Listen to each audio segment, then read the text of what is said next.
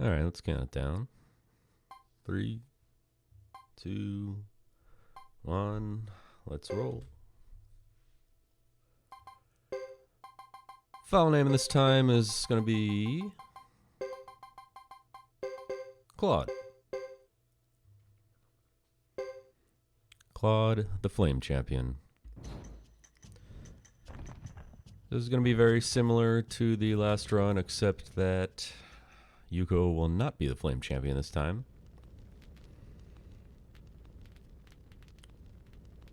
Last file name was LCC. This one, it's Claude's turn. If anyone is not aware of Claude, he is a very entertaining broadcaster specializing in Final Fantasy Tactics, one of the best games ever made.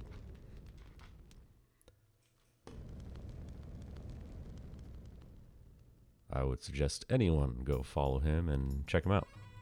And if there's ever any chance to support getting Final Fantasy Tactics into AGDQ with him as the runner, please consider doing so.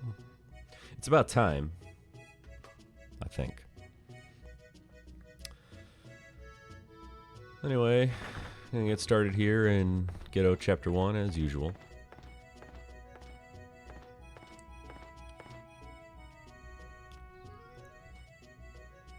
In case anyone's watching this and wondering why we go here first, it's to limit the amount of resets you get. As in a few minutes here, I'll explain why. So you don't want to save this one for last after you've done all of Hugo's chapters and all of Chris's chapters, only to get here and find out that Joker's magic stat isn't what you need it to be. So you have to either reset if that's the case, or lose an incredible amount of time to finding the right encounter you need on the mountain path, or, you know, fighting more than one battle, which you don't want to do.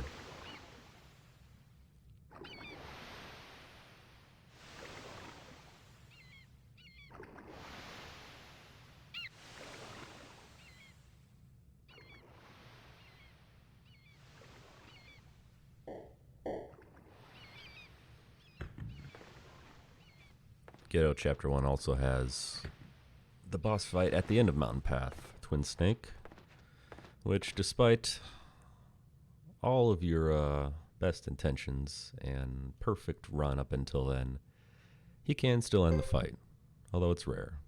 If you do everything else appropriately, it can still happen. So the first thing we're going to do here is change the message speed to fast. I'm going to adjust my formation now since I'm in the menu for the battle that's coming up. And I'm going to check Joker's magic stat, and we get 91. 91 is insanely good. If you get 91, everything's all but guaranteed that you're going to make it through the Twin Snake fight.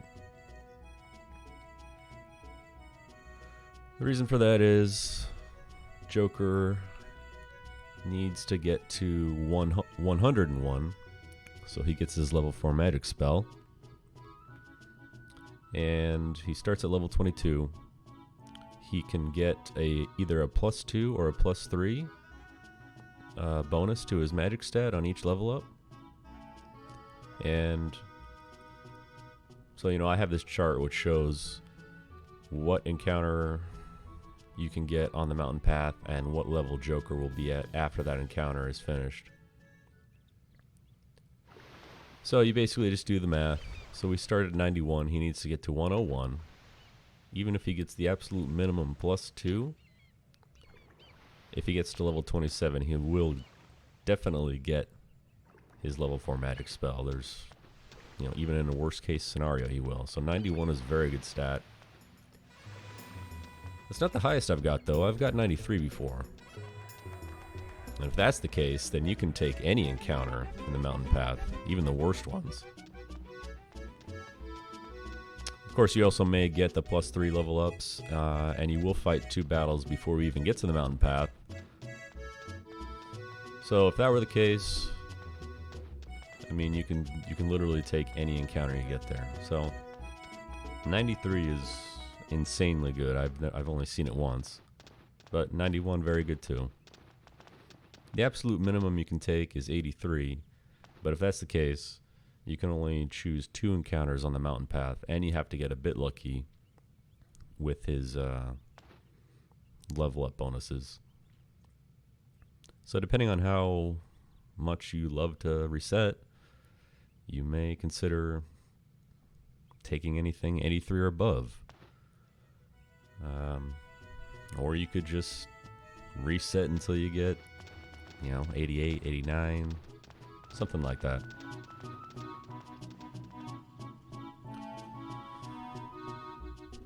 Anyway, nothing's happening here.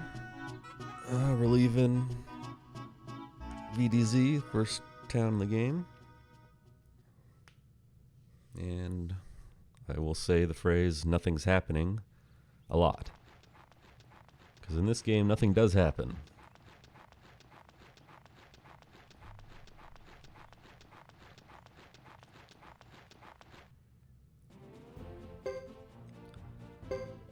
First stop going through Zexen Forest. In this chapter, there's really nothing to worry about here. When you get to Chris's chapter 1 and 2, though, it can definitely end a run with a few choice encounters that you can get here. You'll eventually come across an enemy called a Spark Beetle. And if they want to use Soaring Bolt on you, you're probably not going to survive. Especially if you fail a run twice.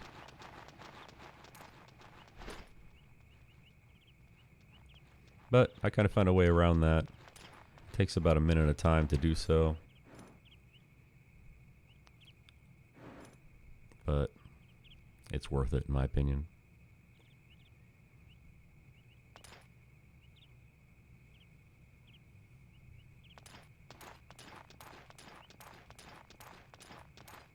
I'm gonna come across Fred right here. Integral part of the Suikoden 3 speedrun. Him and Rico.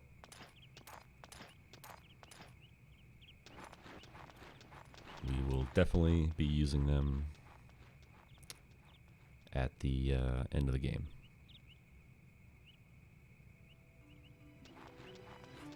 So the last run I did was with Hugo as the Flame Champion. I'm actually watching the tape, watching it back. I will say that that was a very, very, very good run. The one exception, though, is in the final war battle. I made a really bad mistake.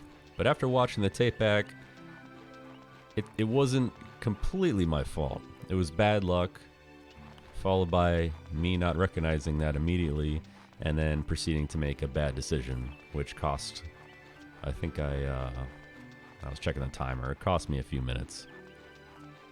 When it actually happened, I felt like I was losing 10 minutes. But it wasn't that bad in the grand scheme of things, and everything else really went pretty dang good in Hugo's run. So, overall, I'm pretty happy with it. There's still room for improvement, though. The duels were pretty bad. Bad luck and bad execution on my point. Watching it back, then my reaction time on the duels was atrocious. So, I do need to work on that. But the boss fights went well, the war battles went well, besides the last one, which went well, with the exception of a mistake that I made. And, yeah. New fastest time, anyway, so can't be that upset with it. We'll see how this one does. Anyway, we're at Great Hollow now.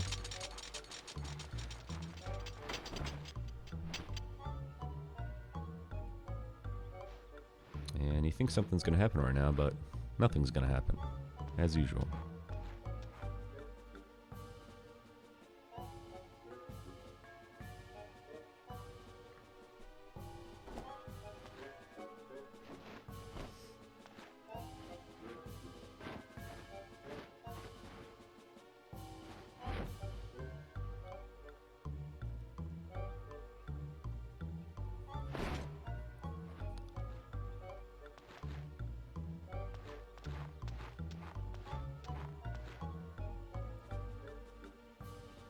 I'll do my best to provide commentary throughout the next 12 hours, but sometimes there's just nothing going on and nothing to say, really.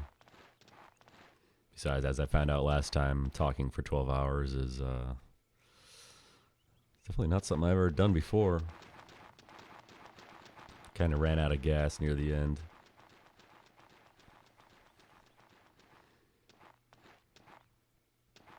It doesn't help that you're playing a game where there's no real engagement from the game itself for long periods of time.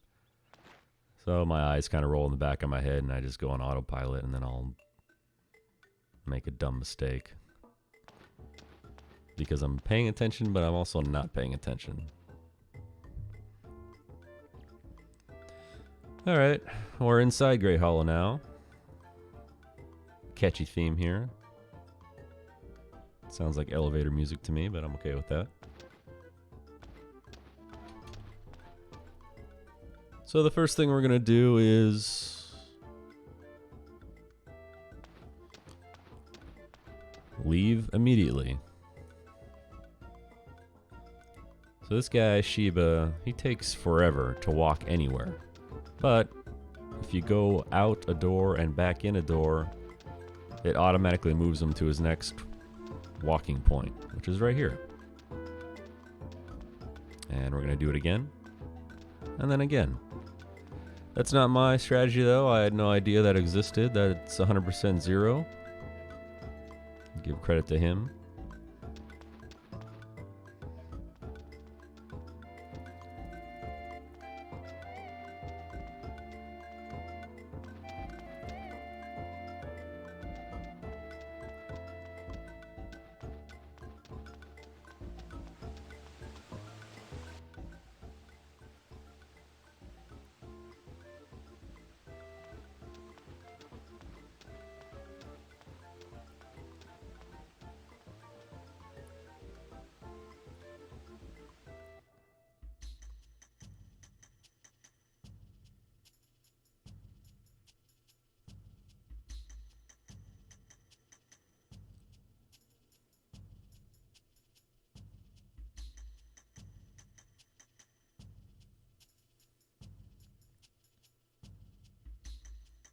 We're gonna investigate because some weird stuff's happening in the grasslands.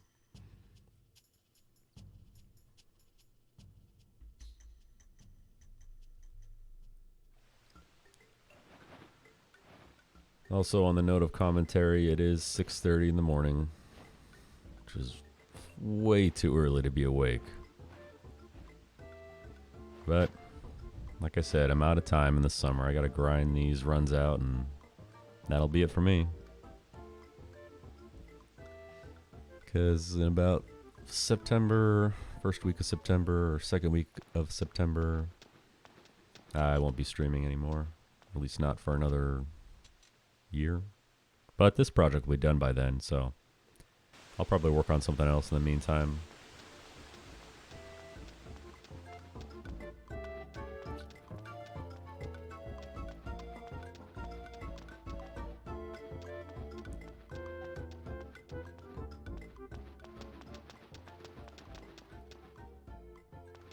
So even though there's large periods of time where nothing happens in this run, you still got to pay attention.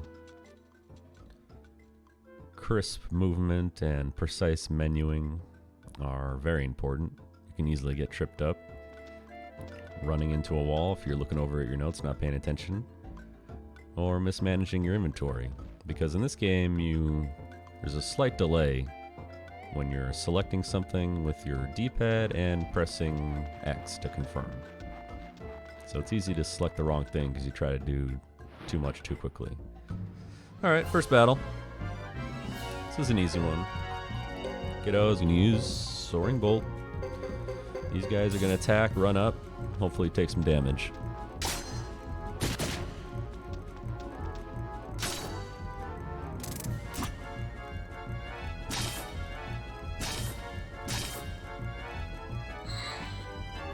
Alright, not bad.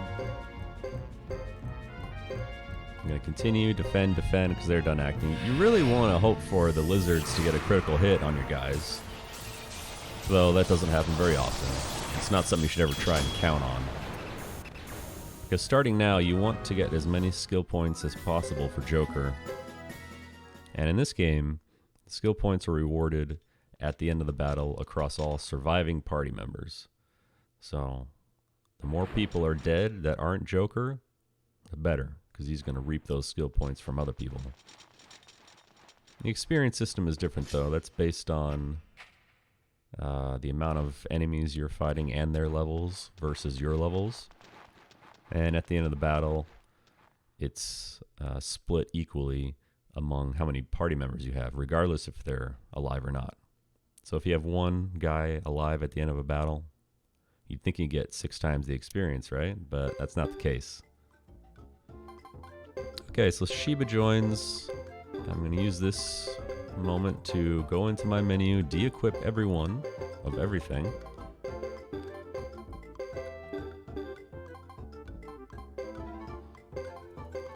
And adjust my formation for not this battle, but the next battle.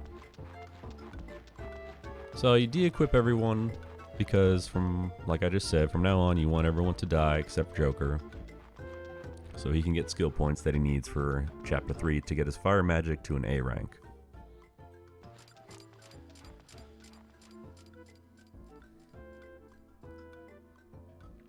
And so you may be asking, well, why did you de-equip Joker then if you want him alive? Well, there's a reason for that too. In this game, the worst thing that can happen to you when fighting a battle is if you're casting a spell and you get hit with an attack.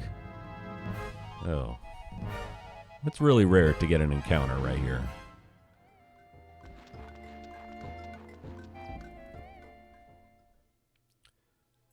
What was I saying? I forgot. It's early and I'm tired. Oh yeah, so a stop chant is the worst thing that can happen.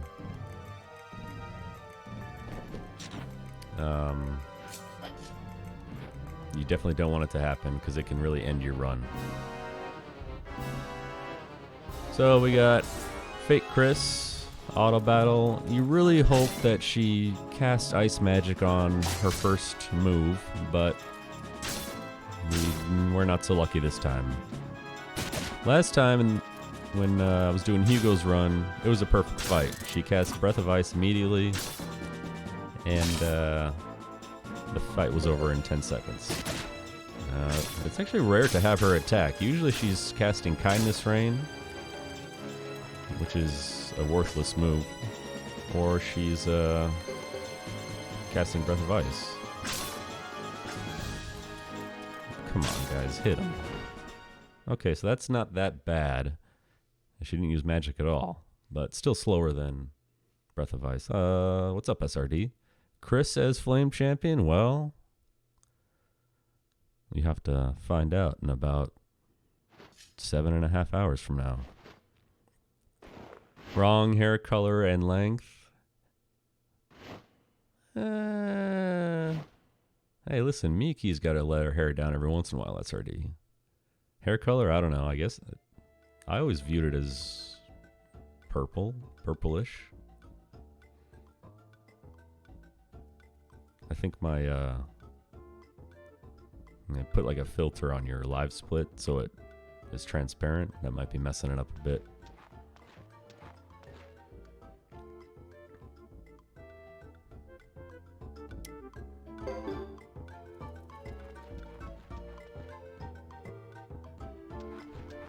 Alright, so battle over. We lost. Back to Zepon's room. Have I seen the scene if you lose the Miyaki's duel battle? Of course I have. It's the greatest scene in all of Suikoden. Don't be talking shit about Miyaki's, SRD. She'll slit your throat. We've seen it.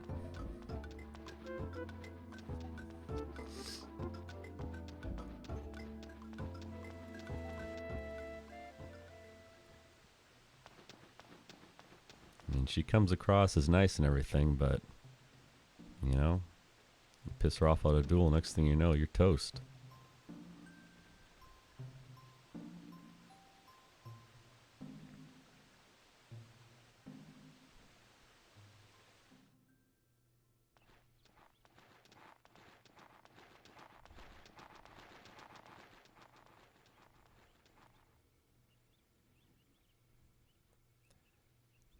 So, hello, Thug Life. Welcome to Suikoden 3.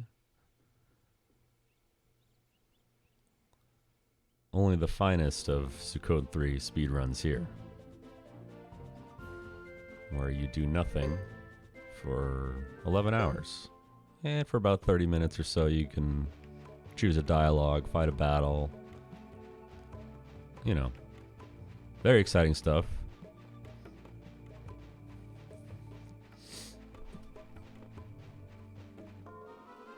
SRD, who would you want for character art? You call your shot.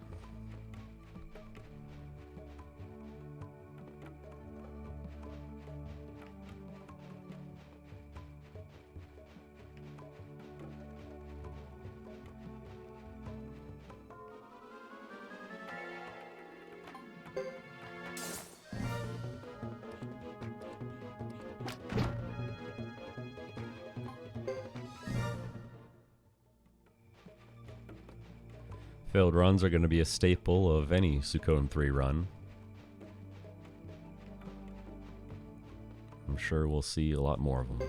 Okay, Koraya Village, next stop. Right as we get in here, we're going to fight a battle with Isla. Oh, come on. Tear crease? I'm already pissed.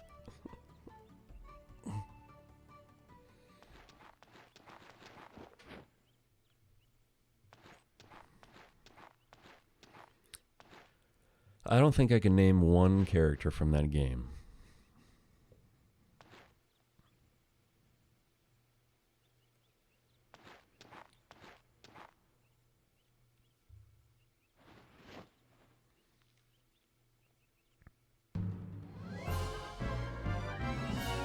Alright, so this battle, Kiddo's gonna do Soaring Bolt, Joker is gonna do Blazing Wall, Ace is gonna attack that front guy right there.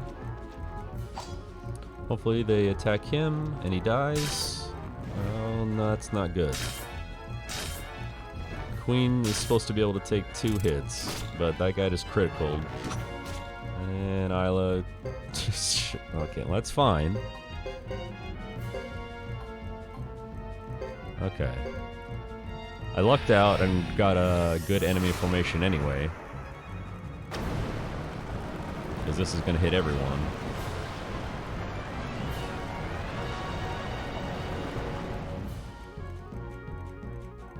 Jock to come through for me. Nice. Alright, well then, that ended up working out well. Normally what happens is the 2 Koraya guards attack Queen, the other 2 attack Ace. They can each take 2 hits and they're down after that. Isla can still attack Ghetto, but it's fine if he gets a stop chant because you don't need Soaring Bolt unless you don't get the enemy formation where Blazing Wall can hit everyone. In that case, I got lucky.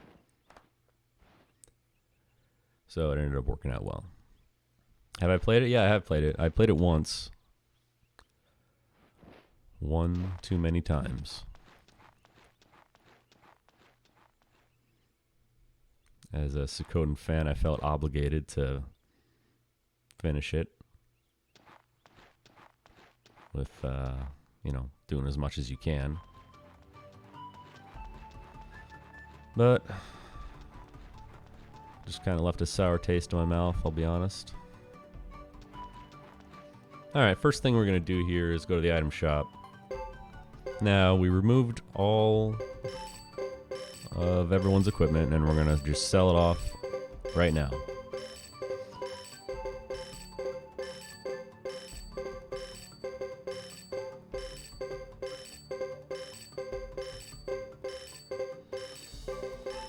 Now you notice that I don't have the Sunbeam room to sell this time. I didn't get it in Great Hollow.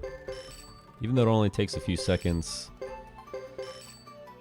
I don't know, I don't after doing this so many times I said I don't need the money. I've got enough.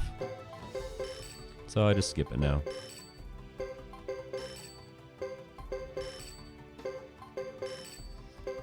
So 14's a good number. It's gonna carry me through where I need to be. And we're going to go over to the chief's hut and trigger a scene. Suikoden Tactics Kuluk Officer.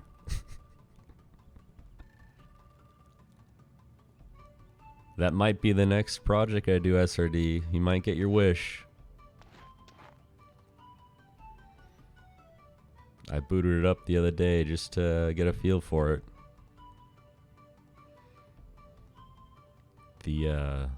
The non-battle graphics, though. I mean, you think this is bad right here, Suikoden 3, like these blocky characters. I forgot how horrible the character models in Suikoden Tactics are. They're so bad. I'm not talking about in battle. I'm talking about like right here where there's scenes.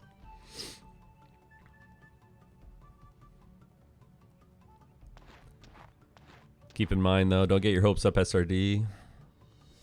Suikoden 3 took me a couple years of just chipping away an hour a week.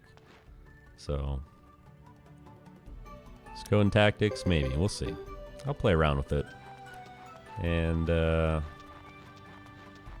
maybe in 2021 you'll see a Suikoden Tactics speedrun. But don't get your hopes up. That's why I preface that with maybe. I also may move on to another series. Although I will say I will tend to gravitate towards stuff that hasn't been done before, which is what I originally started with this game. Could be anything, could be Wild Arms, although Wild Arms is pretty much covered across the board. Chaos got a handle on one. I'm not even going to try and get a better time than him. 4 looks good. There's some 4 runs, though. 3's long. There's some 3 runs. 2 I don't really like, I'll be honest. And there's 5, which I would probably do the same thing that Close to War has been doing. He's been playing it. Did a few runs. And that's keeping the scenes on and the battle animations on. Because if you take those off, which you can, I mean, it would save hours of time, but it would also be insanely boring.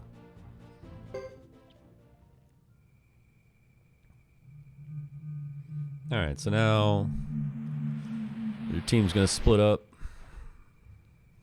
And Joker and Ace are going to follow Isla around.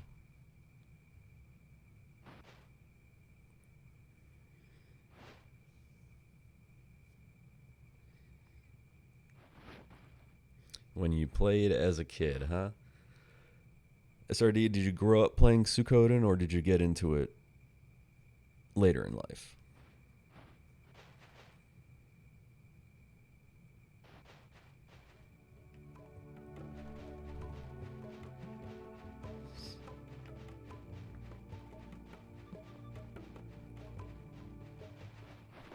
Alright, chase Isla down and trigger another scene.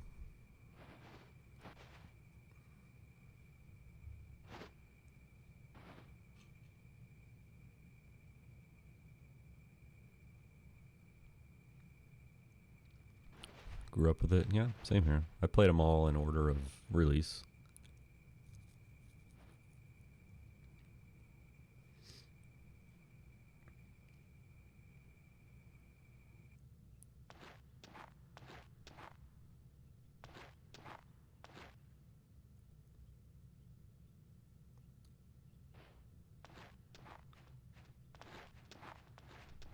What's your ranking?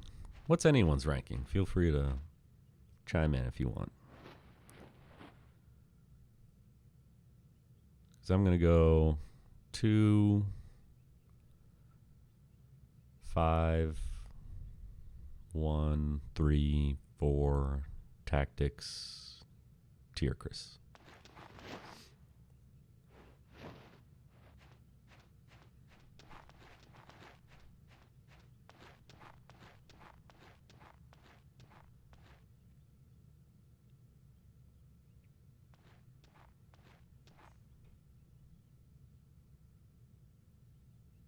Oh yeah, I forgot 4. 4 is a above tactics.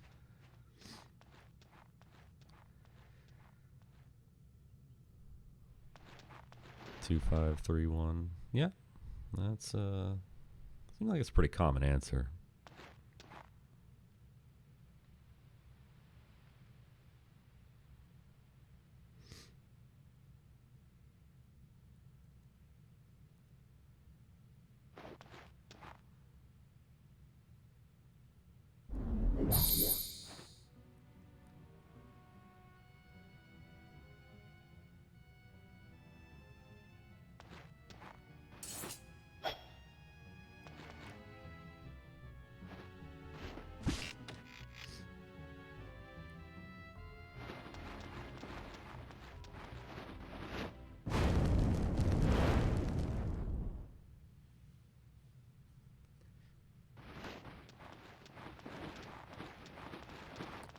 You know, I've watched an Exit Fate playthrough.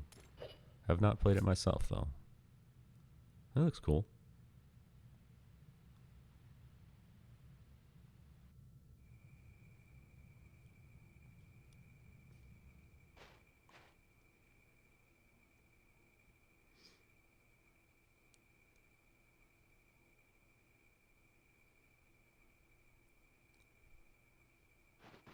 Well, I do like Suikoden. Probably my favorite game series. Wild Arms, close second.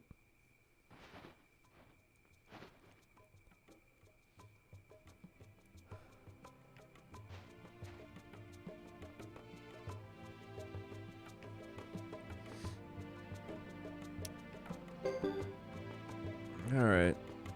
It was all decoy. Korai Village is now burning down, so we're going to go back there.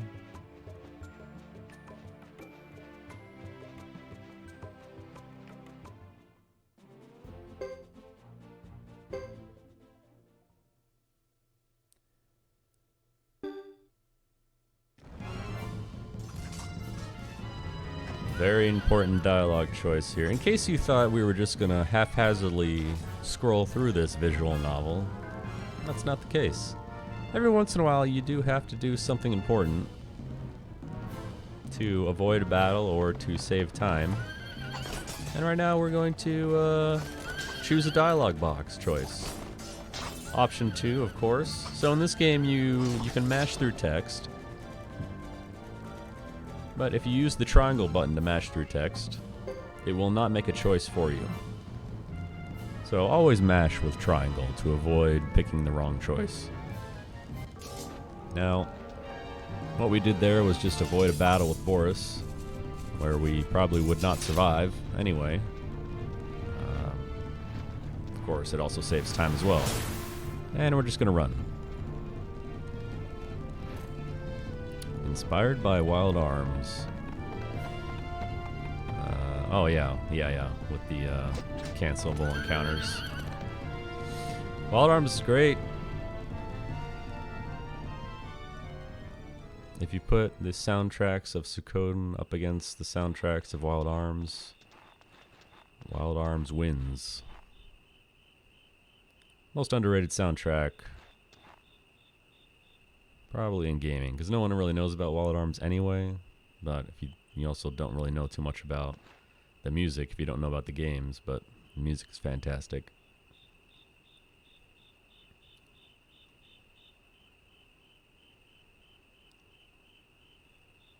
One is good. 5 is good. 4 is interesting. 3 is good. Not really a fan of 2 though. Yeah, I did notice that when I was watching a playthrough of it, that it takes themes from other games and puts them in its game, which is awesome. I think it's great.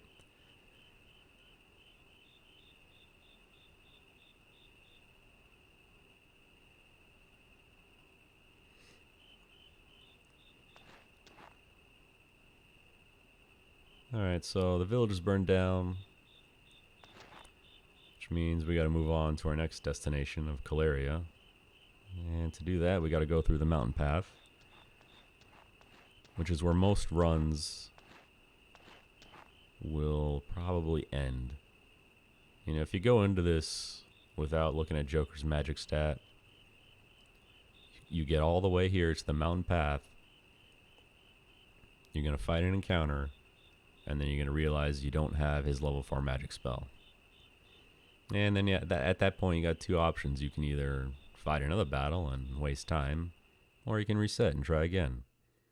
But the reason why I check Joker's magic stat immediately is because I have a pretty darn good idea of if I'm going to be able to continue or not. So instead of wasting 40 minutes of my time, I just waste 4 minutes of my time.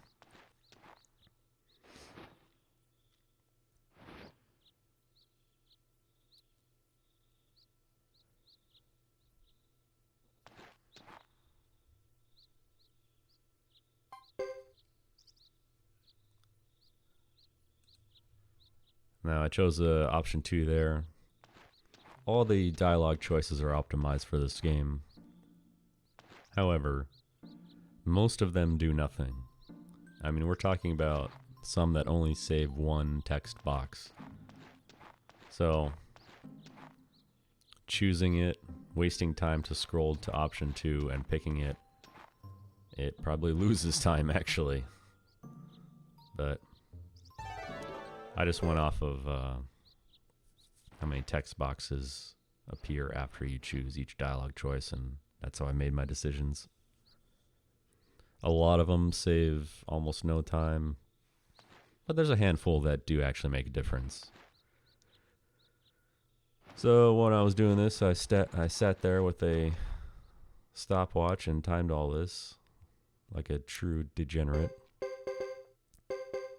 Was it all worth it? Probably not, but I did it. I did it so no one else has to.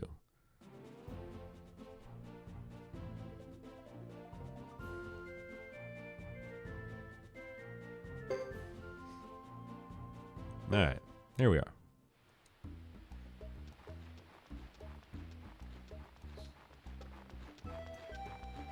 Now this place has a insanely low encounter rate your first time through.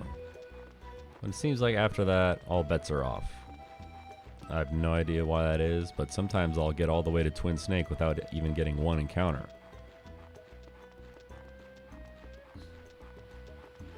Which is another reason why I reset if I don't get a good magic stat, because the fact that I'm only going to maybe get 1 or 2 encounters on the way to Twin Snake is going to really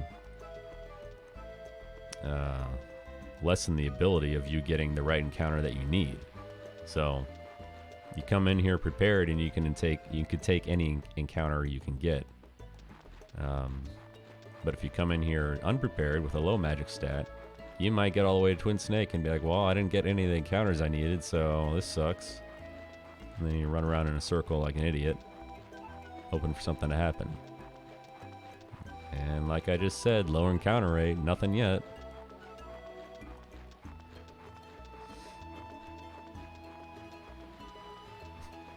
Yeah, you're right, SRD. This is the only time where you actually want an encounter. That's 2 screens, no encounters. Are we gonna make it 3?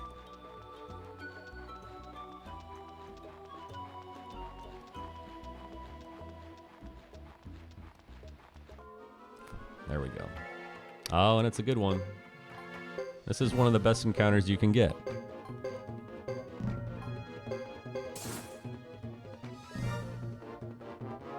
And you want them to do this. They have this other attack where they come up and drop some dust on your head, which takes forever. So this is what you want. Nice.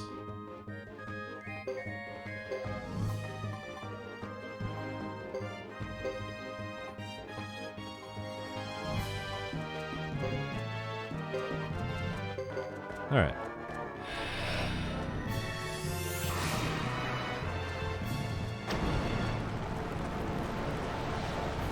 Now I really want this to hit my own team and kill them, but I'm not so lucky. It's fine though, because this is a good battle. This is one of the best battles you can get here. It might be the best. The other battle is 3 of these Chon-Chons and 2 Devil Eyes. Come on, guys.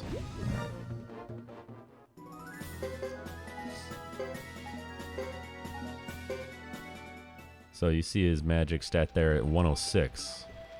I'm 5 more than I need to be. I'm also level, what was it, 29, I think? So I got 2 more levels than I needed. My magic stat's a lot higher than I needed it to be. And of course I get another encounter. And the worst one. That's the worst because it takes forever. That salamander dragon is very slow.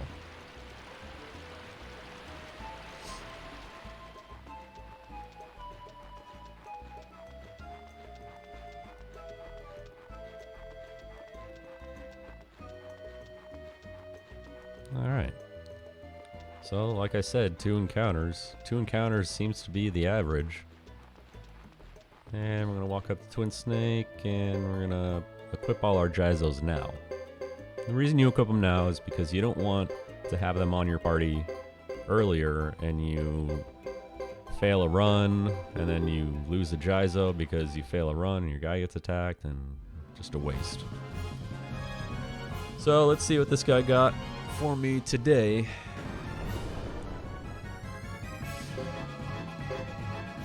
Turn 1, you're going to do Battlefield with Isla. You're going to use Explosion, the spell you just got with Joker.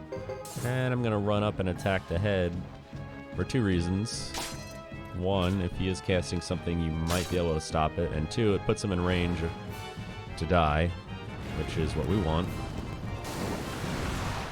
This is not what we want.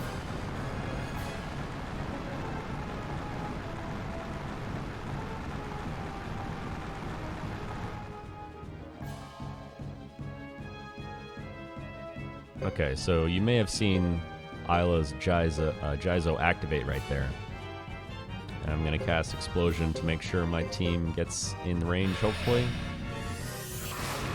So when I talked earlier about wanting people to die in battle, if they're casting a spell and they die with a Jizo on, their Jizo activates and they continue casting their spell.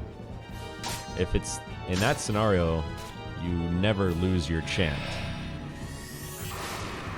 So if you get hit and you don't die, you have a chance for your chant to be stopped. And, oh, look at that. Queen moved way out of the way. That's not cool. That's not what I wanted. So if your Jizo activates when you're casting a spell, you will keep casting the spell. If you get attacked and you don't die, it can be a stop chant. That's the worst thing that can happen in this game. So we're going to finish off the battle with magic. So that's really weird. Queen moved out of the way for Explosion, but not for Blazing Wall. Well, she's dead. That's all that matters.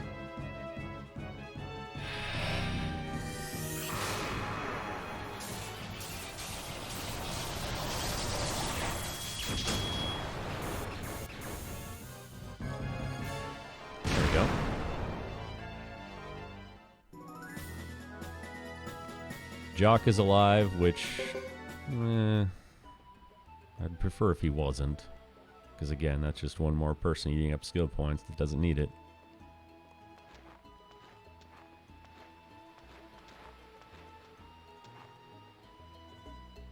But if you get a Twin Snake kill under 45 minutes, that's pretty good.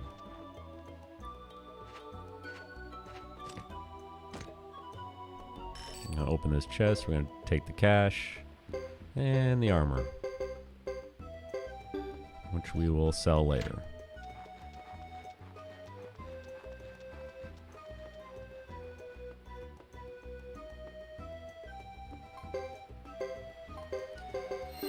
I always heal with Isla after a battle, in case I run into an encounter and fail it. You don't want to leave this place and die on the way out.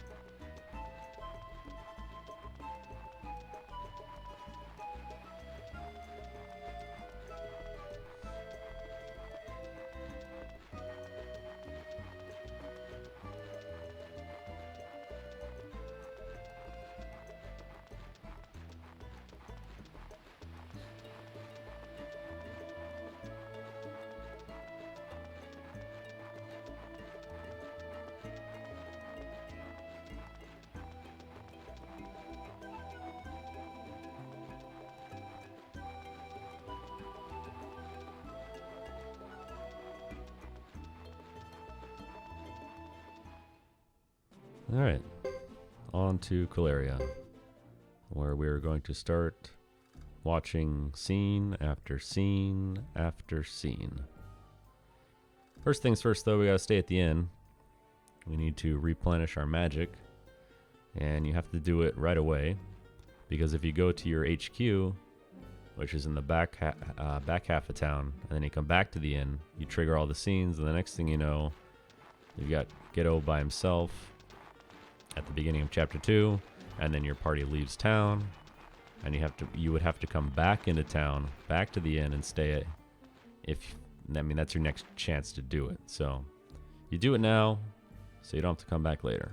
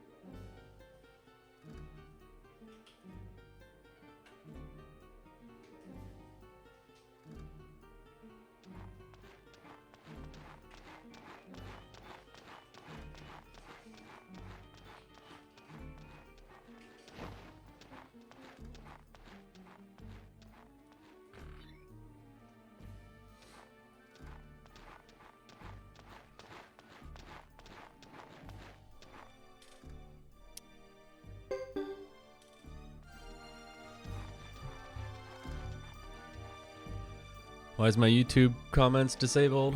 Because I never plan on checking it ever.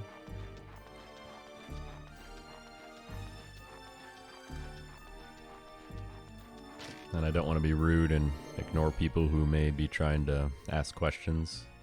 Just trying to push everyone to the Twitch channel, because I don't have time to manage everything. So, you know, if someone left a comment on a video, I wouldn't know until the next time I uploaded a video. So I figure just put the link to Twitch in there. People will find their way here if they want to ask questions in chat while I'm doing it live.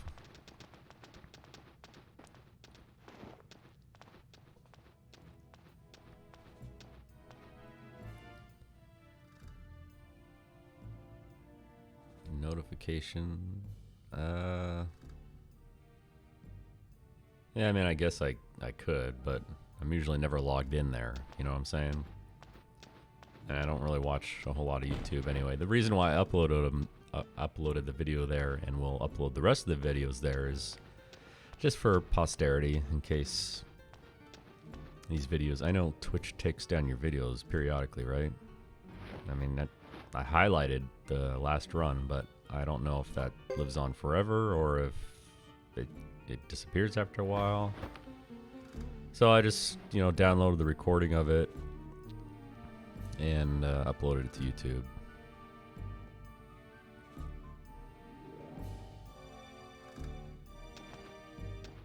Highlight is permanent, but YouTube is easier to watch. No?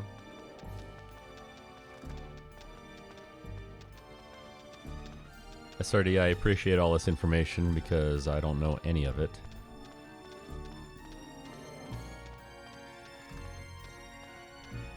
I don't know, maybe I will turn on comments, but it would just, I don't know, it seemed to be,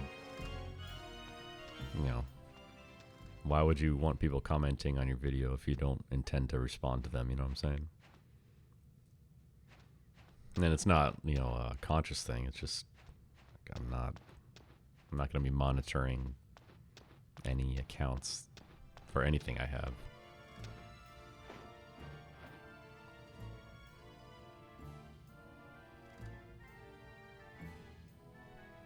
Besides, wouldn't you rather talk to me live right now? Isn't that more fun?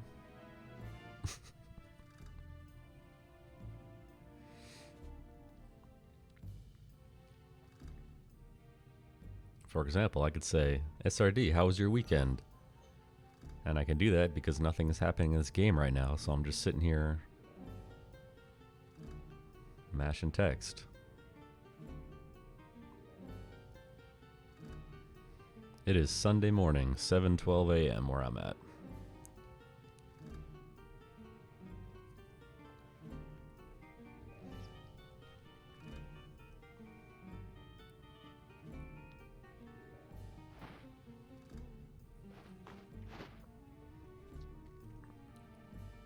And I started this run early because I got to be on the ice tonight. Normally I wouldn't stream on a Sunday at all because there's too much to do and I don't want to wake up early to do it, but decided to rise up today and get it done because, again, this all comes down to me not having any free time after a few weeks. So we got to grind out these runs, man. Finish this project. Weekend's fine? Good.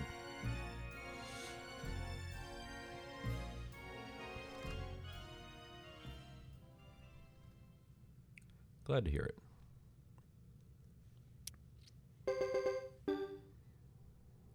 Also, please try something for me. Type in, what is it? Oh, hold on, I wrote it down here.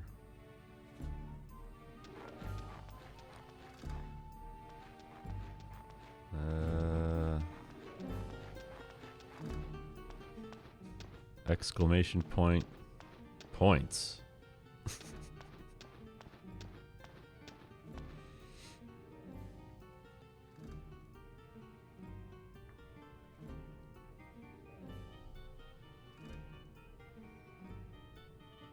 All right, so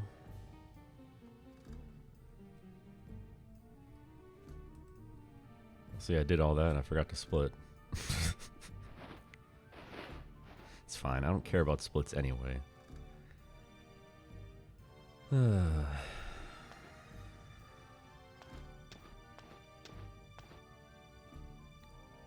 Oh, look, it works. Good. You're on your way, SRD. Redeem those for gift subs to a channel of your choice. The way I see it, if you're going to sit here and watch a Suikoden 3 run and participate in chat, you deserve to be rewarded in some way, shape, or form. So this is the best way I could think of.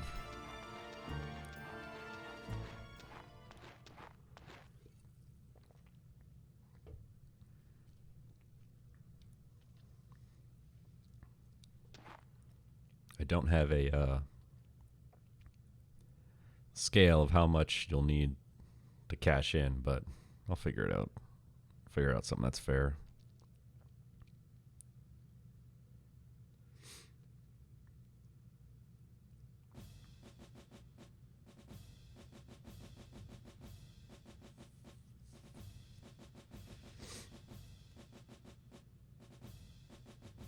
Oh, another scene. And another scene. And then another scene.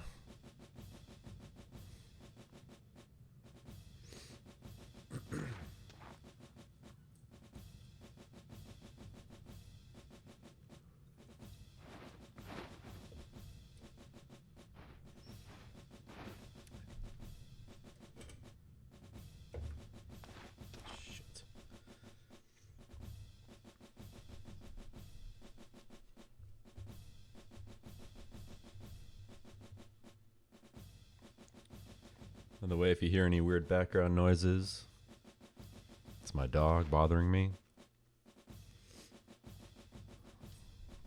She will stare at me until I do something. Despite the fact that I got up extra early, knew I was going to do this today. Took it to the dog park last night. Took her on a walk this morning. Filled up all her puzzle toys with treats to keep her entertained.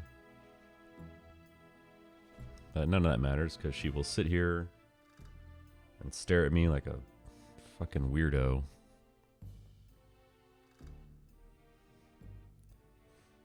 So if you randomly hear a weird yodeling noise in the background, that's her trademark.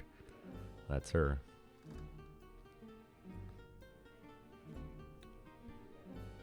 What's up, LCC? Long Chan. Did I tell you when I first found your channel? That's what I thought LCC was for. Long Chan. I just assumed because you were playing Suikoden.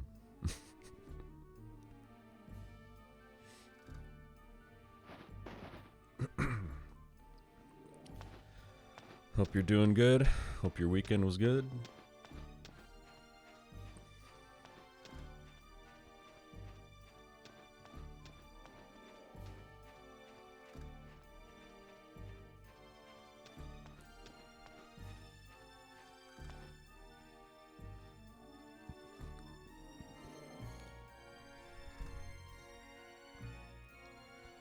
Oh, I don't know if you saw. I know you were there for some of the last run, but did you catch the castle name of the last run?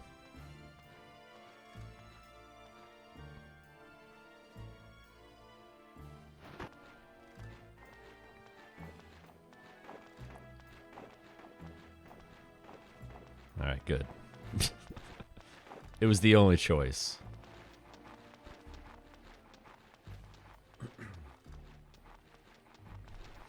You did use LC Chan? Nice.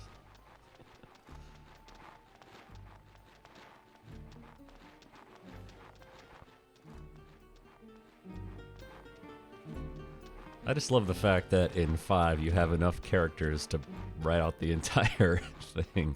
Totino's Pizza Roll Castle.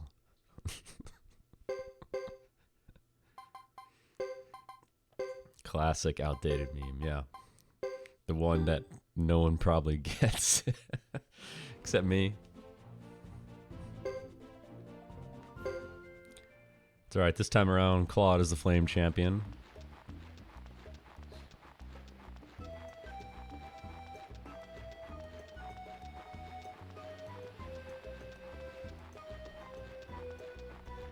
Now the real question is, will Claude be a silver-haired girl or the guy with the eye patch?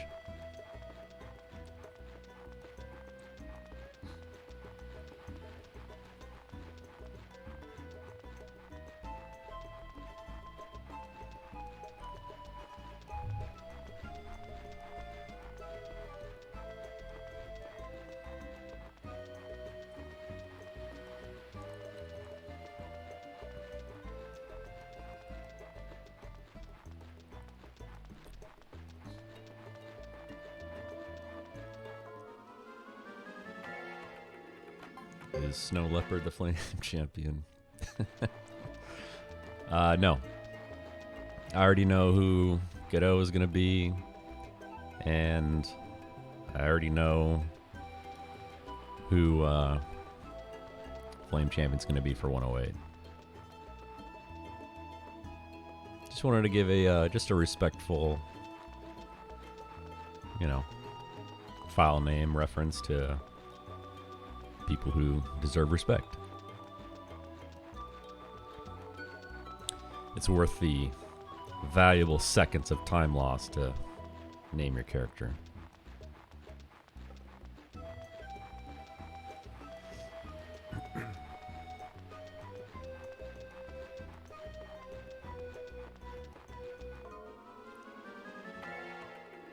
Uh-oh. Oh, man.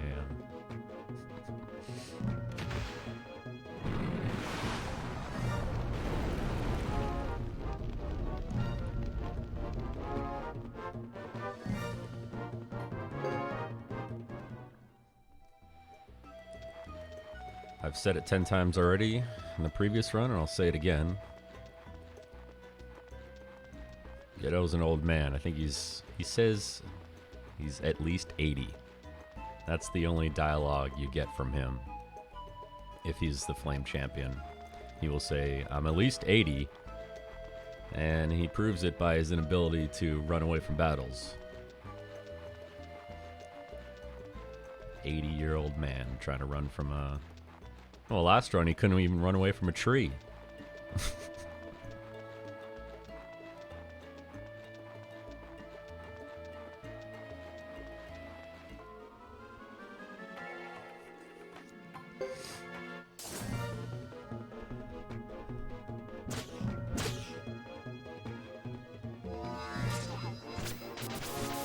Come on.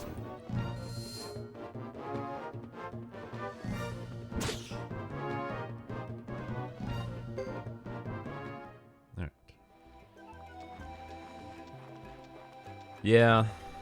SRD, you're right. The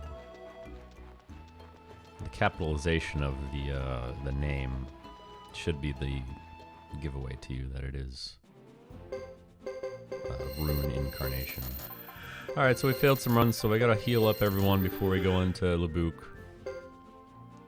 So you do need to be able to tank a few hits from Franz and friends the first turn. Hopefully this battle goes good. Sometimes it does, sometimes it doesn't. But again, remember, when no one has any equipment on. So I gotta heal them up so they can take a few hits on the front line.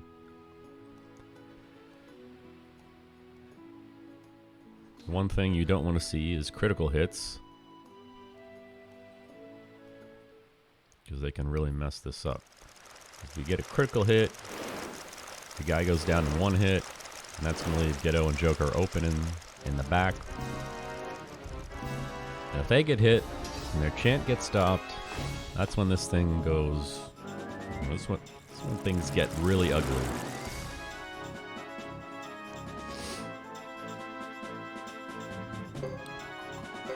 Alright. Soaring Bolt as usual. Blazing Wall as usual. And we're going to attack Franz. Franz has lightning magic, so you want to stop his chant. That's not what you want to see. Oh.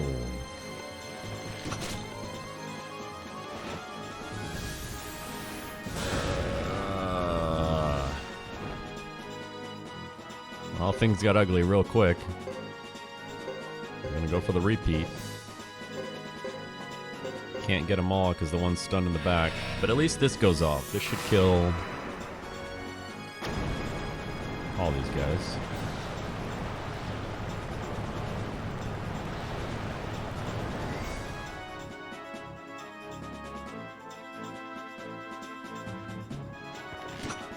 Alright, we're fine.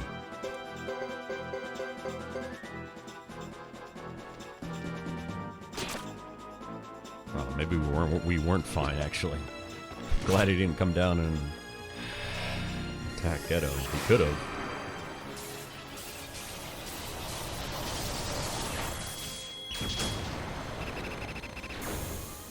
We'll see if we can catch Joker's magic stat at the end. Or not his magic stat, his skill points. 479. That's good. It's not great, but it's good enough. So what you saw there is how things can really start to go wrong when critical hits come into play and take out your frontline members in one shot, which means the enemy is going to be able to advance and start attacking your back row, which is exactly what happened. And of course, Gedo gets attacked and gets his chant stopped. So that's not good. Fortunately, I got a good formation. Joker still got Blazing Wall off and was able to hit all 5 enemies, taking them out. And then that left the other one unbalanced in the back row. It would have sucked if he came down and attacked Gedo and stopped his chant again. We probably still would have won, because it's just one Manter. I could have just auto-battled and attacked him until he died. Because I still had Geisels on Ghetto and Joker as well. So I wouldn't have died there, but it just would have ate up some more time. But, you know, you get a few critical hits. Friends cast lightning magic. You don't stop, chant him. The Manters use their laser blast on whoever they want. And all of a sudden that battle gets ugly. And yeah, you're right, SRD. The only battle of Chapter 2. The rest is just triggering more scenes.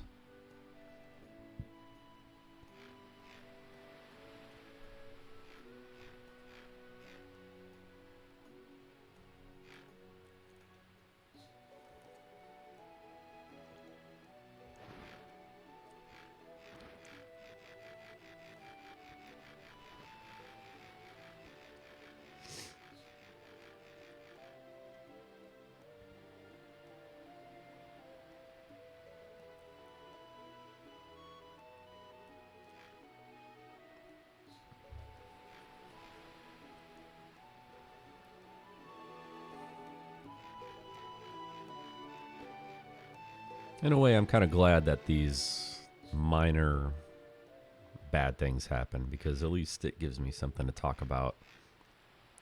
I mean, again, after watching the tape for Hugo's run, that's a really, really solid run where nothing really goes wrong. So if you're watching that and you're like, oh, this game's easy, I can play no problem. It's not, I guess, a realistic example of how things can go.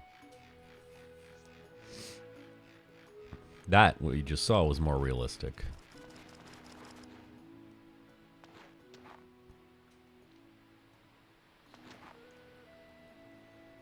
As far as what pace I'm on, I'm not going to compare splits to another Flame Champion. It's not really fair to do. So, this one will have its own set of splits. And I wrote down my times so I can compare him to Hugo. We'll just compare after the first 9 chapters, because they should be around the same, hopefully. You're not going to see too much variance, assuming everything goes the same. I mean, really, it's going to come down to how well your duels went, how well your boss fights went, how many failed runs you have. There's only a few things that I do that are different when preparing to choose a Flame Champion. Buying an extra piece of equipment here and there. Managing the people's inventory. And stuff like that. It's really nothing to get excited about. Kind of like this game is nothing to get excited about. 12 hours. Which is why I kind of just realized this comparison last time I was playing, but I'll say it again. If you've ever seen the Blair Witch Project, old movie, it was like first of its kind, kind of, I don't know if you want to call it a horror movie. It's really not. It's supposed to be a scary movie about camping in the woods. And when it came out, everyone's like, oh my God, have you seen the Blair Witch Project? Scariest movie of all time. And I'm like, no, I doubt it. Because I heard what it was about. So I watched it.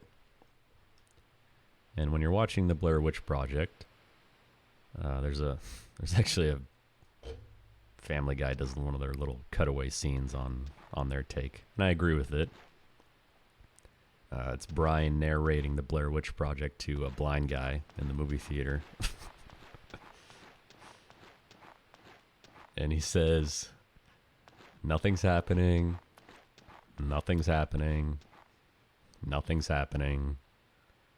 Something about a map, I don't know, I wasn't listening. Nothing's happening. It's over. A lot of people in the audience looked pissed. And I said, you know, that is like Suikoden 3. Nothing's happening. Nothing's happening. Nothing's happening. Something about a battle, I don't know. And it's over. A lot of people watching look unimpressed.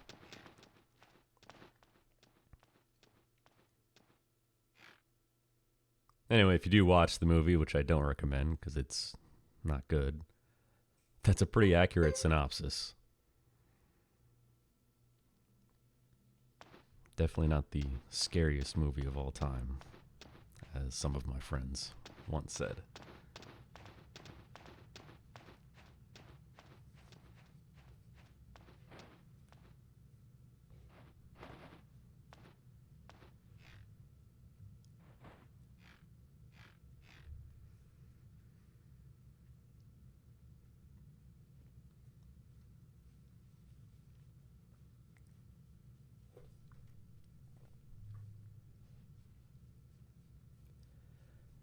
By the way, once again, this run is great because you have no time to take a break ever.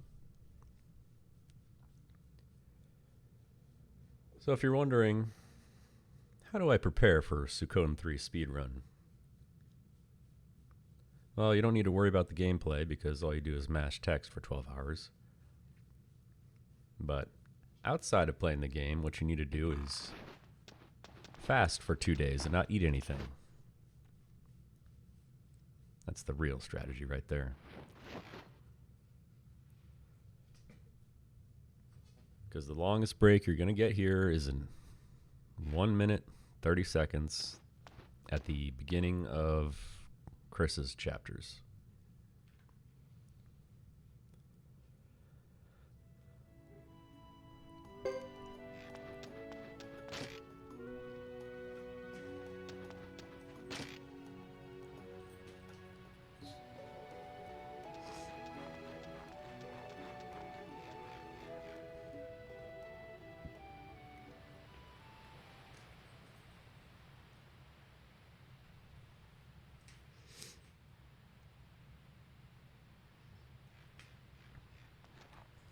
But I'm ready. I got my energy drink here to keep me awake. And I got some cold blueberry Pop-Tarts to snack on.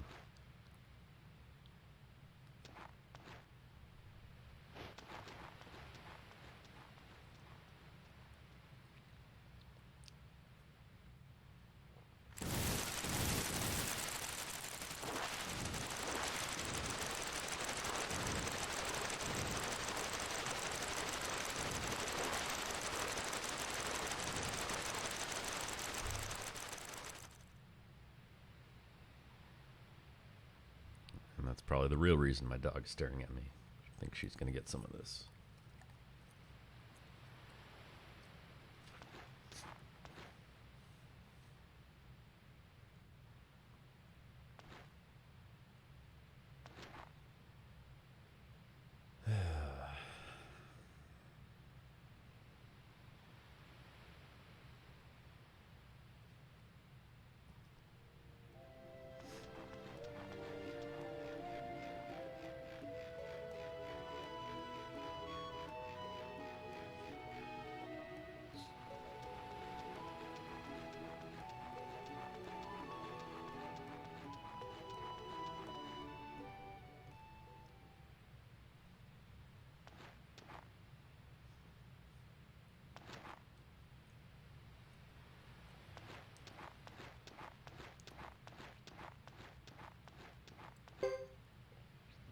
Thanks, Iku.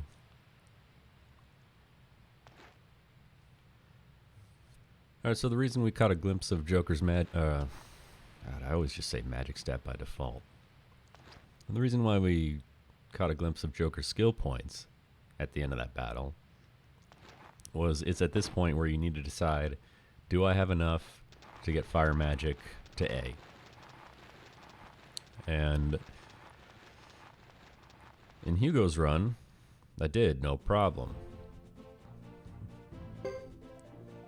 In this run, I do, but Not really.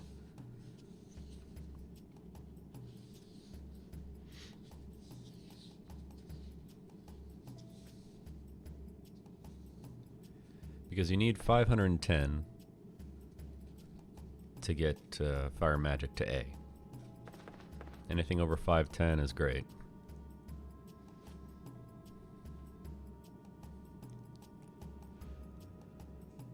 And I already forgot what I had. I had a 4 something. Anyway.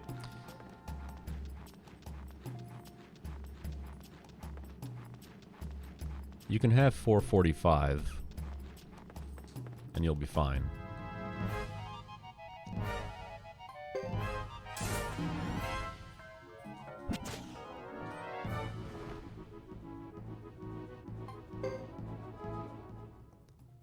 And the reason you could be fine with that number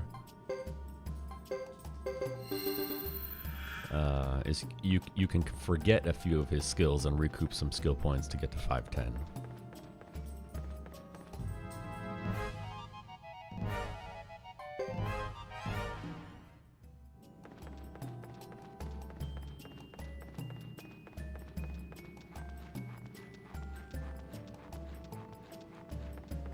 Like I mentioned last time, you will not use a single escape scroll in this entire run, which is unfortunate. It's also unfortunate when you almost auto-battle an encounter that you need to run from.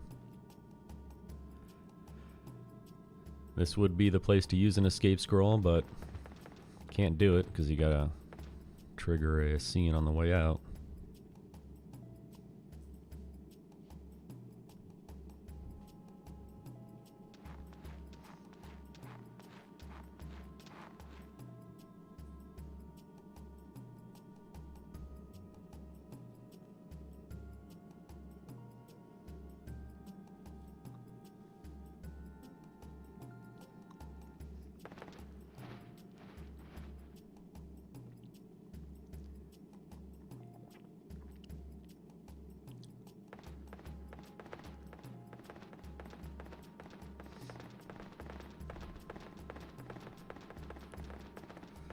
So one other thing I did do was download the Japanese version off PSN.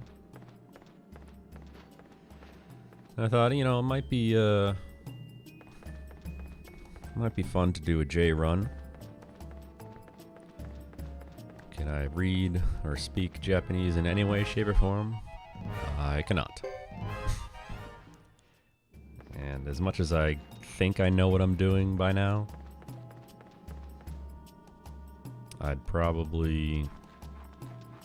See, I'm kind of keeping an eye on what I'm doing in the event that I ever want to do a J run. But, you know, who knows? Usually text is less in Japanese versions of games that when people do. So it saves you time on the dialogue, but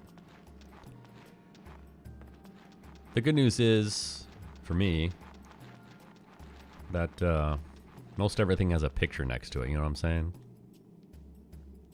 Which I think will be fine. I would need to really get my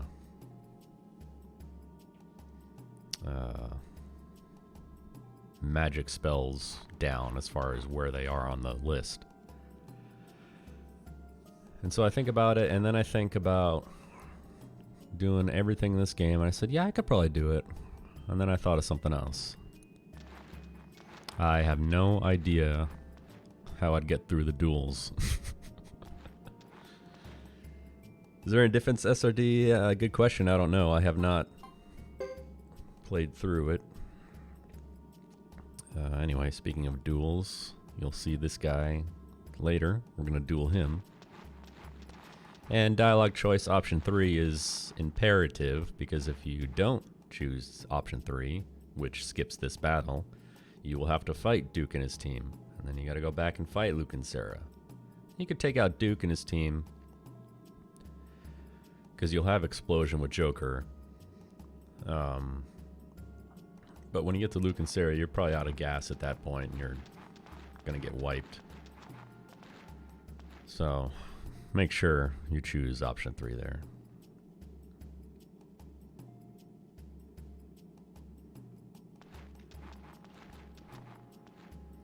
Yeah, the duels would... And honestly, I might be able to get through all of the other duels except for the duel with Duke, because you have to win that one. So that would be the toughest part of the game for me, would be the duel with Duke in Japanese, because I would have no idea what he's saying. I mean, I guess I could make a picture chart. But then the duel would probably take me 10 minutes. Shuffling through papers. Be like close. Does he know Japanese? I mean, nothing should surprise me at this point. I've been to Japan, but I don't know anything.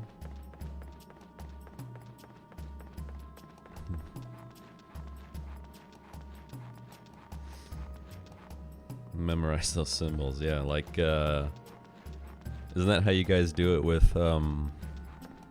Super Mario RPG during the Bowser Castle with the quiz?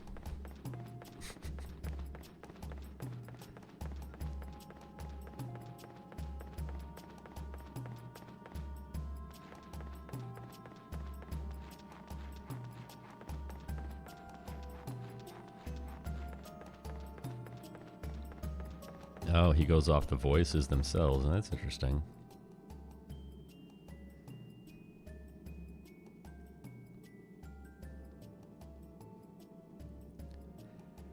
So anyway, in the future, if you ever see me boot up a run and it's in Japanese, make sure to tune in, especially for Get Out Chapter 3, the duel with Duke. And then we can take bets on over-under and how long it's going to take me. Because I put the line at... Let's say, I mean, 10 minutes is a long time. Let's say 5 minutes.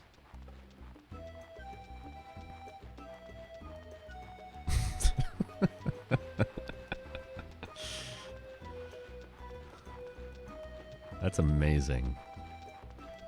Picture association.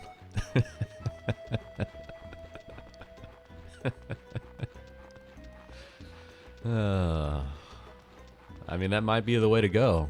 Alright, what does this look like if it was anything? Don't worry about the actual words or the meaning behind it, or just what...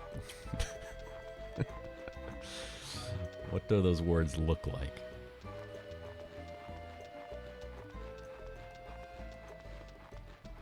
That's innovative right there, LCC. I like it. Thinking outside the box.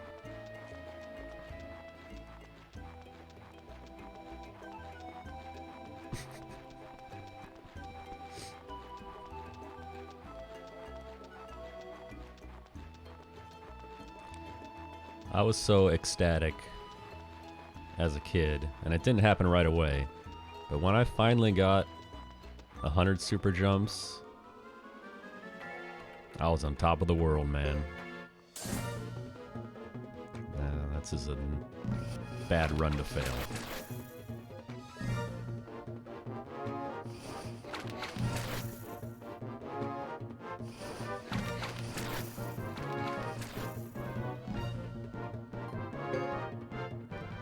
Alright, good.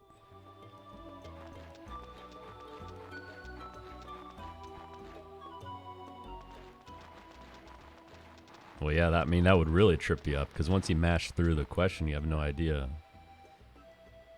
what he was even asking, right? I guess at least in the duels, the dialogue box stays up until you hit your response. I'm just glad it's not like Suikoden 5, even though I like the duel system from Suikoden 5 better, where you actually have a timer counting down. Because again, after watching back the tape, I was honestly pretty embarrassed about how slow my reaction time is on the duels. And what I did was I wrote the I wrote all the options down and what they, what they mean. And I put them in, this is what I thought was a good idea. I put them in alphabetical order, right? So if he says, "Are you gonna attack me again?" That would be at the top. And then something like, "Slow down" would be near the bottom. And I thought, well, this is an easy way to quickly find what response I'm looking for. But apparently I don't know my alphabet because it still took me way too long to find the comments I was looking for.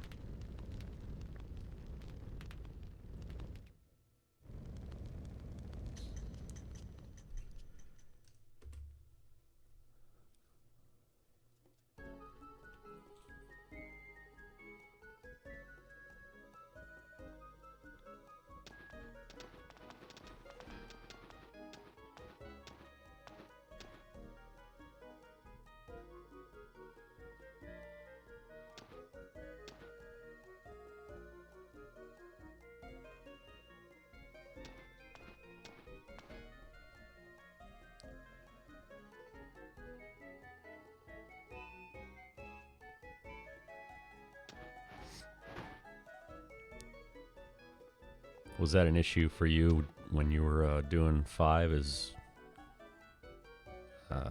looking for dual responses? Or how did you do it, I guess, is my question, because I don't know. I guess I'm not too happy with my own way of doing things.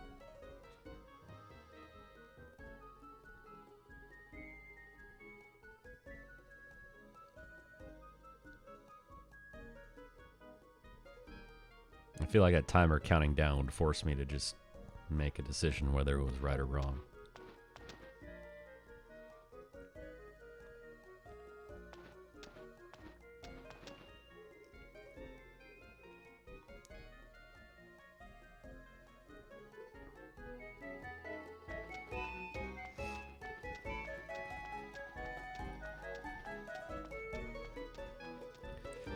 Alright, I'm not going to learn my lesson from last time. I'm still not going to sharpen Ghetto's weapon. I believe in Duke to not screw me over. We'll see how that works out for me.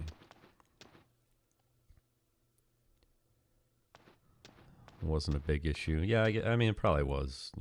It's not really. Maybe I'm overthinking it. I don't know. I guess the one with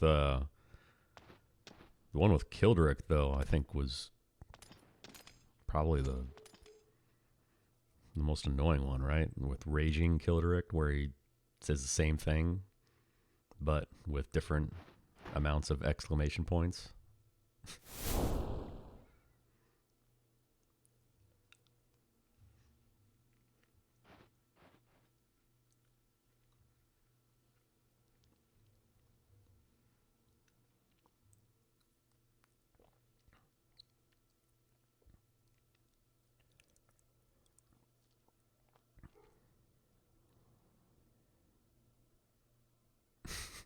Yeah.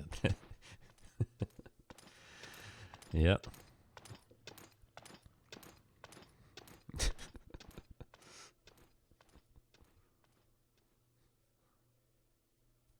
Yeah, I guess that was pretty easy then.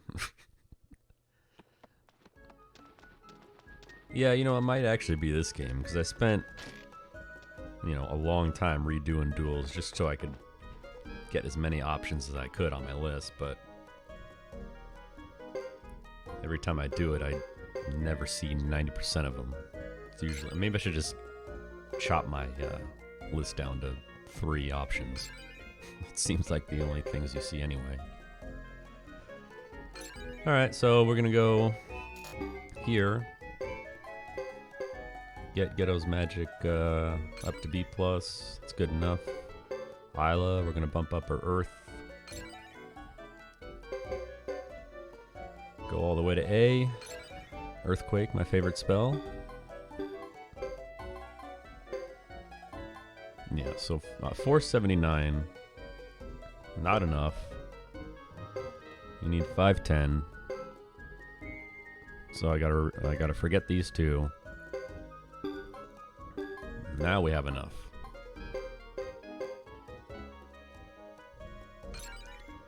So 445 is the absolute minimum that you need to be able to forget a few skills and still be able to make it to A.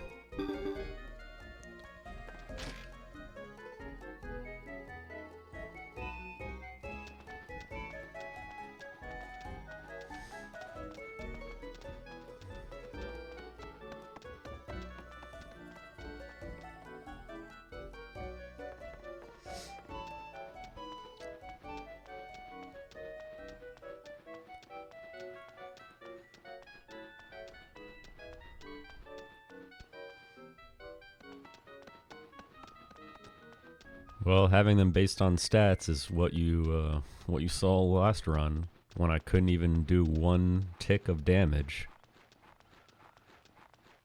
to Duke. And I knew it was going to happen because it happens every time. It's very easy to predict that when he has one tick of life left and I haven't sharpened my weapon, he just can't do it, man. He can't get it done. It takes 2 turns.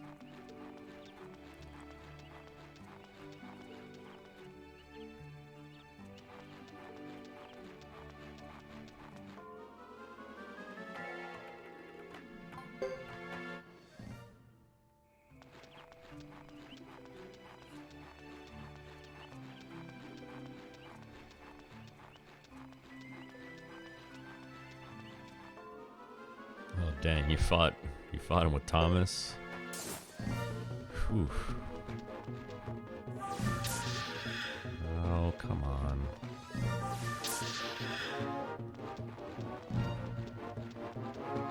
What are you taking the long way for? Dude. He went all the way around.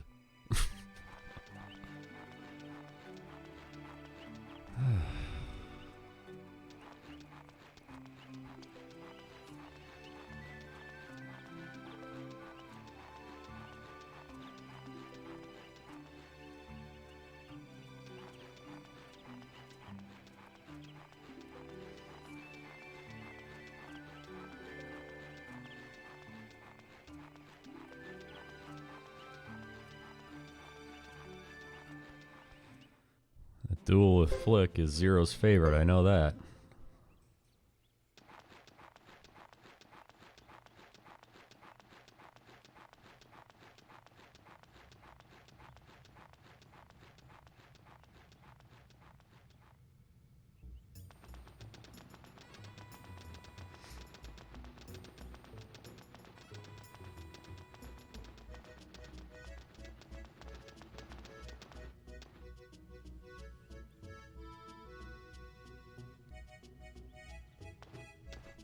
Alright, so we're back here again.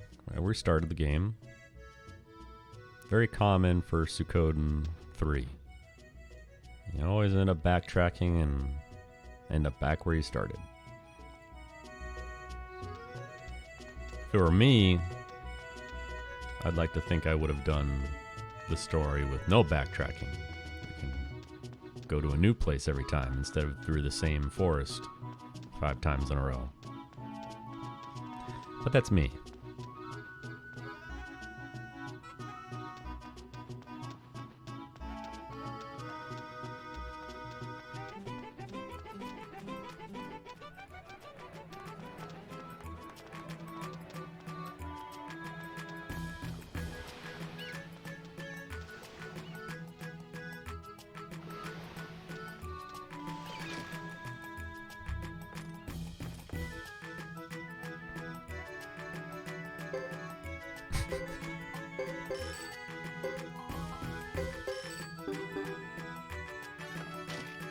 Alright, so wizard hats for Joker and Godot. Most important piece of equipment in the game. Adds a bit of defense, but more importantly, bumps up magic a full rank for fire and lightning. We'll stay at the inn, meet our mystery contact here, and then leave.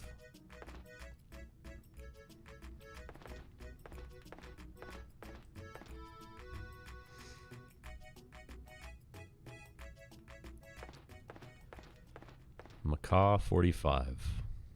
That's a fun channel just to turn on and listen to.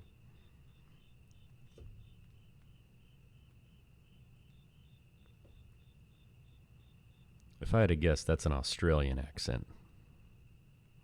That I might be wrong.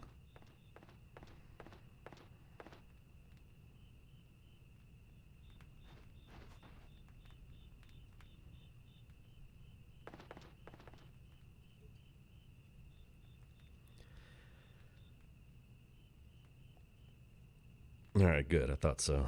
I like to think I can tell the difference between Australian and British and South African. Australian, the top tier accent, of course.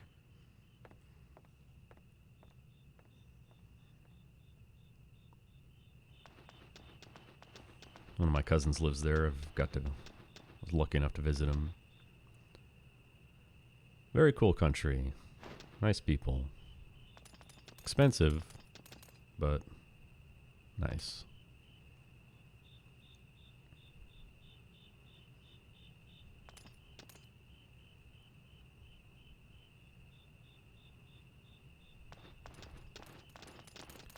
Though I don't think I can tell the difference between Australian and New Zealand.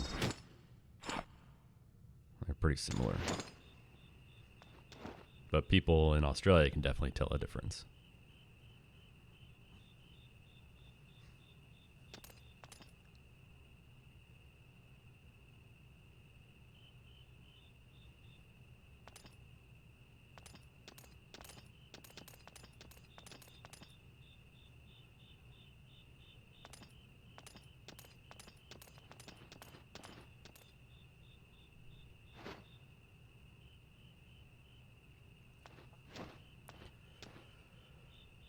So LCC, since we have nothing to do for the next, I don't know, hour. What were you working on with FF6? Like, I'm so lost. I'm so behind on all the new tech and everything. But you got Terra with a different color, like a different sprite basically, and you're walking through Narsh and going out of bounds and then back in bounds, and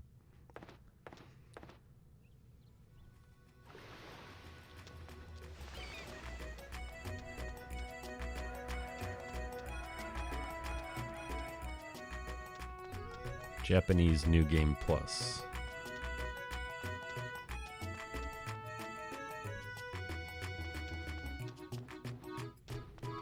Now I'm again going to show my ignorance. What does that category mean, like in terms of New Game Plus?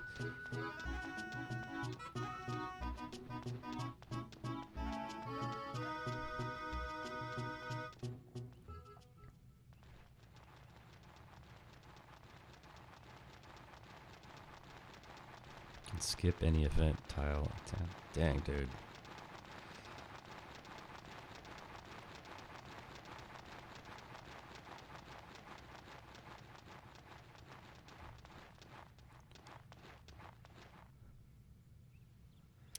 That's crazy, man. That's way beyond my pay grade for sure.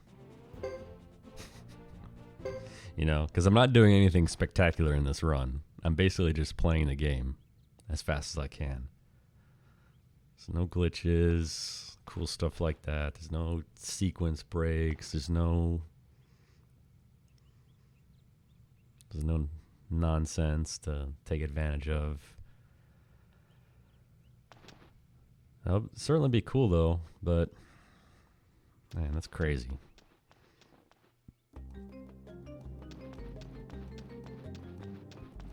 That's crazy to me that someone somehow figured out how to do all that. Or, I mean, I guess you guys work on it as a community. But whoever, you know, you and what's that Japanese guy's name? I always forget.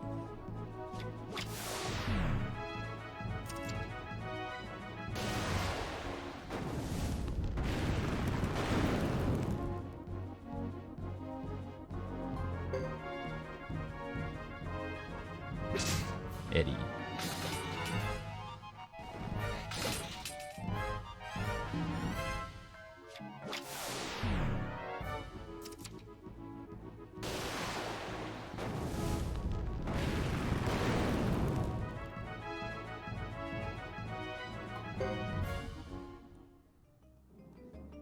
That was a bad run to fail.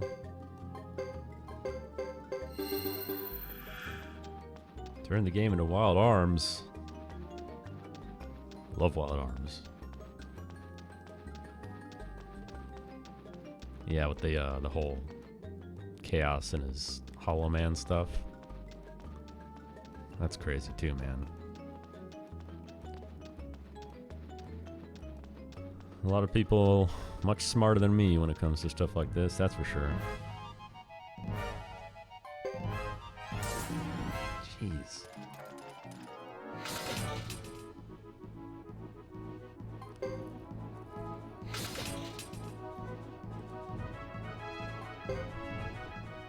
Since we have time to fail some runs here, throw that down.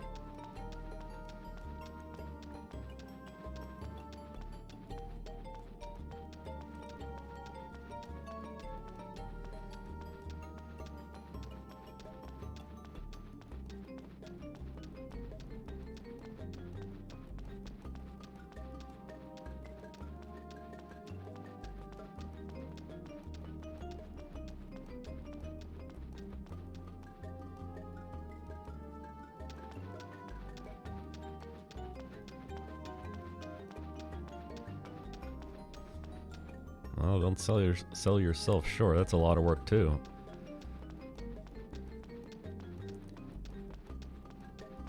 Because routing this game was fun. Like I did enjoy doing it piece by piece, and then you get through the entire game, and then you kind of work backwards, right? Like a puzzle, like seeing how you can improve stuff and what you have here may be useful, or what you need here that may be useful that you need to go get and stuff like that. It was fun. It was a fun project to do. As boring as the run is itself, I did enjoy the actual time spent figuring all this stuff out.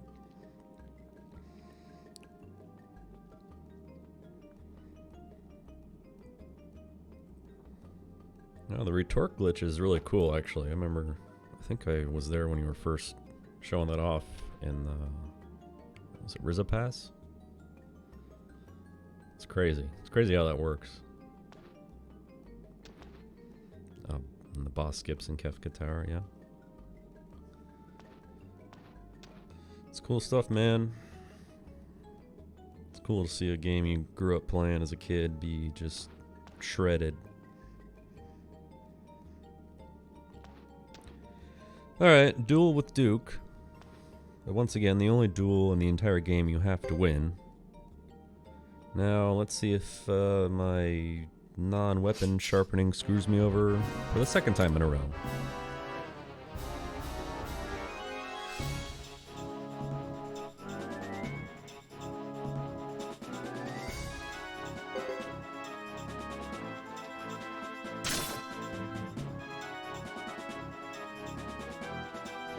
No, please don't do this. No.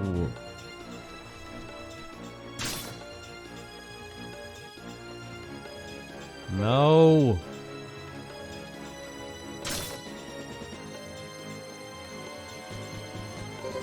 Oh.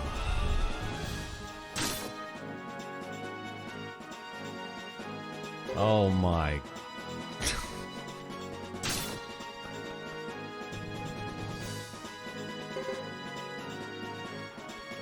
Kill me now, please. Just end it.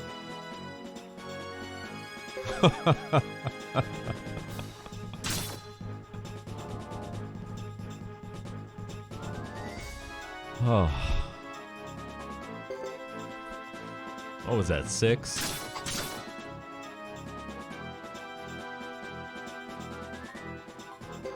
Damn it.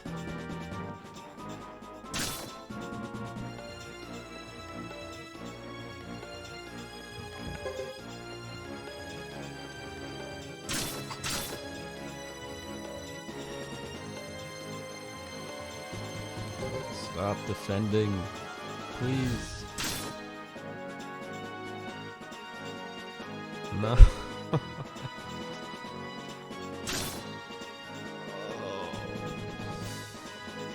Oh, come on.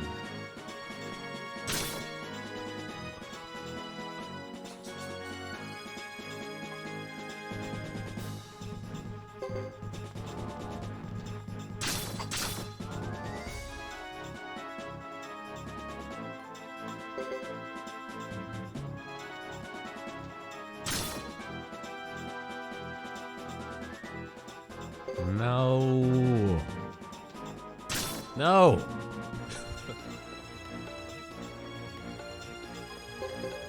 Oh, brother.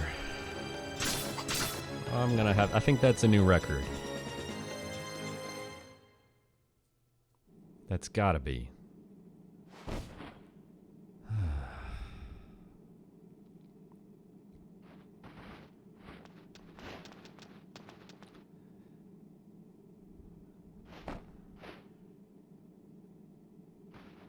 LCC, that is a excellent question. The only problem is not that it changes the script, which it could, and most likely does. Although I have had him also defend when you defend, and Sasari can do that as well.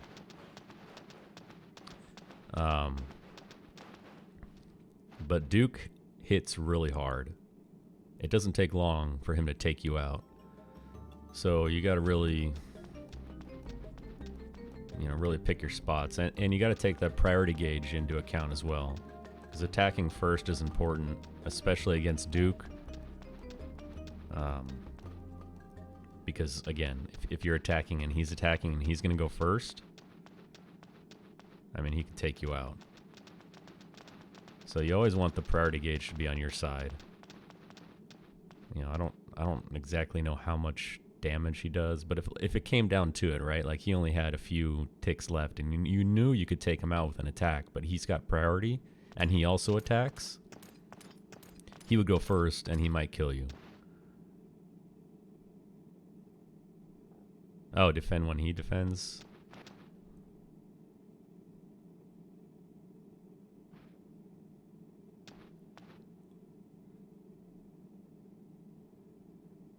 Yeah, I mean, it's definitely faster. The reason you would do that is to change the script, obviously. And I do use that strategy sometimes, like when I'm practicing with Duke and Sasari. Because Sasari, you can just mash defend for 10 turns and the duel's over. You don't have to win. You can't lose, but you don't have to win. And you can defend 10 times in a row, and he can attack you 10 times in a row, and he's not going to kill you if you're defending. But here it's a different story. Duke is actually pretty strong.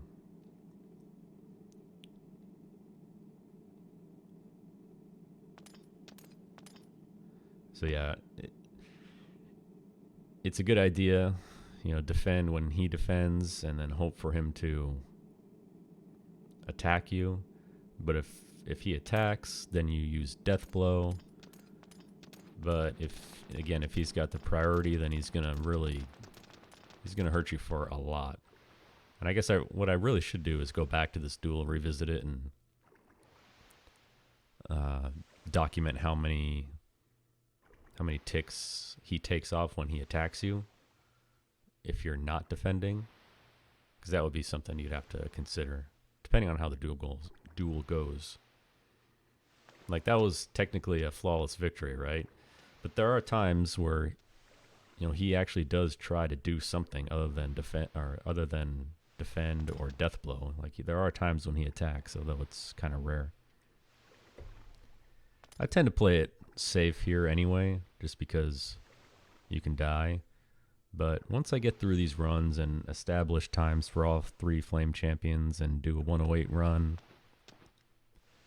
then any attempts after that, which won't happen for a while, but any attempts after that, I would forego all my safe strats and play more risky, because I've already got the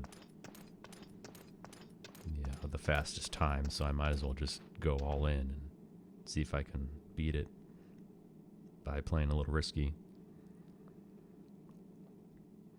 That's a gamble though, man, because it's 12 hours of your time basically. And if you get all the way to the final war battle, like let's say you go full on risky, right? You don't buy the Jizos in Chris 1. You don't attack just to be safe with Duke here. You defend, hoping to change his script, but He may get priority, so you may have to take a hit. What else would you do? Not buy as many Jizos. Stuff like that. I mean, I'm pretty happy with the way Hugo's run went overall. To beat that time, you'd have to do it, because really everything went right except for my own mistake in the final war battle. So I could do a run and play risky and still be behind at that point. And then I get to the final war battle and Uber would go around in a circle and you'd lose all the, I don't know, maybe a couple minutes of time save that there is just to play more safe or play more risky. These guys.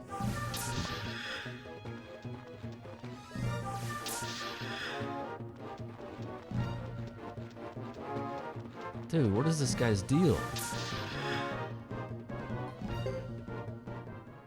He goes the long way. Come on, red guy. Give me a break.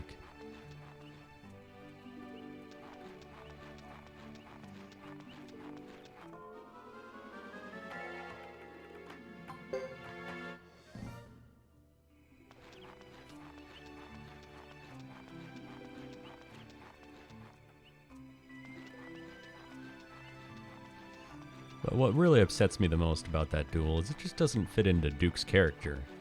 You know, every time you run into him, he's talking shit. And then you finally get to duel him and he just sits back and defends.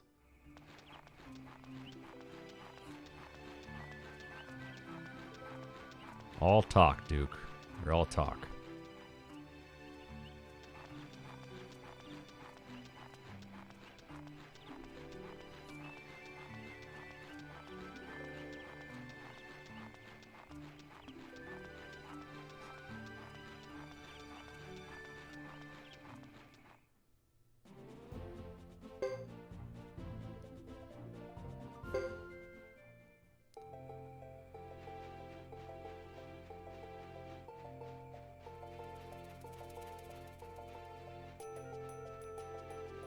Yeah, actually, you're right. It does fit him perfectly.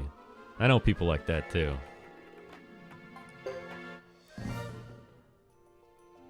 Keep chirping. Always chirping. Never doing shit.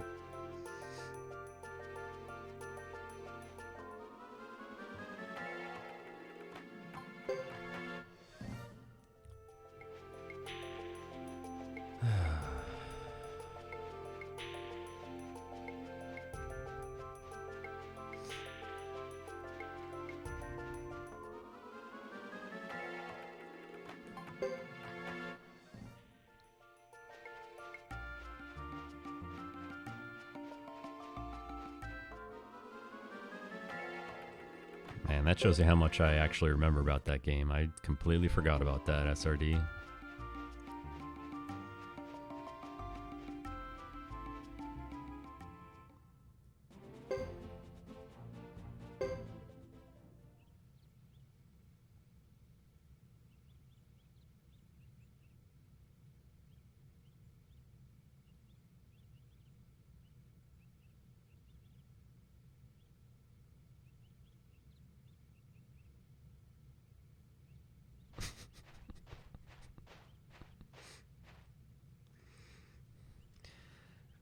Probably is a one out there somewhere. It's probably a cell phone game, though.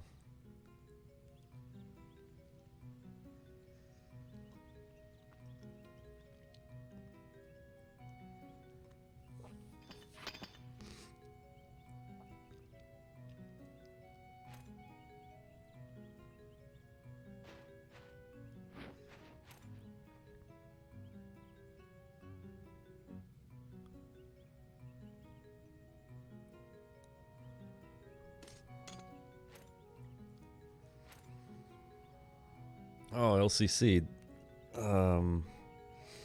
Samurai Showdown patch was released. The notes were released. Can you believe that they took one of my suggestions? Which I'm sure thousands of other people made the same observation. But it's on there, man. It's on there. I saw it. I'm like, Yes. Maybe they were listening to me after all.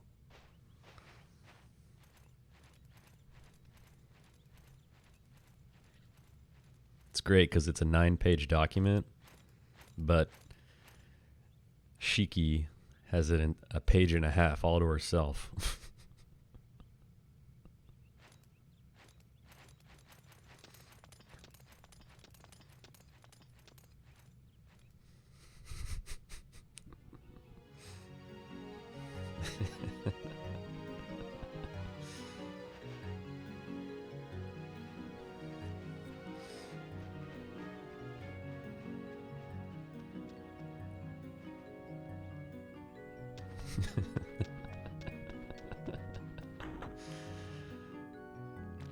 Just an insane animation for choosing RPS. So I'm not actually taking credit for this because I'm assuming everyone else probably made the same observation, but I was happy to see it in there, like the one thing that I wrote. So I mentioned last time that I'm using Nakaruru a lot, and I'm playing her, and I'm playing other characters too, and it's just something I kind of noticed. I wasn't really sure I wasn't losing my mind, but then I kept looking into it more and more, and I said, you know what? Nakaruru, her rage runs out really quick. It seems to me that it does anyway. So that's not really fair, because, you know, she needs some help. She's a really good character, but you got to put in the work, man. She's a high effort character. Good character, but requires a lot of effort to use. Whereas other characters are much better and don't require as much effort to use. I'll read it verbatim to you. Hold on one second. I got it laying right next to me. I printed it out.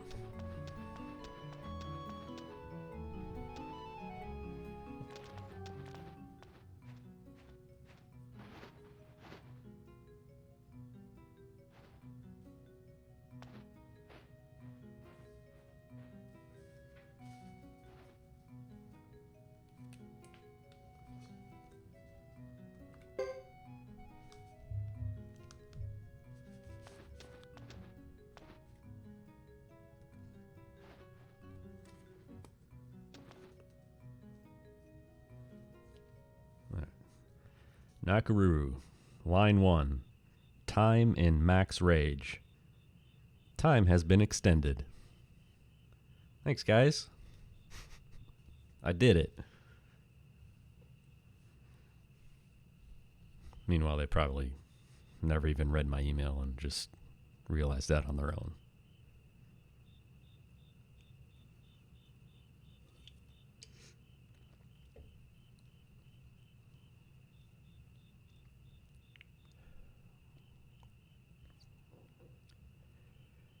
Genjiro took some hits, rightfully so.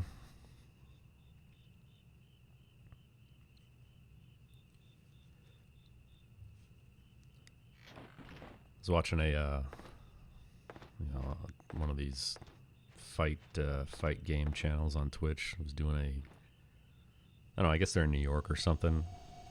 Anyway, they did a live tournament. And some guy won it all with Shiki. Like he read those notes and probably went straight into the lab and was practicing with her. She looks good.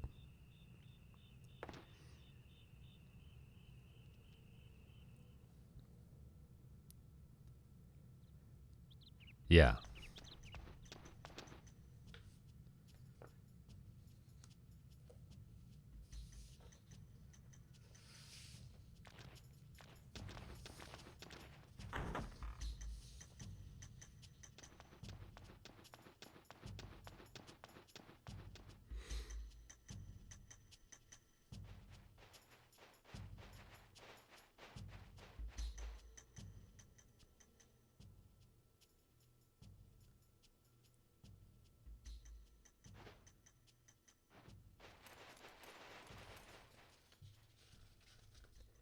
Yeah, he was too good.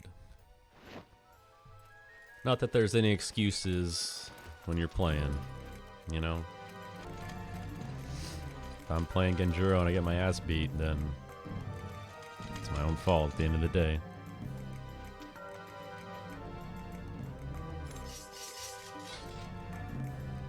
Alright, back to Suikoden 3. Battles with these guys. The reason why you needed to get Joker's Fire Magic to A and get the Wizard Hat is for this right here. Just so Blazing Wall can go off before any other action and take him out in one hit.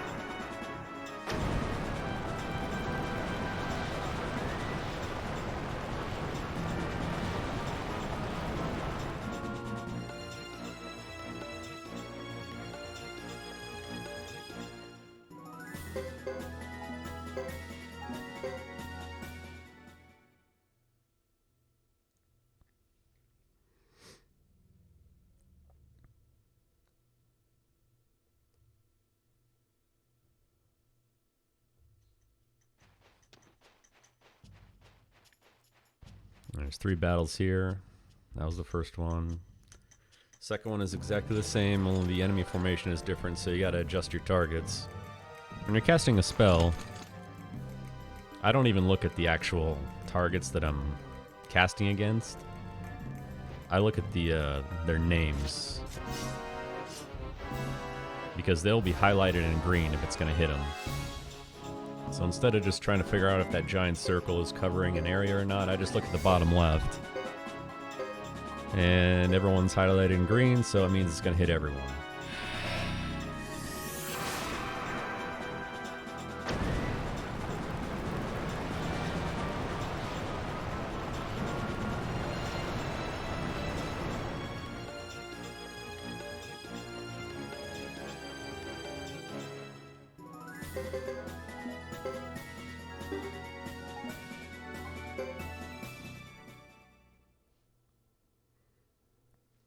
That was something that was really sloppy in the Hugo run, was just exiting the battle menu when you're overloaded with equipment. Not something I ever really considered, honestly, is to watch out for that stuff. Normally I'm just mashing through the text at the end and taking a quick glance over at notes and making sure I know what I'm doing next. But when you do that and you're overloaded and you're choosing to discard and claim an item, it just kind of messes you up a bit.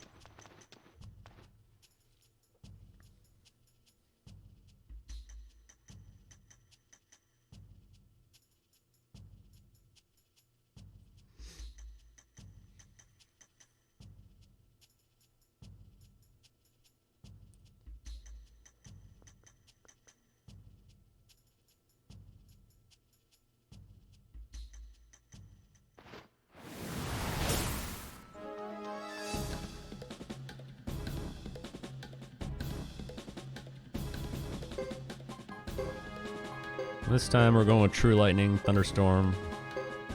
Insanely long animation, but gets the job done here. The cutscene in the tavern at night unlocks the True Lightning rune for you to use. It's very easy to overlook that.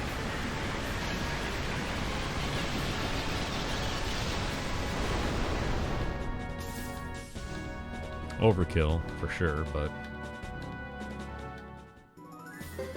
gotta do it.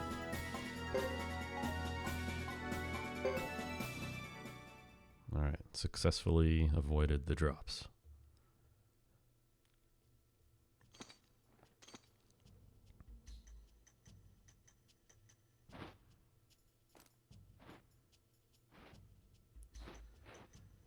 So LCC, are you gonna do some runs of FF6?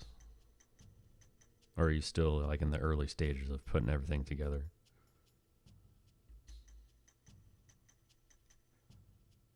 By the way, the other thing I need to work on after reviewing the tape from last time is my monotone voice, where it kind of drones on a bit.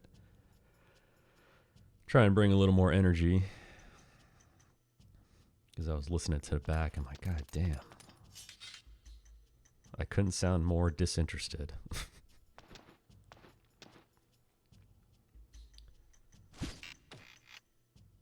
But don't worry, I won't go full game show host voice on you guys.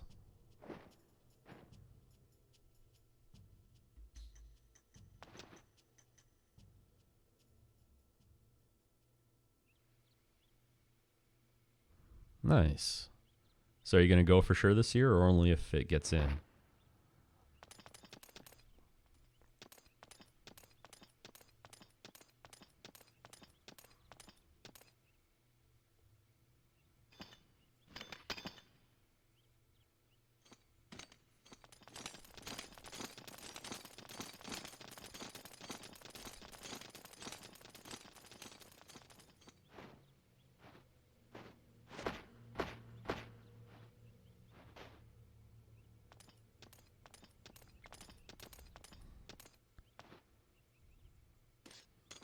Oh, yeah. Yeah, I guess when you're warping around in between maps and stuff, if you mess up, you're probably done, right?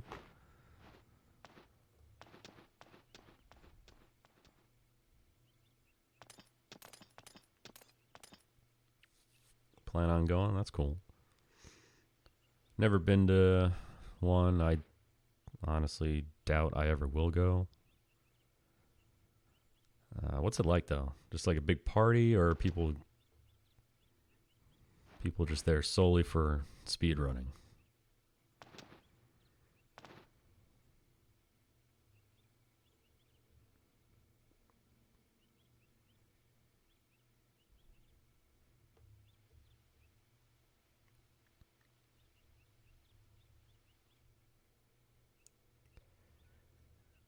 Vacation time is a premium for me, man. I can't waste it. Not that that's wasting it, but, you know, there's other stuff for me to do.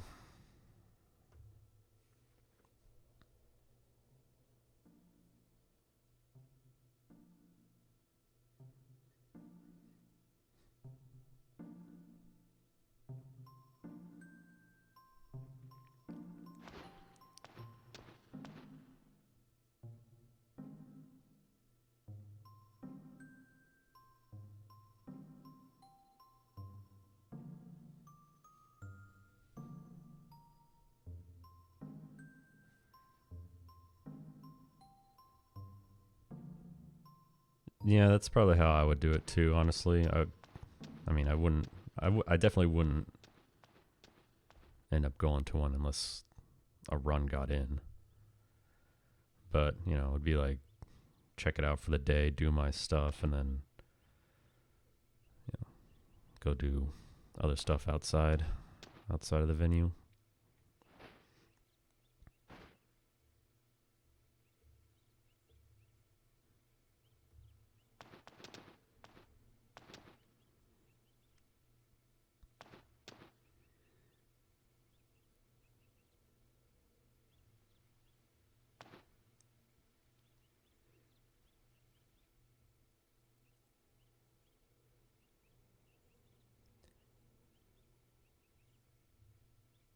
Yeah, I think someone mentioned that they bring in arcade cabinets and stuff too. If so, that's where I'd be.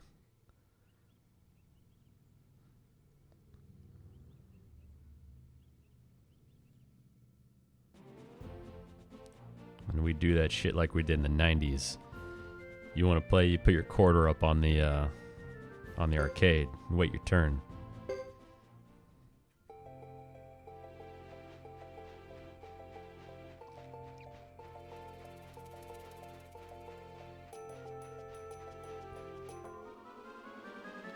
Does anyone remember that, by the way, or is that just me?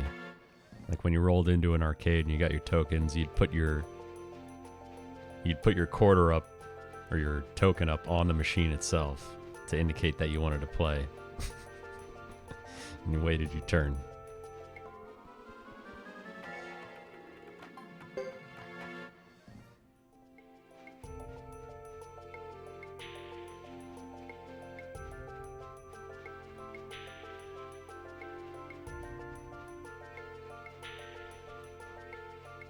Oh, that's cool.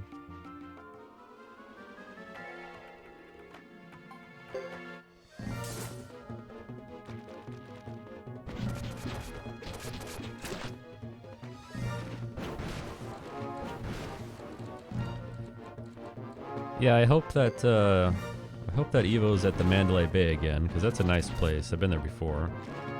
I would definitely stay there for the weekend. And just walk right down, play my matches, and then, I don't know.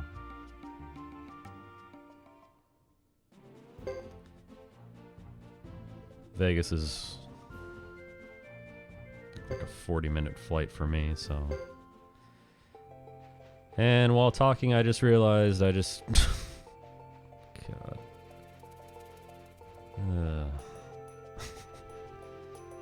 I'm so used to exiting south on Yaza Plain, which is what you do, I think, 99% of the time. That all of a sudden I'm talking about Samurai Shodown and I lose all concentration on what I'm doing.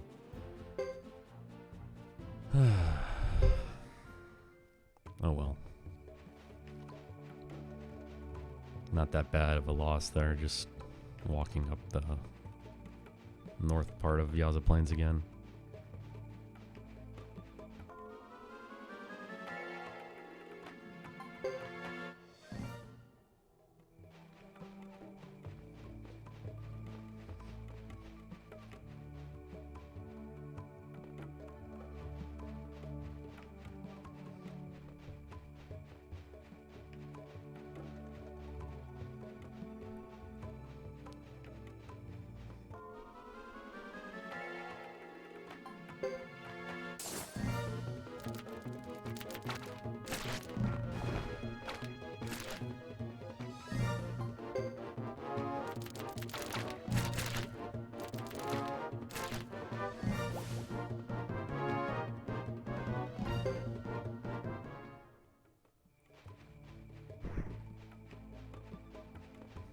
Poison, nice.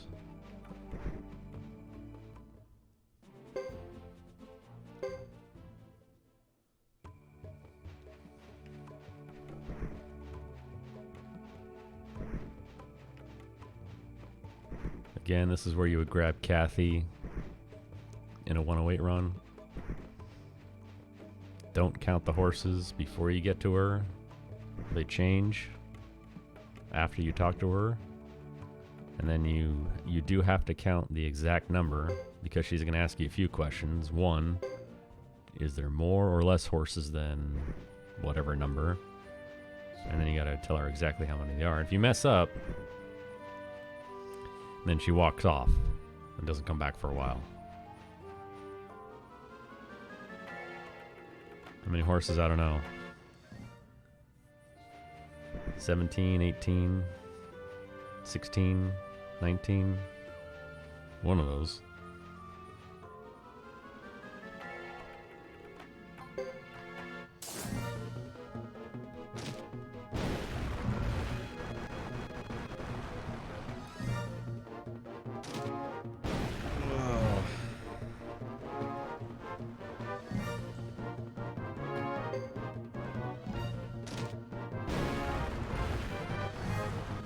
That would be crazy to... I mean, for me anyway, if I wasn't a runner, if I wasn't a speedrunner at all, which I'm debatably not,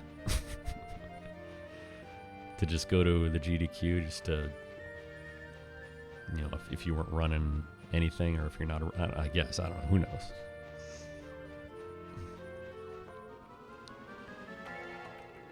Seems to be pretty packed at the finale, so people are interested in doing it or going there. I don't think I would. Like if I wasn't a speedrunner at all, if I was just a guy who just watched stuff on Twitch. That's it's a long vacation to take for that reason. What's Landis' strats? Great question, SRD. Actually is a great question. Landis strats are hope to get lucky, in Hugo Chapter 3, and that's it. No, I'm just kidding. So, I'll talk about it now.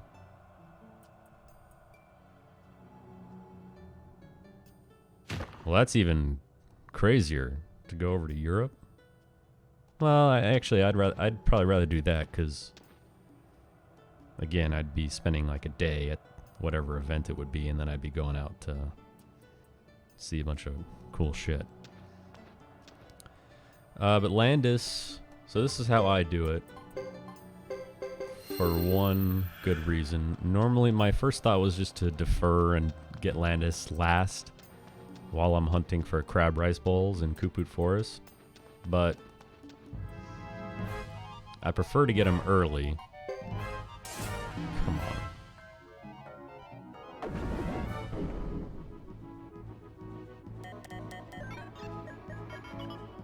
Bullseye.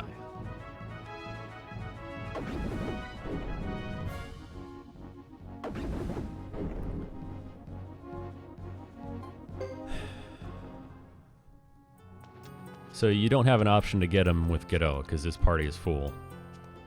So that's out of the question. So what do? Well, you can get Landis in Hugo 3, but when you're walking through Kuput Forest in Hugo 3, you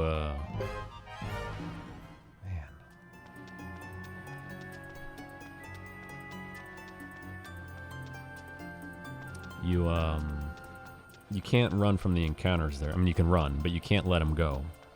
So you're going to be circling around in that second screen. Come on. All right, remember what happened last time where we almost died right here? All right, I'm going to shut up until we get to the teleporter. Keep getting interrupted.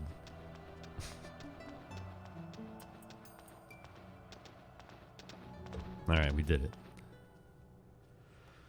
So, Landis, you can get him in Hugo 3, but you can't let go of those encounters. So, I mean, you could be sitting in that second screen, walking around forever, because there's no guarantee of getting Landis ever, right? Or you could come back in Chapter 4, but you can't let go encounters there either. So then you go, okay, well, what about Chapter 5? Well, you can do Chapter 5, but then you get him basically at the absolute last possible point, because he's an integral part of your final party. I mean, the Unite attack with him and IMA, that's a flawless victory every time, dude. That's an insane, every turn, huge damage attack. You know, the Wind Dragon fight is usually over in 2 turns in any percent. Usually. It's definitely over in 2 turns in 108%. Let's put some armor on him.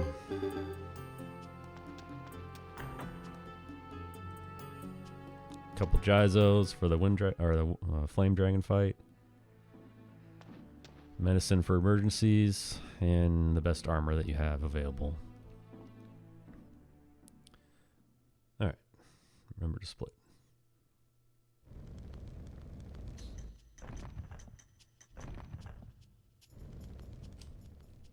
And I'll be right back.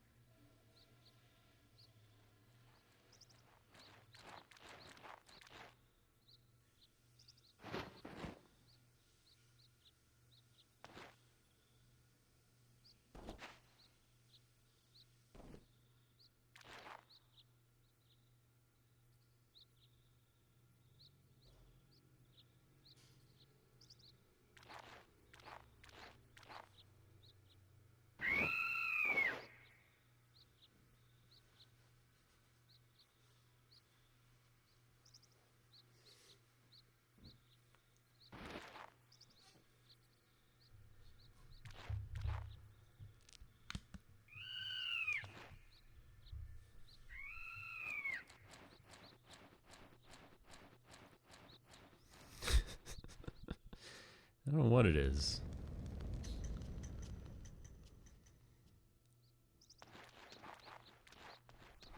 What I do know, though, is you only get it for 2 screens in the entire game. In Hugo's sub-chapter in Chapter 5, which is bullshit, because it's very helpful to have that anywhere else. I mean, he's riding it right here. It's available. You know, it's not like they were all extinct after this village gets torched. Yeah, nice horse. Anyway, to finish the sentence I started 5 minutes ago, Landis. So, getting him in Hugo 3, I mean, you might get lucky and pick him up. If you do, that's awesome. But not likely. Getting him in Chapter 4, not great because you can't run from you can't let go of the encounters there. Getting him in Chapter 5 at the very end, also not a great decision because well, the way my party is set up, I can't let go of the encounters there either until after a few battles with the red crabs there to get the crab rice bowl. So what other option do we have? Well, Chris is an option if you go to Lake Castle in her Chapter 2. Unfortunately, that's a 2-minute...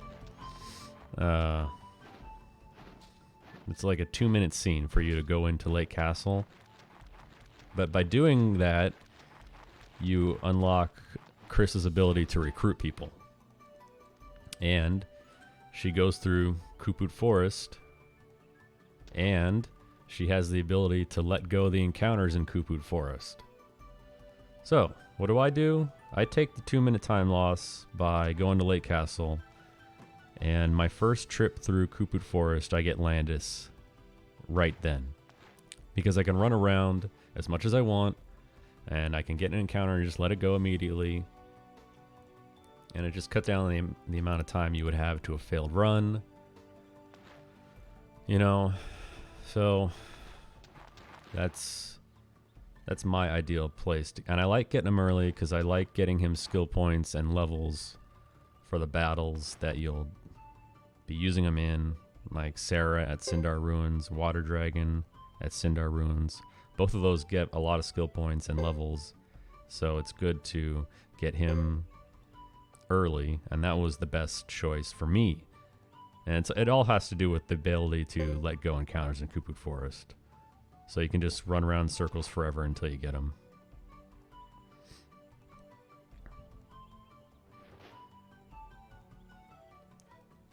SRD, I'm impressed with your knowledge of this game. Yes, I do.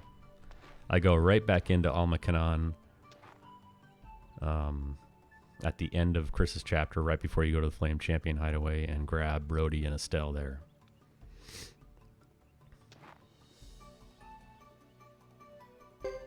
Which doesn't save a whole lot of time. It just saves you the time of talking to Vicky and teleporting to Almacanon, which you would do later. But, I mean, you're right there. So as soon as you exit the village to go on your way to the Flame Champion Hideaway, you just go right back in, and they're both there for you to recruit.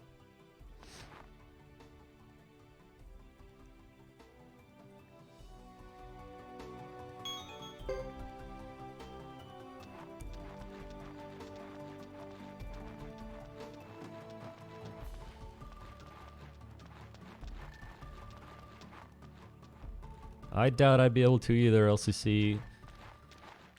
Maybe even not for this game. Although I got it kind of down by now. I always seem to forget someone.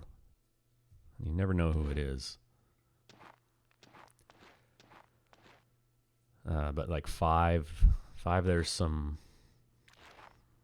weird ones in 5 where you don't. There's really no indication of any reason or way to get those. I forget their names, but there's a few. This game, there's a few. I mean, you might go through the entire game and never get Landis ever, right? And there's no indication that he's even there. No one's like, no one, I don't think in the game world even says, yeah, you never see that guy walk around Kuput Forest? You know?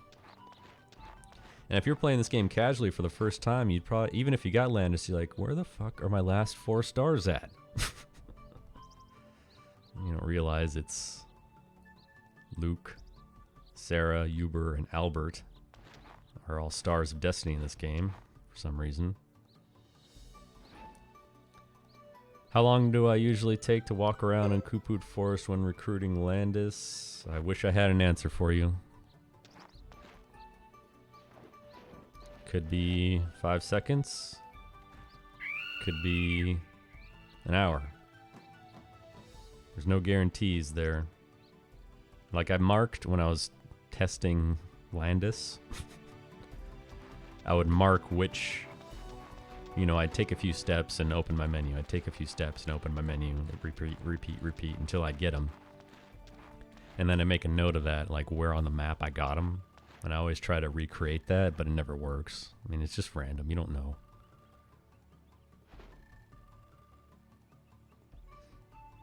I don't think there's any hints, SRD, but it's been a while since I did a, you know, an OCD playthrough of this game where I got every book and looted every corpse. I could be wrong, though. Maybe there is information out there, but not that I'm immediately aware of. Yeah, I know. The first, I can't remember it. I don't think it was my first playthrough of this game, but definitely when I walked through Kuput Forest, and he was probably in my battle when I got into the. I mean, he was definitely in my battle party the next time I got into an encounter, but I probably wasn't even paying attention to it. And then I remember I got all the way to Chisha Village because I did get him in Hugo, just by chance, Hugo Chapter 3 one time, you know, years ago. And he's just standing there in the background during the cutscene. I'm like, who the fuck is this guy? And then that's when I paid attention. You start the battles there and like, all right, what just happened? Who is this guy? Why is he in my party? And it doesn't even say that he joins your party, right? There's no Landis join the Stars of Destiny dialect box. He's just there.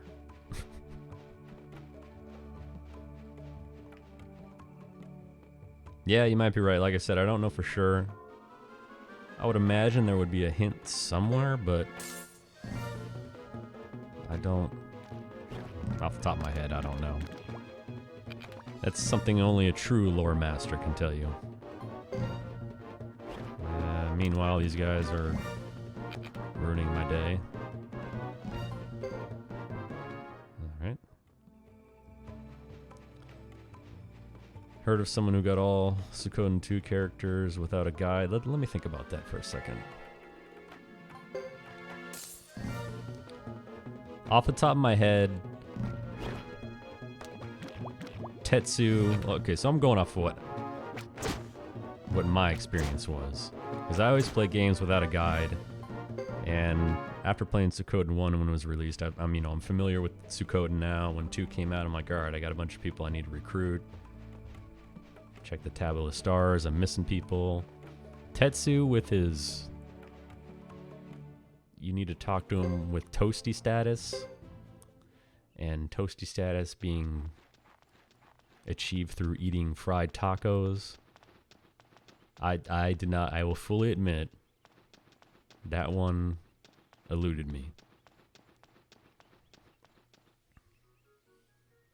Let's see, who else would I have missed? I know for sure that's one that I just didn't get. I just didn't figure it out. Fried tacos, toasty status.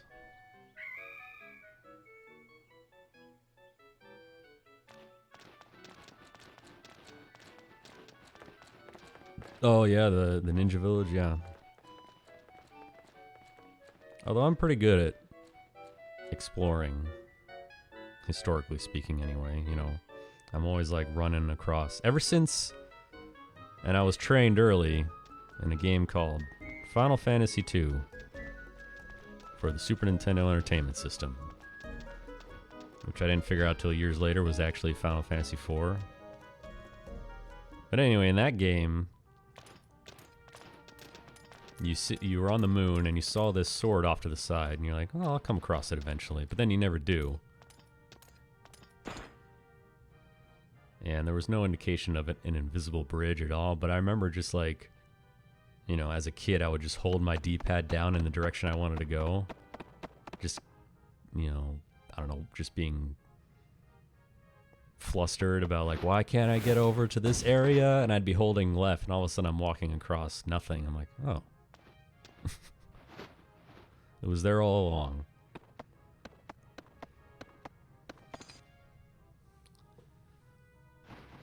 So from that moment on, I always like explore edges of any area that you're in, looking for hidden passageways.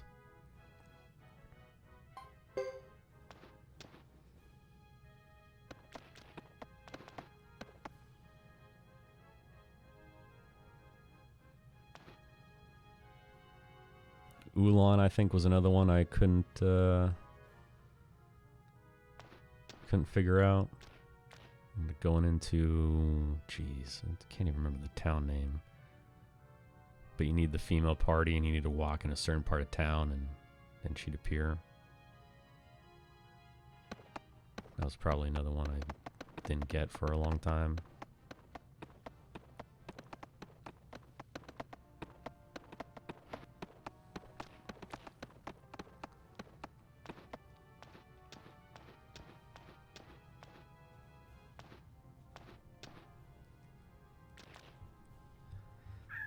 Well, I got plenty of time. Let's actually go look at the Stars of Destiny list for Suikoden 2.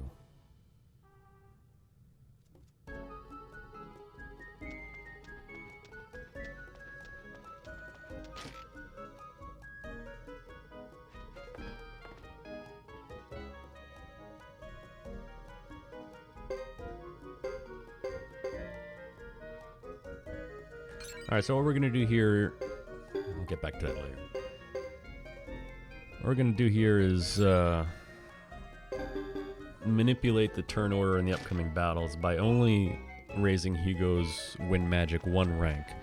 Because if you raise it 2 ranks, then it goes first before Breath of Ice. And you want to upgrade Breath of Ice as well with Sergeant Joe.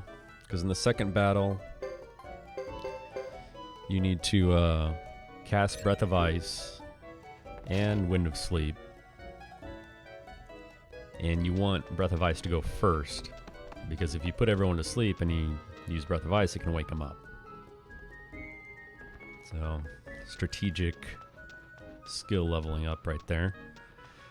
And sometimes Sergeant Joe will have 2 Breath of Ices, which makes that irrelevant, right? But sometimes he only has 1. It'll depend on his magic stat. Starting magic stat and the levels up he'll get from that first battle. So if he only has 1 Breath of Ice, then you do need that Wind of Sleep to back you up. Because those battles definitely aren't free. Yeah, Bob's a good answer. I remember talking to him like 6,000 times. I just wasn't getting it. And I think he needs, what is he, like, is he level 4 castle? Level 3 castle? I don't remember off the top of my head.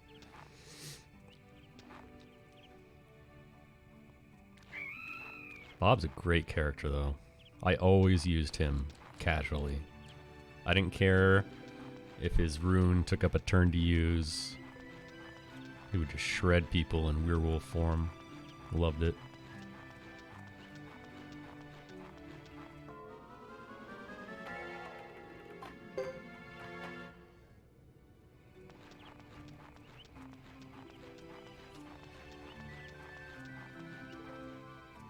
Great name, too. I mean, you gotta appreciate the simple names in Suikoden.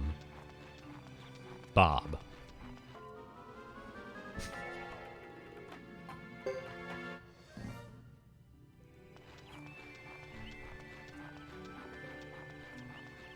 We got Miyakis. We got Limslia.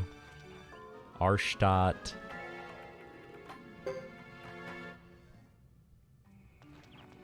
Gremio. Watari. And Bob.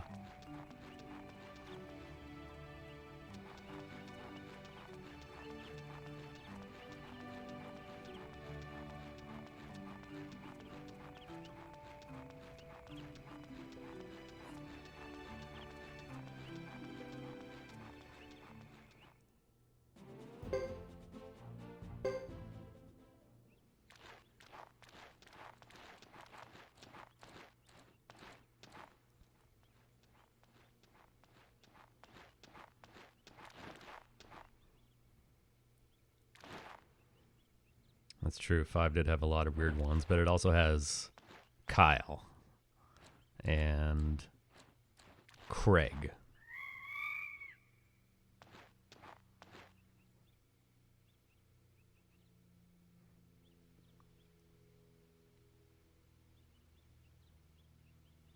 I was a bit surprised that they ran out of names in 3 already and had to reuse Hugo. Infamous nerdy guy from Suikoden 1.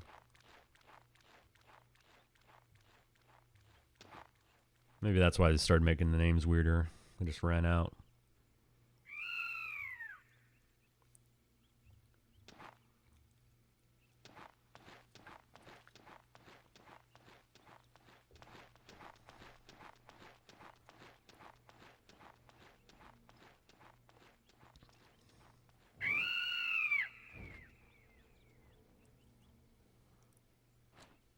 Yeah, Gordon.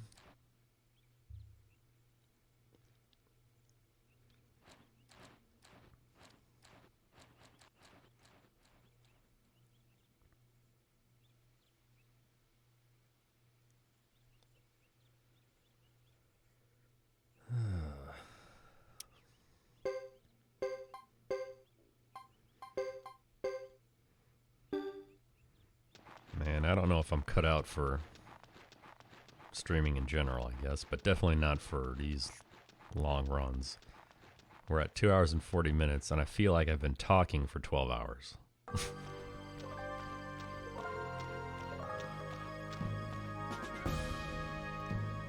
Tell you what, though, the chat interaction definitely helps. Appreciate you guys chiming in, keeping me focused.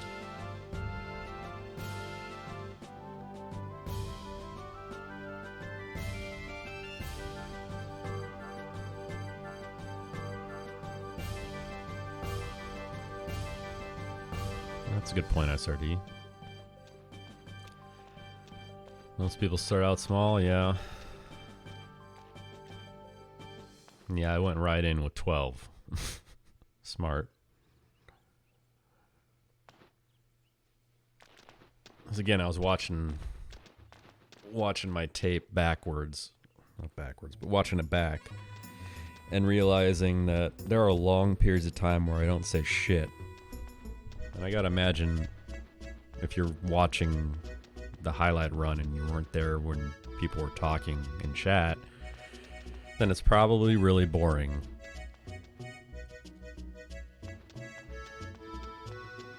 "12-hour speedruns because we like this game." That's right. I do like this game. I have a lot of nitpicking kind of complaints about this game, but at the end of the day, I like it.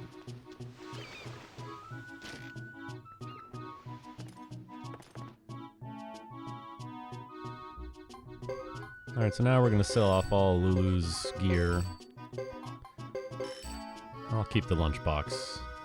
And the rune that we removed in Brass Castle. We need the money to sharpen our weapons a bit, and still have enough to stay at the inn 3 times.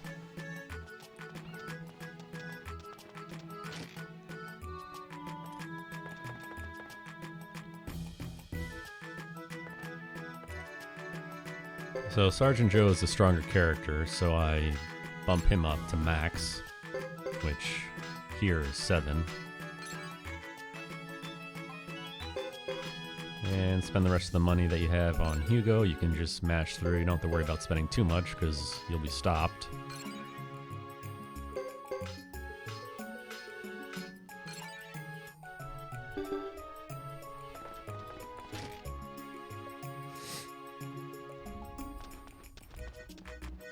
Yeah, that's true, SRD. Sometimes it's just hard to find something to talk about, you know? Like, because there's nothing going on.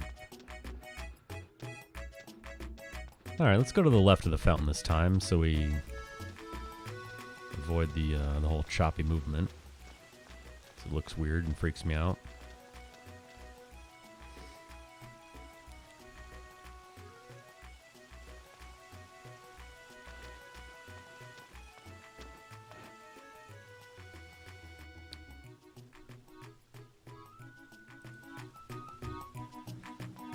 That's definitely true, LCC. The real MVPs are here watching.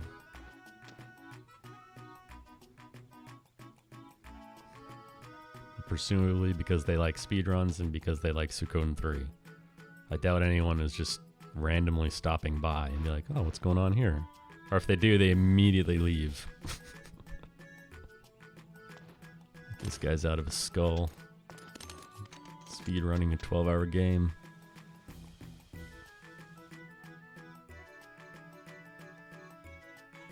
So I turned my bitrate down, by the way, because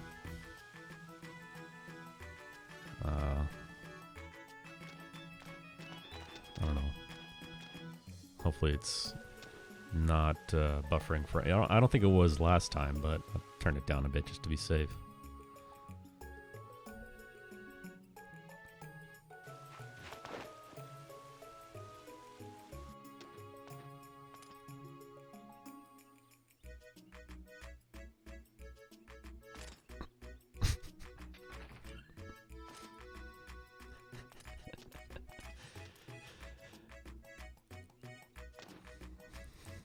Not Hugo. How good am I at building suspense? The big reveal, guys. 8 hours in. 8 hours of building up that for that moment when we get to find out who the Flame Champion is this time.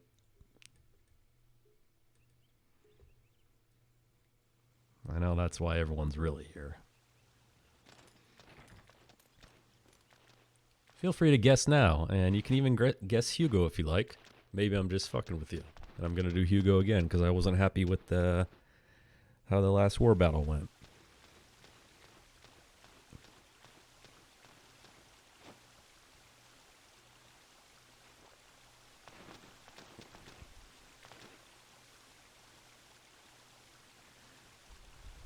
Will I make Claude the silver-haired girl? Or will he be the guy with the eye patch?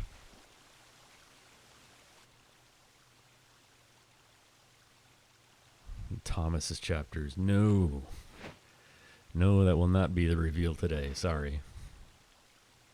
Thomas Flame Champion, yes.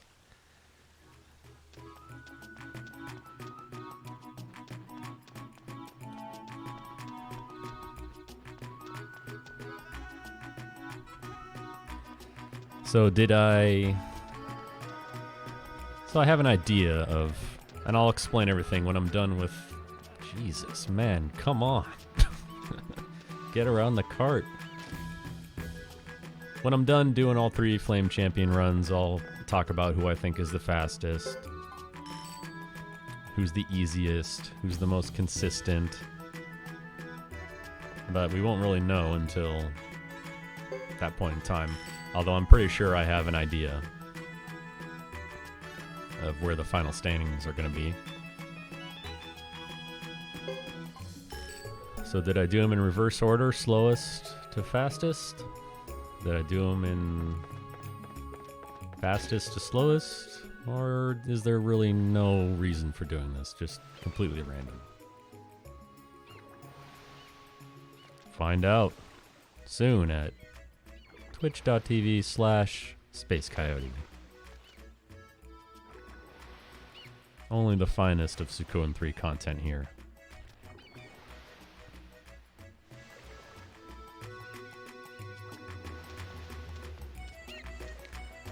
there it is again. That's right, it's on the fly.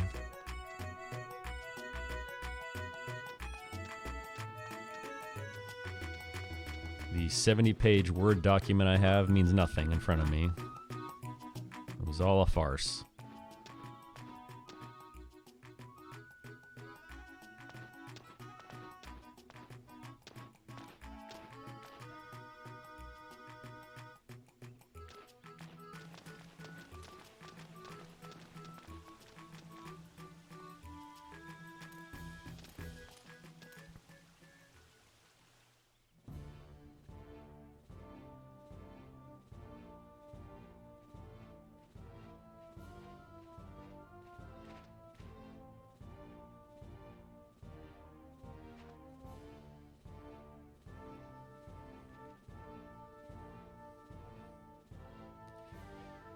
Unfortunately, I will not have time to do 108 star runs with all 3 Flame Champions, so I gotta pick one. And when I say unfortunately, I mean fortunately, because I don't have to do 3 of them. I'm just doing 1. And I will pick the best choice for Flame Champion for that run.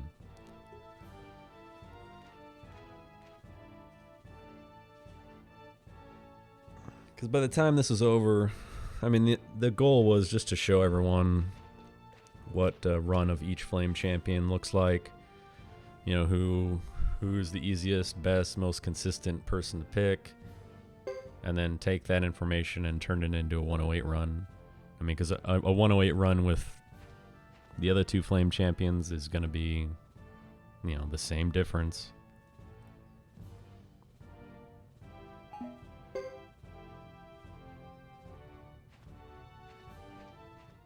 Donate now for 108 Flame Champion.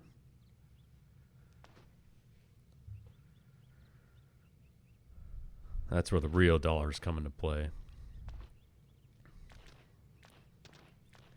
Although if anyone ever wanted to run this in a marathon, I mean, that would definitely be an incentive. You could do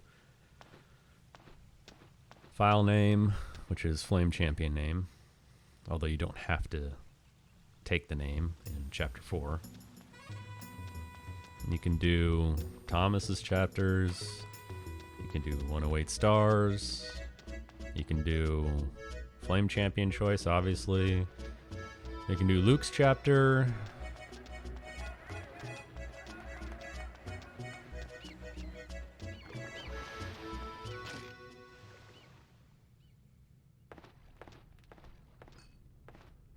Donate to the stream. Oh yeah, so I think I gotta change my settings again and again. I'm slowly refining this. Last time I didn't even have emotes enabled. I think I got something about posting links or something. I don't know. Like you can't post a link, or you can post a link. I don't know. I still have no idea what I'm doing. You're guessing it's Hugo because of Arthur skip. What do you mean, SRD?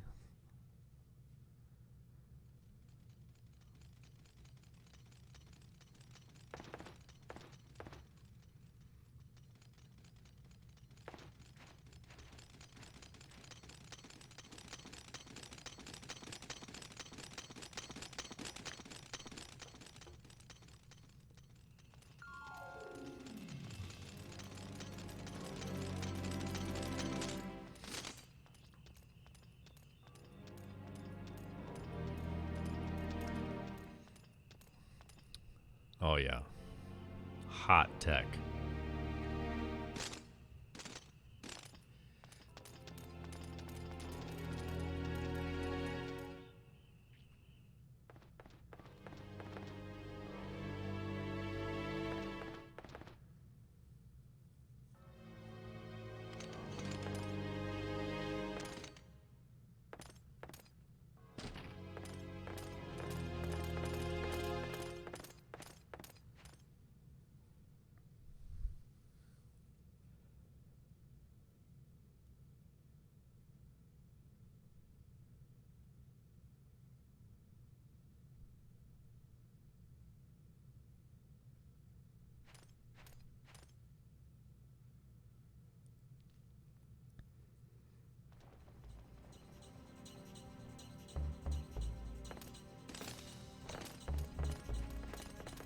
I think you still do.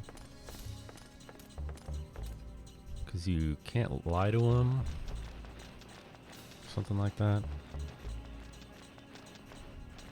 Or you do lie to, I don't know. I'm gonna check my notes. I thought you always walk through that passageway.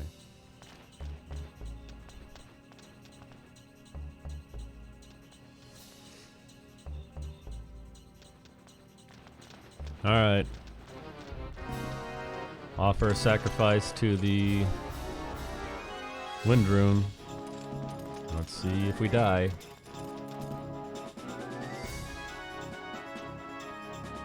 This is a run ender for sure.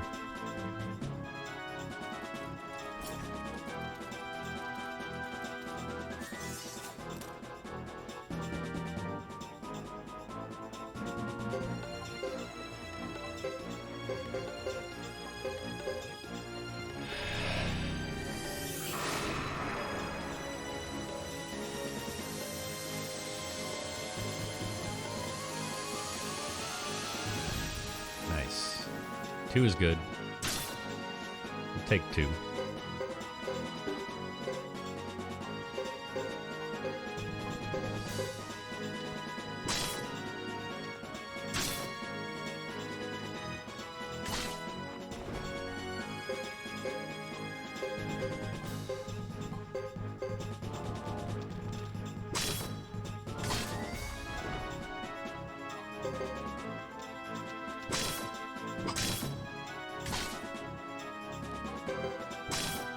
Okay, so we did it.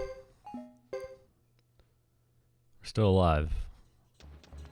Again, if Wind of Sleep misses all 3, you're in a real tough spot. You definitely need to cast it again on turn 2. If it misses 2 or 3 again, you're probably gonna die, unfortunately. So again, if you're running this game, the safety save on the 3rd night at the end is your best bet. I feel like it's kind of rare that in all the testing I do that you actually die, but it can happen. So second battle, similar strategy.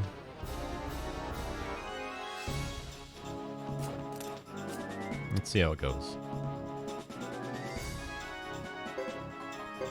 This time we're going to use Breath of Ice. We do have 2, which is good, but we're still going to back it up with Wind of Sleep.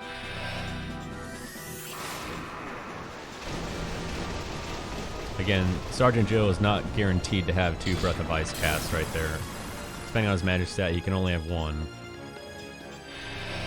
If he does have 1, then you really, really, really want this to hit everyone. I'll take 3 any day of the week. As long as it can hit all targets, you're fine. Just defend. This is going to kill him.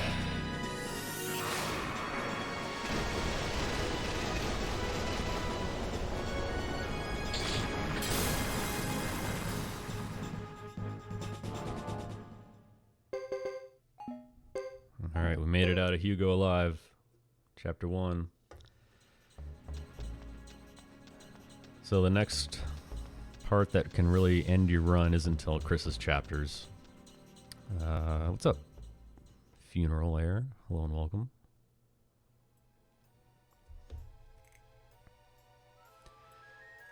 Another important dialogue choice here. Again, you always want to mash with triangles to avoid picking the wrong choice. Option 1 is going to get you into a battle here that you will most likely lose.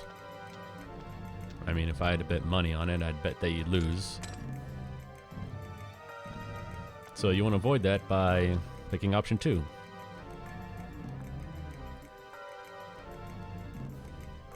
Thanks, man. Appreciate it. We got a long ways to go. Only 9 more hours left.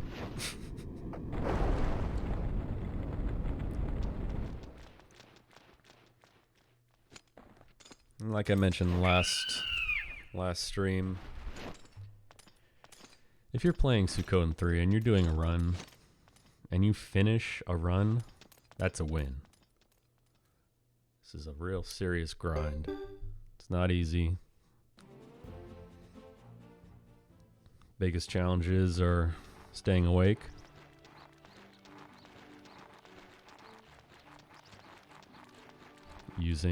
Taking a break in the minute and a half that you have. Crisp menuing and movement. Dialogue choices. Stop chance on your magic casters during battle. A lot of things can go wrong. So, Hugo24 actually did a run of this as well. Again, when I started this project, I didn't think anyone would ever do a run. Now that we got 2 other people in the community, which is great. Sig Lance did his run, which is based off of Zero's notes. As Ghetto as a Flame Champion. And then Hio, I guess, wanted to do a run, so him and SRD kind of collaborated a lot. I had no idea, because I just joined the Discord like last week, so I had no idea what was going on. More than happy to help if anyone has any questions, though. Just ask. Anyway, I watched his run. He was literally doing it the same time that I was doing mine, although he started 12 hours earlier. And for a first run, it's pretty damn good. It's actually really impressed as a, sub 14.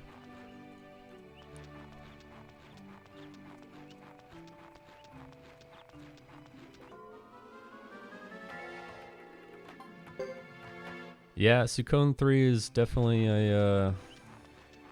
it's a talking point in the series. People either like it or hate it. I like it. A lot of people don't like it for various reasons. The war battle system, the paired battles, the systems, the buddy system. Come on. The failed runs, like right now.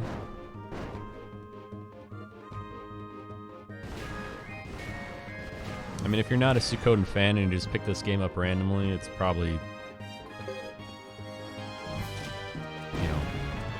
I don't see a lot of people giving it a positive review if that's the case. What is going on here? Come on. Is this 3?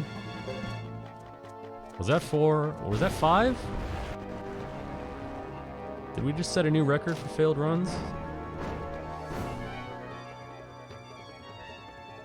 Was anyone paying attention to... Was that 4 or 5? Oh my god. Well, that's gotta be 5. Or maybe, was it 6? Jesus.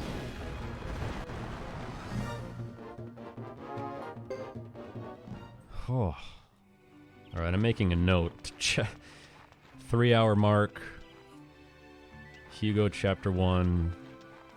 Check the failed run counts. That was absurd.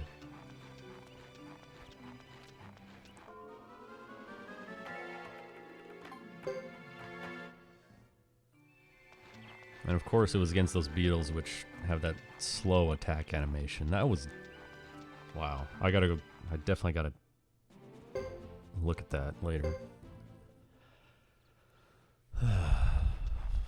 Storytelling is the best. Yeah, I know. The thing about this game is it did a lot of really cool stuff.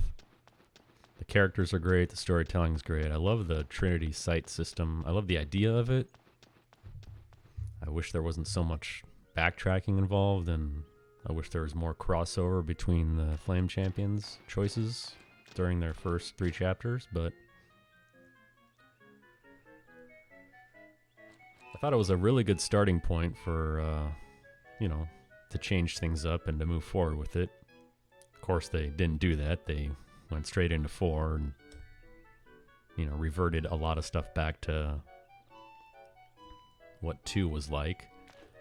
And then they shortened up the battle party to 4, which pissed a lot of people off. So I thought they really could have, built upon this and made it great, but, you know, that's when that guy whose name I always forget left. So they probably took it in a new direction. Probably listened to a lot of angry fans talk about how much they hated the paired battle system and the war battle system. Yeah, and that's the other thing about 4, you know. One of those slots is already filled. Most of the time, you're always taking someone else too. 1 kind of has that problem, but not really. Though at the very end, it kind of is a problem because half your party's already decided. That's kind of lame. But, you know, I like the battle system because it makes you think more. You know, it gives you a little more incentive to be strategic. But it is kind of annoying that you can't control all of your party members because sometimes they do stuff that you don't want them to do. And sometimes things just don't work out, especially in the speedrun. When we fight Uber in Kuput Forest, I played around with 10 different battle formations, but sometimes if Nash is in the front and someone who is casting magic is in the rear and you cast a spell, Nash does nothing. He just stands there. You know, he'd think he would attack,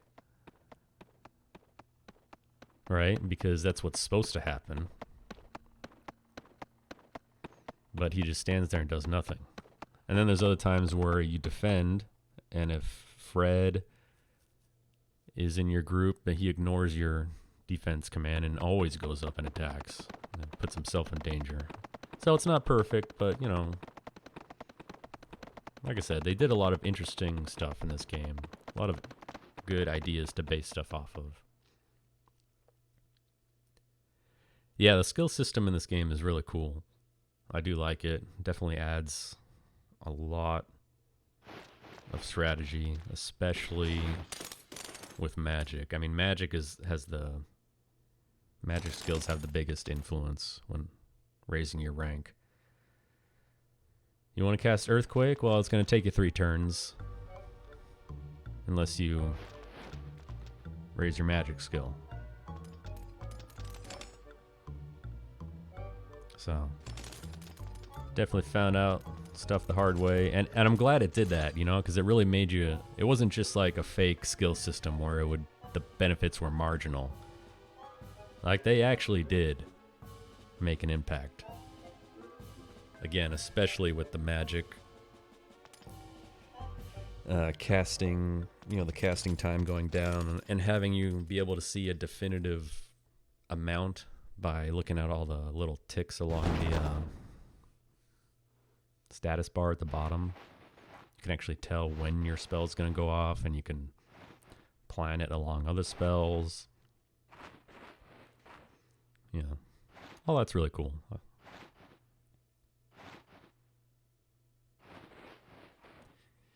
Yeah, 5. Yeah, they brought it back, which was cool, but you're right. Just affected stats. So there's a lot of good things you can say about this game. The skill system, I don't think many people would disagree if you make the statement, the skill system is the best in 3. I don't think many people would disagree with that. Of course, you know, there's only one other thing to compare it to, but still.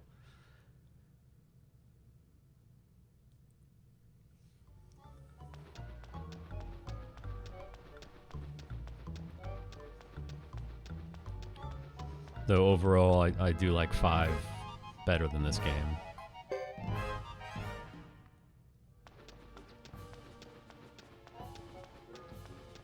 It's just that LCC already did a run, so I had to pick something else.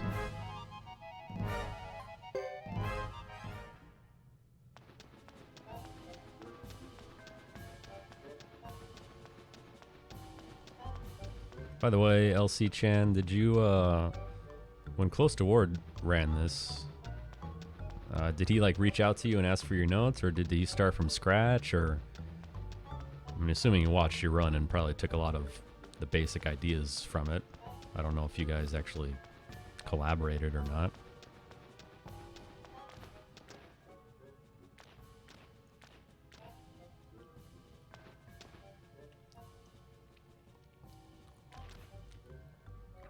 You check the tape.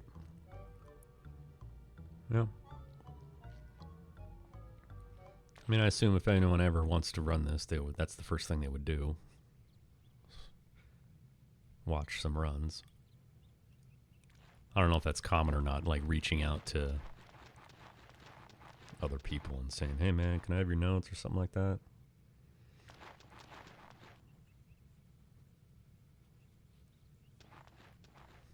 Like I said, there's my notes are a 70-page document, which sounds absurd because it is. But if I wanted to post them, I'd have to reformat it to where someone other than me could read it and understand what I'm trying to say. That might take a while.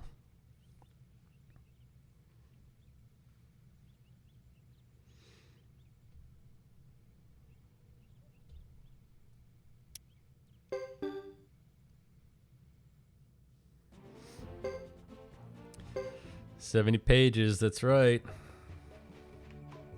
Well, a lot of that is, you know, charts and graphs, Venn diagrams, PowerPoint slide. No, I'm just kidding.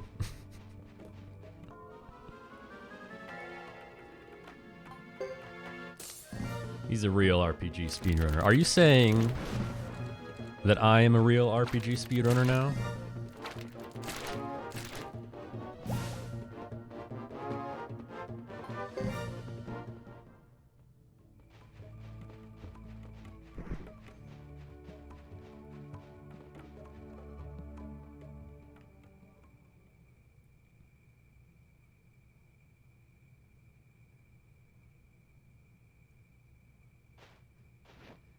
Dang, what a compliment. I've made it.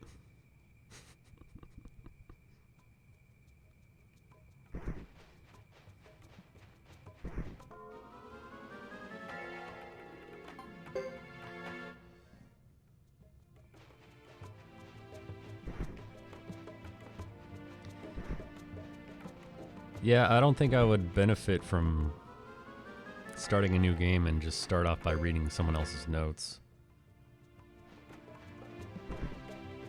I think that would kind of bias my decisions a bit, you know?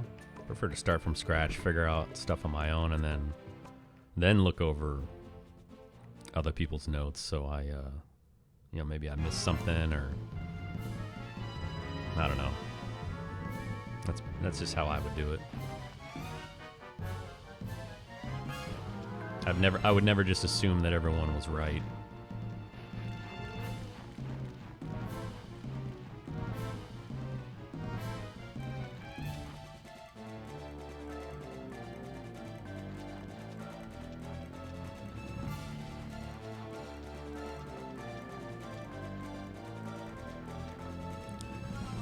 That's crazy. I mean, especially for a long game, you'd probably spend more time reading the notes than you would actually playing the game in a run.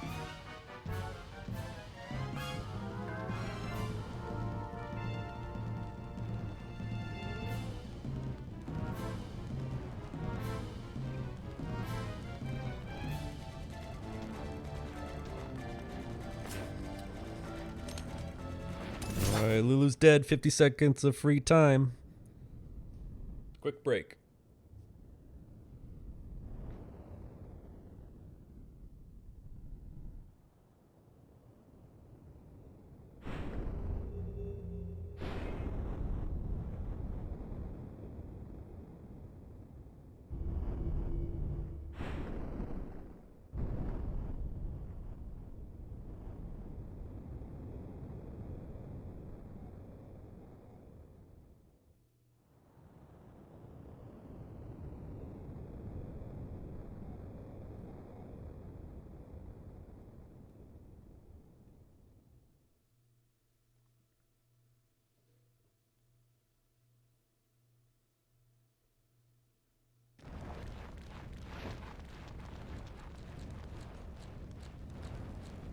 Alright. He's dead.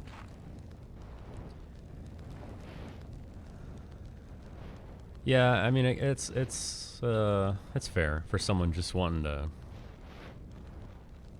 like you said, get their foot in the door and kind of get things rolling. At least you're not completely lost.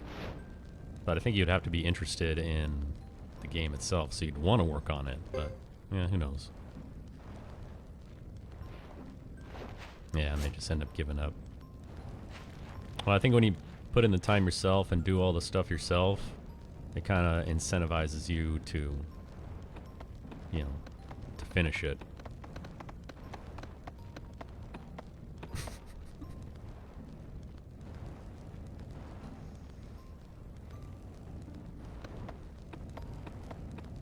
That's weird. I never thought I'd be a speedrunner, honestly. I, like, even after I found this, you know, found a random Suikoden 5 speedrun on the internet. As a kid, I was always really, I guess, OCD about playing my games, you know? Like, I'd have to get every single thing in every game that I played, whether I wanted to or not. I guess really just getting my money's worth, really. $60 was a lot of money, man. That's a lot of weeds to pull. That's a lot of lawns to mow.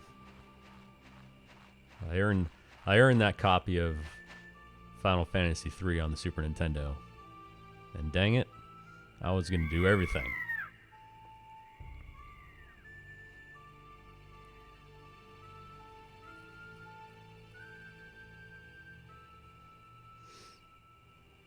Good point, SRD. Don't you feel a bit more, isn't it more rewarding to do it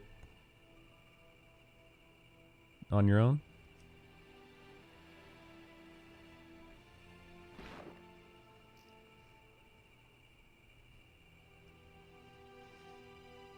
That's surprising. You still haven't done everything, huh?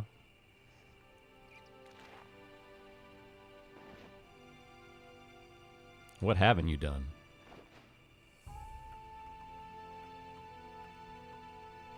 Because I was using up my parents' phone bill, calling the 1-900 Nintendo hotline.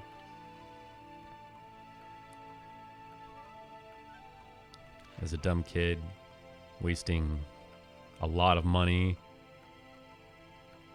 How do I get Shadow in the World of Ruin? And then the phone bill would come in and it'd be like, what the fuck is this?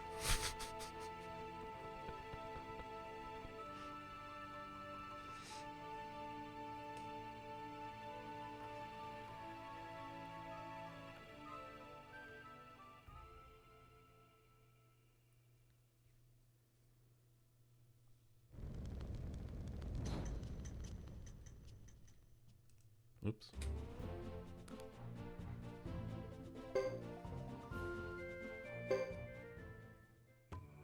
I spent a lot of time in that Coliseum. I was betting everything.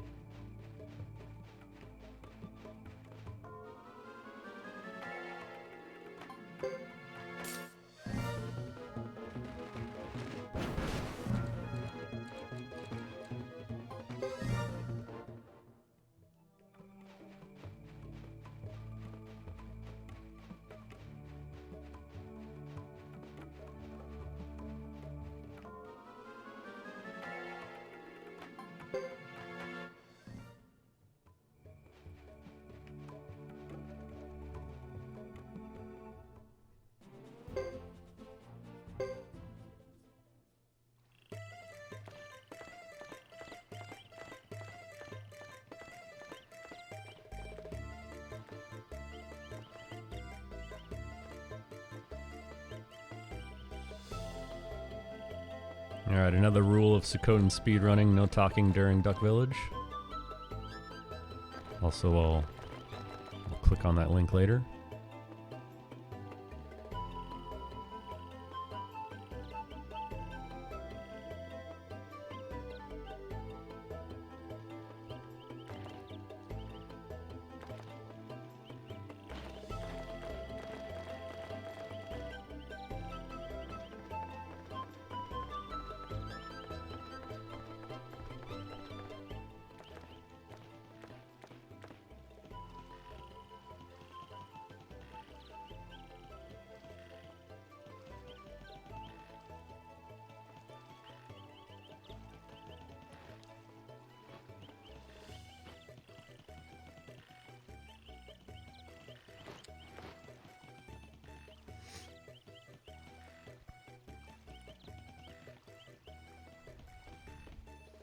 Zero do some work on Exit Fate? I didn't know that.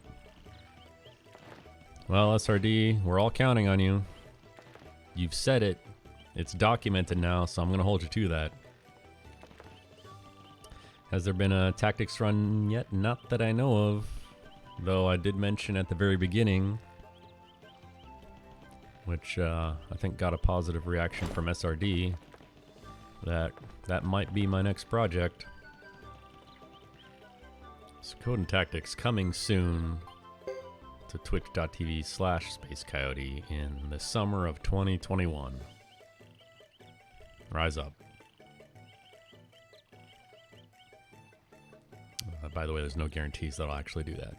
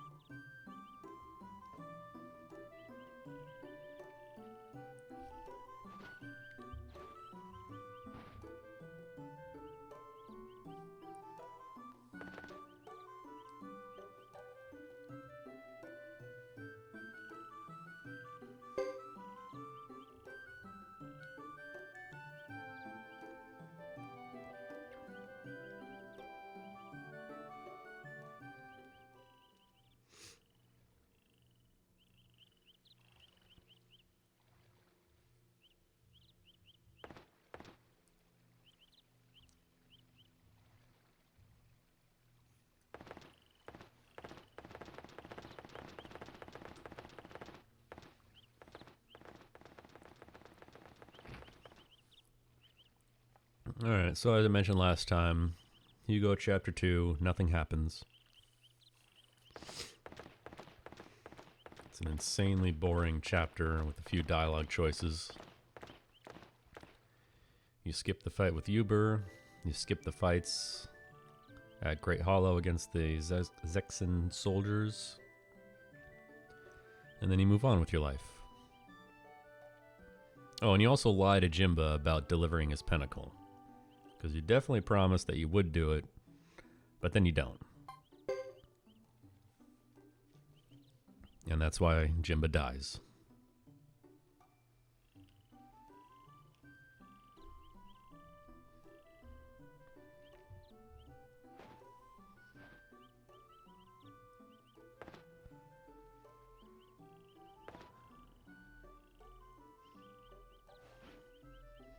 They did kind of shortchange you a bit on the Stars of Destiny in this one.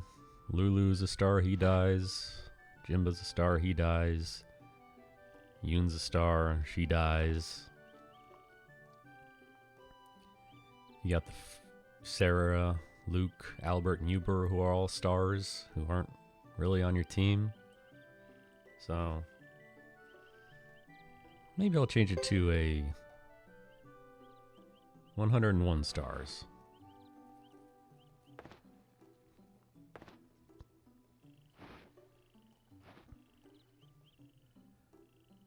Actually, I'll ask everyone a question now. Guess who the last star of Destiny is that I recruit? Not including the ones that you would normally get through a 108 story, which includes Sasari, Dios, Luke, Albert, Uber, Sarah, Duke and his team, Iku, Franz, and Ruby. Who's the last person I recruit besides those guys?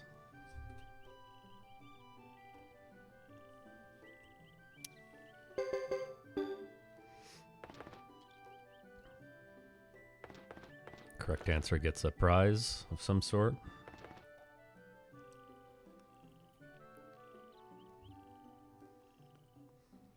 Alright, you know what? Fuck it. Correct answer gets a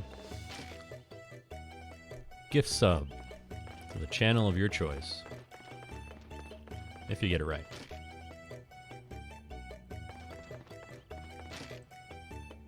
Feeling generous today. A lot of talking in chat. I appreciate it.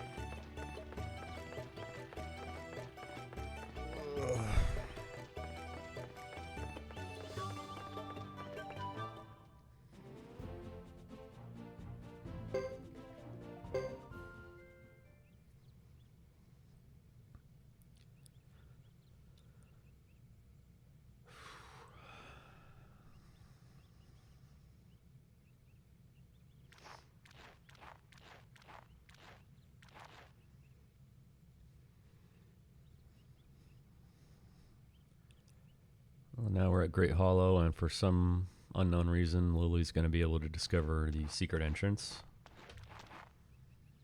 She must have some hot intel, inside info.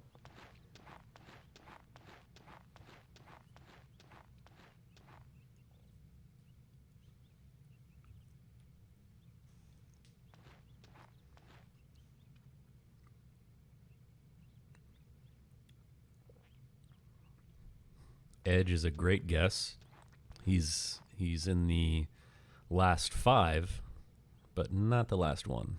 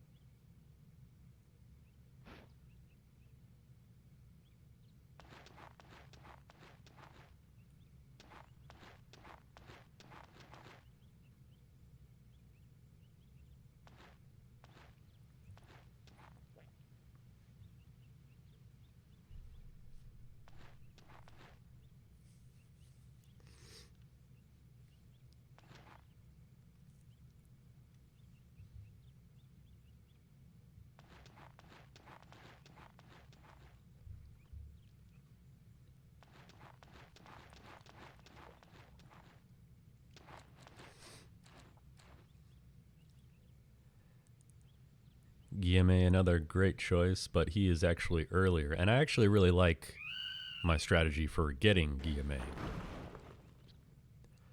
Unfortunately, it relies on you getting the Rose Brooch early.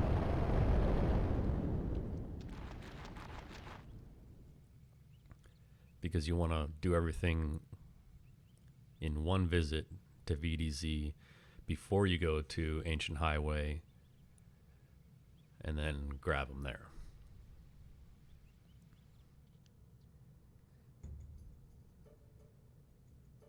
Kuroku, another great guess, SRD. You're on top of things. You're so close.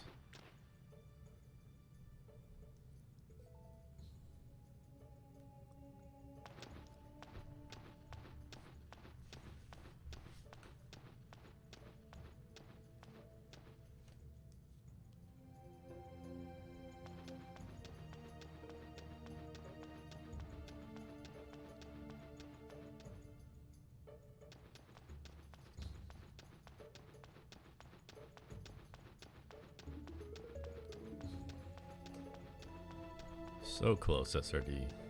Kuroku is second to last.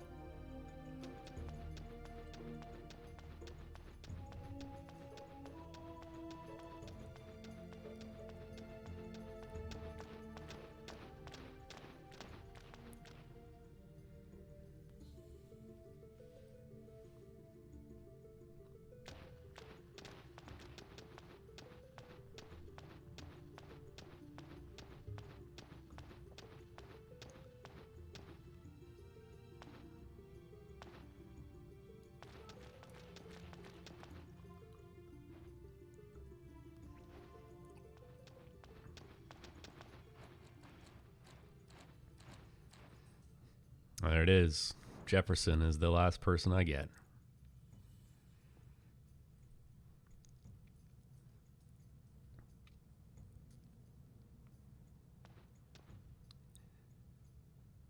Even though it took you 4 tries, I'm a man of my word. You can type in whoever's name you want. When this is over, I'll hook you up.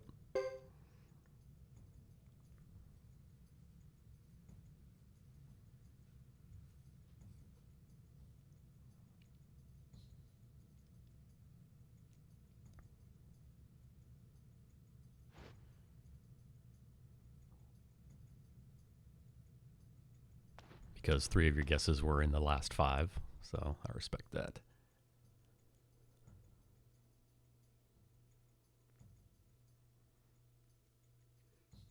And Guillemot would also be close to the end, although a bit earlier if you get the Rose Brooch early. In my route, anyway.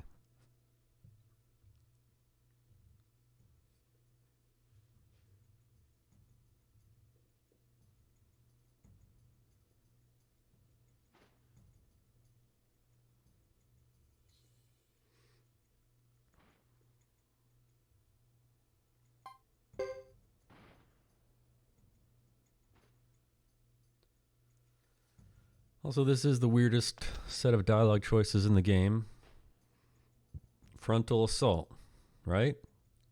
I agree. All right. Frontal assault. Hugo agrees. That means we're going to fight Uber, right?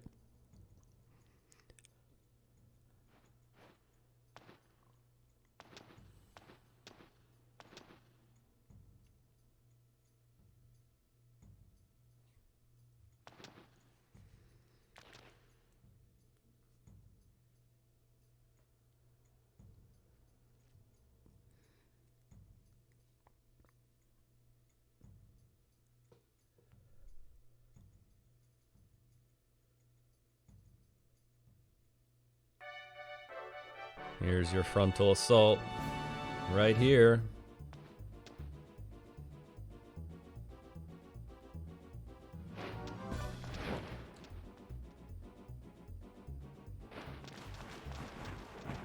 Nice. Nice frontal assault.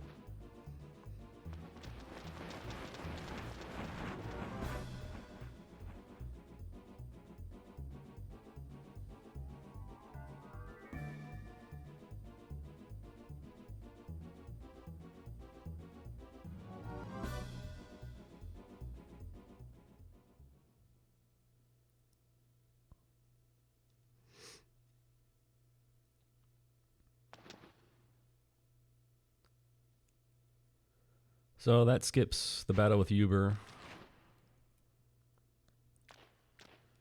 There's another dialogue choice we'll have here in a few seconds that you also need to be careful about. Option 2, to skip the battles.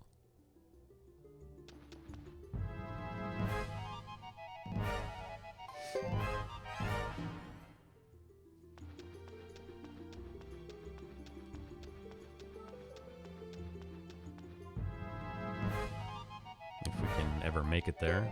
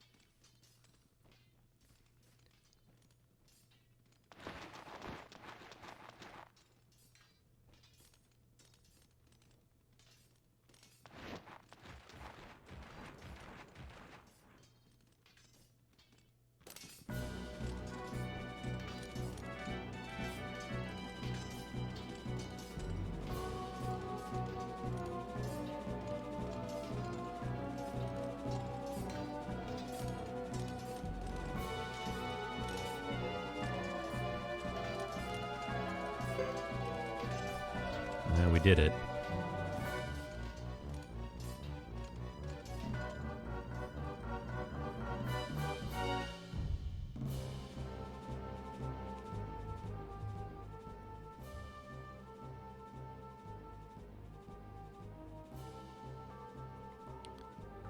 So again, Hugo 2 is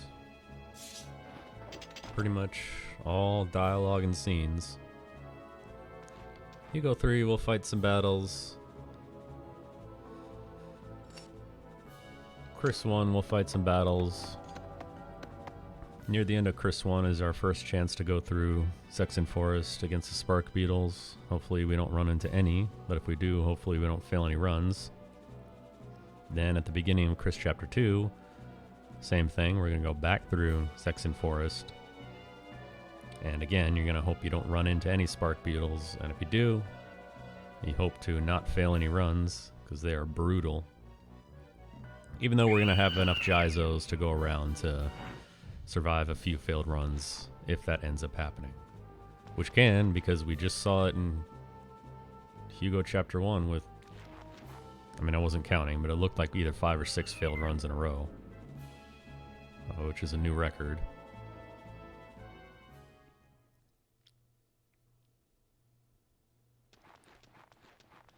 But then we're going to run into the war battle in Chris Chapter 2. And depending on how that goes, it's kind of hard to lose that battle with the strategy that I use, but you can always not get lucky and not have things go your way and lose a bunch of time. One of the few war battles in this game that has a huge variance in time, depending on what the enemy does. There's only so much you can control. You want to try and bait them in so you can surround them and then just shred them with cover support. But it doesn't always work that way. Same thing with the final war battle. You want Ewer to go down right to the right so he can get right up in your face and you can just kill him with lightning magic in one turn. But the chances of that aren't really high either. So we'll see how it goes. I said it before at the beginning of the last run I did with Hugo. There's so many bad things that can happen in a run of this game that I don't recommend resetting over one bad thing. Like even at the beginning of this run, the fake Chris fight in Ghetto Chapter 1, that didn't go very well. Not much I can do about it. She didn't cast Breath of Ice, which is fine. That's rare. But she didn't cast Kindness Rain either, which is good. But they just attacked for, I think, 3 or 4 rounds before they ended up killing me. So I could reset and get caught up in the infinite combo of Ghetto Chapter 1, and then reset if I have a bad magic stat, and then keep resetting. My advice, take what the game gives you. As long as you're still alive, just keep going.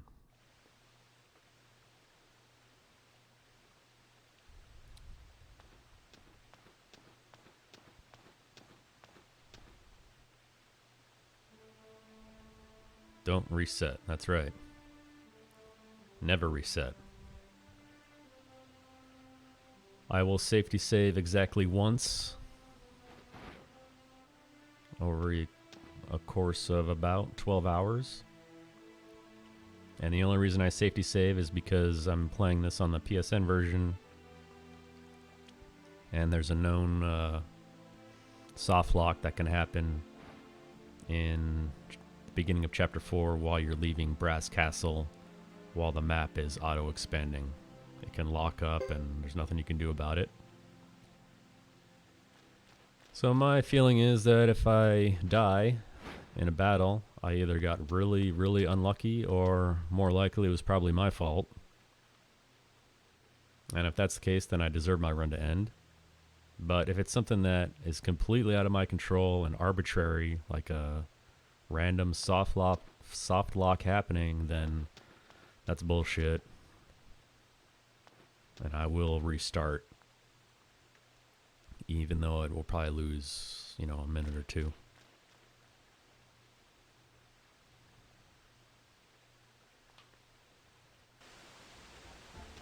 You're exactly right, Ghost Ribbon. That's how you learn. When I was practicing routing this game, something bad would happen, and I just said, screw that, I'm gonna keep going.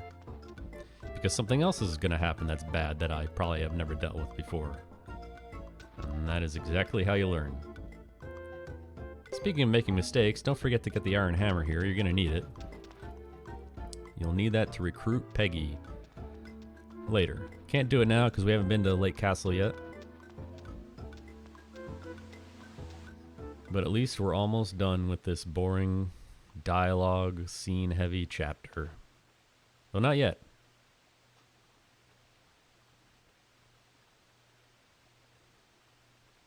Yeah, so anyway, don't reset. Just play it out.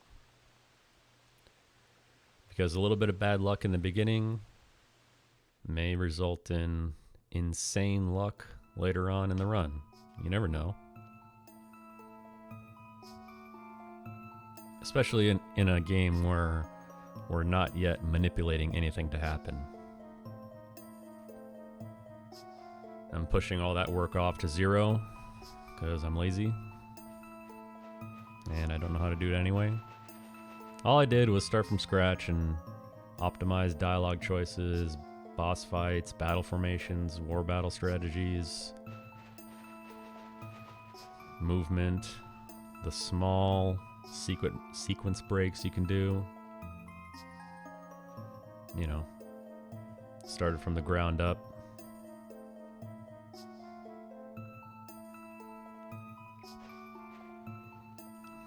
Another good point, funeral error. Most people don't have time to reset and do a 12-hour run.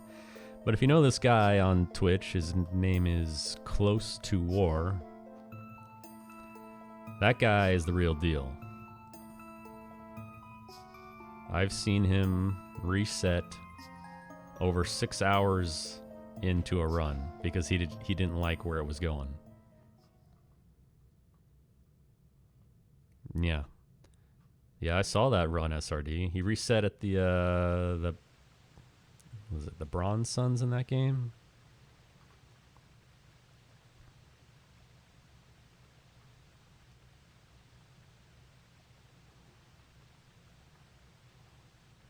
Closet of War. I mean, it might be. I don't know, actually. That's just how I read it. There's no capitalization there, so who's to say? Alright, so we triggered that scene, watched it, and now we're gonna trigger another scene.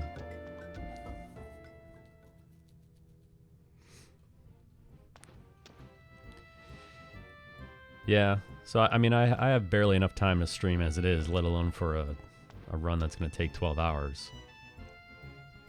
But he's hardcore, man. He'll do it every day.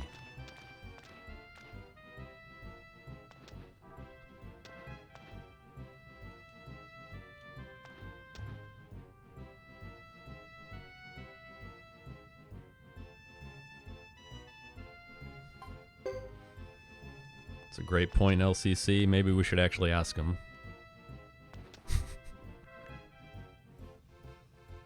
A closet full of war.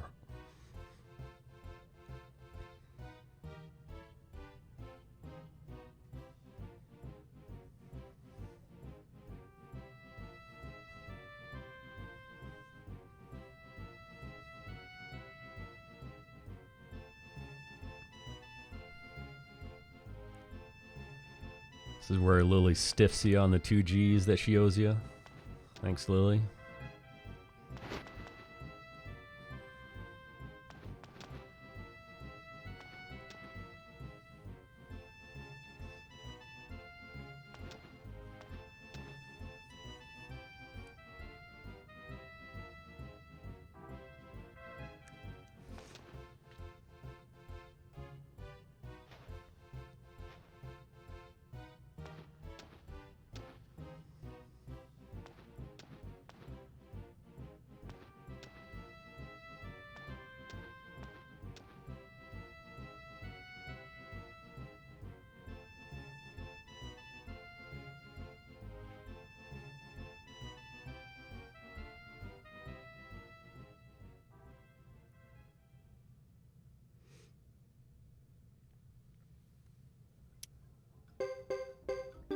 Alright.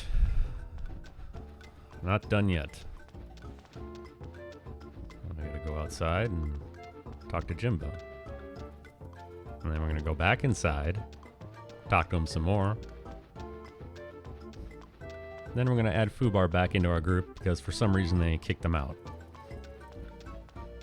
And I really do wonder why they did that. Welcome Ghost Ribbon officially.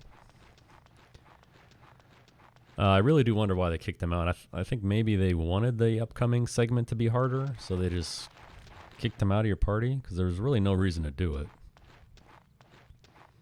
Though it's weird that they give you the option to put him back in. You just got to go talk to Anne. Anyway, another rookie mistake would be to go through this segment and forget to put Fubar back in your party and then leave. Make things much harder on yourself.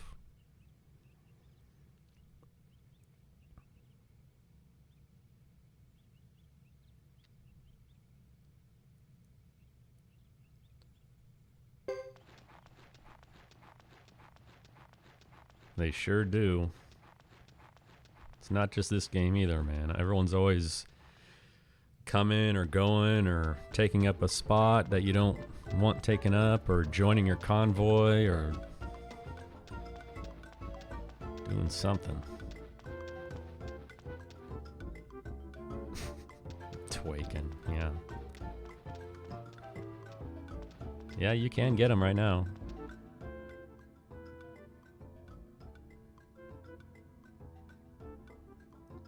Alright, more dialogue.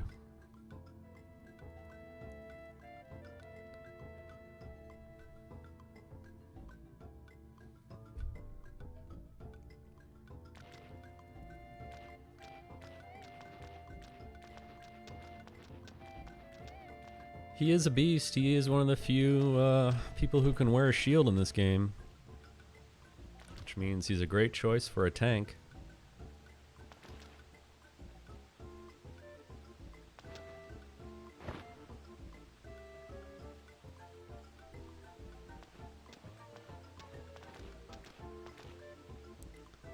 Lucia is a cool character. I like her more in 2, personally. Sergeant Joe's Hugo's dad. SRD can talk your ear off about who Hugo's dad is. He's got all sorts of theories. What's the latest one? Was it Necklord is his father or something like that? What are you saying? Hugo.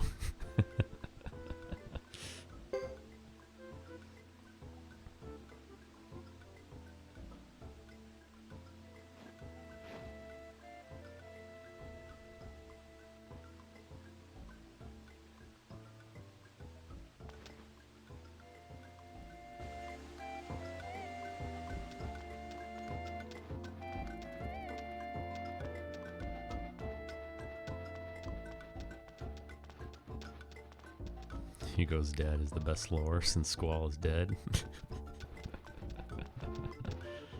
Unsolved mysteries, man. We may never know the answer. Alright, so we go back here, talk to Anne, put Fubar back in.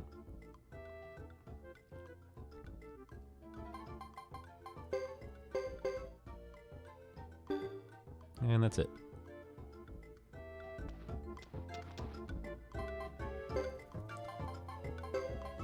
SRD, do I need to change my settings or something? I don't know. I see the asterisks come up a lot. I don't know what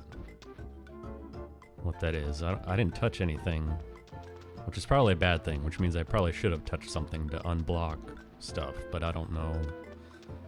I don't know what I'm doing wrong. Maybe I'm not doing anything wrong. I don't know. I don't know anything.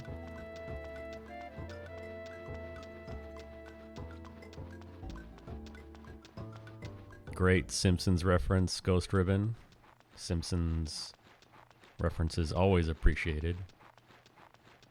Seasons 1 to 9 only, though.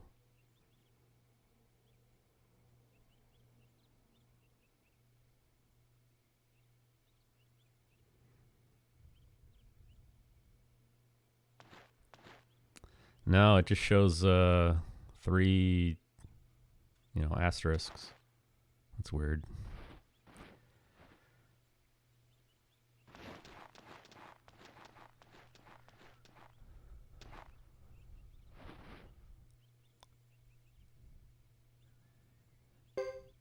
Yeah, season 8 was the last one where you could really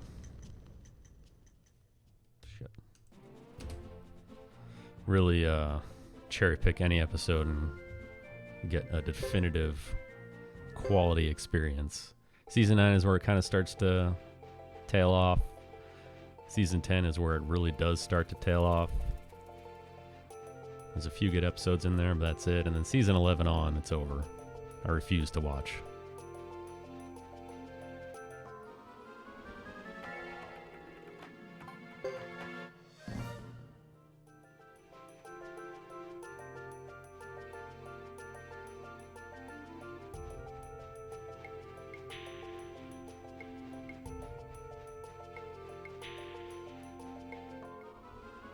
$19.99, that sounds right.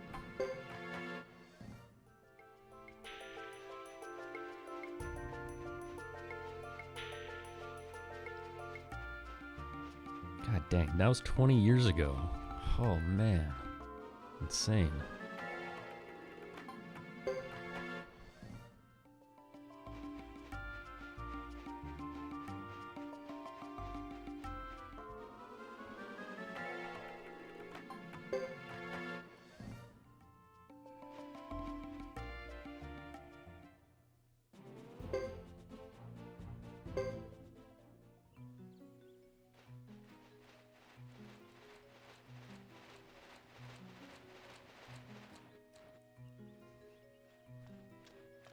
That's very depressing.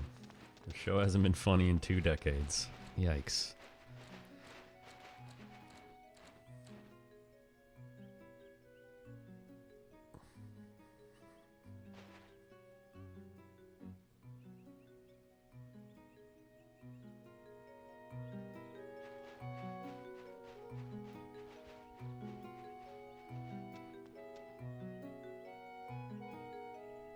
Yeah, I mean, I don't even... I mean, to be fair, I haven't even given it a chance in 20 years, you know? It just started going downhill, and I'm like, I'm out. This show is no longer funny to me. Yeah, didn't one of them recently pass away? I think the voice of Martin, whoever did that, died like maybe a month or 2 ago. That's crazy.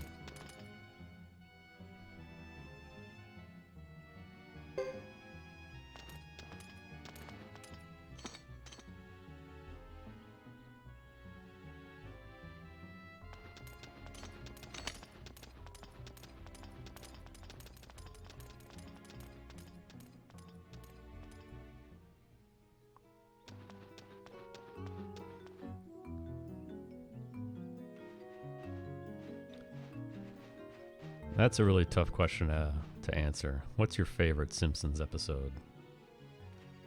I don't know. I'd have to think about that for a long time.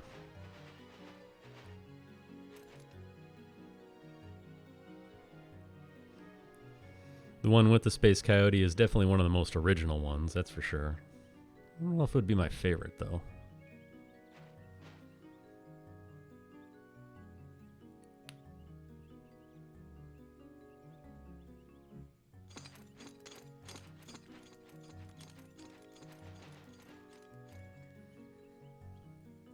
Treehouse of Horrors are always a solid pick.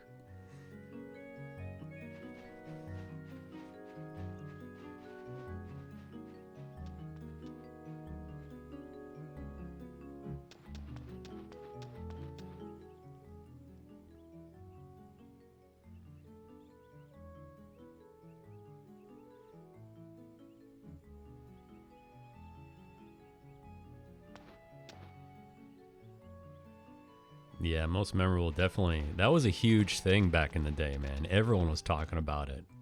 That cliffhanger.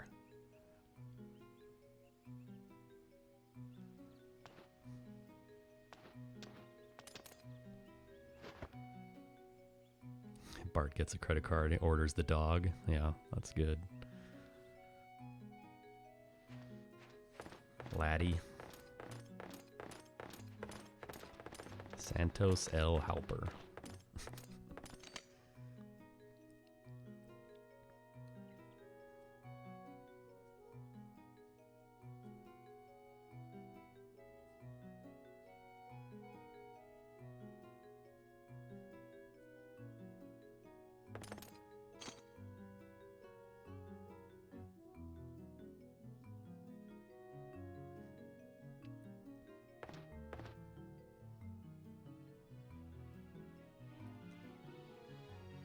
Wow, that's a great trivia question, actually. What's the name of that game?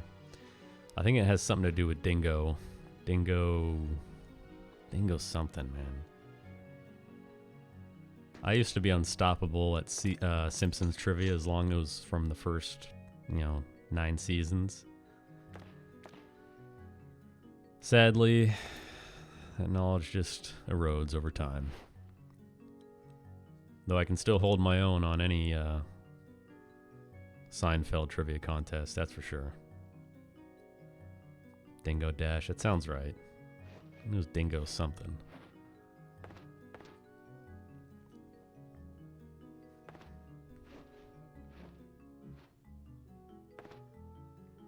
Suikoden 3 speedruns are a lot more fun when people are talking in the chat.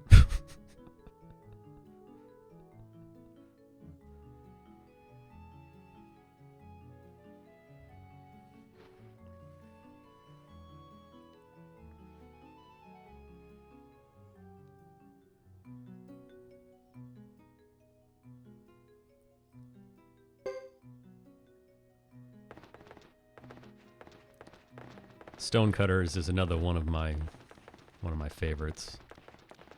I love that one.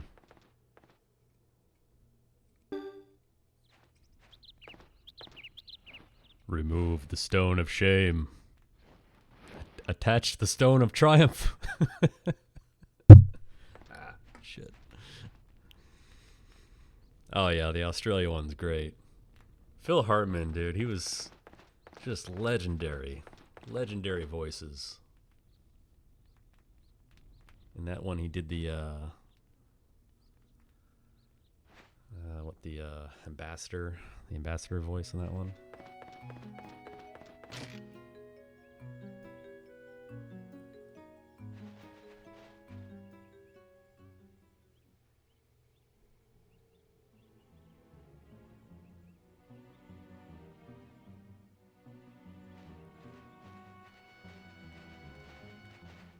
$900 dues. You call that a knife? This is a knife. It's not a knife, it's a spoon. Alright, you win. I see you've played Knifey Spoony before.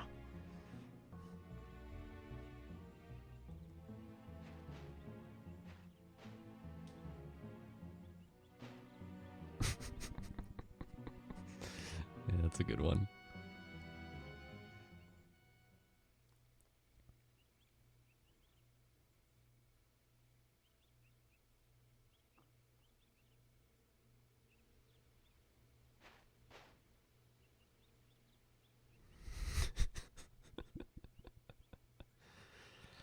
Oh man, that show used to be so funny.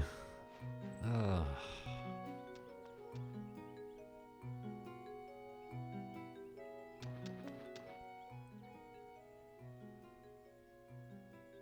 What happened?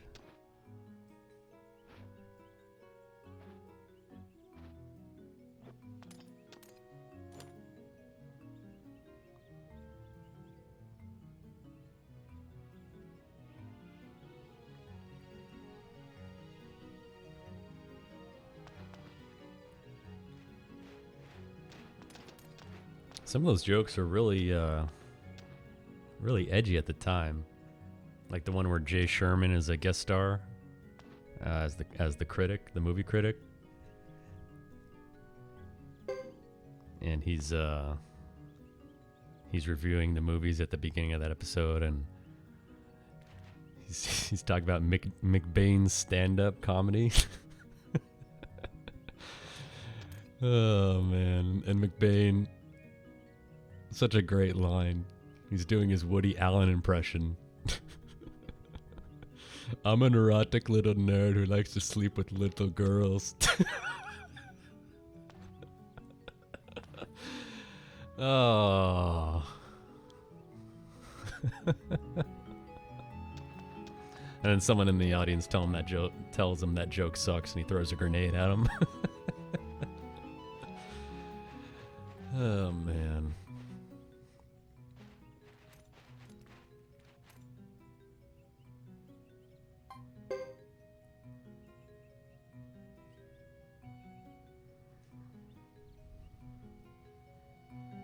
Oh, definitely. Simpsons merch.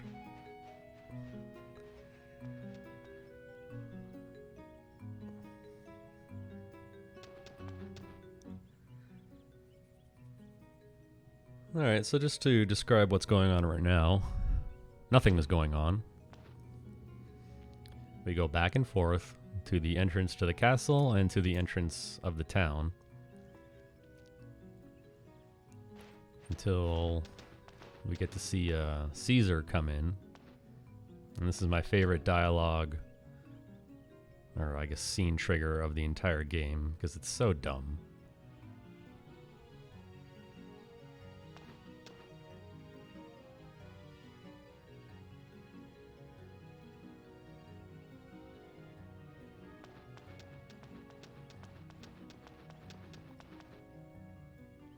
Caesar and Apple. So what's going to happen right now is this scene is going to end, and then you're free to do whatever you want. Now, if you're playing this casually, you'd probably say to yourself, well, what am I going to do now? Or what do I have to do next? And you walk around, you probably go to every room in the entire castle. Maybe you go down to the yard, go visit all the empty spots where nothing's built yet.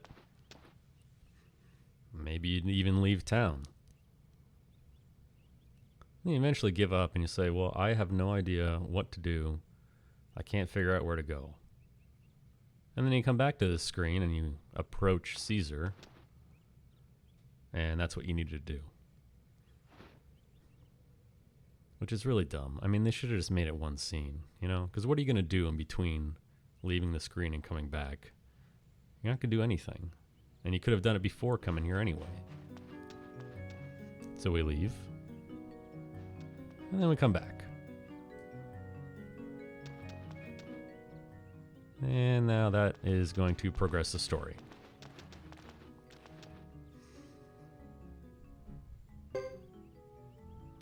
I mean, that's just... I don't know. It's not unique to this game, though. Other Suikoden games do the same thing. They make you go back to the same location twice. Very odd design choice. Whatever. Grassland grass. Yeah, I think Caesar's all on that grassland grass. Look at his character portrait.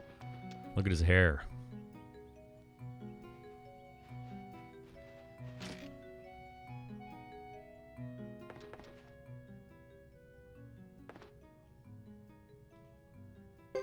Go to war room.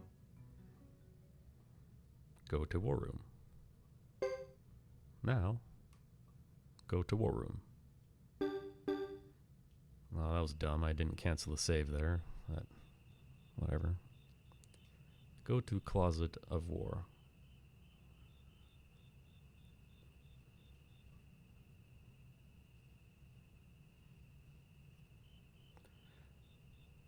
I definitely understand, given the way he does his runs, where he'll reset 6 hours in. I understand his low-key demeanor. He's got to have that, he's got to save up every ounce of energy for staying awake for 24 hours. Crazy.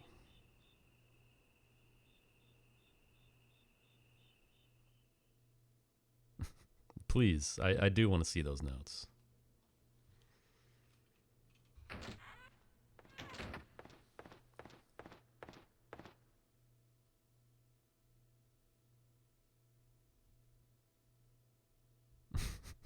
I believe it.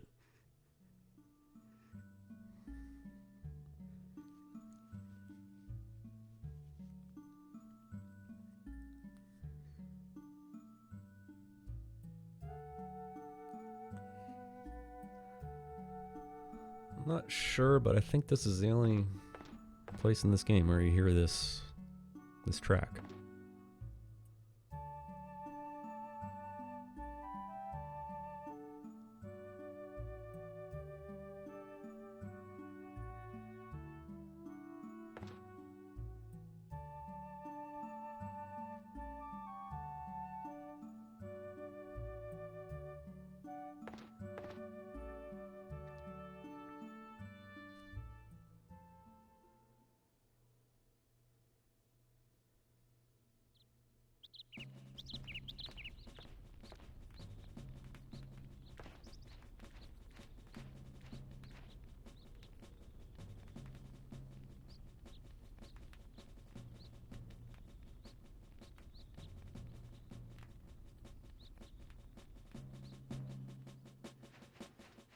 Dude, I lowered my bitrate and I've already smashed my previous total for dropped frames that I did in my last run. Hope it's not affecting it negatively too much. I don't know. I don't get it.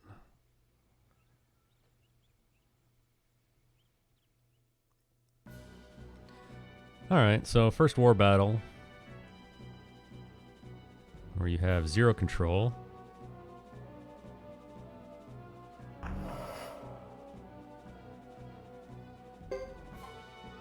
Because it's going to auto do everything for you, and nothing is going to happen.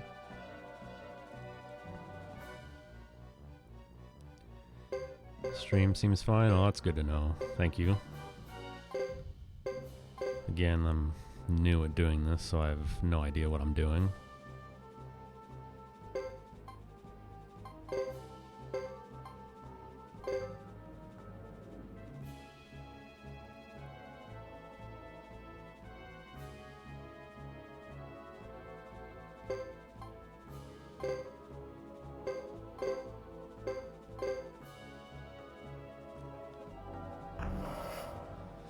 And the war battle's over. Did a lot, accomplished a lot.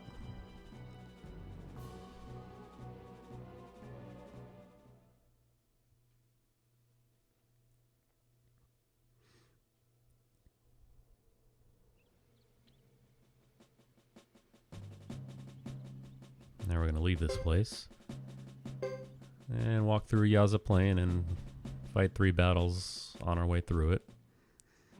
All are going to be auto battle because we put Fubar back in, which means these battles are free. Now on this screen, in a 108 run, since you recruited Kathy, assuming you did it correctly and didn't mess up counting her horses, you can see off to the far left, you would see Kenji exercising. So since you're going through here anyway, this is where I would get Kenji as well. Plenty of other opportunities to do it. You'll be walking through Yaza Plain a bunch of times, but since he's right here, I just tend to get him right now. But again, that's in a 108 run, not this run. Nice miss.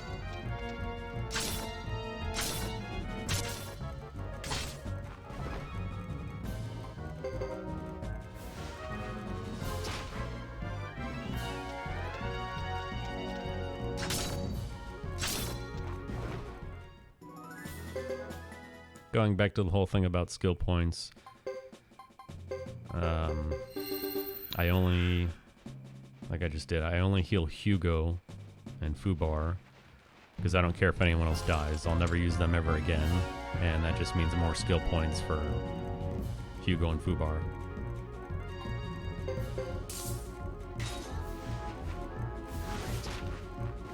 Skill points are very important to a few certain people. You don't want to say that they're insanely important overall, because they're not. It's only for a select handful of characters that they are important.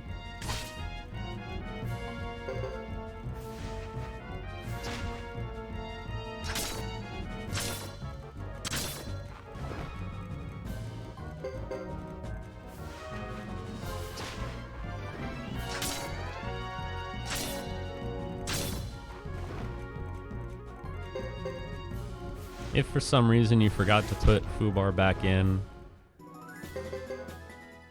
you would use Wind of Sleep with Hugo and do it that way, just like we did in Hugo's Chapter 1 in BDZ. But that's slow.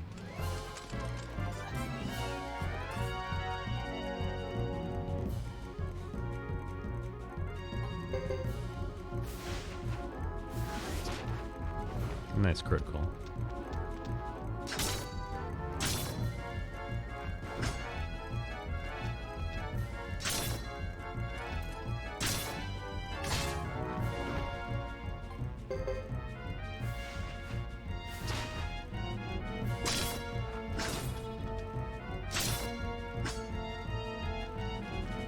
Come on, Joe. Nope, not enough.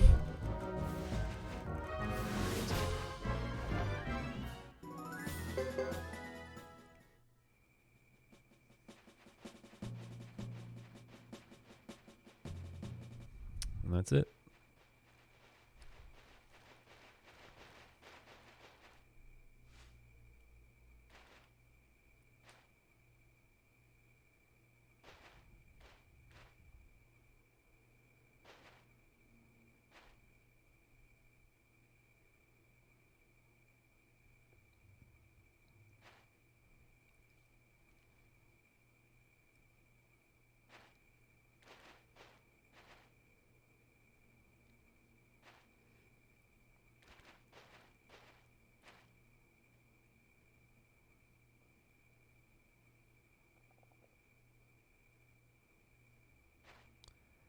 Again, for anyone new, I'll be doing Suikoden 3 runs for each Flame Champion. I did one for Hugo last week, doing one today, and I should have time to do one this coming Saturday. And then after that, I'll do a 108 run. And, you know, maybe some bonus content after that, but that's pretty much all I got planned. Then I'll start a new project. Oh, good.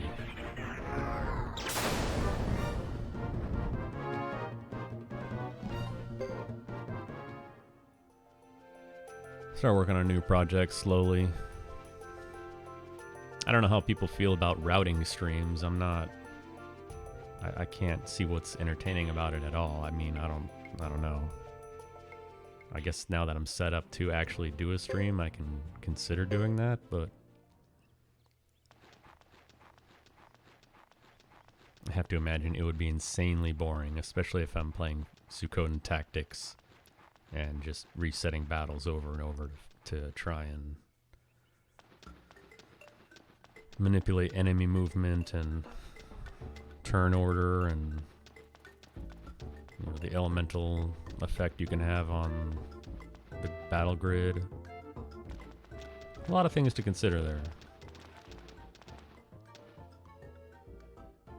And I also might just not do Suikoden Tactics entirely. I haven't decided yet. But like I said, I tend to gravitate towards stuff that hasn't been done before, so we'll see. If I do decide to do that, it's not going to be done for a long time, because after this is done, it's back to Samurai Showdown, training for EVO 2020, only to find out that when they announce the lineup in January that it's not even going to be a main game. That'll be awesome.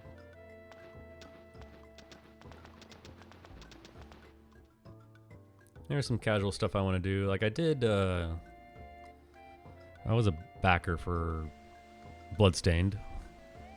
So that's been sitting on my desk unopened for, geez, probably over a month now, right? That drop end of June? Figure I should play it since I, you know, put in the money to back it. Looks cool. I try to avoid watching anyone play it because I don't want to spoil anything, but it does look fun.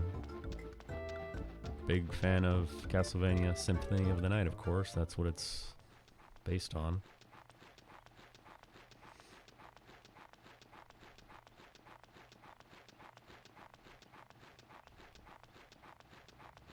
I won't be able to stream that though, because for that to happen I would need to get a whole new capture setup, and I already spent so much time and effort. And again, coming from someone who knows nothing about computers, to get this all set up, and it's attached to my PlayStation 3, and I don't think that this setup would work with a PlayStation 4. So I'd have to get a new setup, and I don't, to be honest, I don't really feel like doing that. Can confirm it is really fun, that's good. I don't see many people saying anything bad about it. I guess the length, it's not that long of a game, but, well, you know.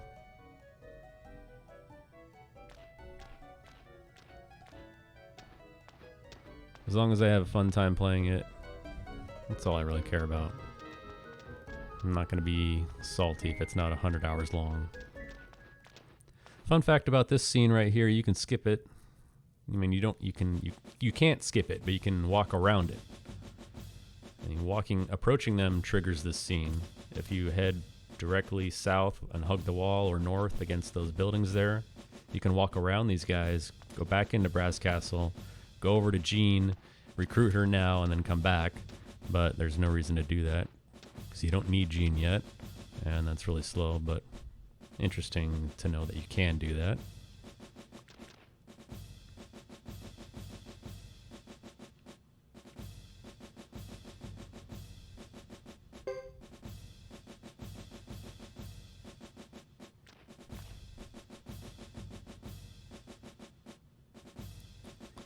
Spoiler territory. Yeah, thank you for not spoiling it.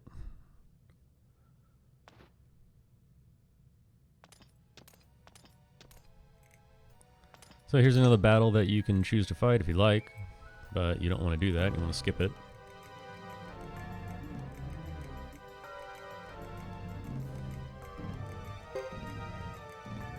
The rare time where the option to run is the top choice, so you can just kind of mash through. Most of the times when you're trying to skip a battle, it's always choice 2 or 3. Not this time, though.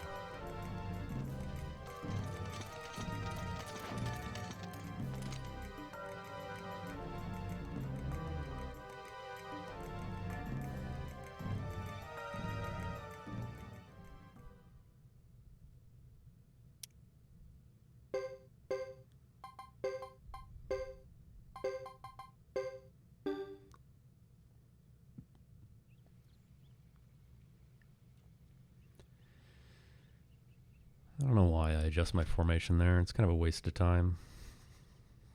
It's not going to change anything. Take that out of my notes.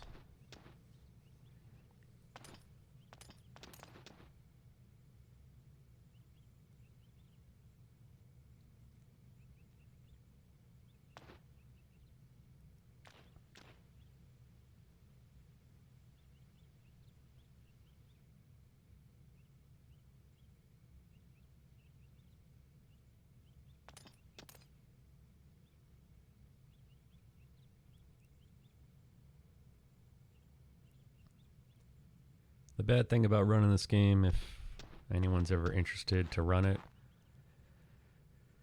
is kind of what I've already mentioned. It's just a grind, you know. It's one thing if it's a grind, but it's interesting. But if you've played this game before, you know the story. And when you're speedrunning it,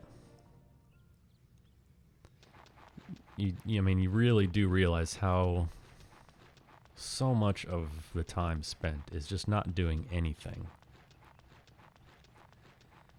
And the story is kind of repeated through each character's chapters.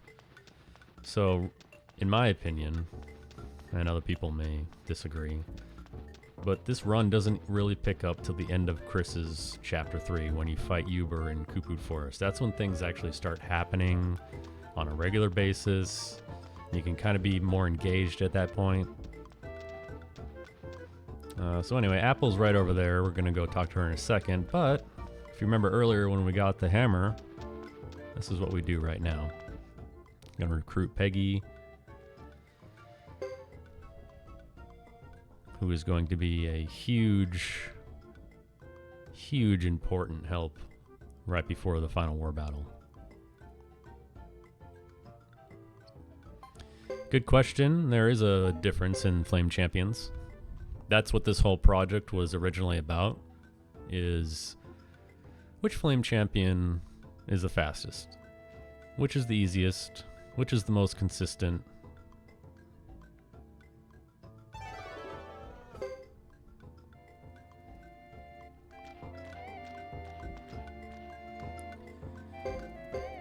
As it turns out, the Flame Champion choices they do have a significant impact.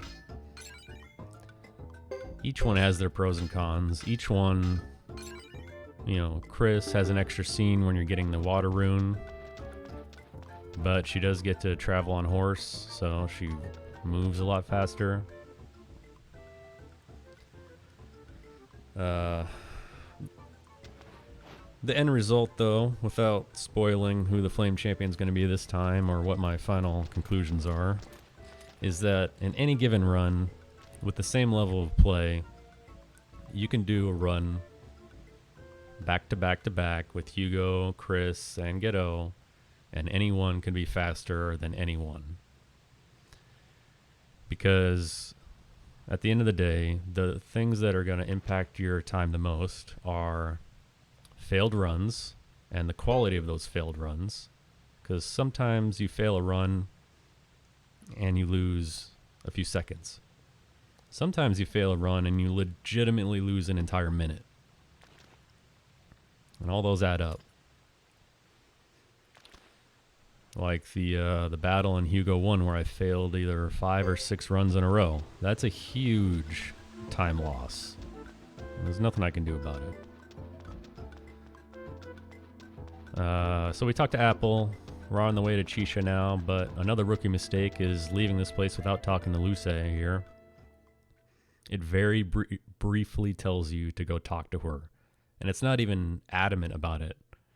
The dialogue is something like, well, we should go inform Luce, which you legitimately have to do to progress the story. Because if you leave without talking to her, you're never going to make it to Chisha. And if you forget, you got to go walk all the way back in here. Anyway, back to the question. Failed runs are going to be a huge impact.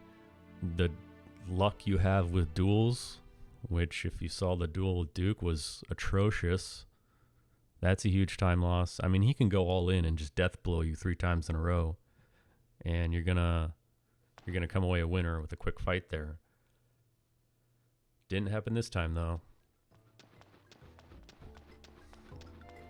Boss luck is always a factor. I mean, if you're in an opportunity to take out a boss, but he interrupts your chanting and stops your chant, and you got to kind of reset your strategy and do it again, that's a huge time loss.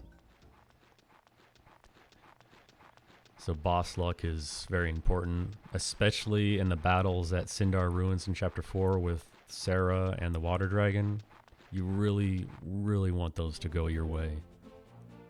Not only to save time, but to also not die. Now, what I do is actually really, it's for consistency, because when I do this, I want to make sure I finish a run. So sometimes I do things that are slow, that I know are slow, that I could improve upon, but that would also be a lot riskier. And in Chapter 4, I do waste a significant amount of time getting Vicky early. And you do that because you want to be able to teleport, and you want someone who has Pale Gate, a possibility to attach a Pale Gate rune, which not everyone has. It's a 4-head slot. And Vicky doesn't even have her head slot open at the level that you recruit her, which means you have to go get little Vicky. which does have that slot open due to the level that she joins at. So you spend all that time getting Little Vicky so you can get the Pale Gate rune and use Open Gate to take out those 2 battles in a insanely quick amount of time as opposed to a normal strat. It's still slow though, but when you're fighting the water dragon and you got 6 of those icicle things raining down on you, it's very easy to get tripped up and lose that battle. I mean, the water dragon was hard enough casually, you know, when you're playing this game the first time. But in a speedrun, you better come prepared because you will get just dusted off if you go in and things go wrong. So you may be wondering why I didn't go through Ancient Highway to go straight through and come right here. And the reason for that is if you go through the plains, Ummer Plains and Ummer Plains North, with the party setup you have the ability to let go all encounters, which means you have 0 chance for a failed run in those 3 screens. You can run into as many encounters as you want. You can let go all of them. Except for the area boss, but that's such a rare thing to encounter that, you know, I don't worry about it too much. If you go through the Ancient Highway though, it's very, very slightly faster to walk through the Ancient Highway because you're still walking through 3 screens of encounters. The problem is though, there's Copper Suns in there and you cannot let them go. So if you go through there and you fail a run, if you fail even 1 run, then it's slower than going through the plains.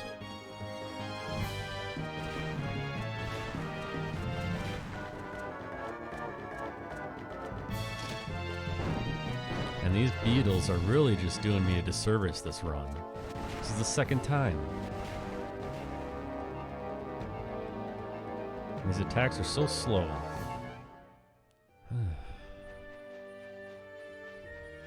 The first fight in the game, oh man, did you try and fight it? You probably died, I imagine.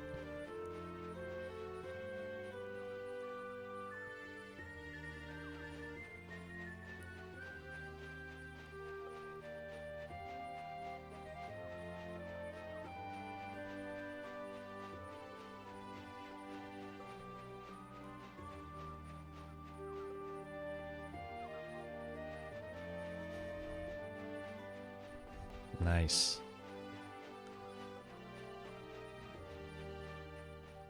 That would be an easy battle to lose. Not as bad as the dinosaur in Final Fantasy XII, though. I think everyone died to that. Alright, so I also forgot to mention that walking through a Kupud Forest right there, since you've been to Lake Castle, you do have the opportunity to pay attention and walk forward, to pick up Landis. And if you do, he'll be standing right there in the background, just looking real awkward and creepy. It's very, very rare that that happens, though. Alright, these battles are easy, you just auto-battle through them. And same strategy as any Yaza playing. I'm not going to heal. Or I will heal Hugo.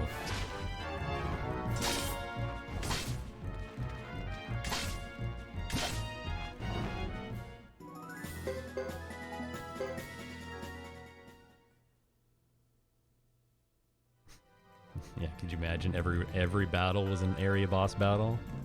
That would be tough.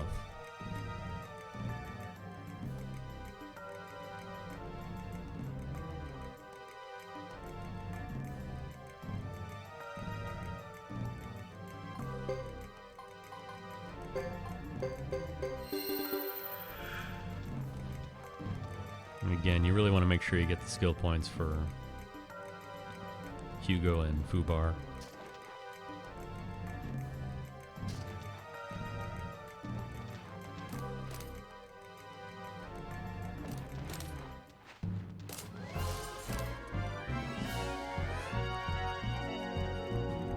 Second battle, more of the same.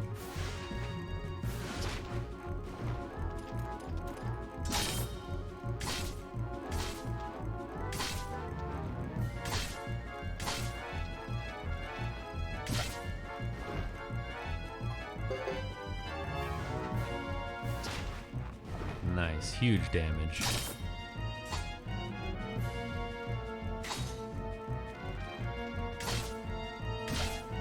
Everyone who played this casually probably very quickly figured out that mounting the units was just a great decision.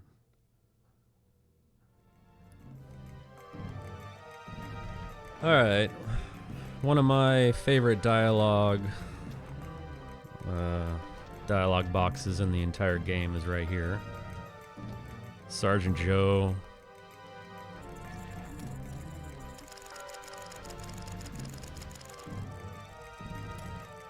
being real corny.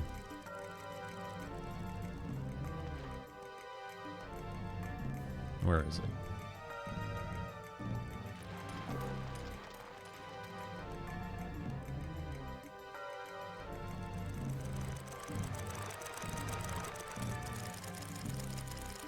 Permission to land denied. You tell him, Joe.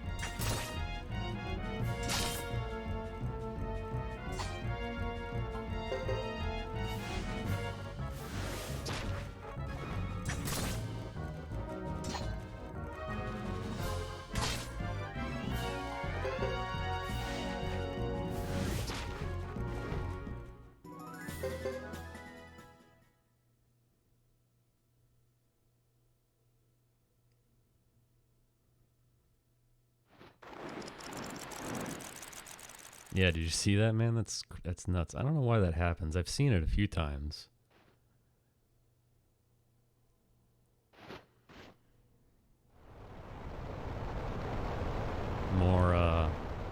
More great side effects of the PSN version, I can only assume. Teleporting Joe.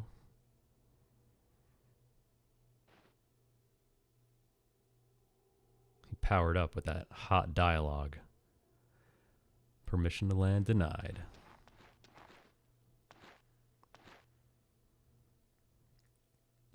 I can only imagine how a duck sounds saying that, you know? Too bad Suikoden 3 didn't have voice acting.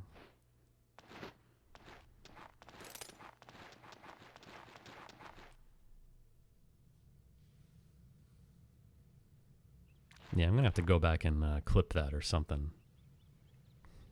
It's just so weird.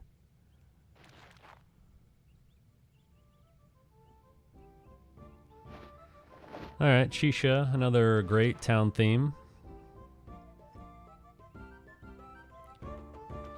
This game has a lot of good town themes. Yeah, I think you're right. Yeah, for that exact reason.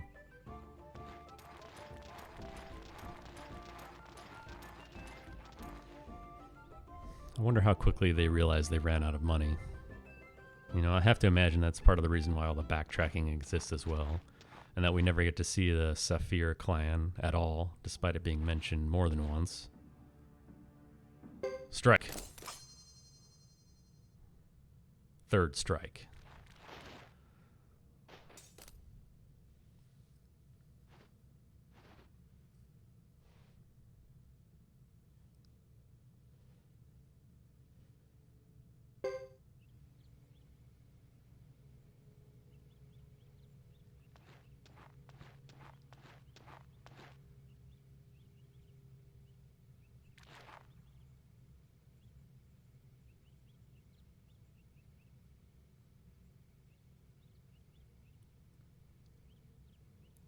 So coming up, we got a duel with Uber,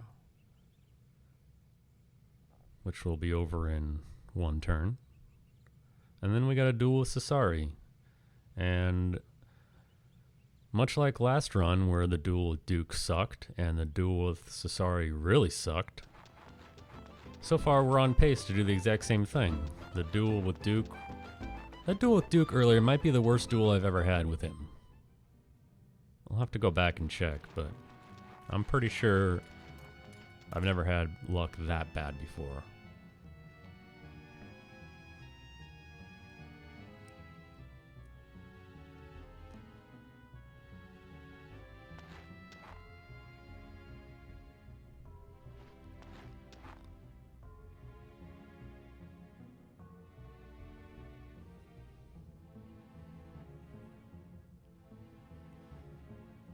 Sorry, Uber, she's not here.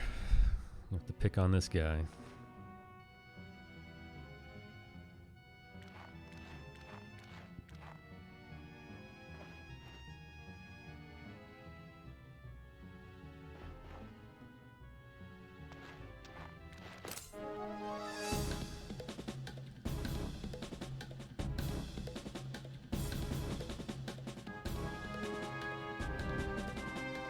Come on and attack me. Oh, we get a turn in this time. And we're dead.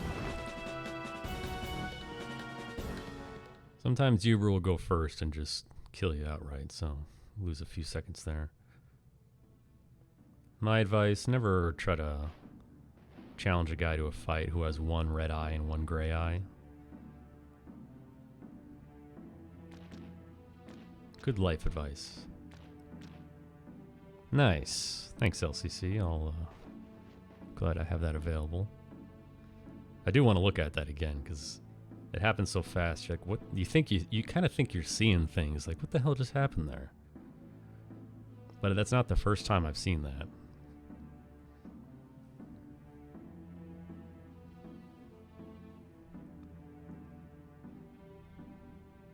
Related question, how do you clip stuff? I see, like, if I'm watching a stream it has a little clip icon, but then what do you have to like rewind and choose a starting and stopping point, I guess? Or do you have to stop watching the stream to do that? I don't know. I've never tried to clip anything before.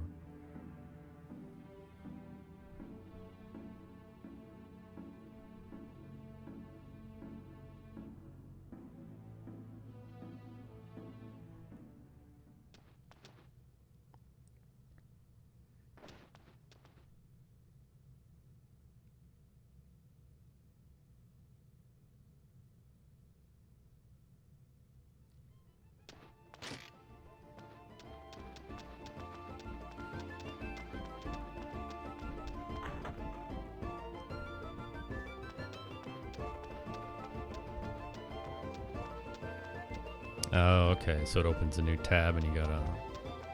So you kind of gotta do it as it happens, right? Alright, first we go... Dang it. I always check the defensive gear shop right there and hope that I have the Chief's hat available in the rare finds. Then I go over here and buy 5 Jizos that I'll need for the... Fire Dragon, a few extra just in case. Yeah, so the Chief's hat, it's not important. I just like getting it because Hugo does have a natural heavy damage skill rank, and you equip it to him, and it does help out a bit on the Fire Dragon fight. If you don't get it, it's okay because you can just steal it from Dupa later on, and it is really expensive. It's like 30 grand or something like that. But I should really know better by now that it's never really there. I've never had it be there if I'm at this point in the game at under 4 hours and 40 minutes. But I don't think that's an exact science. I still know that they're random, but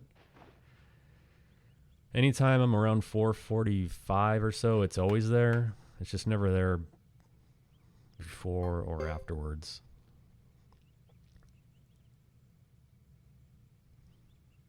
You can also do it from a VOD, but it's most commonly used during live streams. Oh, okay. Well, that's good to know.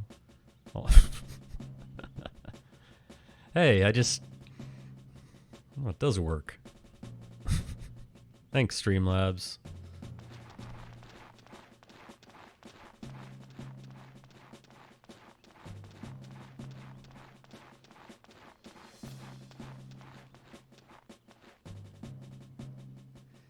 Alright, duel with Sasari.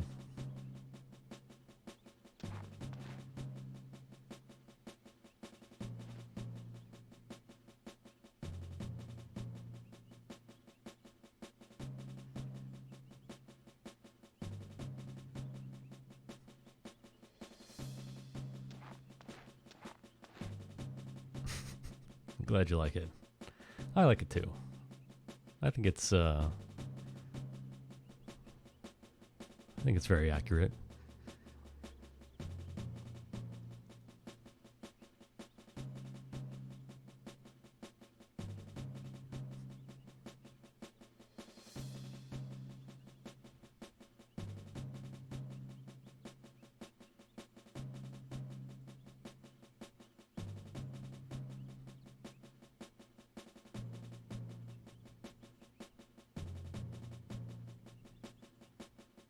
Nice, so he got it too. So maybe it's not a PSN exclusive. That's good to know, actually. Because I know Seaglance plays on the PlayStation 2. Interesting.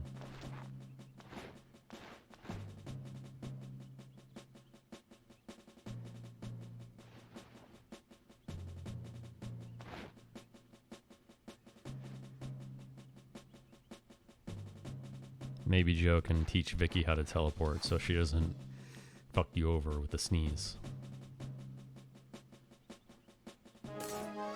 Alright, let's go. Come on. Don't do me dirty like you did last time. Defend yourself. Okay.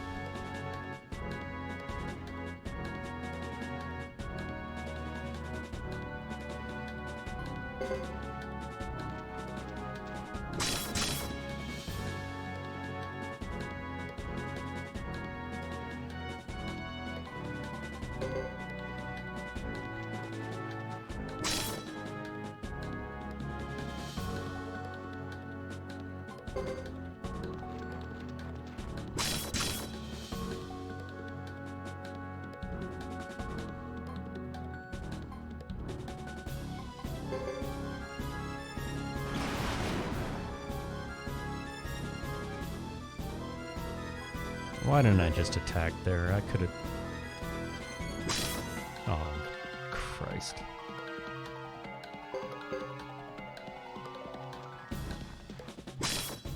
I should have done... That was my mistake. He had a low enough life to where I could have just death blowed him on that one and took him out. That was dumb. Now, sometimes you don't want to choose the optimal response if you have priority and you have the ability to take him out. My bad. Still, though, that was much better than last time where he defended 9 times in a row. Again, you do not have to win that duel. You can't lose it, but you don't have to win it. It can end in a draw, and it ends automatically after 10 turns. So a viable strategy is to just mash through defend 10 times in a row. That way you don't even have to look at your notes. Again, that was some pretty sloppy reaction time for me, I'll admit that.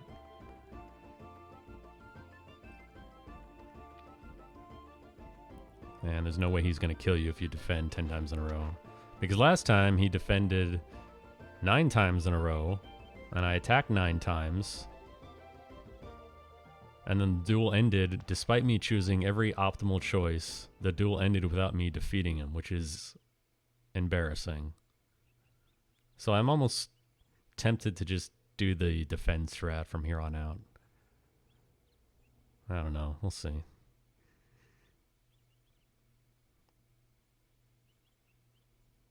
Yeah, it was okay. I messed up, though. I really should have Yeah, I'm reading my notes way too literally. I should have been able to recognize that I could have taken him out with that second to last turn and done it.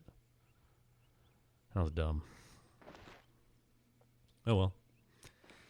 Still better than last time.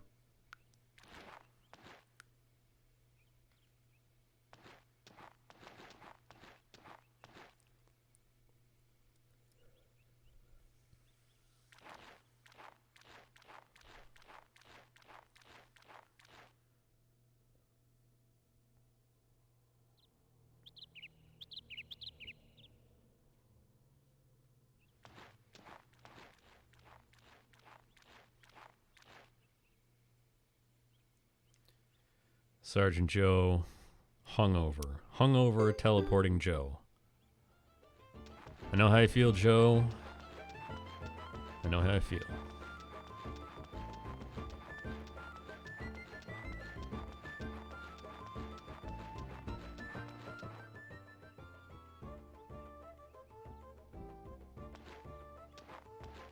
Alright, coming up at the end of the chapter here.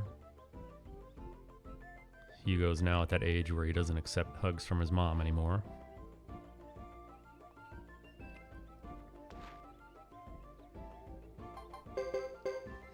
Again, I'm just going to load up my party here with a few people.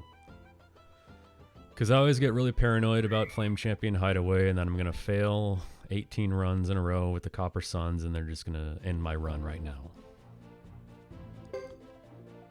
So again, I know it's not optimal, but in the interest of finishing a run, you know, I'll take the,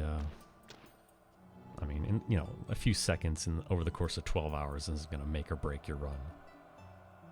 I mean, if this was Mega Man 2, you know, you just play risky because your shit's over in 30 minutes.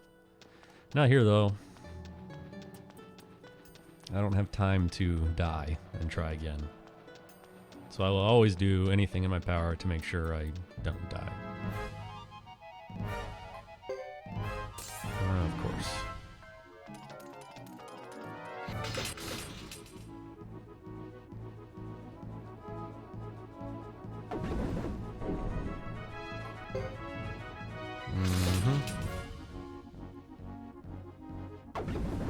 Watch out, that thing's getting angry.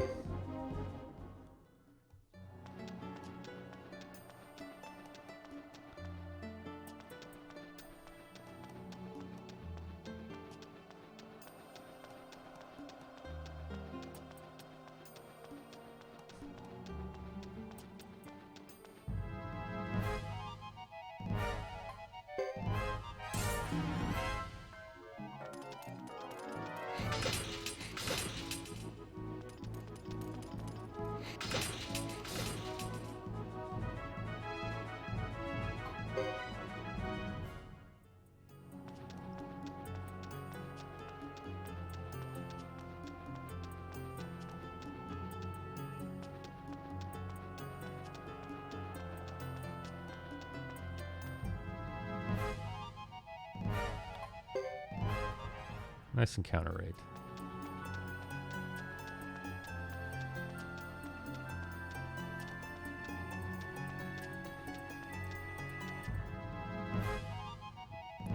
Come on.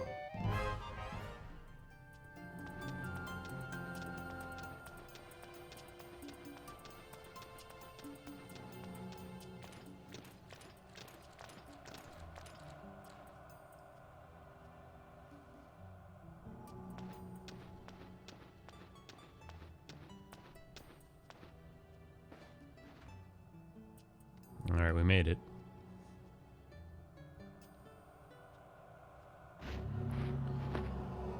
Upcoming bathroom break, and it couldn't have come at a better time.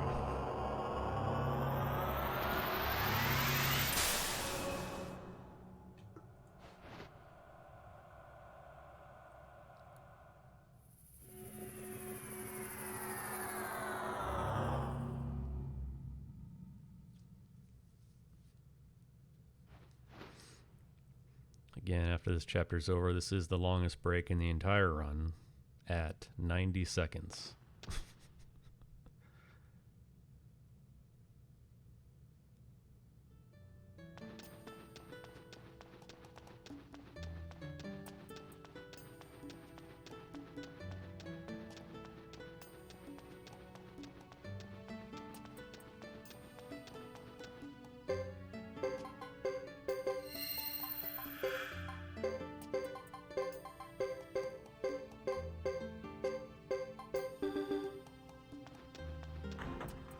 So always don't forget to heal.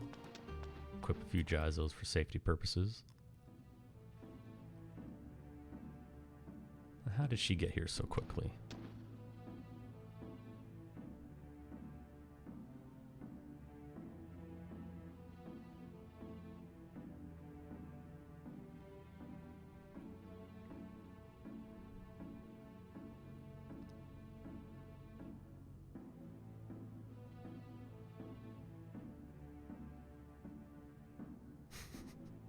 This is him, Claude.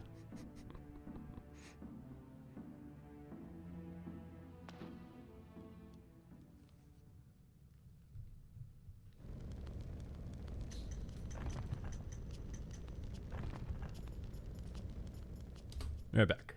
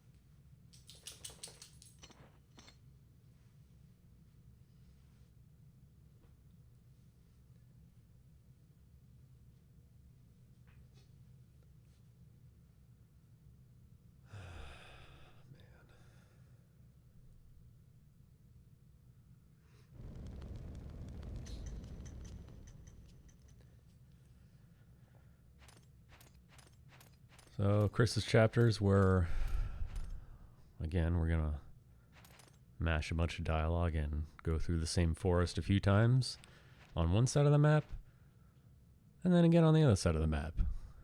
So if you like forests, Chris's chapters are for you.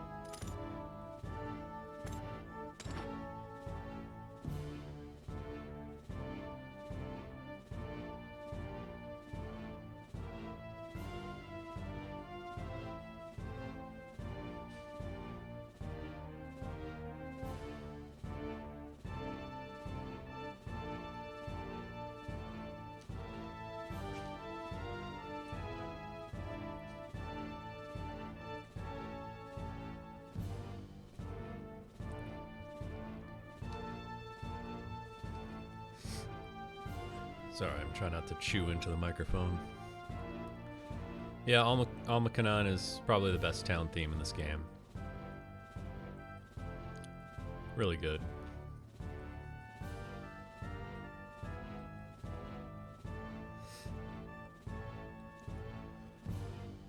Oh, man. We're not even halfway done yet.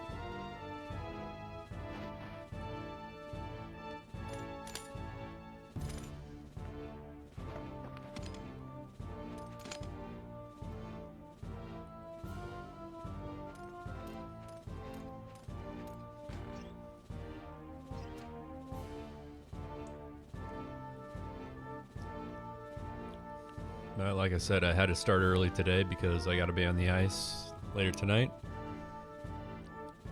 So as soon as this run is over and we get to the ending screen, I'm out. So if I'm abruptly end any conversation or anything like that, my apologies. But I gotta go. All right. So what's going to happen now is when we get control of Chris, we're going to be outside our house.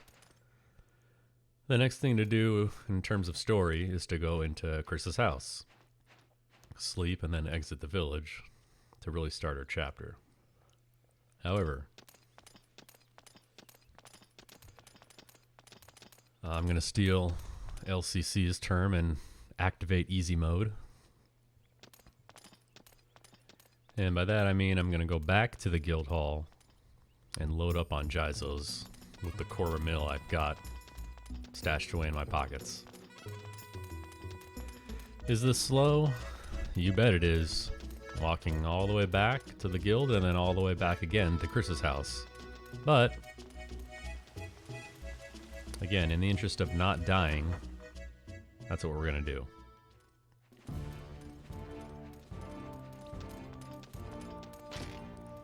And at the start of Chapter 2, you are automatically placed outside the guild hall. Or not the start, but when you leave the guild hall in Chapter 2, you'll be outside of it. Which is the ideal time to do this.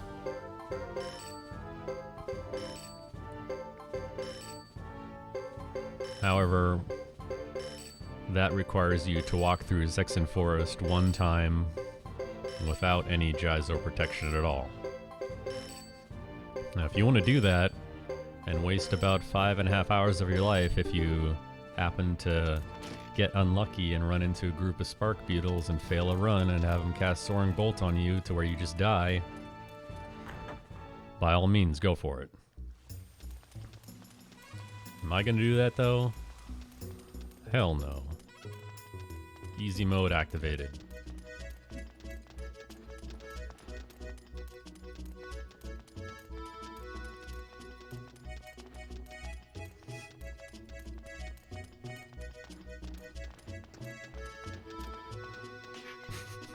Dang, SRD with that hot combo. Perfect.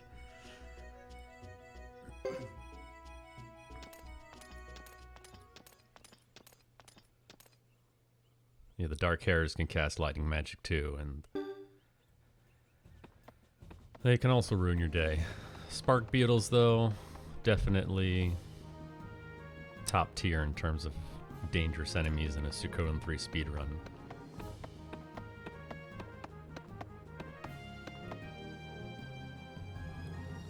The worst group you run into is a pack of 3 Spark Beetles.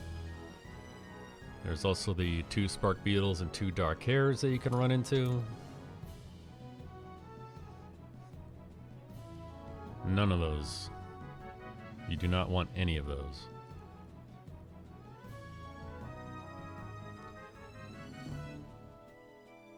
The good news is, though, most of the time it doesn't happen. I feel that Chris, in general, is better at running away than Ghetto's group is, for sure. But the second you assume that, guess what happens? You die. You come in here all cocky, thinking, yeah, I got this. Spark beetles, no problem. I'm not going to run into any, and if I do, I'm not going to fail any runs. Well, risky play, let me tell you.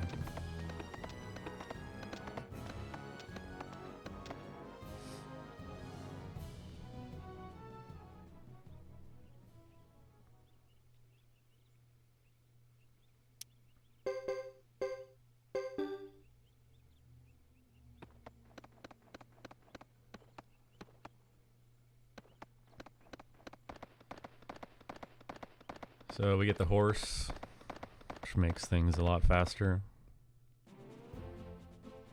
The only thing I don't like about the horse is the startup animation. Just takes a few seconds to get going there. Because if you run into a shrub at the edge of the woods here, your horse is going to get all pissed off and stop, and you're going to start over again.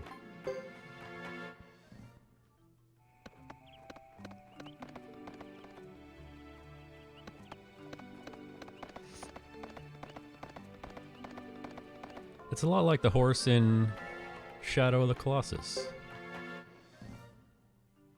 Very finicky.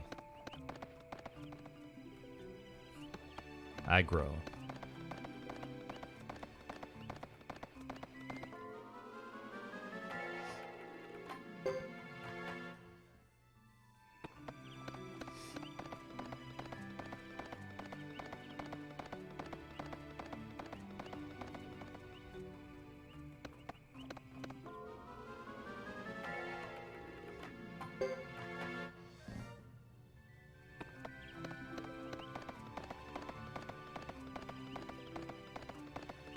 It's another game I'm interested in doing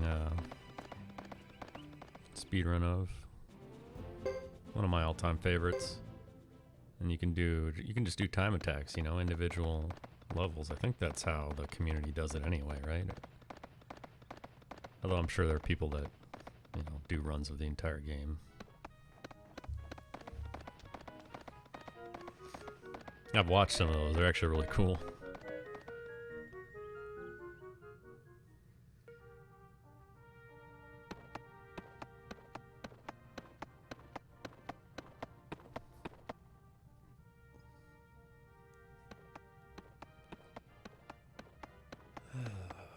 See this scene again.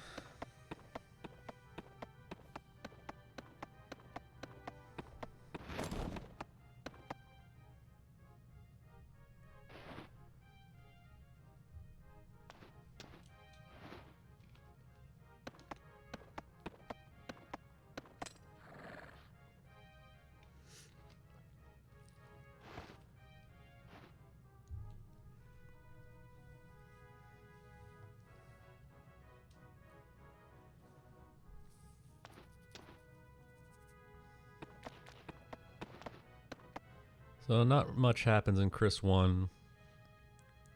You do get to do the first actual war battle of the game, which isn't that intense. You really just kill one unit and escape. But it's a lot better than doing nothing and just watching auto battle for 2 turns. And then you get to watch Lulu die again. Another free 50-second break.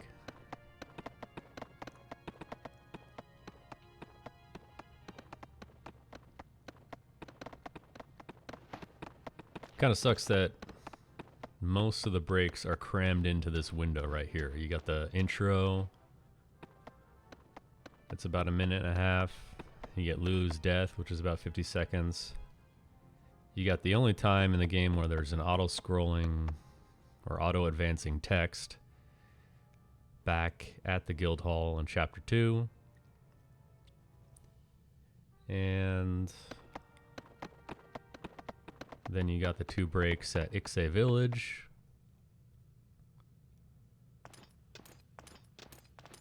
And then that's really it. I mean, you get a small break before the Fire Dragon fight, but it's only like 40 seconds. And then you get a really small break after the Seraph fight at Sindar Ruins while you're watching the scene with the water rune going out of control and freezing everything. But that's only like 30 seconds.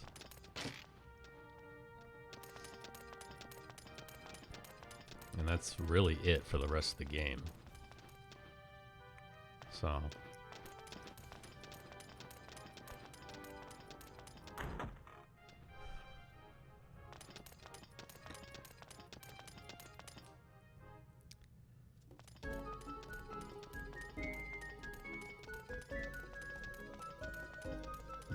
No shops are open right now while this scene is up and needing to be triggered.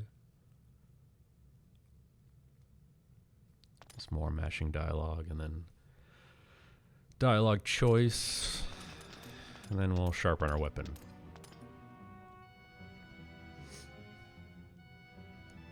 Which I should really consider doing in Ghetto's chapter, because that Duke duel is a real bummer. And it only takes, I don't know, 20 seconds to sharpen his weapon, because you're right here. All you gotta do is just walk up and talk to the guy in chapter 3. And really rethink that.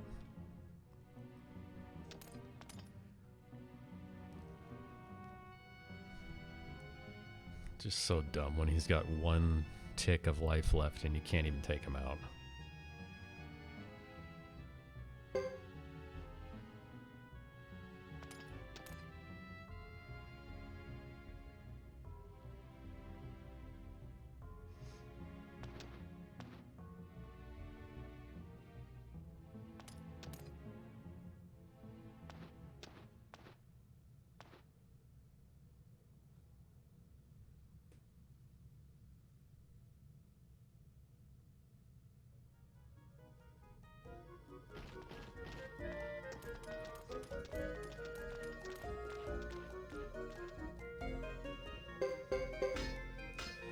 First level is more important. You see that big plus 23. That's pretty much standard though. Suikoden games, when your weapon changes its name, it usually gets the biggest boost in attack power.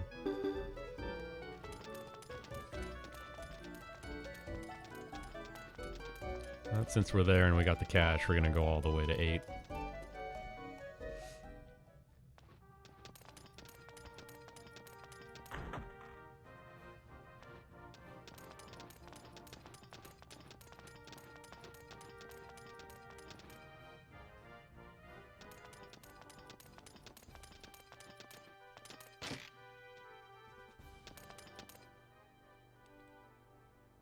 Once again, look at Lewis's character model and see how disproportionate the size of his gigantic eyes are to the rest of his face.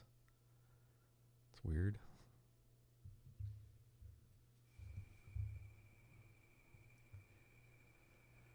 Alright, so here we are at the summit meeting.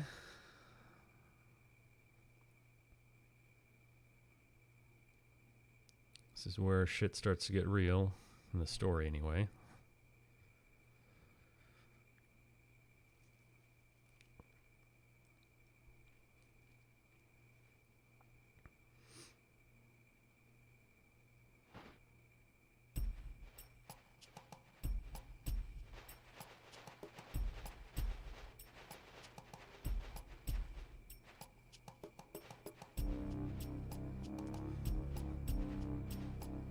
Yeah, that's true. I know exactly who you're talking about too. In the port city, right? When you go fight the pirates.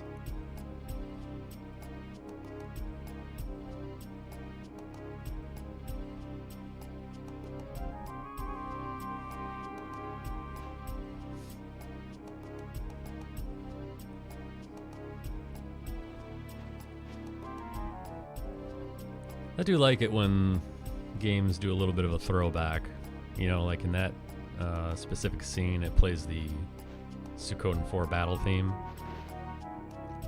a better version of it, I think. Same with Suikoden 2 when you're going to Gregminster, it plays a remixed battle of the track from 1. I like that one as well.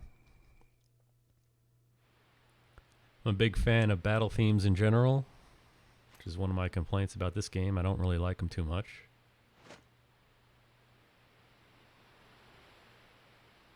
kind of a weak point in my opinion. There's one good battle theme, and it's the one that's usually used for duels.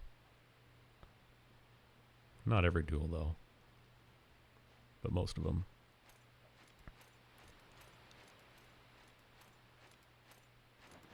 Yeah, Greg Minster new theme is fantastic.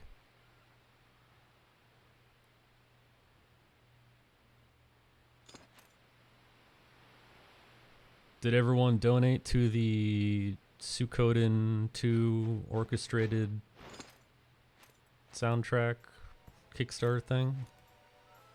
I did. Got my CDs in the mail. Got the digital FLAC files. That was pretty cool.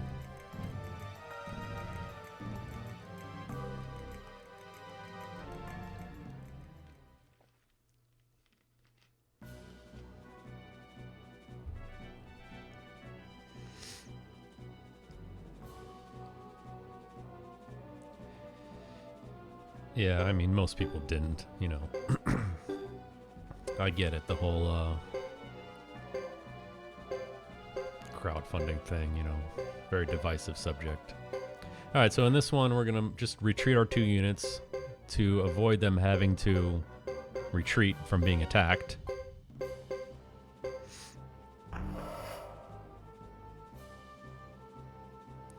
Yeah, Funeral Era was a Kickstarter thing, and they did it for Suikoden 2.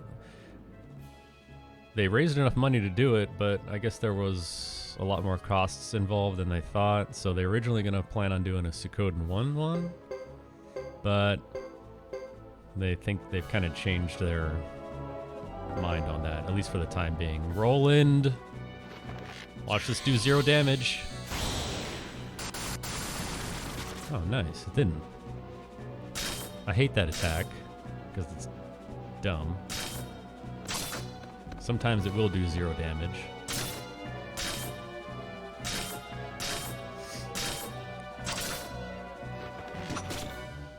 Hopefully, you win this battle. I always attack with Roland because he's got a battle party of 4. I'm getting crushed right now. Well, we've got the captain though. That's the only thing that matters. And then we retreat with our other 3 units to, again, avoid them having to retreat from being attacked in the next enemy turn.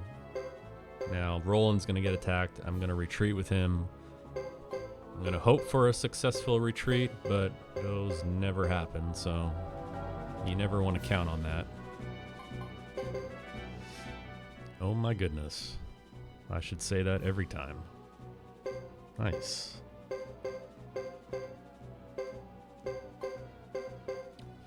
Yeah, they did have that full orchestra, was it like the Jagmo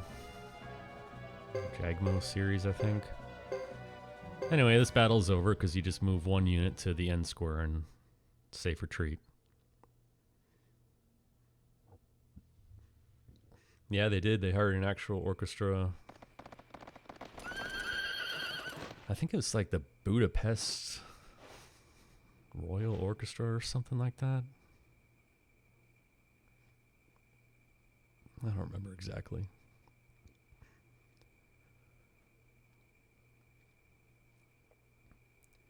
Anyway, they're going to do another game. They said they were going to announce their next project soon, but you know, one of their ideas was to do Chrono Trigger, but I think there's enough Chrono Trigger material out there, you know? I mean, LCC was right. There's already an entire orchestrated Suikoden set out there as well. I mean, I'll always vote for Wild Arms. Anyway, on to Karai Village. We've seen this before, but we're going to see it again.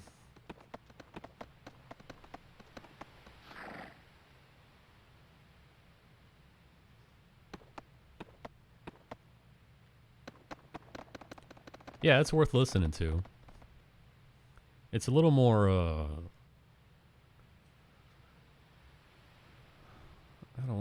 what the word I'm looking for. A little softer, I guess. I don't know if that's the right word or not, but it's still good. Oh, definitely professional whistlers.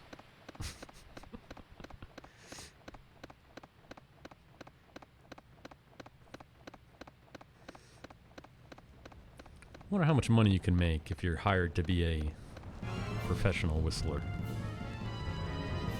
Probably not much.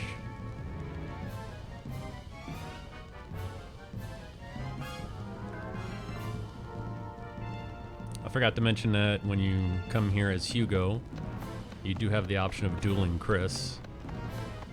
But of course that's slow and you can die. You just gotta pick option 2, I think.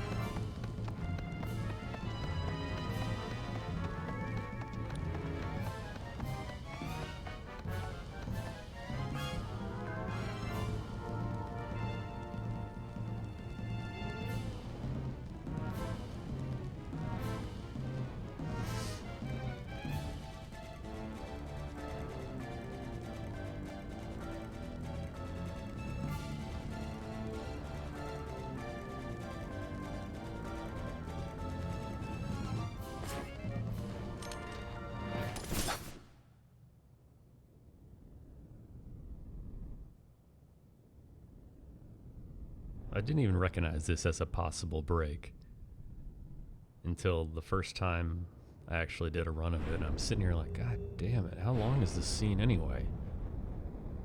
And I timed it and I realized, oh, this is an actual viable place to take a quick break.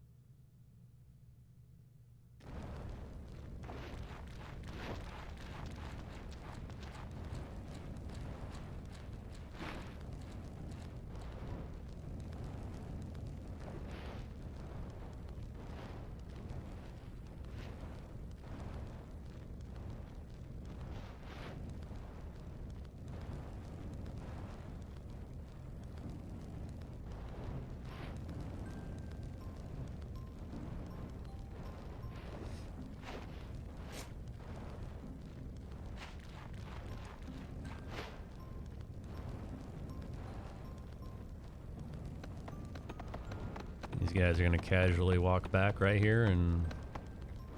Yeah, we're done torching the village. It's time to go now.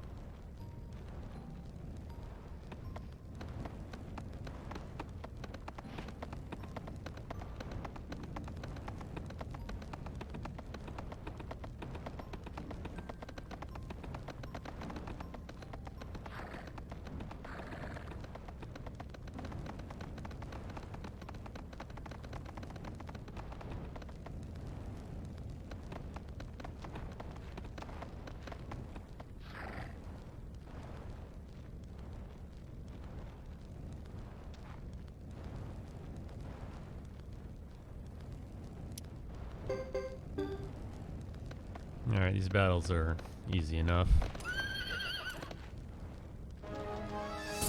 Breath of Ice with Salome. And attack.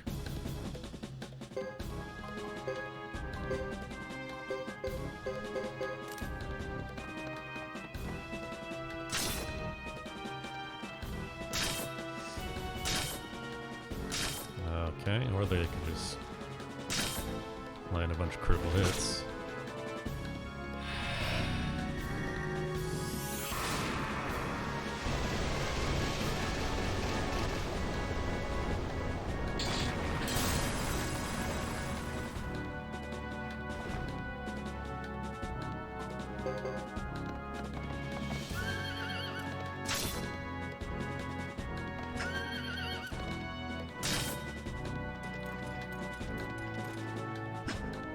Come on.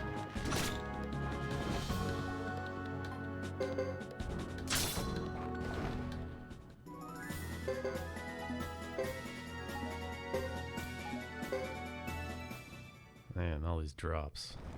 Gonna mess me up. Chris got toasted there, so we're gonna heal her real quick. Battle 2. And then we're done.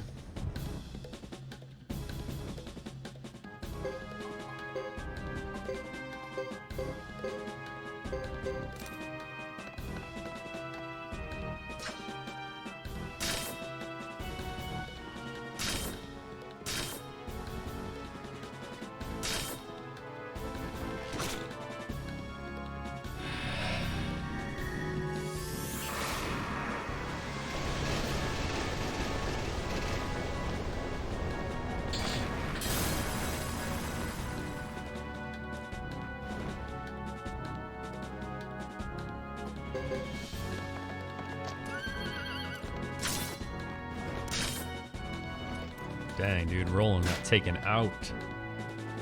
It's fine. Nobody cares.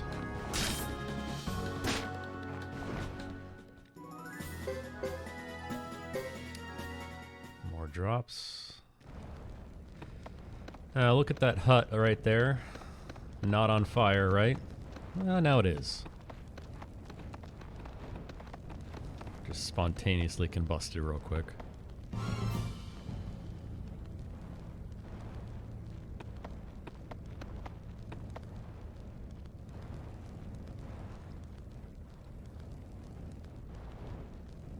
Now keep a close eye on when it fades to black here,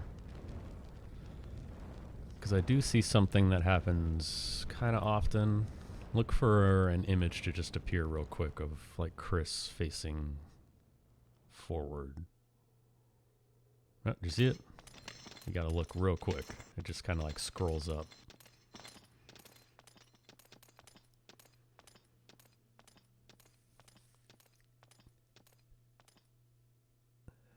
I'm always afraid that my game is just going to freeze.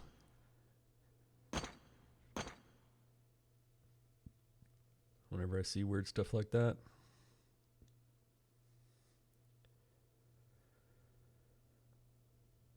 Alright, so we just torched everyone and slaughtered an entire village. Back to Brass Castle.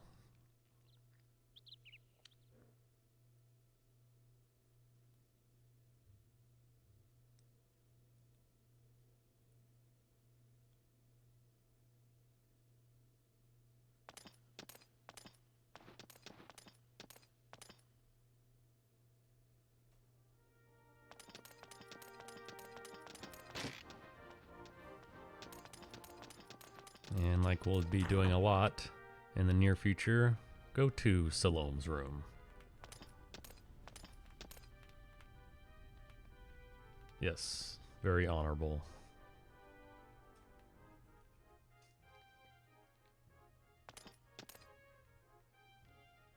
Liar.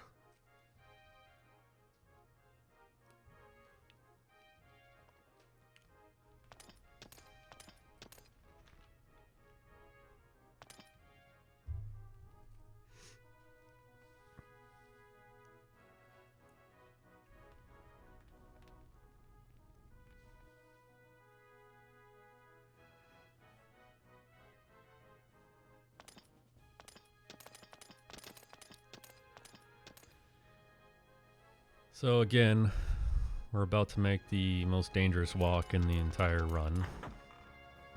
You've got Chris, and you've got Boris, and that's it.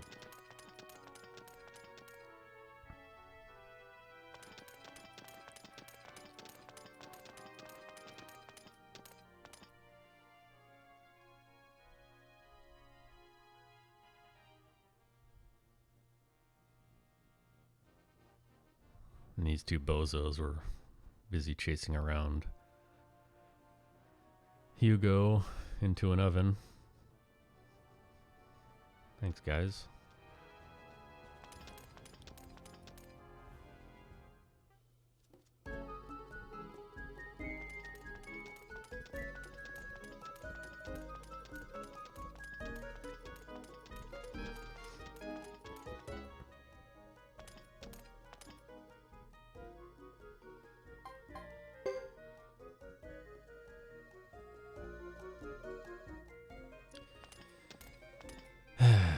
That's what I'm talking about when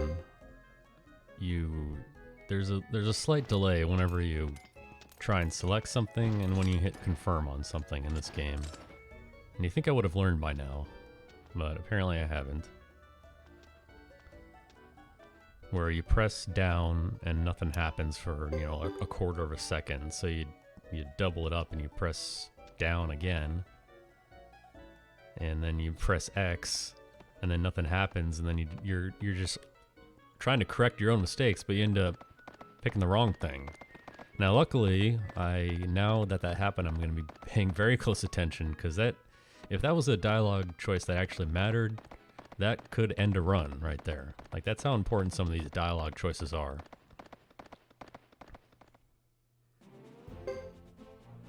What's up, Sea Glance? Yeah, you're absolutely right. It is only useful when you almost screw up. Like when you're about to accidentally hit auto battle instead of run. Alright. So why did we buy those Jizos early and make that extra walk all the way back to the guild hall? For this reason right here. Because I don't want to die. I've wasted 5 hours and 27 minutes of my life doing this, and I don't want to start all over again.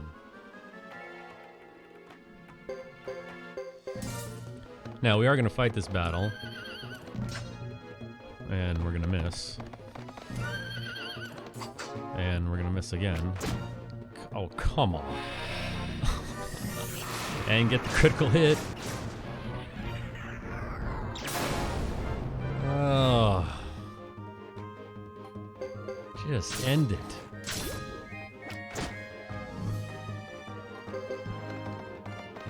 Don't miss again. Thank you. Jesus. So, normally we fight one. Heal up here and replace that valuable Jizo we just lost. Normally we'd fight one random encounter in the entire run. This is the second random encounter, and I only fight it if I get it. Oh. This is why, right here. Alright, good. I was waiting for that failed run to pop up. That's the worst encounter you can possibly get. But the two dark hairs with a party of Chris and Boris, it really boosts their levels up by 5, which just adds to the safety of the War Battle and Great Hollow battles in Chapter 2.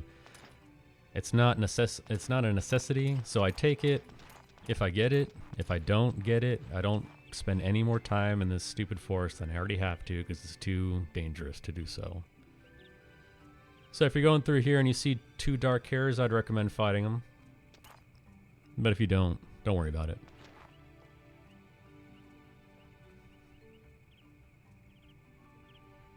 What about that crit from the dark hair, though? What was it, like 150? That's intense, man. These guys are dangerous.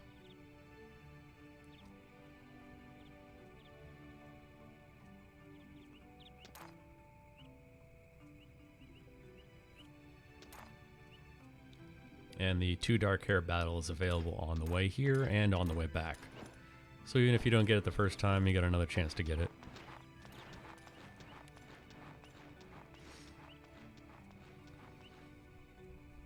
And they've only got 150 life, so you can take them out. Well, Chris can take them out in one shot. Boris, probably not, but, you know. Battle like that should be over in 2 turns maximum.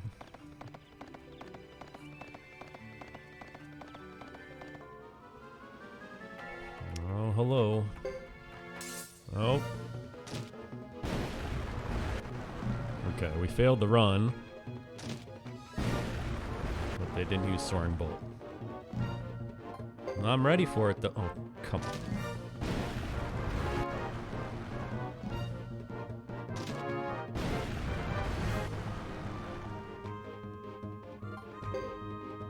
Okay, thank you. Honestly, I kind of want it to happen so everyone can see what it looks like. Because it's not fun. Back to VDZ again.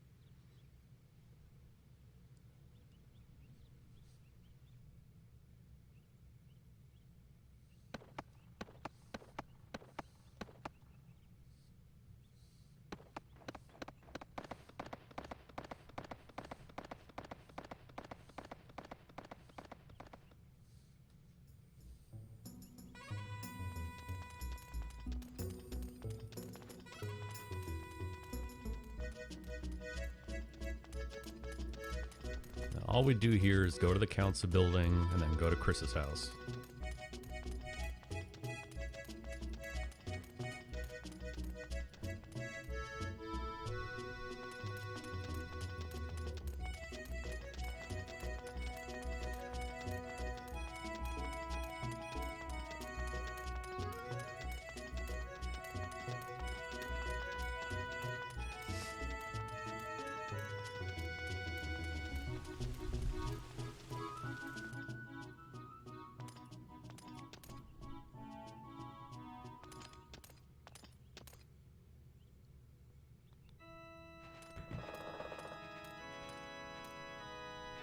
This is probably the most deceptive break in the game because nowhere in this game does text automatically scroll except for right here.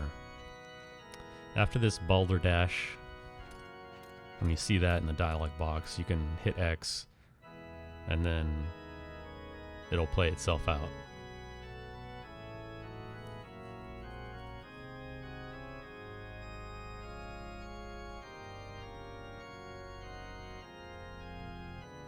It's about 1 minute and 15 seconds here if you just let it play out on its own.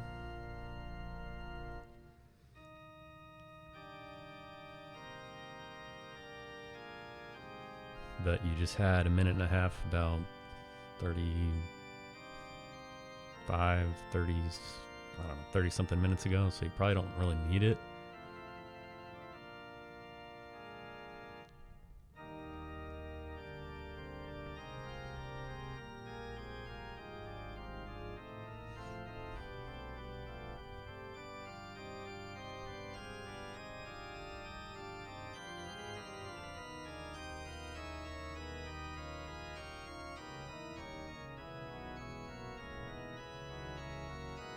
That pipe organ in the background, I kind of expect Necklor to pop out at any moment.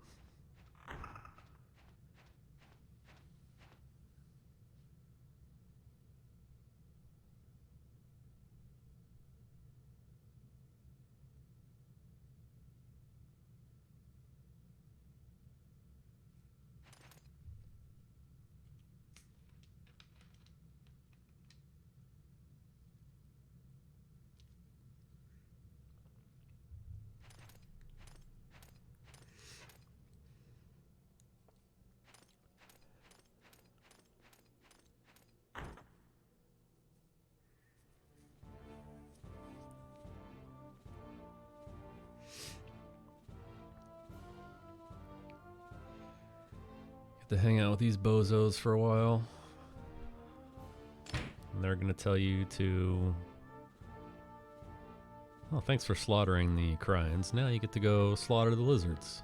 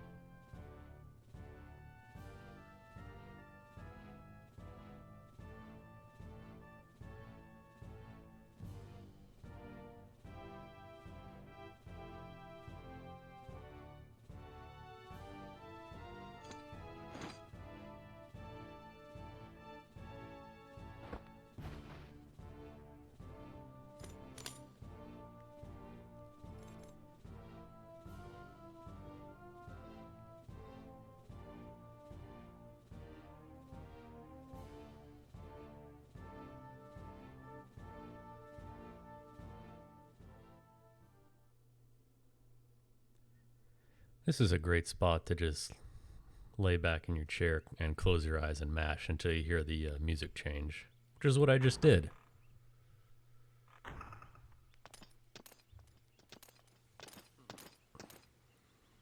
So like I mentioned before, Chapter 1, you're put outside of Chris's house, and you have to walk all the way back here to buy Jizos, so you can survive that first walk that we just did in Zexen Forest.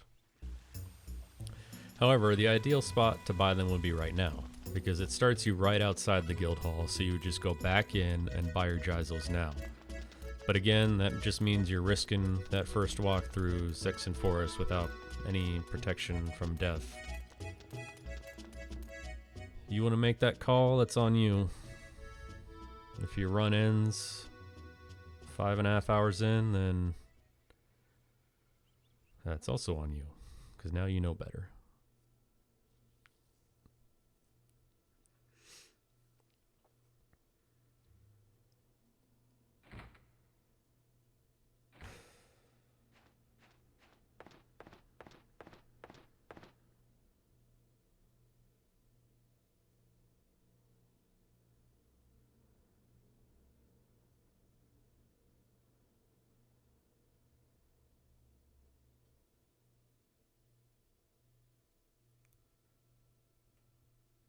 See, glance, we got we got teleporting Joe earlier. It was great.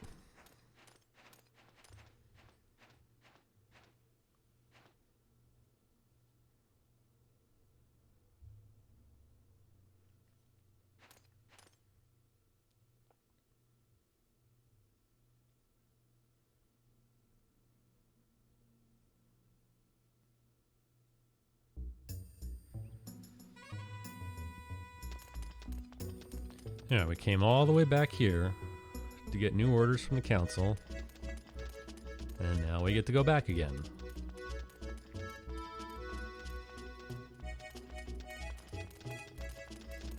Again, number one complaint about this game is the backtracking by far.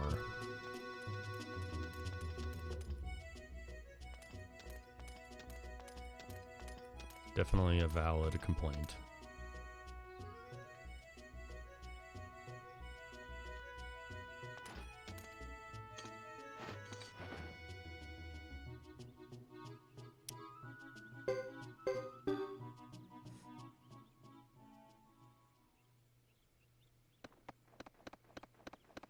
Exactly. Going back and forth. Zexen Forest isn't even the worst offender, though. We will be going through Kuput Forest 5 times. Because someone thought that was a good idea.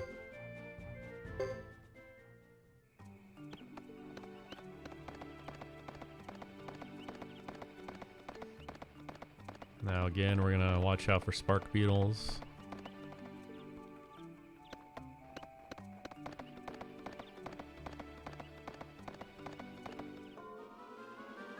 Oh no. Okay. That's also a terrible group to run into. There's the 3 spark beetles and that one right there. The 2 beetles, 2 dark hairs. And even one is shitty.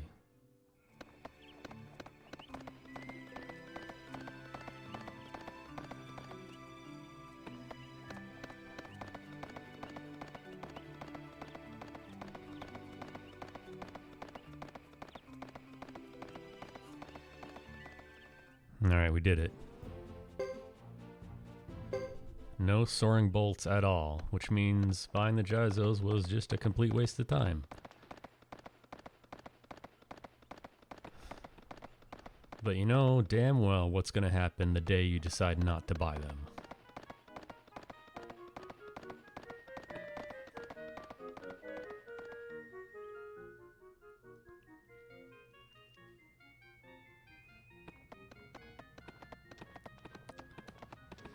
Yeah, we were lucky this time. I would actually define that as lucky. I go in expecting to run into spark beetles and expecting to fail a run at least once. Always assume worst case scenario in Suikoden 3. Because at some point over the course of 12 hours, something bad will happen to you. This game is very treacherous. Can strike when you least suspect it.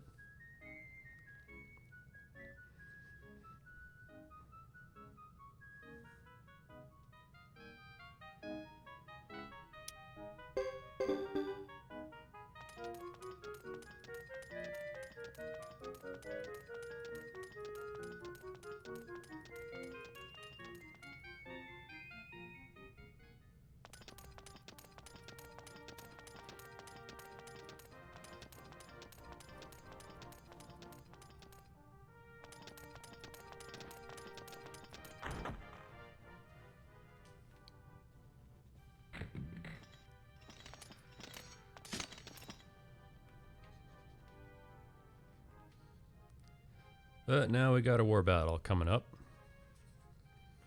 There's 2 war battles in this game that can give you some trouble. This is one of them. But this is more from a tactical standpoint, not a enemy movement standpoint. Although the enemy movement does come into play a little bit. It's pretty rare where they don't do what I want them to do. Because by default, you're leaving your troops back near the starting point to draw the enemy in, and then you end up surrounding them, which gives you cover support from all angles, which means when you're on the offensive side of things and you're attacking, you're going to take them out fairly quickly. But I have had them retreat back up to the top square, and if that's the case, especially with Dupa, who has the ability to heal, it can really stretch things out. And of course, you can get unlucky with the game giving you critical hits against your team, especially if they're attacking your leader. They start taking out your units, and then things go south really quickly. Even though the last war battle we did was the first real war battle, I mean, it's just defeat one unit and then retreat. This is what I would really consider the first real war battle, where you have to actually react and stay on top of things. It is not free, in other words.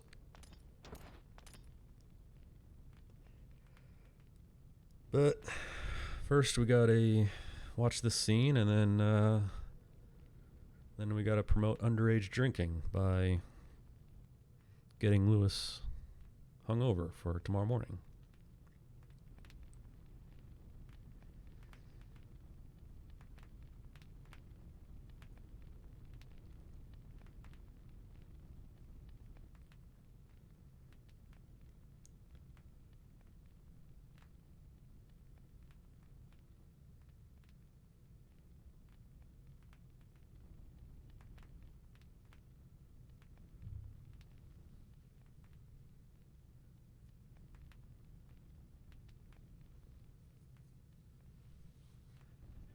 Doing prep work is suggested, especially if you're not that familiar with the game, or you're doing your first run or whatever, because it's just going to make things infinitely easier and more consistent. But I don't do any of that.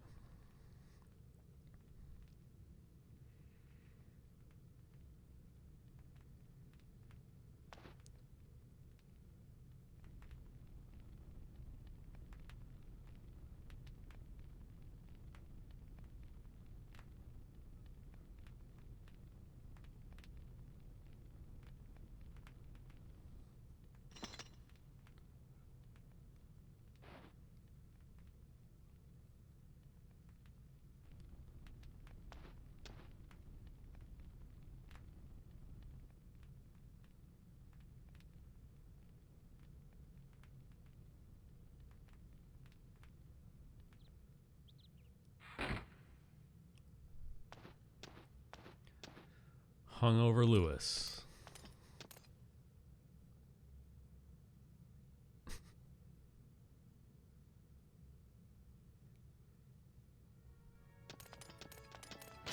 I know how I feel, Lewis. It's okay. So we go straight back to Salome's room and talk to him.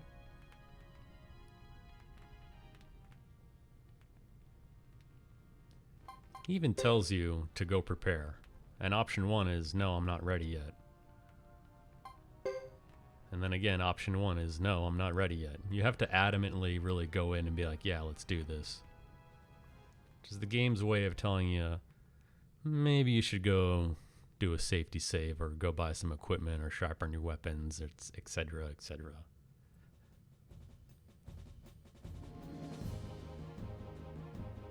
But I'm going to roll the dice and just go in raw.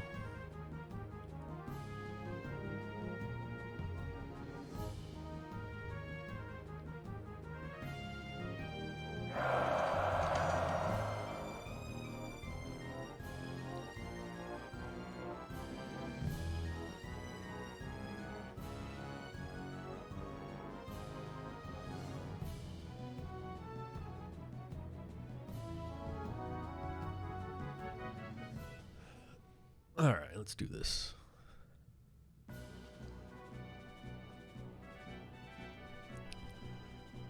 So I'll talk about my strategy real quick. What we're gonna do is advance to the first square, because you definitely don't want to get cornered in the back here. And you want the enemy to advance to where units 1 and 2 are. And we put Chris up top, Leo on the bottom because he's a stronger unit, he can hold his own. And Roland up where Chris is. I don't use Chris unless I absolutely have to, because if she dies, the battle ends and you lose. So it's pretty risky to just go all in with her. That's not what I wanted. I want them to attack me right now so I can counterattack. Really wish that guy would have attacked Leo.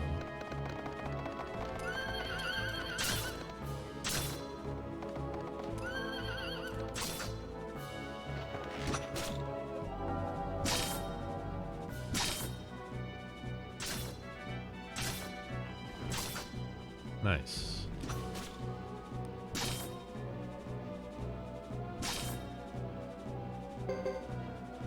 Oh.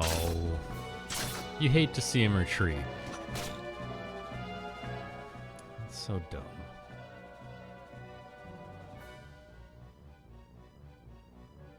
This is not an ideal formation. I'm just gonna end it. I don't want to attack and provoke them to retreat again. I want them to come up to those 2 squares. That's fine. You guys just retreated, but you're going to go at it again, so why'd you even bother retreating?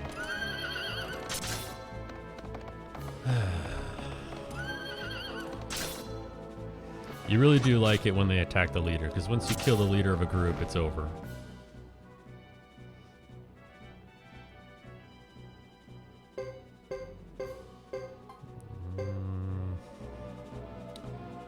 And you do got to keep your units fresh. And the only reason I'm going to counter with Chris here is because I did get that level up with the Dark Hares in the Zexen Forest. So I'm confident that she's strong enough to take on a battle and not just get shredded completely. Even though it's a Bazba's unit and he is strong.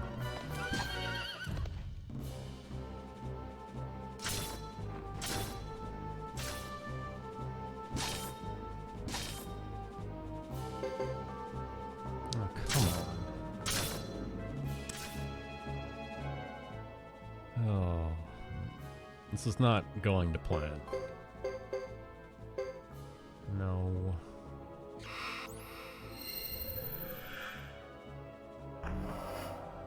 So at this point, units 3 and 6, you really wanted them to be up 1 space, because what I would normally do is take over that spot behind them, and then I've got the entire enemy group surrounded, and there's no escape for them.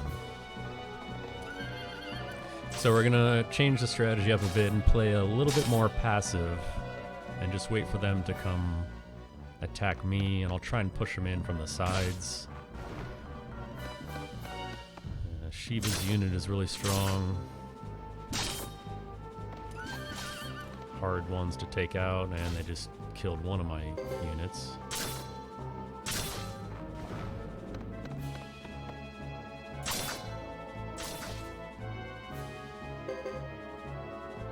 Dude, what is with the retreats?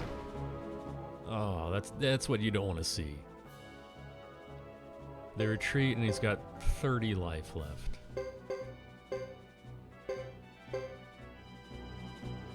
Well. Wow. Dude.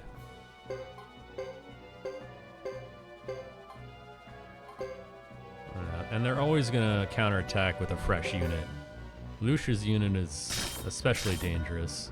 She's fast, she dodges a lot, and she multi-hits. Yeah, they heard me talking, man. They know. So to compare this to how this battle went in the Hugo run, this is shit. Because Hugo, they came up and did exactly what I expect them to do, and I slaughtered all of them. Now...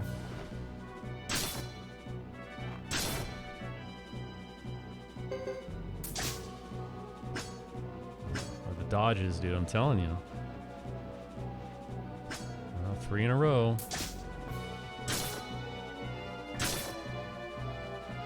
Come on. No. No. Well.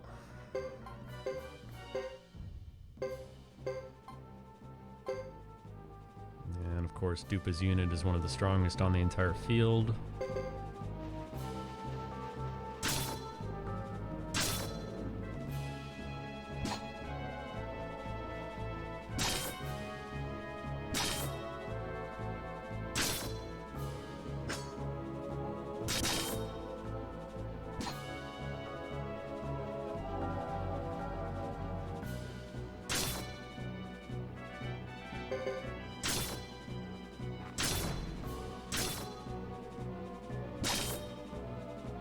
The only good thing that's happening right now is I'm slowly chipping away and doing a decent job of weakening their units.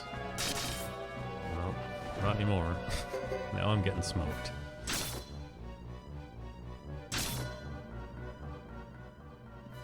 It's a weird decision from them to guard, but whatever.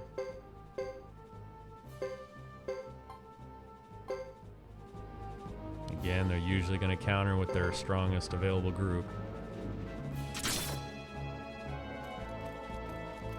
Now you can tell the difference between a regular attack like this is and one where you have cover support from adjacent units.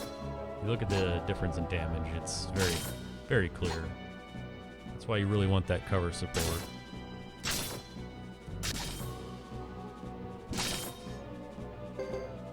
And that's really, really not good if Boris dies. Although he does have Geisels on, and Geisels do apply when you're in war battles as well, so I guess I shouldn't be that worried about it. Okay, this unless he retreats again. Oh man. Alright, I'm gonna just stop talking.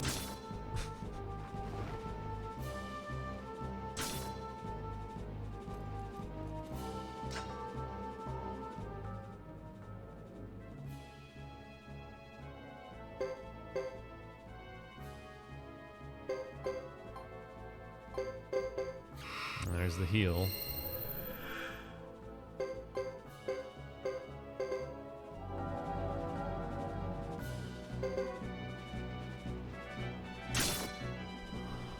What the hell is happening? My strategy is backfiring and blowing up in my face. This is not a good war battle.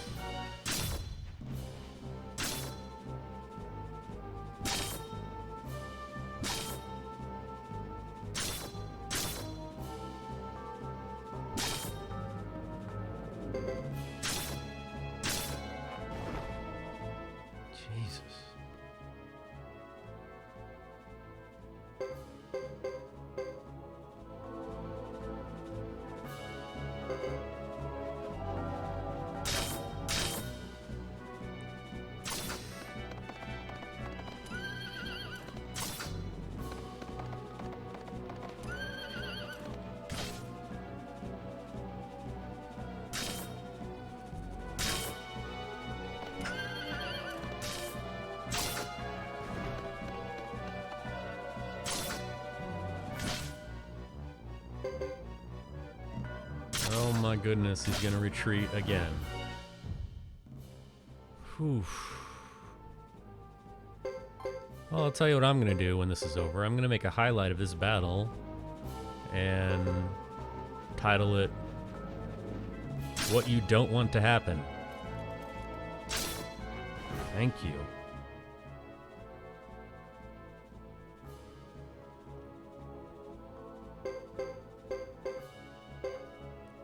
Come on.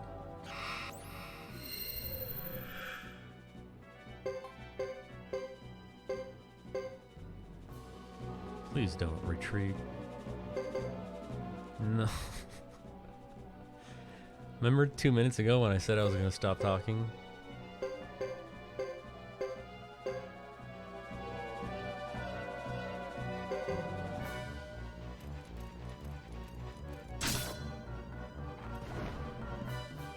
Well, he tried to retreat. Man.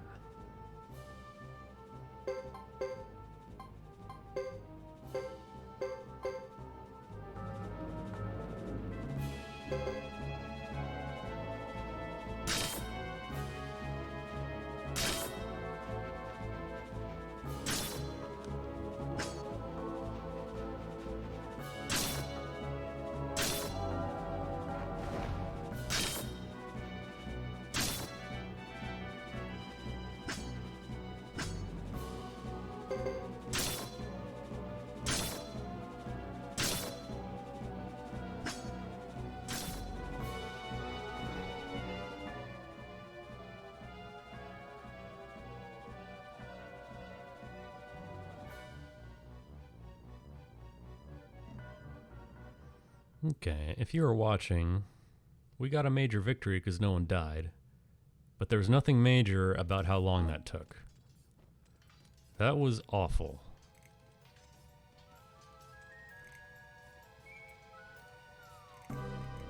If you'd like to know how that war battle is supposed to go, check out the Hugo as Flame Champion run.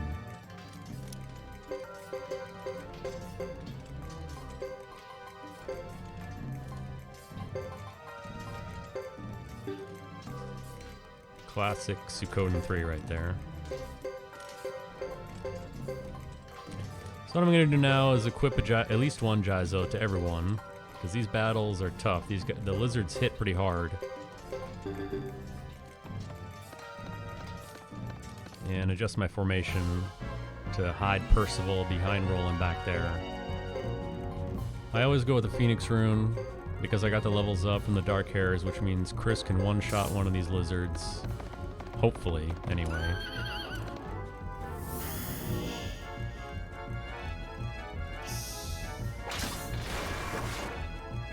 Okay, good. I always try and take one out as soon as I can because, again, they hit hard. And you just don't want them alive. Even though it unbalances Chris for a turn,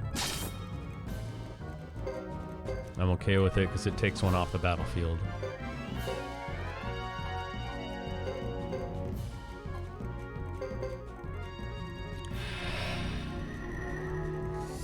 A quick note about casting a magic spell that has friendly fire, like Breath of Ice or almost all fire magic.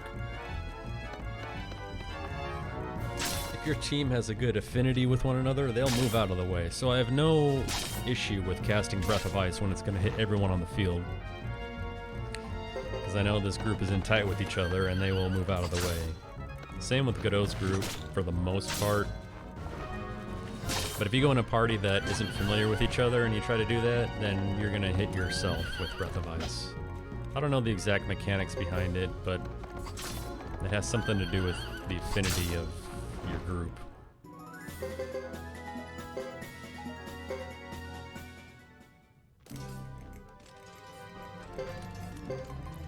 So we took a beating there.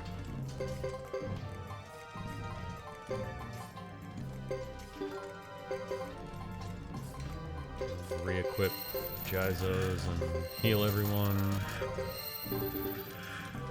Go back into the same exact fight.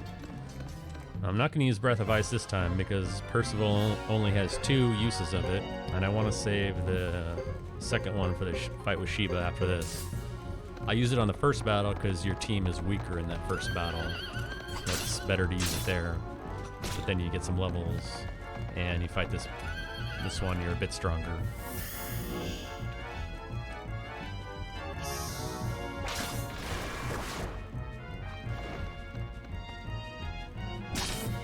Same general strategy though.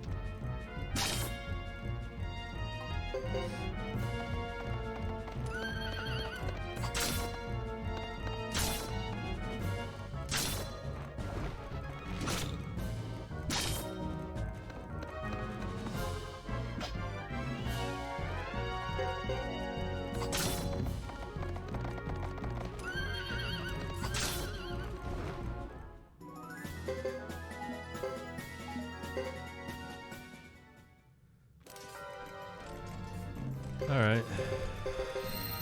Same thing, heal.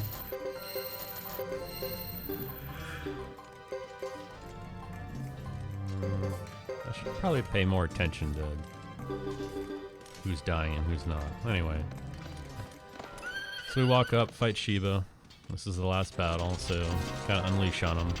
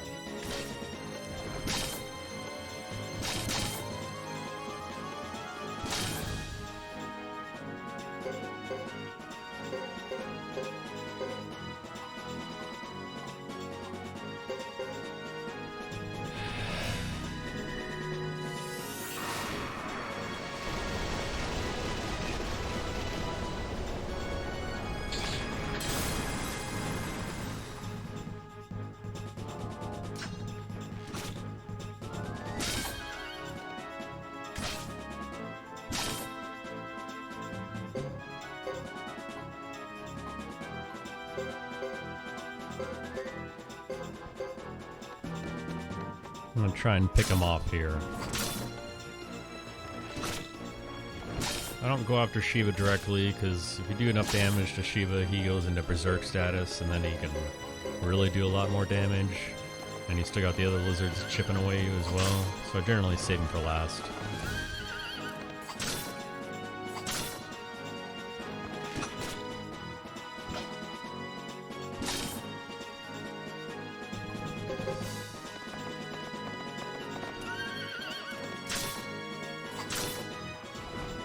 Alright.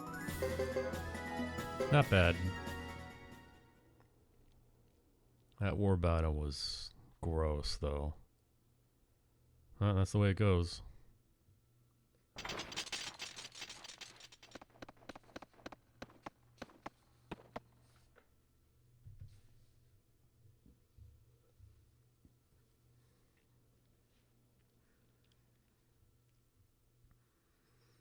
So that war battle is highlight worthy for how bad it was. None of it, you know, my fault either. That's a sad part.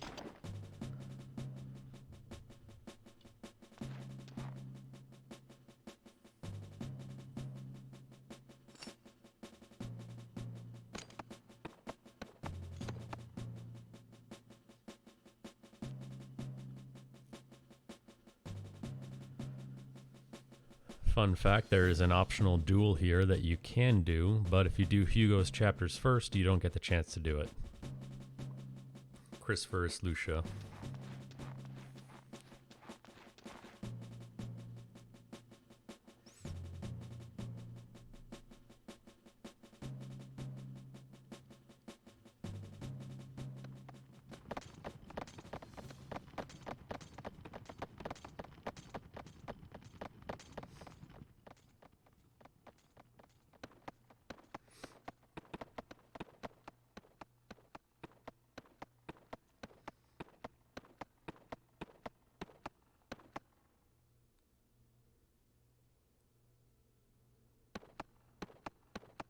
Yes, definitely.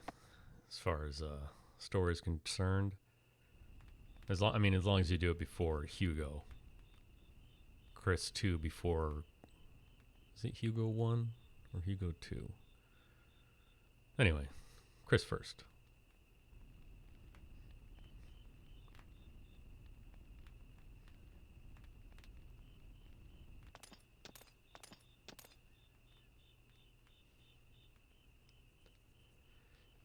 I based the chapter order around who has the most and earliest chances to end a run. I mean, Godot chapter 1 is the default choice. That's never going to change.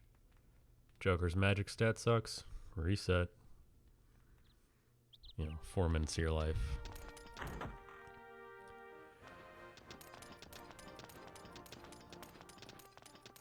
But then if you really wanted to do that duel, you'd switch over to Chris 1, Chris 2, and then you go to Hugo 1. So you can get through the battles at VDZ and hope Wind of Sleep doesn't miss and you die. And then Ghetto 2 to fight friends. Another place to get bad luck. And then you find Salome hiding in the corner down here for some reason.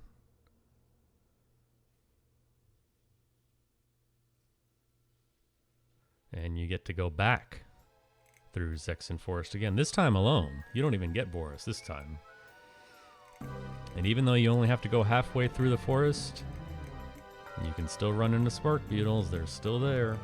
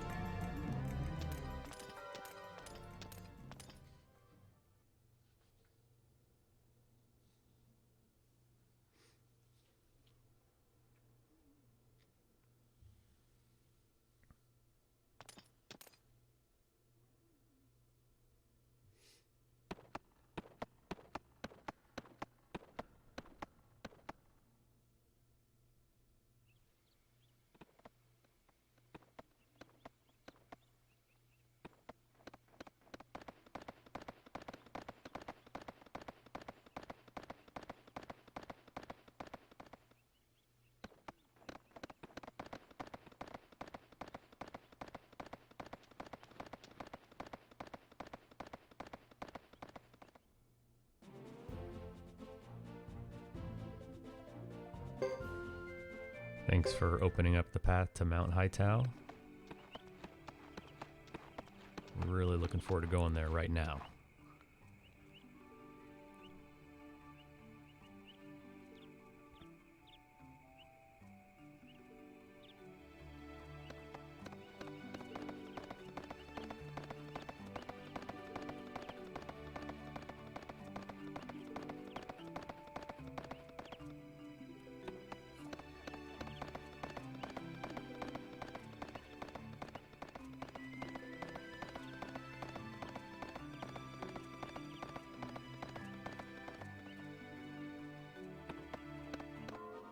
Oh, come on.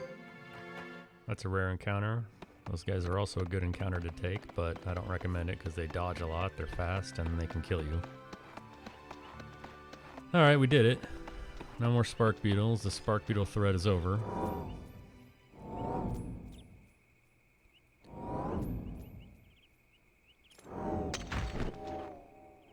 Yeah.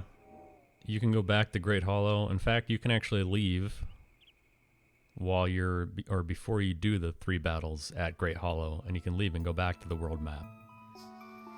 I guess the reason for that, they thought that casual players might get stuck there, and they didn't want it to be a Final Fantasy Tactics thing where you could overwrite your save and get stuck against Velius forever and have to reset.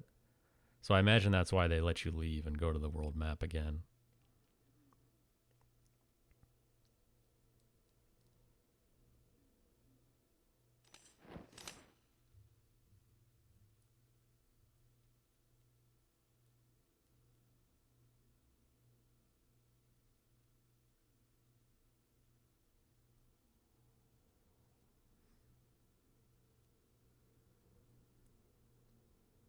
Because you can actually safety save. You can go back and talk to Sloam. He's like a few steps behind you. So if you turn around, you can talk to Sloam and safety save. And if you did that, then it would be a Final Fantasy Tactics situation. Imagine if you overwrote your own save and that was the only save you had and you just couldn't get the battles done for whatever reason. Then you'd be stuck.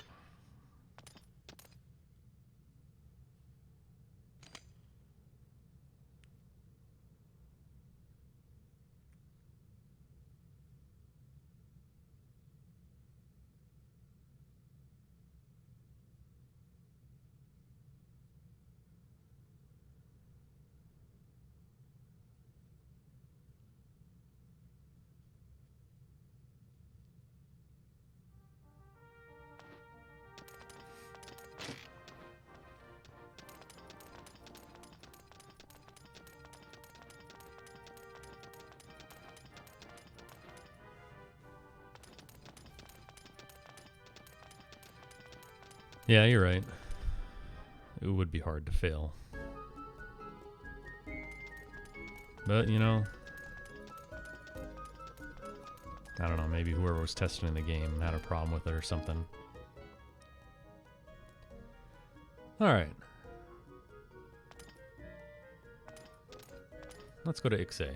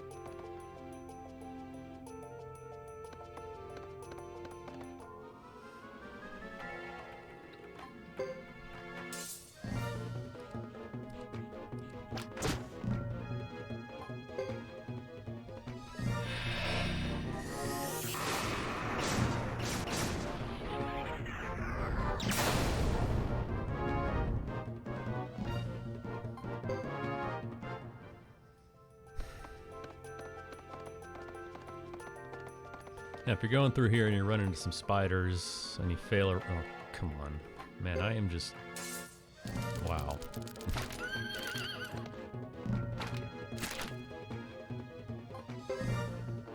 Okay. Well, enough jinxing myself.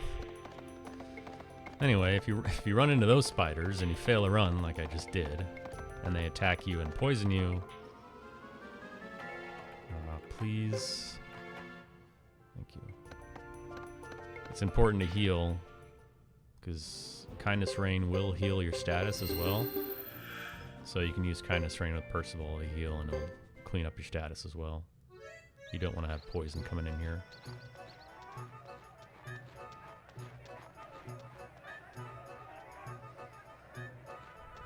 And we're coming up on another minute break, which I definitely need.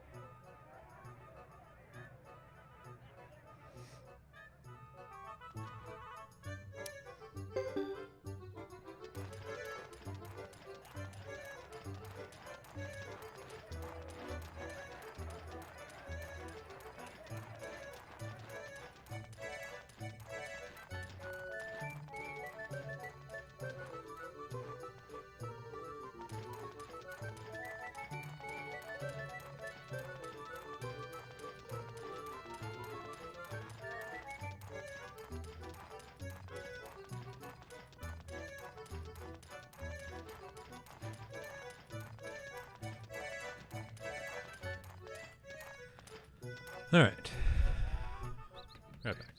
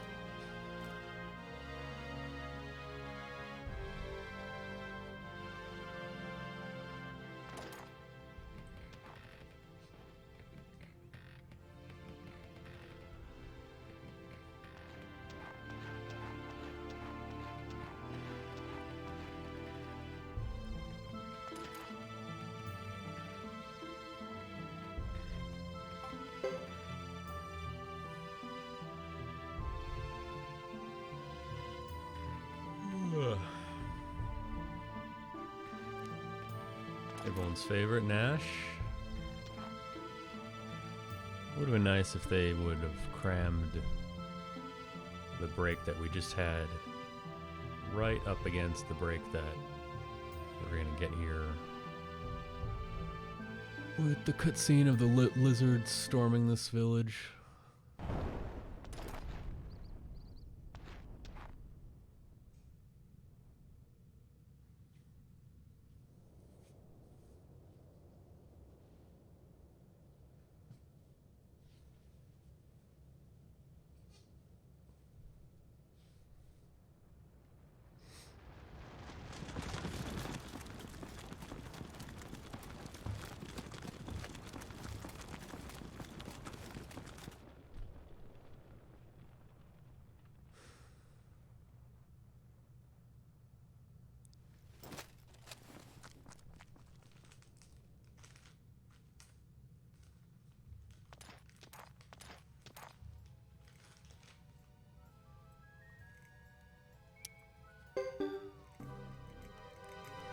Another set of battles that we got to go through here.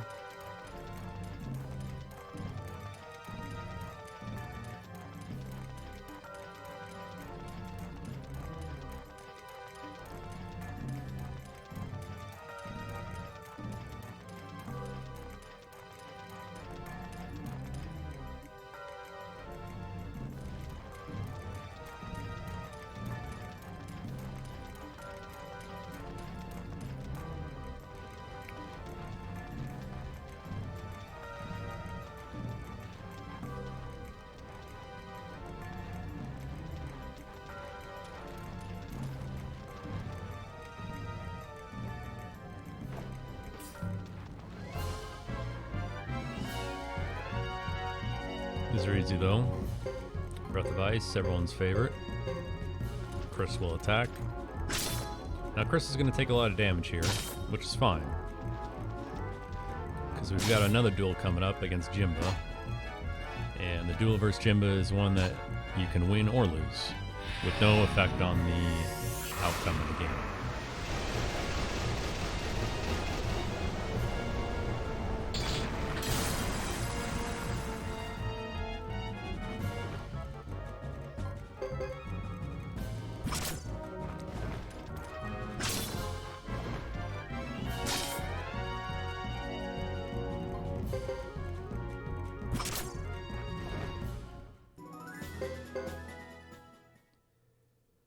First one's easy, second one's even easier. Percival's gonna come running in.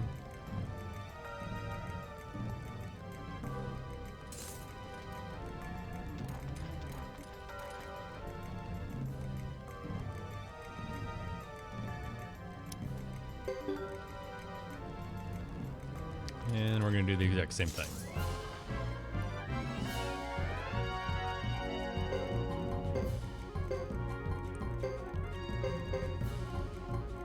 Now, Percival has Breath of Ice too, so, I mean, you think about, well, why don't you just cast Breath of Ice twice and just end this battle? But remember, his takes 2 turns to kick off, and in the meantime, the lizards can come up and attack you directly and cause you to stop chanting. So I just attack with them.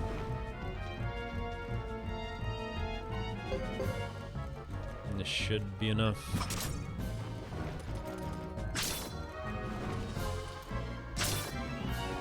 There we go.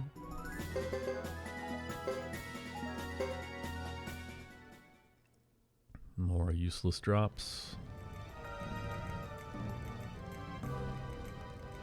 Now we're gonna go north and skip another fight, this time with Shiba.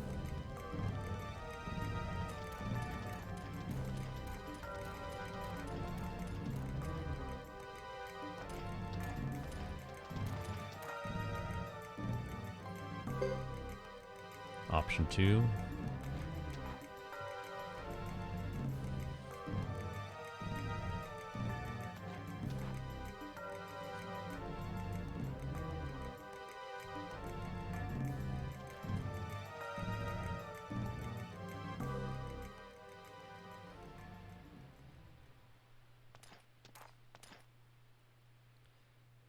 And Jimba's going to come up and we're going to duel him and lose as quickly as possible. If for some reason Chris didn't take any damage, or if he healed her, or for whatever reason she's got a full life, then you would actually try to win. But even then, Jimba does a lot of damage, so I think in most cases it is faster to actually just lose.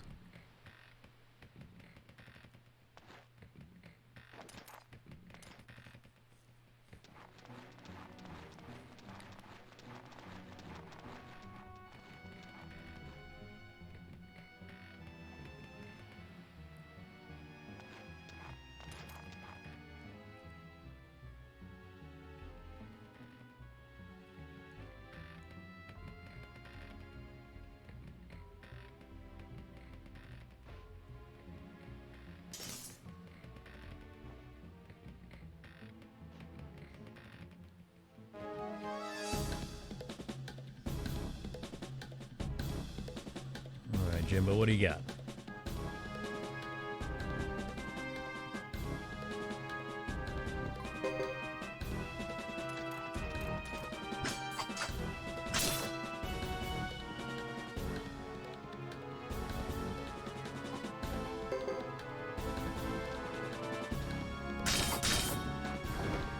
There you go. 2 turns is alright.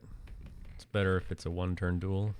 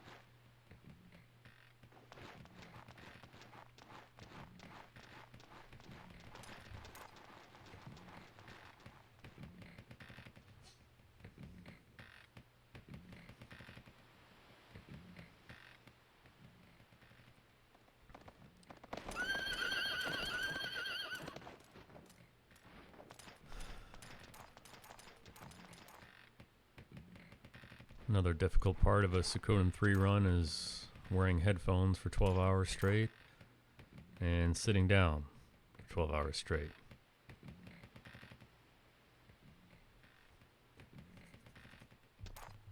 Next time I do a run, I'll do it from a treadmill.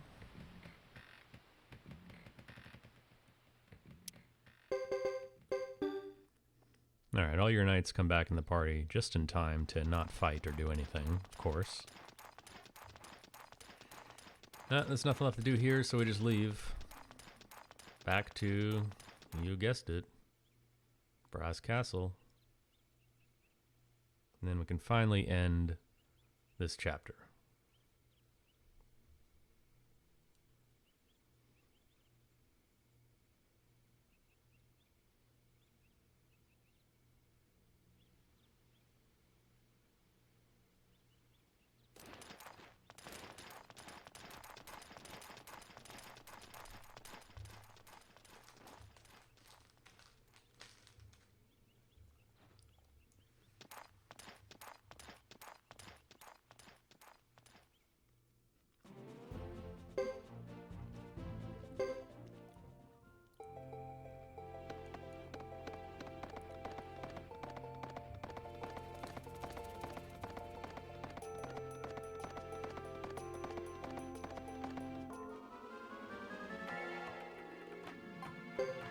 Well, it's Peckles.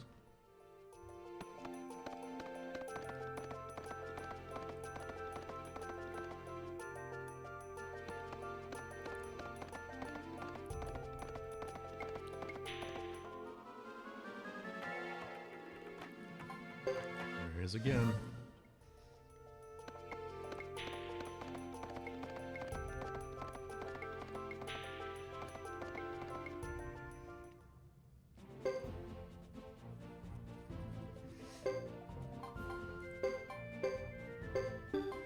So one thing you want to definitely do is unequip all the Jizos. It's the last time you're going to see these bums.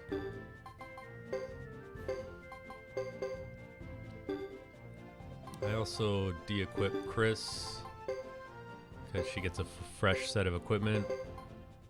Of course, like I said earlier, I knew all those bad drops would come back to haunt me, clogging up my inventory.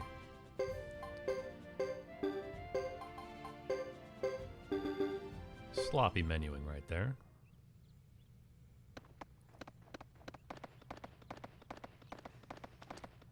And given that I was close to maximum inventory already, there's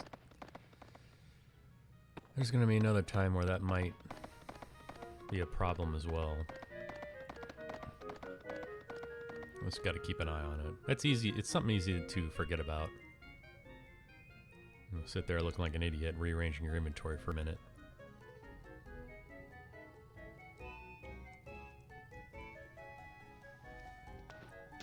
But Jizos are important. You got to hold on to them. You don't want to just leave them on your party so they just get stuck there forever and wasted.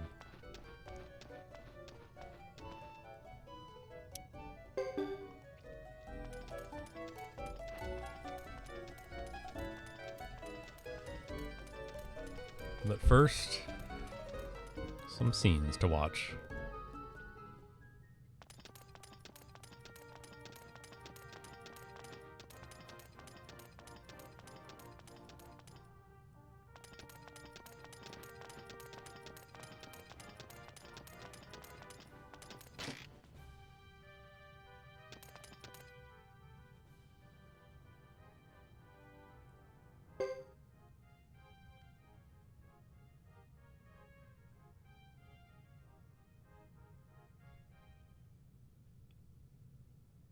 Alright, so we got a scene with in Salome's room.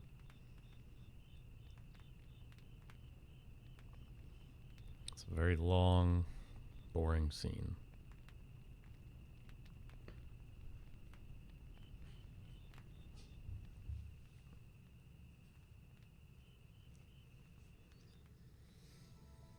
Complete with flashbacks.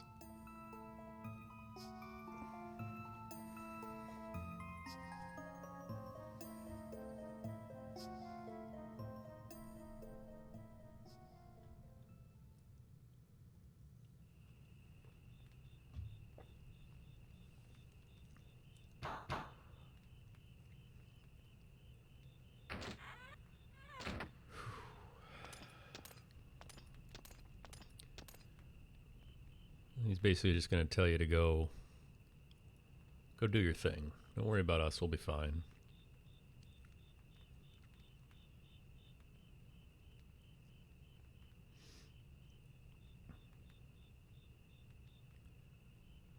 Salome's on top of things in regards to storyline strategies. But I assume that's all he thinks about. So he definitely doesn't think about his own haircut, which is the worst.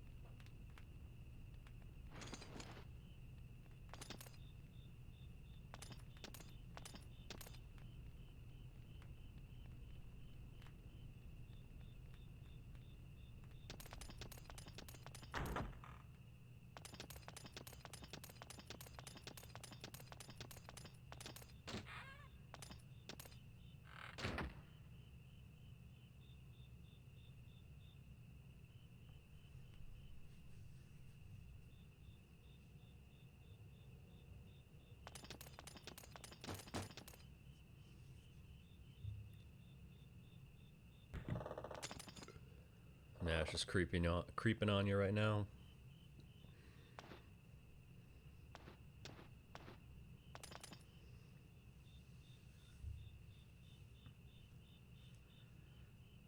Here's a question. If you decline Nash's offer to go, where do you find Nash after you go to bed and wake up the next morning? Where's Nash? Because you can decline him over and over again, and he will eventually give up.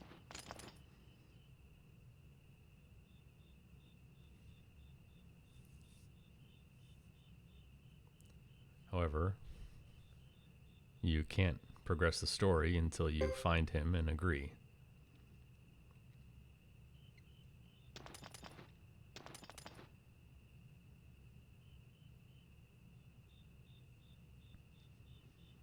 Well, the answer is he's on the right side of Brass Castle, outside in the little, I don't know, that little courtyard area.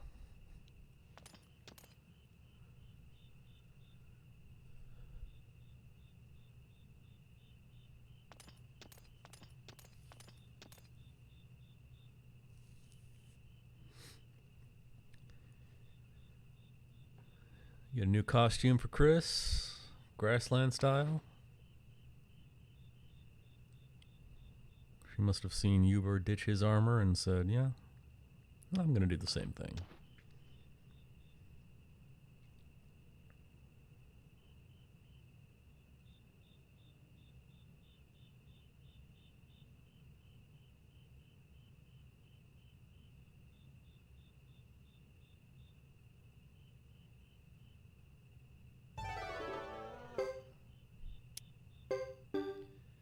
Now we get to escape through the hidden passageway and end this chapter.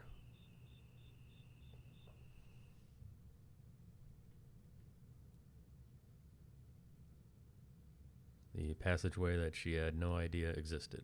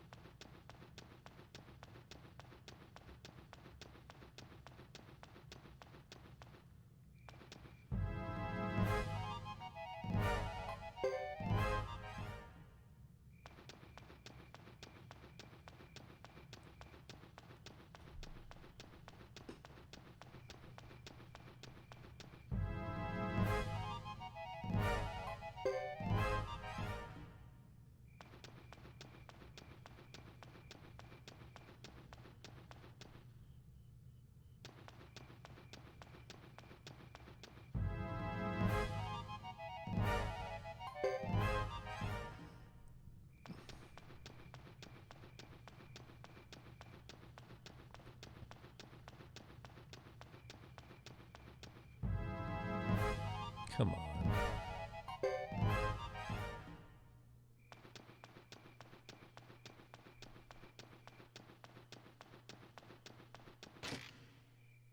Alright, we did it.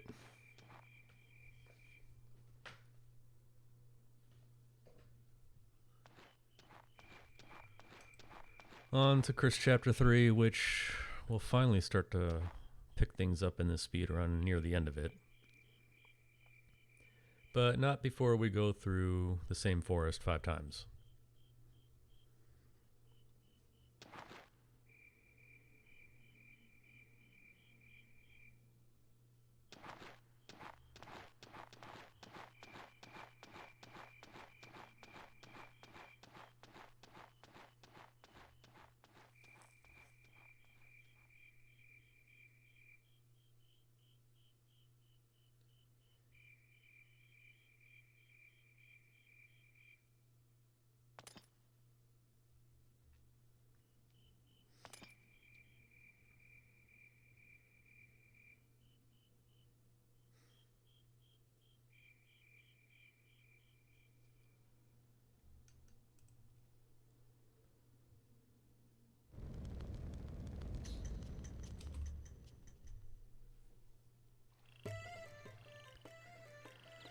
Alright, we start off at Duck Village. This is one of the few times in the game where dialogue choice will make a significant difference in saving time. I'm gonna run into Fred right here. My boy Fred, Enrico. Now Fred can join you right now, or you can tell him to go pound sand and he can join you in Chisha. Either way, he's gonna join you, whether you like it or not. So what are we gonna do?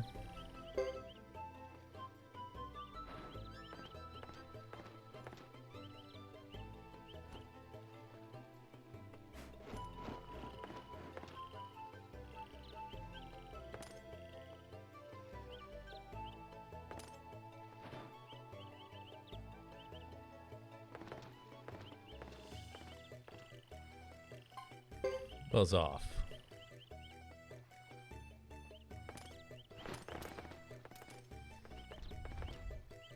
So there's 2 effects that has.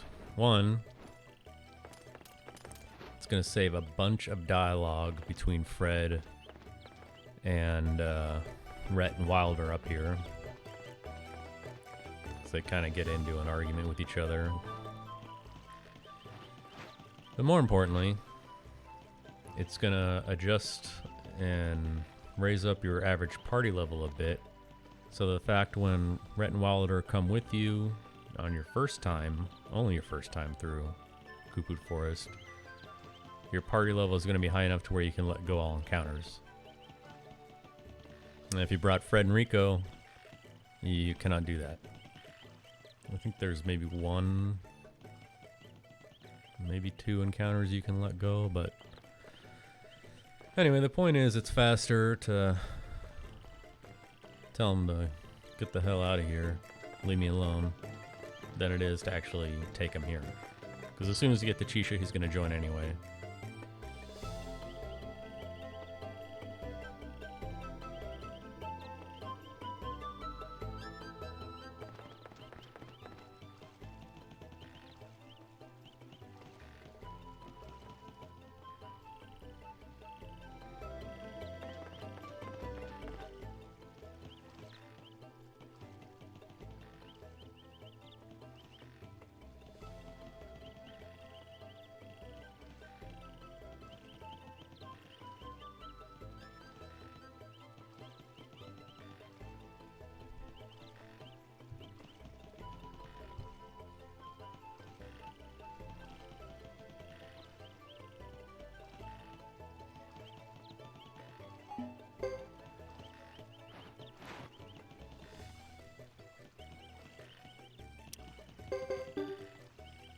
$2,000 seems a little steep to go through a forest.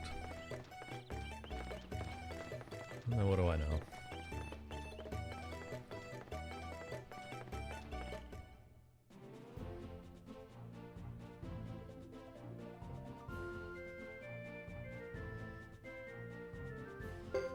If you really wanted to go down to Caleria right now, you could.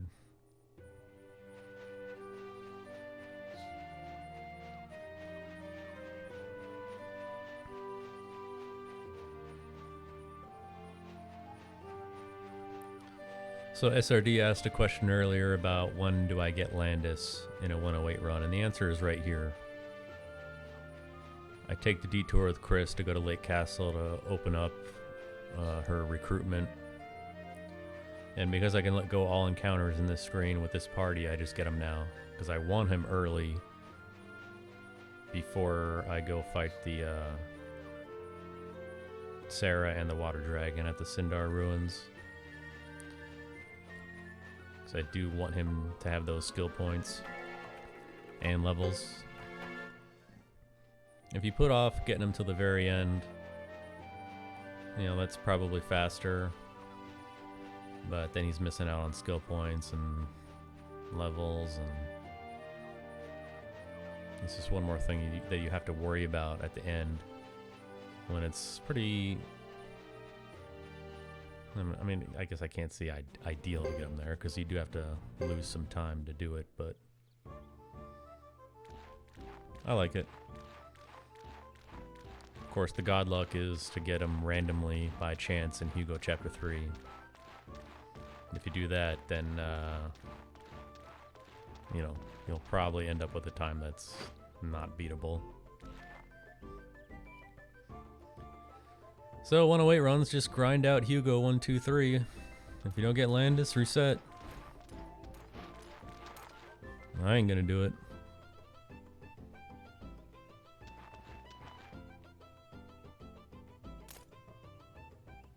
So like I said, Fred's here waiting for you. He's gonna join you right now.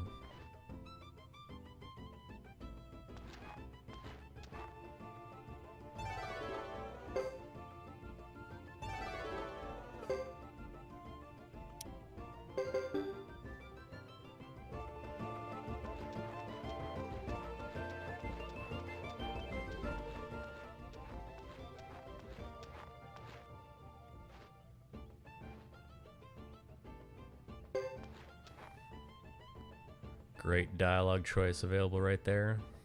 Number 3.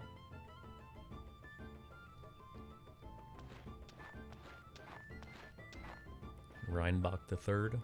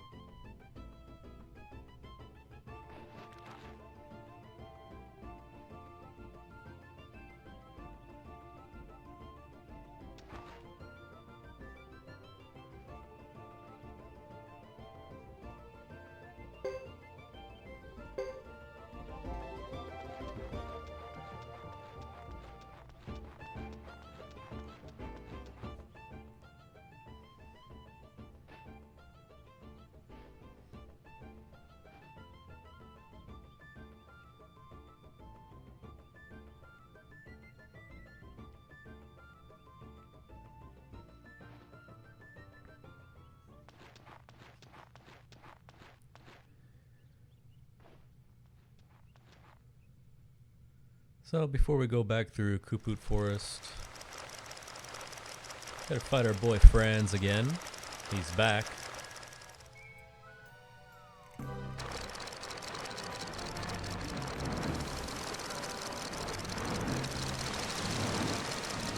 Well, this time he's infinitely easier than the last time we saw him back in Get Out Chapter 2. That's all thanks to Yumi, who comes with an Earth Rune and a Earth skill high enough to cast Earthquake in less than 2 turns, which is good enough. So you sub her out, put her in the back row, and unleash her. this battle is over in 2 turns.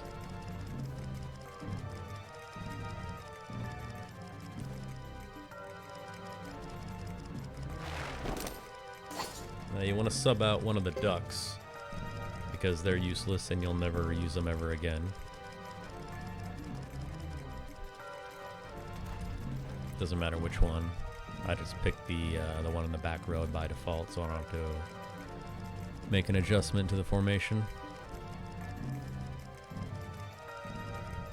And again, it all goes back to skill points. Fred and Rico are insanely important, so you don't want to sub either of them out. The ducks are not important, you'll never use them again. No need to change the formation. Maximum skill points for all the right people. But you want to make sure to attack friends, cast Earthquake, and attack friends. Friends has lightning magic, which he's using right now.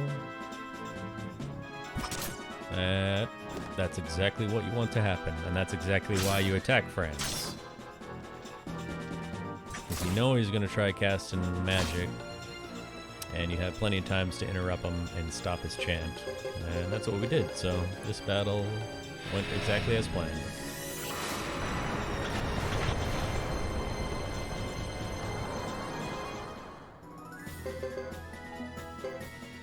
Earthquake is my favorite spell. The animation is very fast, and it does a lot of damage. The only downside is it takes a while to cast, and it doesn't hit floating enemies.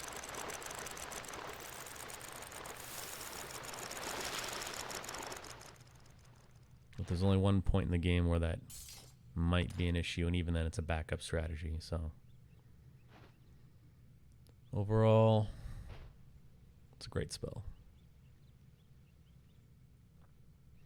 Maybe the most important spell in a 108 star run. Earthquake. Also a character in the new Samurai Showdown fighting game. Though not someone I would use.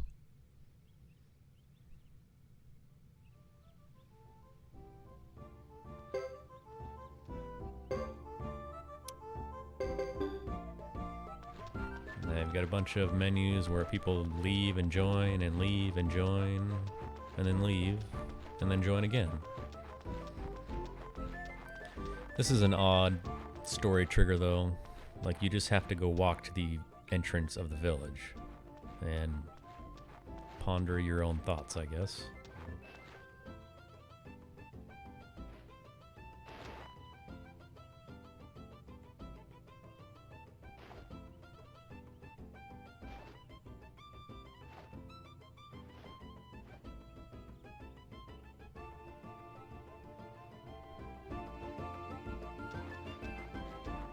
And we're gonna go back down, talk to Yoon and Yumi again.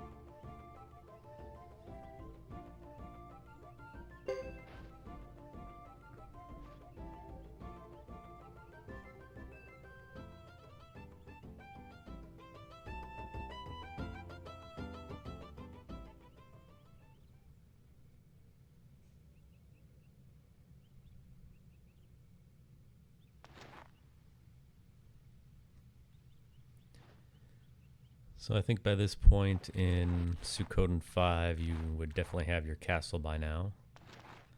So if you thought that game was long, in terms of the time it takes to get your castle, well, Suikoden 3's got you beat.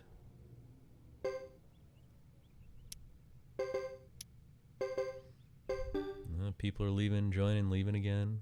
Now we're going back through Kuput Forest. Now this would have been a perfect time for the game to let you go to the Sapphire Clan, if they would have included that in the game. Because going back to Duck Village just to talk to Caesar is, you know, it's kind of dumb. But I think for budget reasons or deadline reasons, I think the Sapphire Clan, which was originally supposed to be in the game, just got cut. So now, instead, we have to go back to Duck Village through Kuput Forest.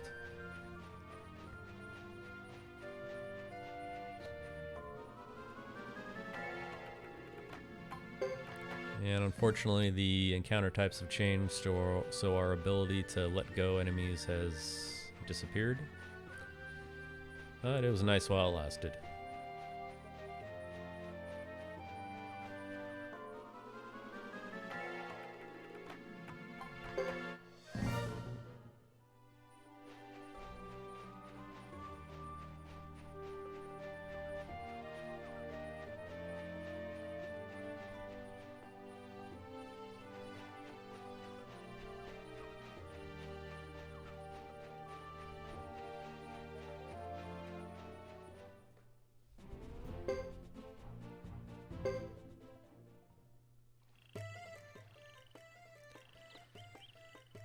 So all we're gonna do is go in front of the inn, talk to Caesar, and then we're gonna leave and go back through Kuput Forest.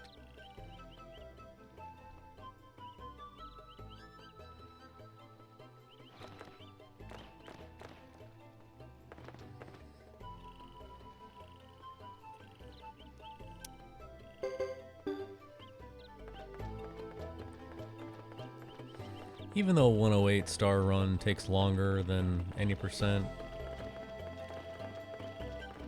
it's probably more entertaining both to watch and to play. Because at least you're doing important stuff and not just walking back and forth from location to location.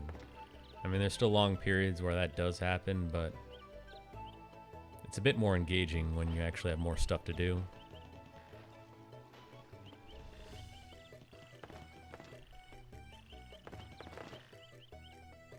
Who the hell are you? Good question, Caesar.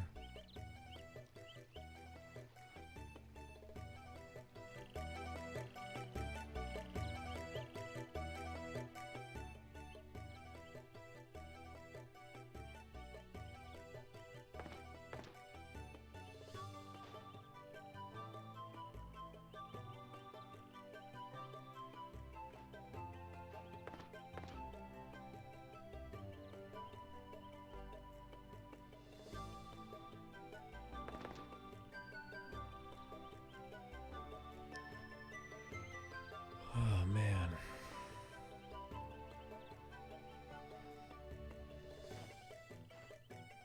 Anyone else do long streams out there where you've been going for 7 hours and it feels like 70? Never thought sitting in a chair for this long talking would be so draining, but it is.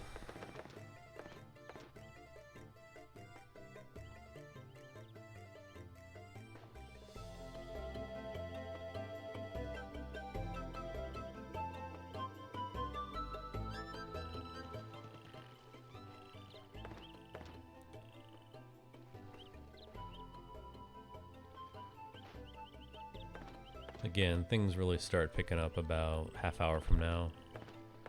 That's when you get to Almakanon, start triggering events in rapid succession where you're not doing so much mashing and walking and going back and forth and backtracking.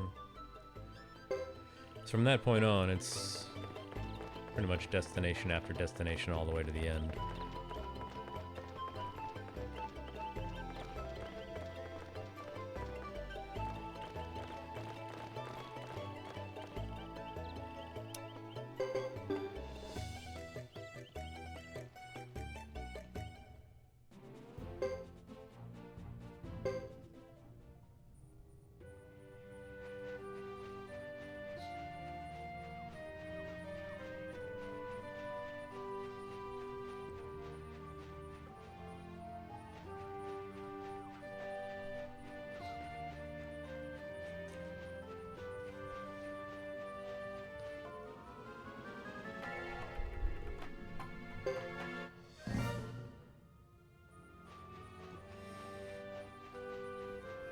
The headphones I'm using are studio headphones.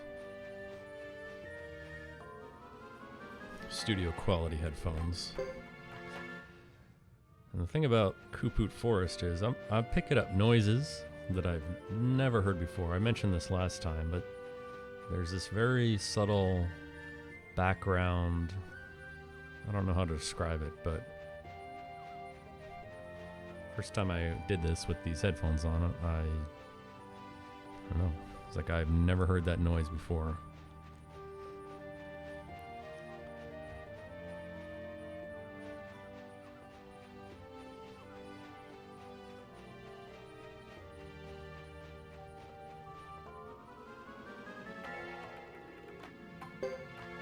Oh, we were so close.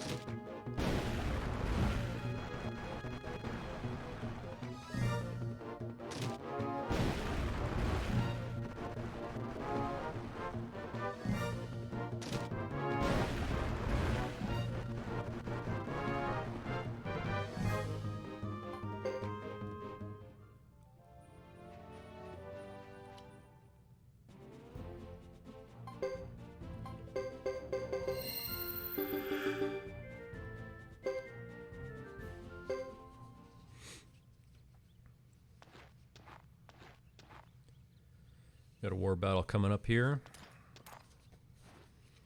This one is also kind of brainless. All you're going to do is hold your position and retreat. Because all you have to do is survive for 4 turns, 5 turns, something like that.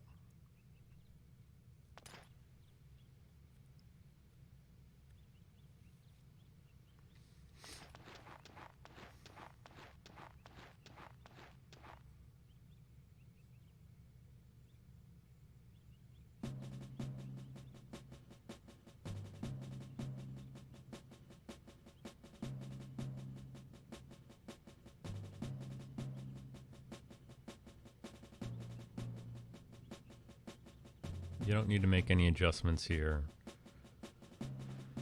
You don't need to do any preparation. Cancel. Ready.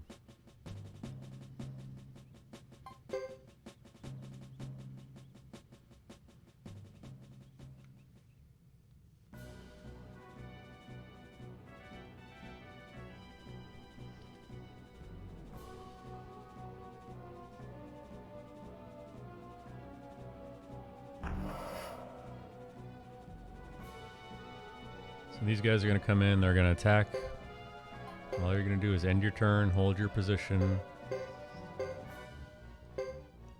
and retreat.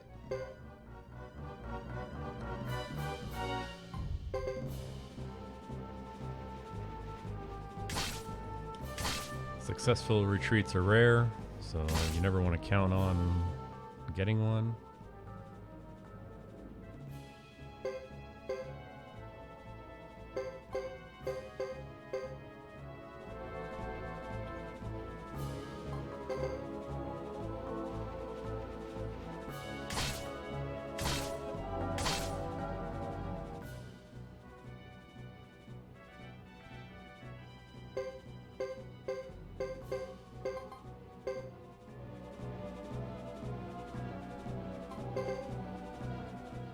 Nice. There's one.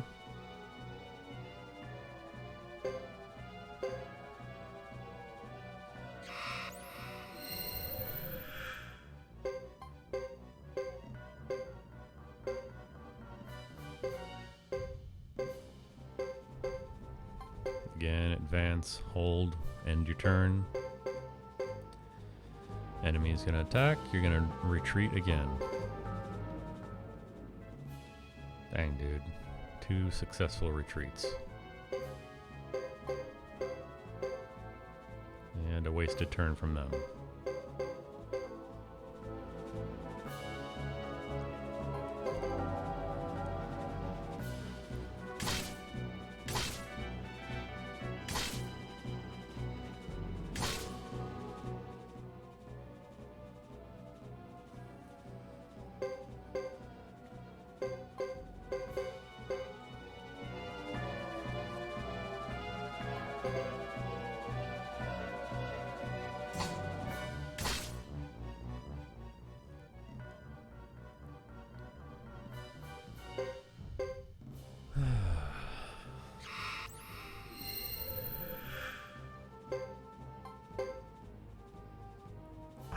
Now at this point, if you've got an entire row of open spaces in between you and the enemy, you don't need to advance. You can just end your turn, because at this point you've stalled long enough to just hold your position and retreat, and the battle will end. And you actually don't want to advance if you have that opportunity, because Sasari can use his lightning magic on you from 2 squares away.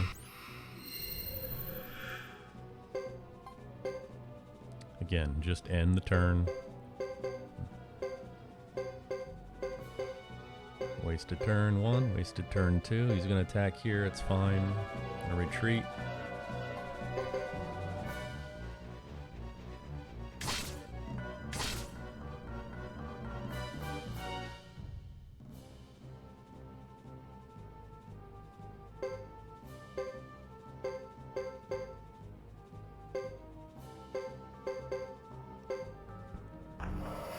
Franz is gonna appear. He's back for revenge. But it's fine.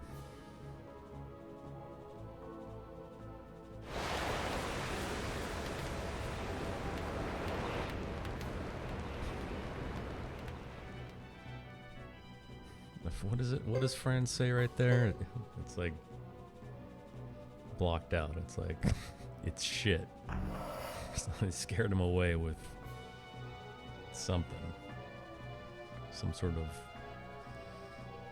compost, I don't know. Anyway, Hugo arrives on the battlefield. And they just say, no, screw this, I'm out. Victory. Victory by doing nothing. We did it.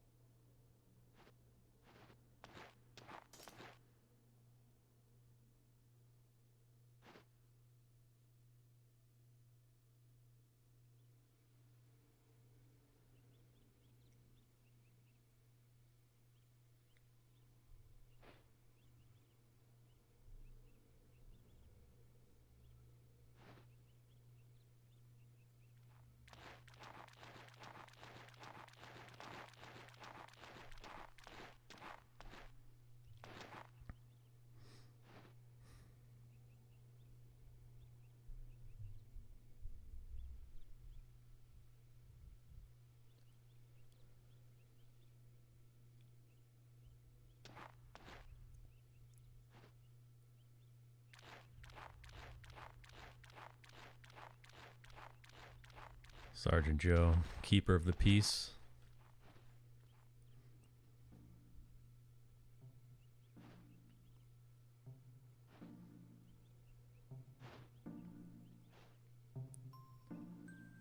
And now we get to go through Kuput Forest again.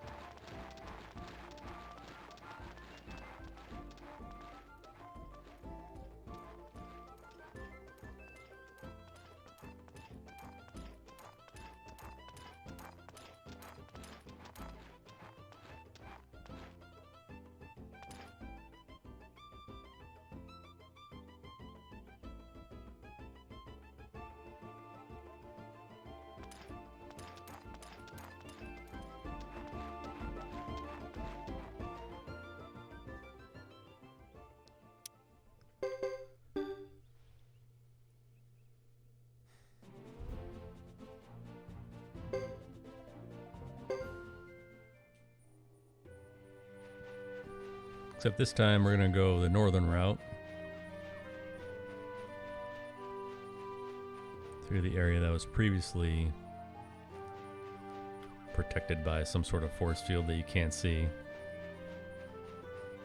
Which if you do go up there casually, you just repeat walking through the same screens over and over again, and you eventually go nowhere. Until you eventually give up and turn around, and you end up back here immediately. So, now that we've got Yumi and Yoon with us, they're going to let us cross through the barrier. And then you're going to find out that someone's been following you the entire way.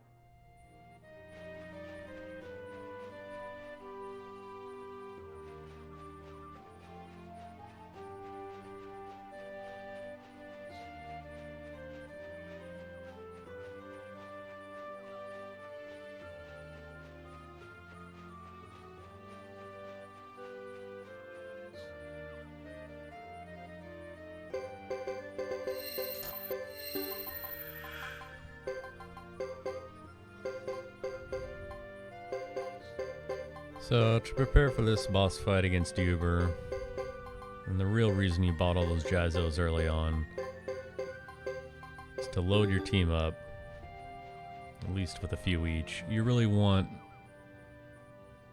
Fred and Rico to survive this fight, again, for skill points.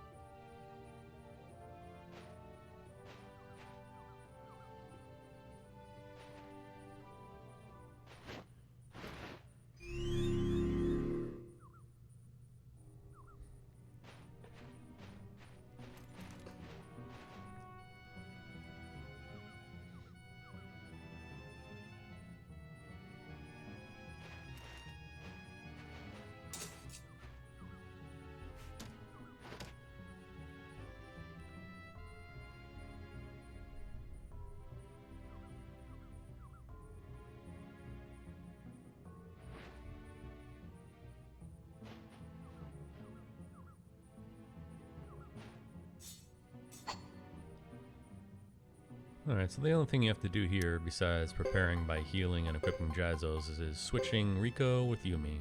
That's really the best option you got. Attack with the first group. My favorite spell, Earthquake. And then I do use Funeral Wind. Funeral Wind also takes 2 turns to cast. Alright. But it will guarantee a hit on them. And against the guy that's infamous for dodging and reflecting, that's what you want. You also want to see that. You love it when he uses lightning magic because it's not that strong and he's not attacking you.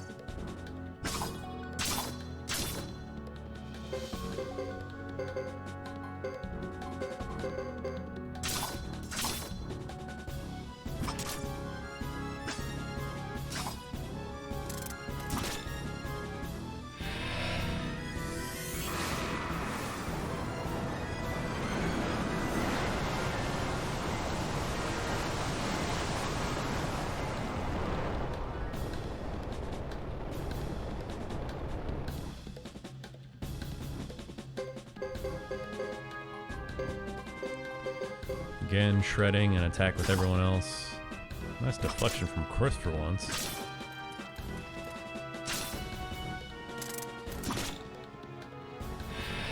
Hugo starts taking too much damage, he goes into berserk status, which means you really don't want him to attack you.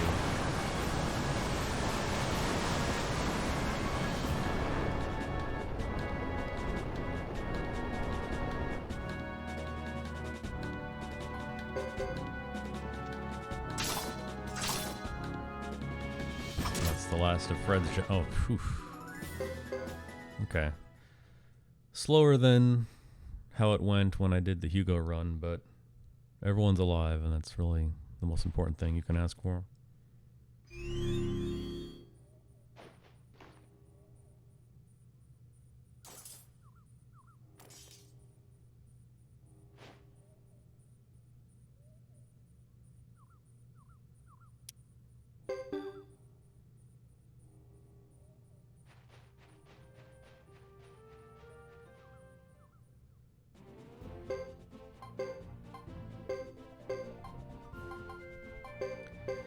Now you really got to remember to take off the Geizos that are left over here, because you're going to go into a battle that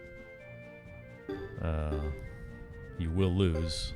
And if you got Geizos on, you're just going to waste time and prolong that battle. And you're going to waste those Geizos,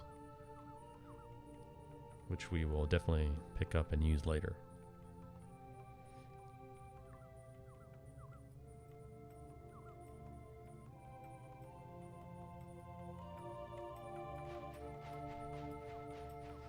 First things first, though, make our way to the magic tutor.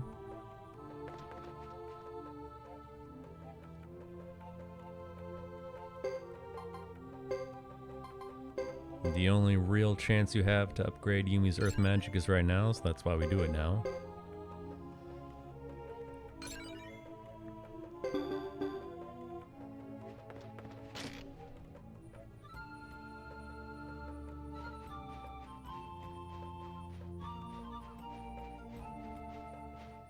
Gonna walk over here, trigger the scene, and then go inside, trigger another scene.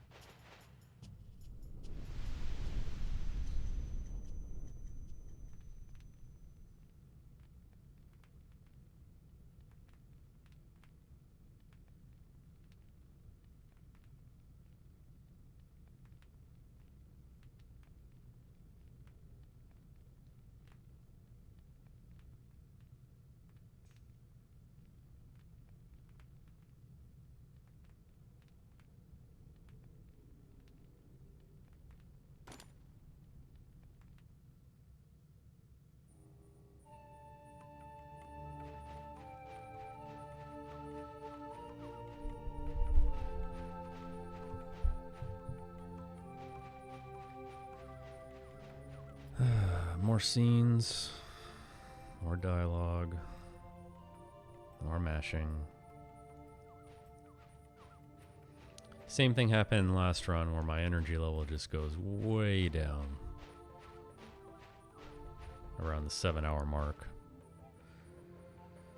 Future games, I think that might be my maximum limit.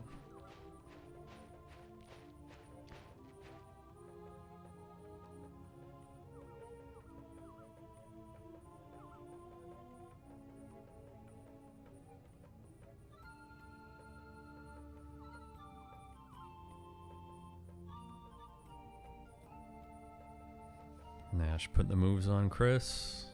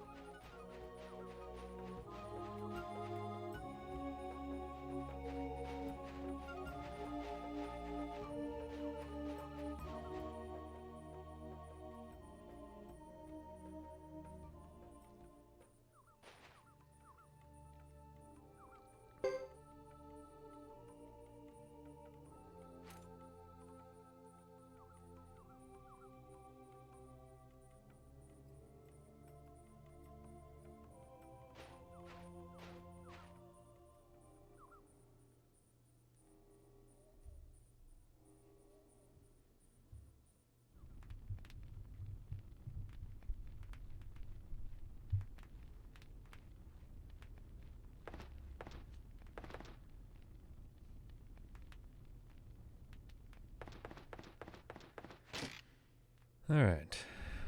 Scenes are almost over. We got one more. Then a battle. Then some more scenes. And then we can finally wrap up the first 9 chapters.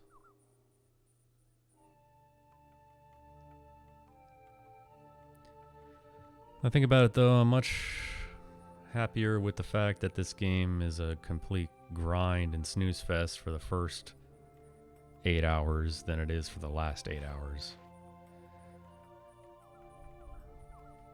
Chapters 4 and 5 are definitely more interesting and more engaging. At least for playing the game, I don't know. And then for watching it, I would imagine it's better, but I don't know. It's not for me to decide.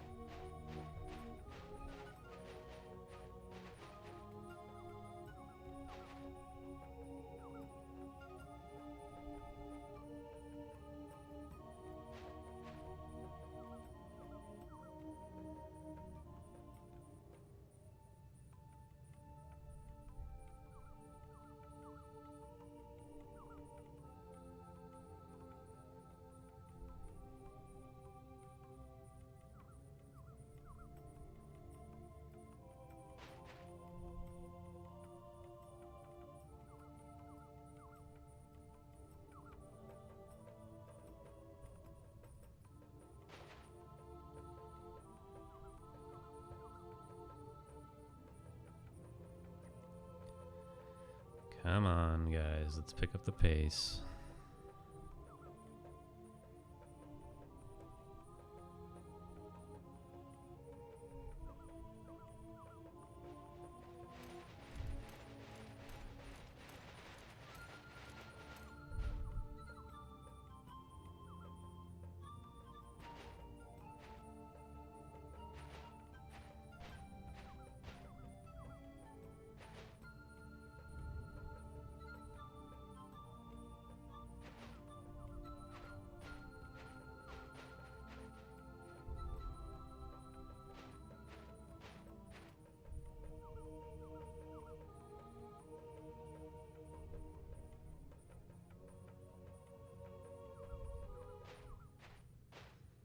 Alright, finally.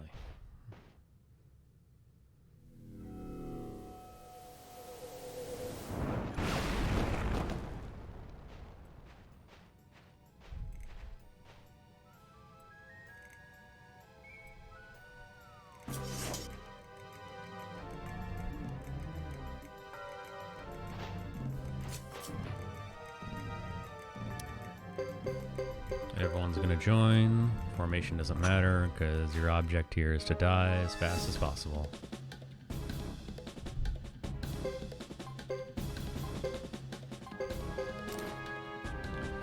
I defend here because all those three are leaving themselves open. I don't want to run up and cause one of them to stop chanting, prolong the battle even more. So Sarah casts Breath of Ice. That's good. That's rare, actually. Huber's gonna do his thing. This is probably his slowest option.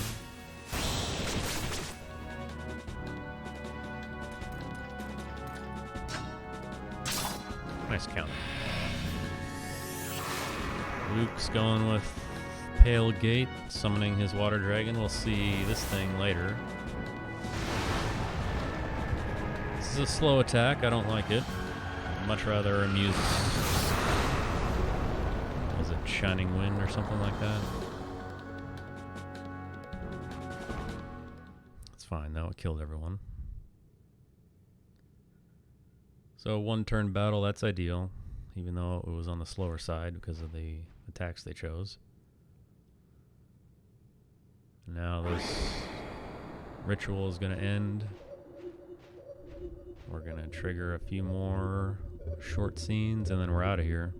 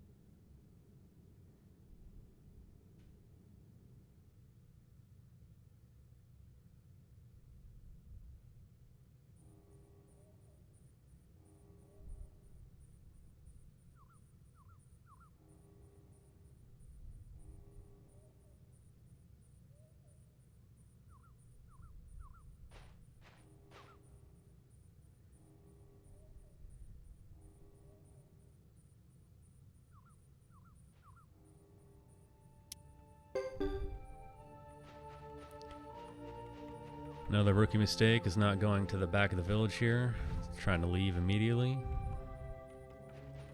Gotta go talk to Nash.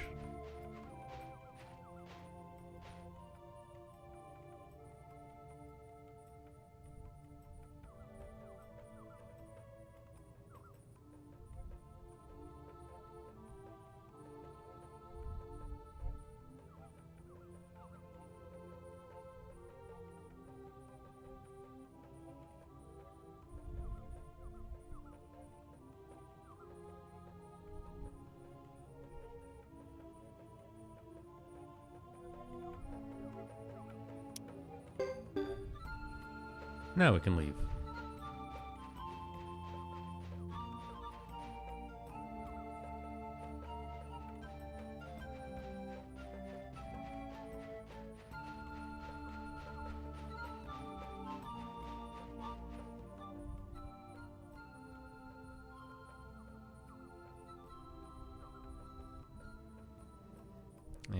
have to go through Kuput Forest one last time.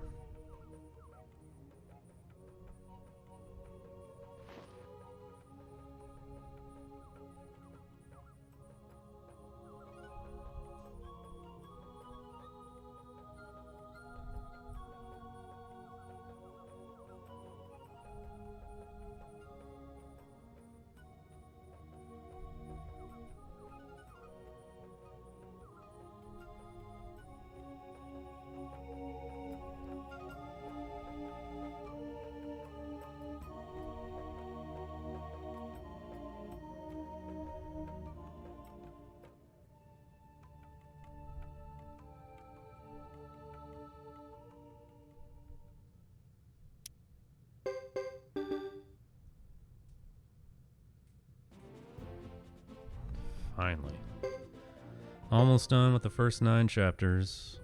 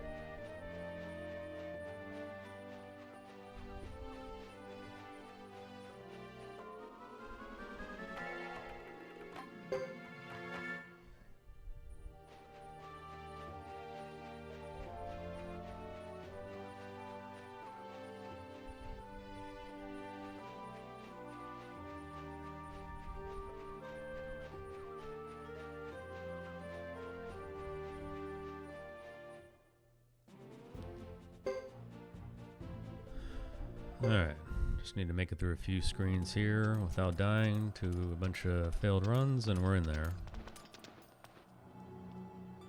After that, the only things that can really stop a run are Sindar Ruins. I mean, the battle with Sarah, not likely to lose that.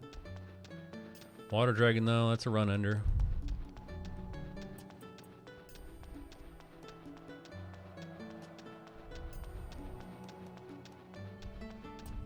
As long as you make the right dialogue choices, the rest of the game shouldn't be that big of a problem.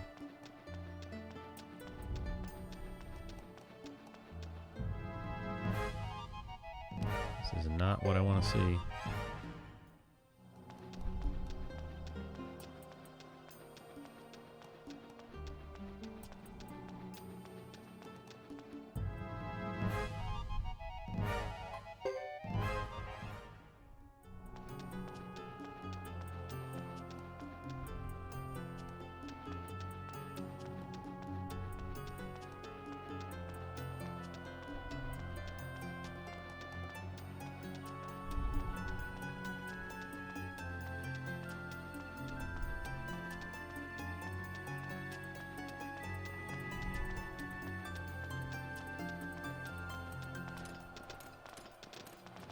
Alright, we did it.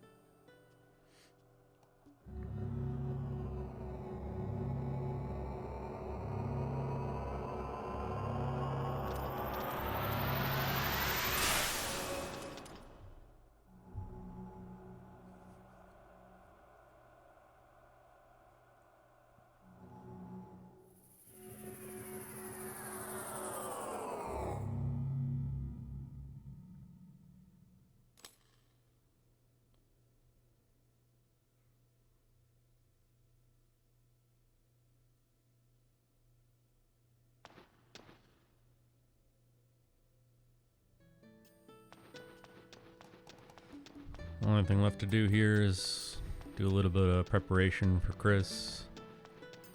Make sure you heal her before going into that door.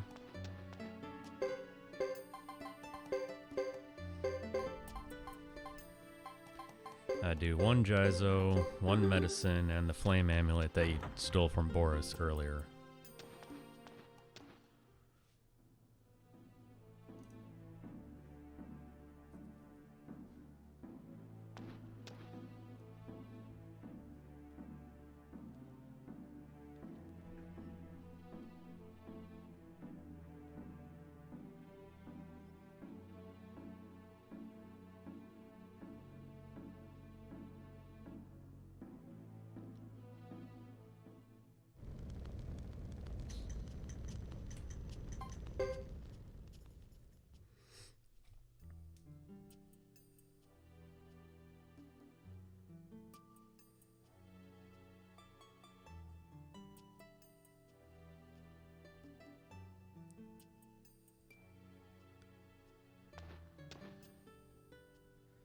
Okay, so I have not been keeping track until now of the actual time.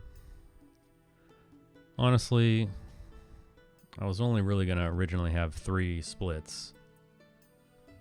1 right there at the first 9 chapters, 2 at the Wind Dragon, and 3 at the ending after you're done mashing through dialogue.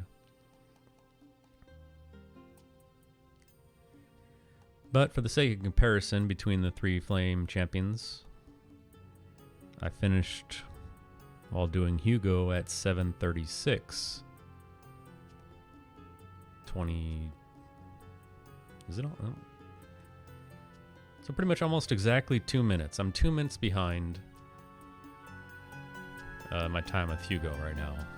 And I can tell you with 100% accuracy that 2 minutes came from the war battle in Chapter 2 with Chris, which was a disaster.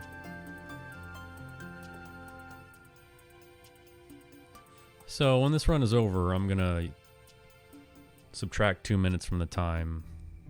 That way we can get not a complete fair comparison to what the final times are, but a more fair comparison, because the first 9 chapters are basically the same for each flame champion. So it's just useful to have as a like a starting point. So I'm gonna write it down right now. Final time minus 2 minutes. Then we'll get a good comparison of where they are in relation to each other. Of course, like I said, it's not going to be perfect. I mean, there's still a billion things that can go wrong or be a disaster, but at least it'll be somewhat of an indication on what you can expect. You know, when comparing, see who's the fastest.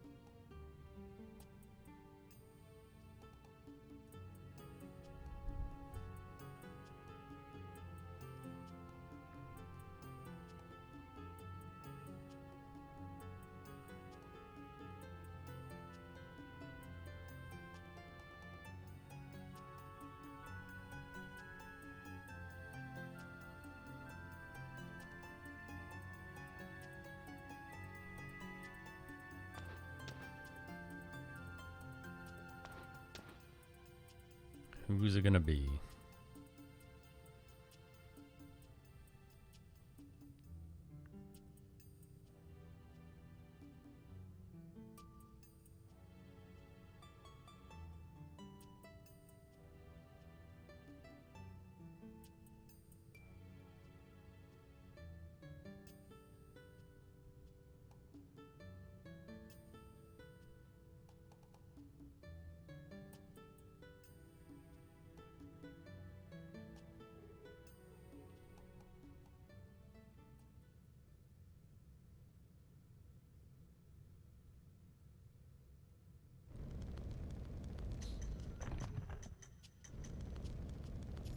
Well, let's go.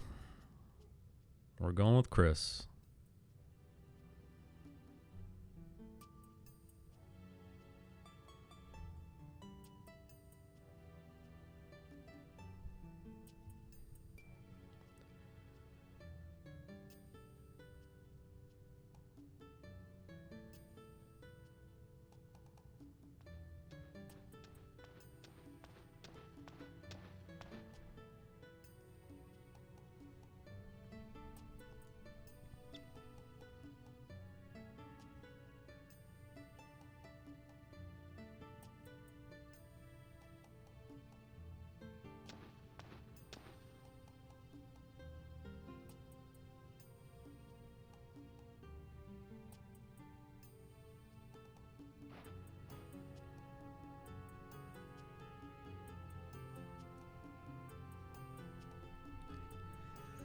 Alright, so this will be new material for everyone, I think.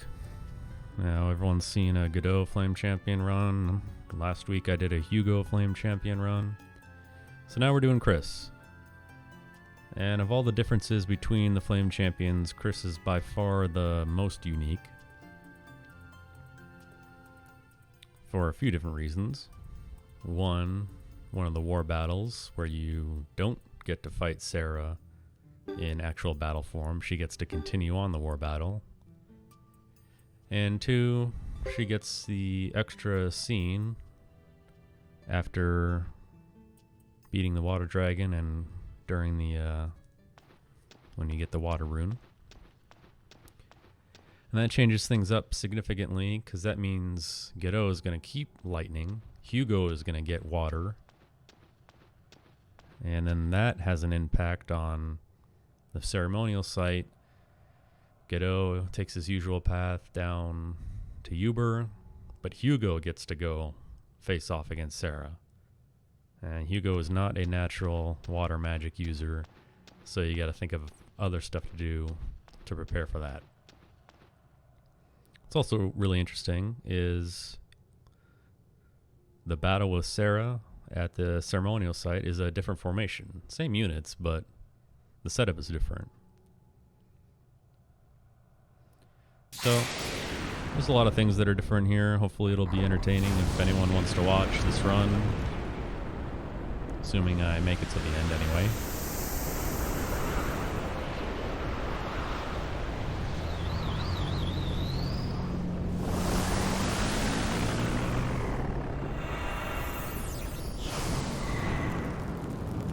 First, we gotta beat this guy. And this battle is not free. Fire Dragon has the ability to reflect magic, which, although rare, can happen.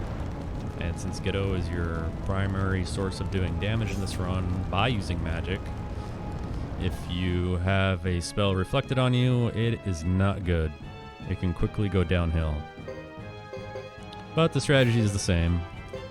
Attack, Furious Blow. Man, let's hope we don't see any reflected spells.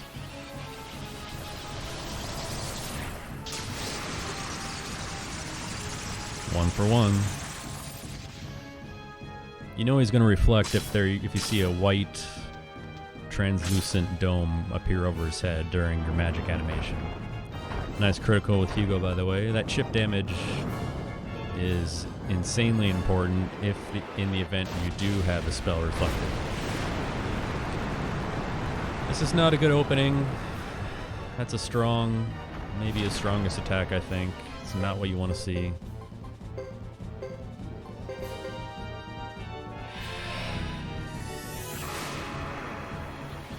Furious blow again. Alright, we're 2 for 2. We gotta go 4 for 4. Good chip damage.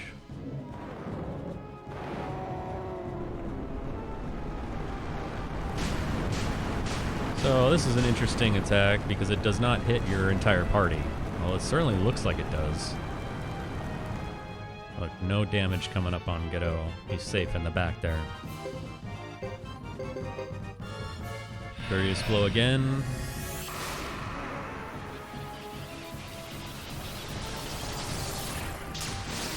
Alright, we're 3 for 3.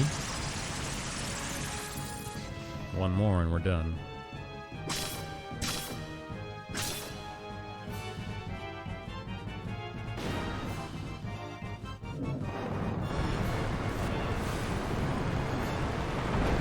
This is also a very strong attack.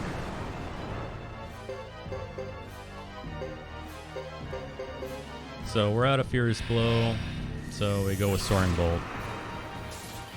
It's a faster animation and it does relatively the same damage. If this hits, it should be over, not reflected, so we're good.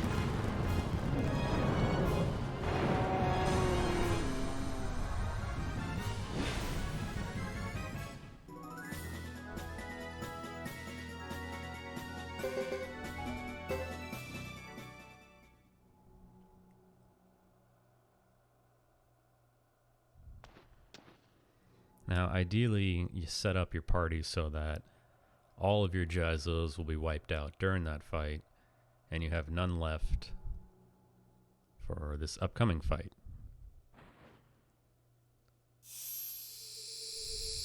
Because if you have extra Jizos on, and if you didn't use them up in that battle, then it's just going to waste a small amount of time while you're trying to lose the battle with Luke, which will happen right now.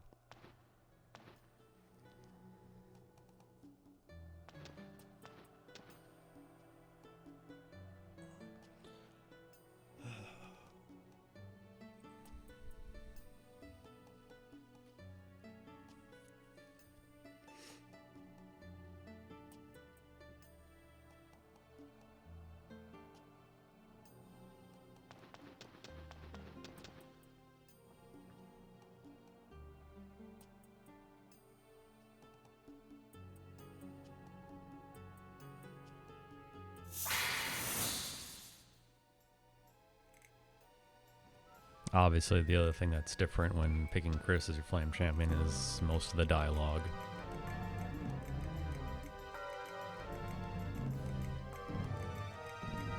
Fun fact, before doing a speed run and routing all of this, I had never chosen Chris as a Flame Champion in any of the casual playthroughs I did, which was only a few back in the day.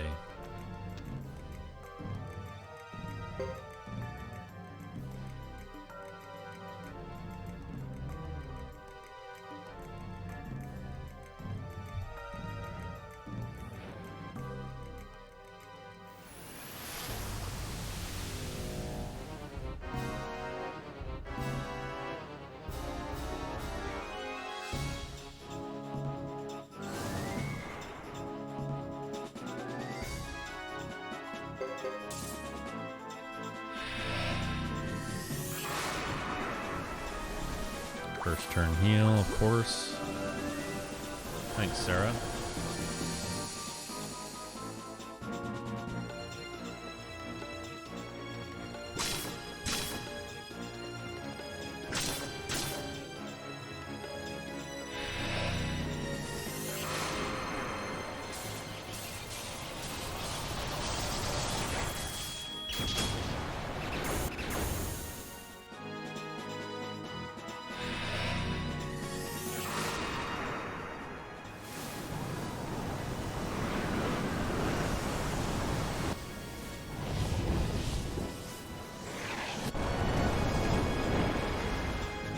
So Ghetto had a Jizo on still from the previous battle, which means he's still alive.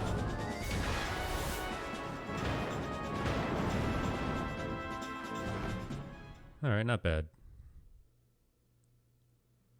Ideally, you want, obviously, no one to have a Jizo on, and Sarah to use Rage Rune, Fire Magic, and Luke to do what he just did. That should wipe you out. But it's fine.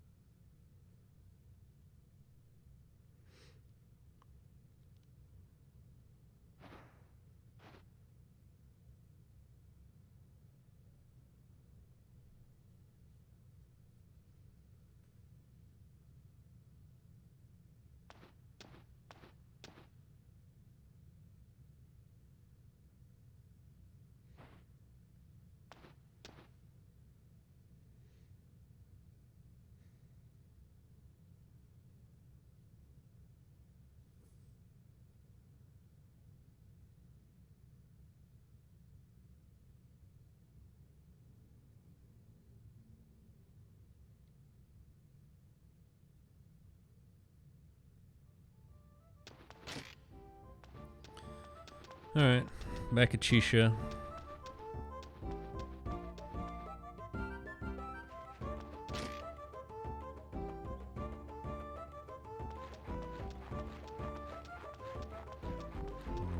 Try and exit the village, trigger a scene here.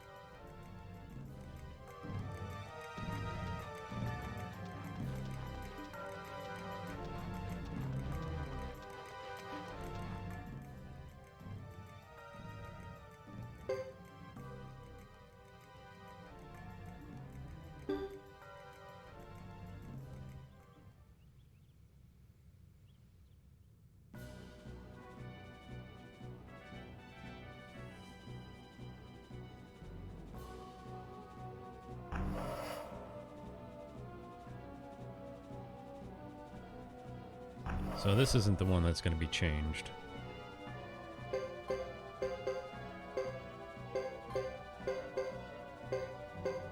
This is still going to be auto the first turn. I'm still going to have to go in swinging and have 2 units die.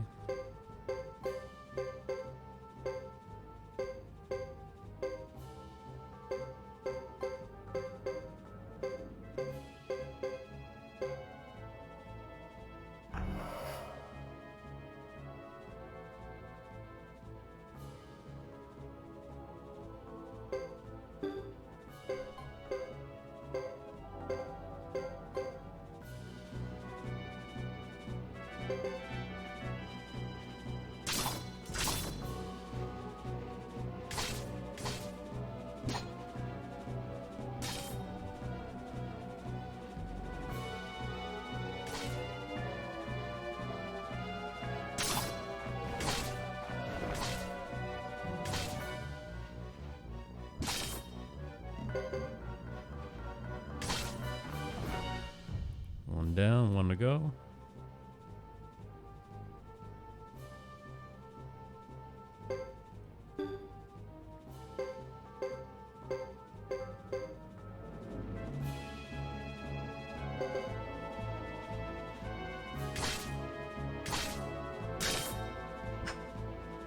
Always want to make sure to attack with your weakest groups.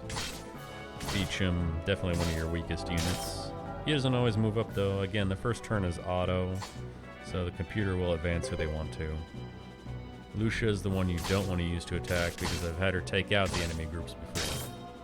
Again, she's really good at dodging, she's fast, multi-hits, so recommend to not use her.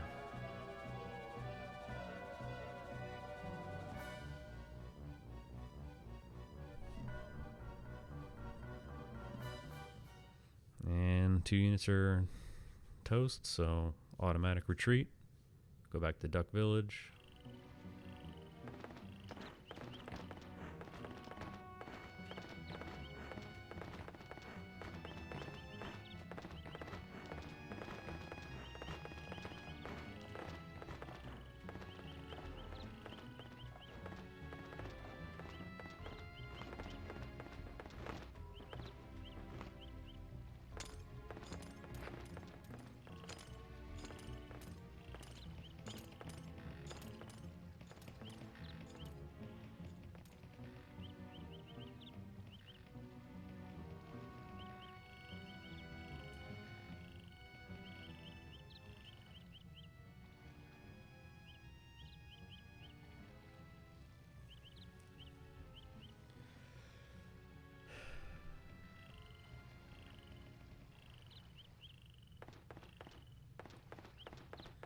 So I'll try and point out the places where you gain and lose time with Chris. This is one of them.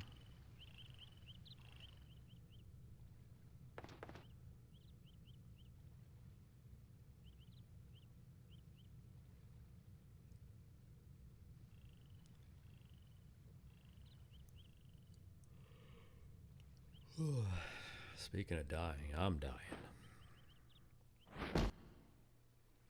Yeah, I am not cut out for 12-hour streams, that's for sure.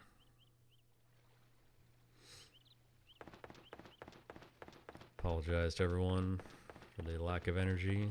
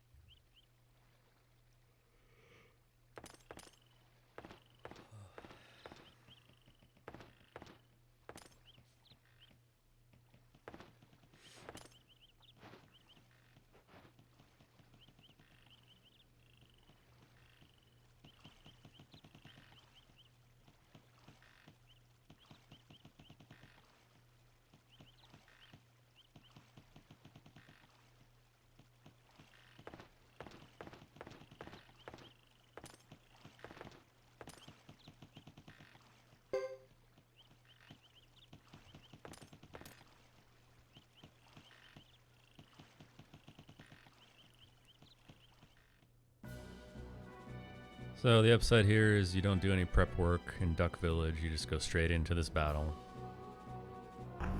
It's a bit more dialogue, but not a whole lot. And the downside is this war battle goes a few turns longer than it normally would. But then you got the upside again, where you don't have to fight the 3 battles versus the Harmonian soldiers and Sarah. But those battles are actually really nice because you gain a lot of levels and skill points with your characters. So there's immediate effects of pros, cons, pros, cons, pros, and cons.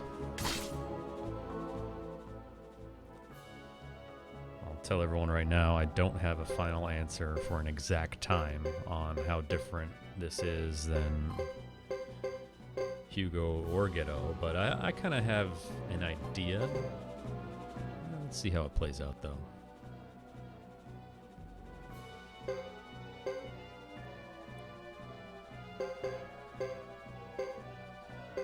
Again, war battle strategy here. Same as most of my war battle strategies. Advance and retreat. Advance and retreat. And then you advance and then you retreat.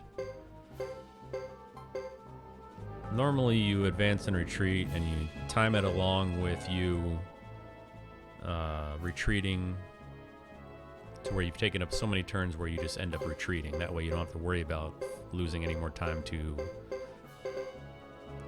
a failed retreat from an enemy attack. So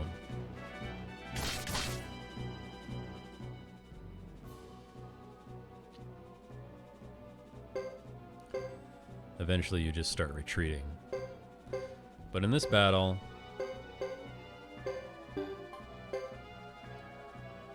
you want to keep advancing because Chris is going to appear and you want the enemy to be as far away from her as possible so that you can just end the battle in a few quick turns by just ending your turn, and you won't have to worry about the enemy advancing far enough to where it can actually attack you. But we'll see what happens.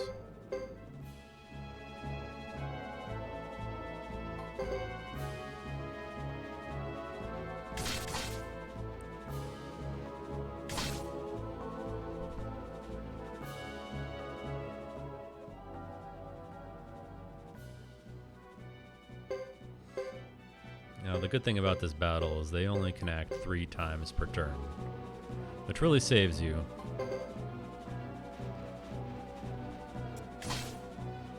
Unfortunately, the war battle right after this at Brass Castle, we're not so lucky.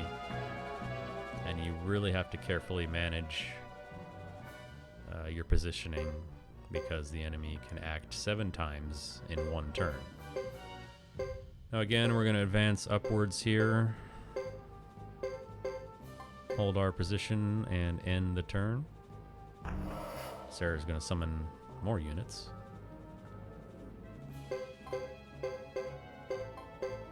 They're going to attack more. And you're going to retreat.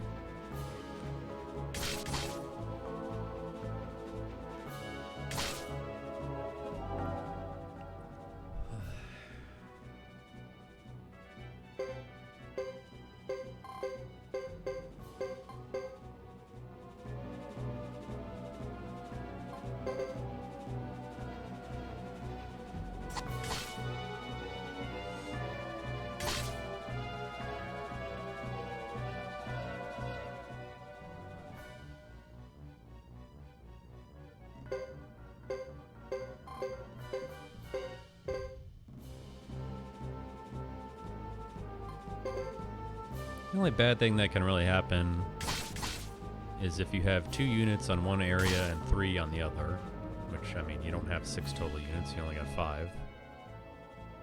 And the enemy decides to attack the area with 2 units twice, and then also decides to move their 3rd unit forward onto the space that both of your units retreated from.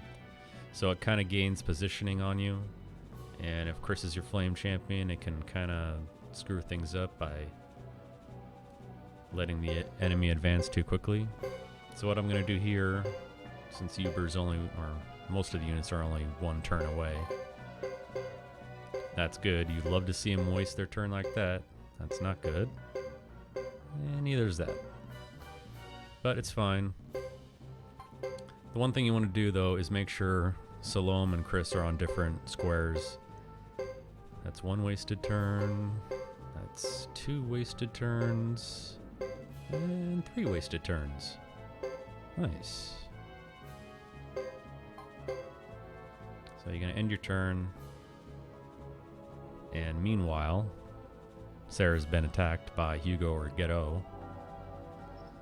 And you just end your turn and the battle ends. What I was saying, though, you want to make sure you have your 2 units separated, because you need a line to retreat to. And if both are on the same one, the chances are they won't have a line to retreat to. And if an enemy attacks you, you can't retreat. You have to defend and eat their attacks for 3 turns in a row. And that can lose you a lot of time. So, right there, it's important to, advance and hold your position as much as you can. Got a little lucky there with the fact that the enemy wasted their turns by moving around the map. But, we'll take what we can get. For a Chris Flame Champion, that was legitimately a perfect war battle, so I'm pretty happy with how that went. Though again, there's pros and cons.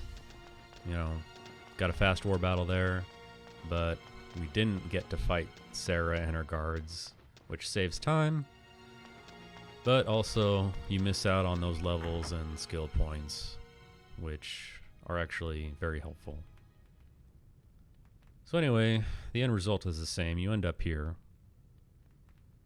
And then whoever your flame champion is, you're either going to go out to the east to talk to Sergeant Joe with Hugo. You're going to go west on the west side of Brass Castle with Godot. If he's your flame champion, go talk to your group out there. Or with Chris, we get to go back to Lewis's room.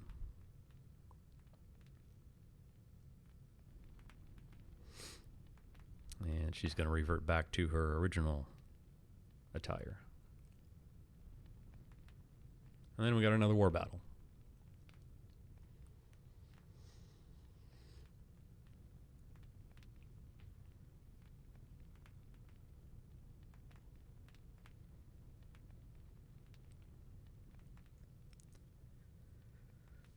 But more scenes first. Good thing is, this is the last time you see a bunch of scenes grouped together that you have to just slog through and mash dialogue and try not to fall asleep.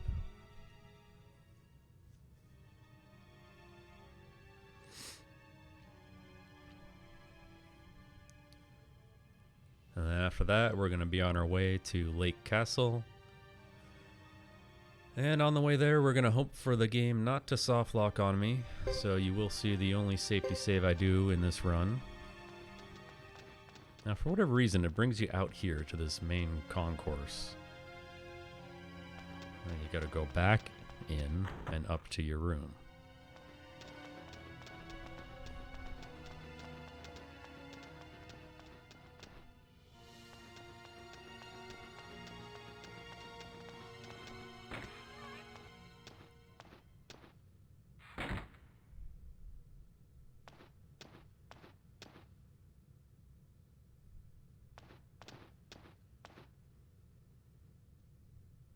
Talk to giant-eyed Lewis.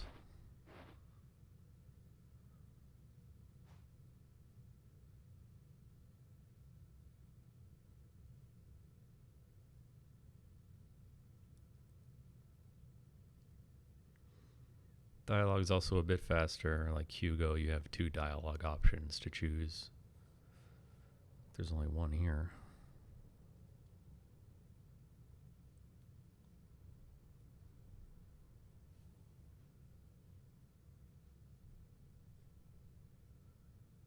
And someone's calling me.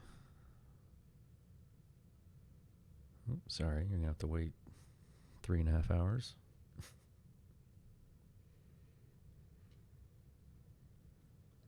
Why didn't you answer your phone? Well, good question. I was speedrunning Suikoden 3. The fuck are you talking about?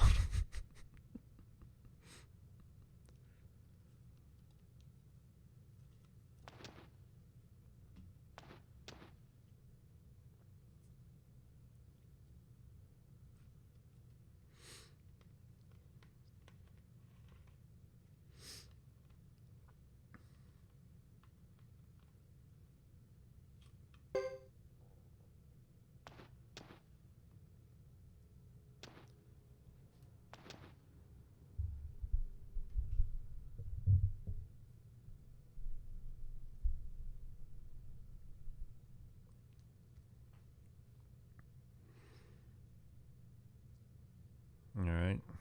Costume change complete. Time to go decide to claim the Flame Champion name or not.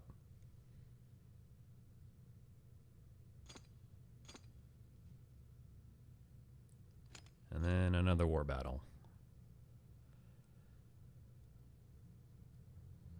Maybe the most frustrating war battle in the entire game. Because you just get a relentless beatdown from the enemy units and you can do nothing but retreat.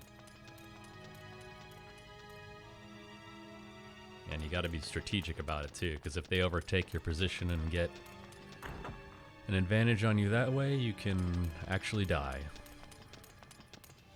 And there's really nothing you can do about it, because again, they can act 7 times per turn and you don't have 7 units.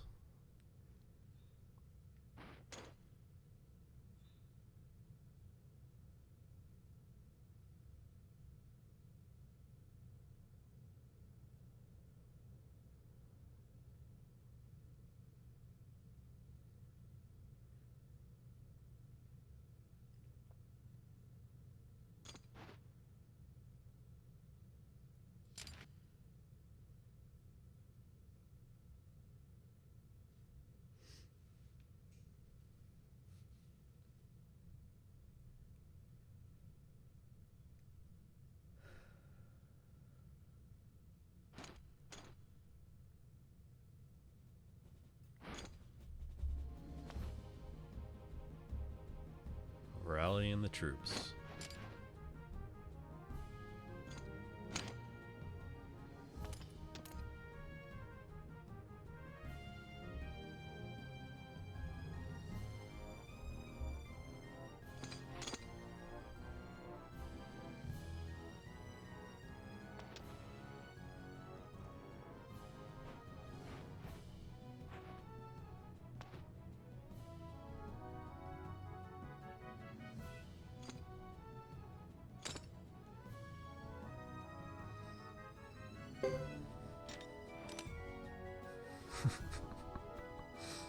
There she is.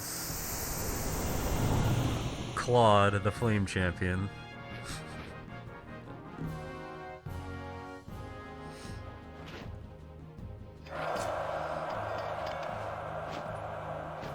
Silver-haired maiden. Claude.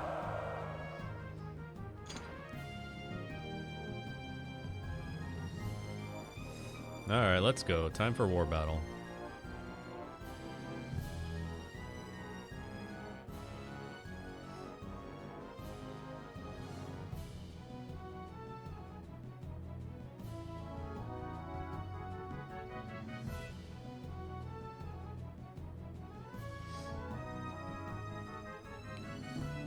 So by process of elimination, the Flame Champion file name for a Godot's run will be 0.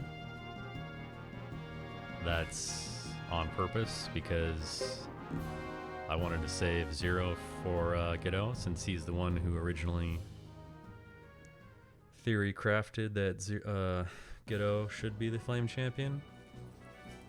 So we'll see how it goes. But first, let's see how this war battle goes. That is a lot of units.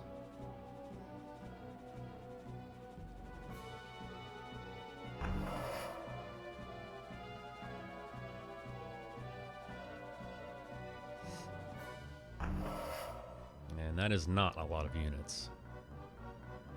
But we're going to do our best. Again, advancing and retreating, trying to hold our position. First thing you want to do is advance with these two. And the bottom two.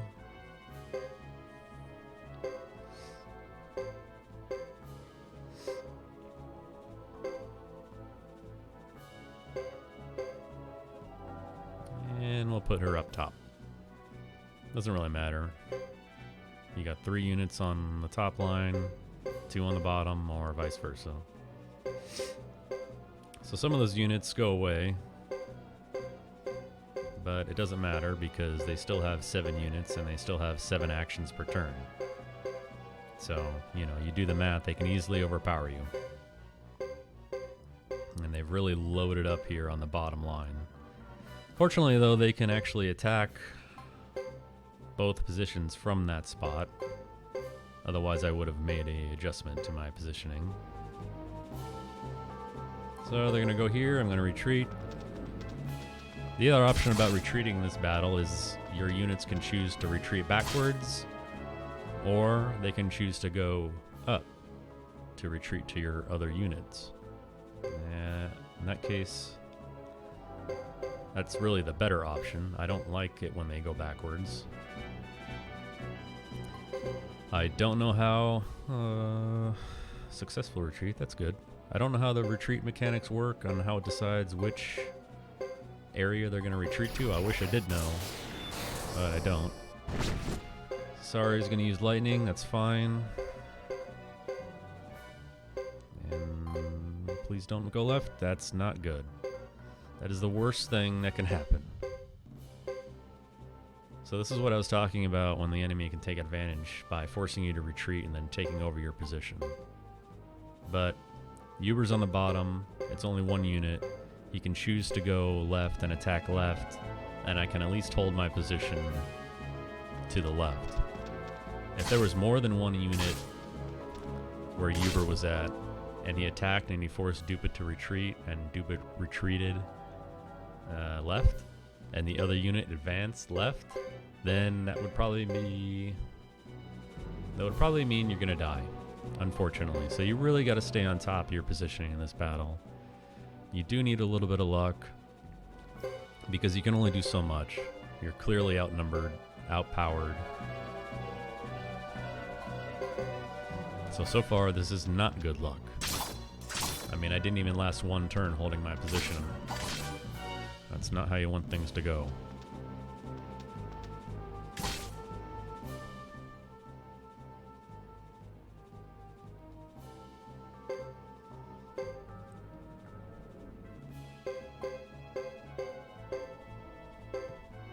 And they're only on action 4 out of 7. So again, this is not going very well. Much like the war battle in Chris Chapter 2. So, on my Hugo run, I had very good war battles, with the exception of my mistake in the last one. And so far, with Chris, I've had terrible war battles. Well, that's the way it goes.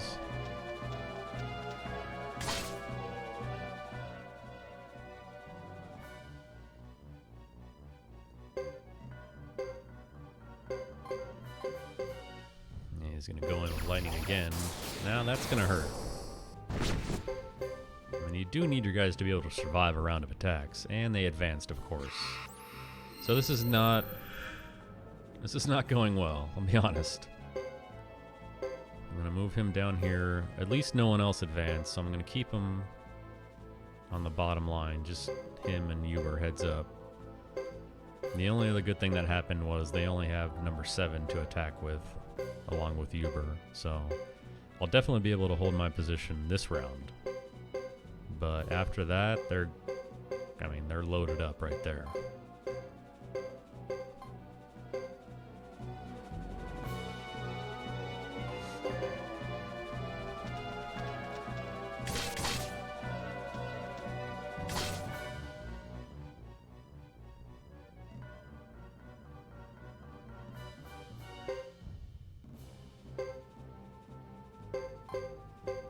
course.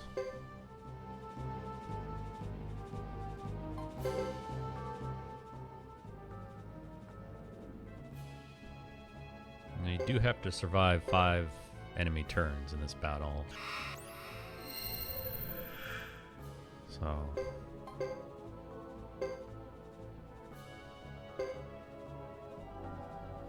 that was... yeah, okay. I only need to hold them off. Yeah, that's the dialogue you're looking for. Their perseverance is remarkable. That means it's almost over. So you want to hold them off for one more turn by just keeping 2 units out front.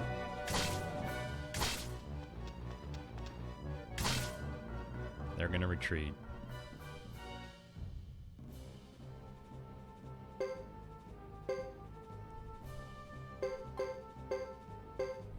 Retreat with Godot's group.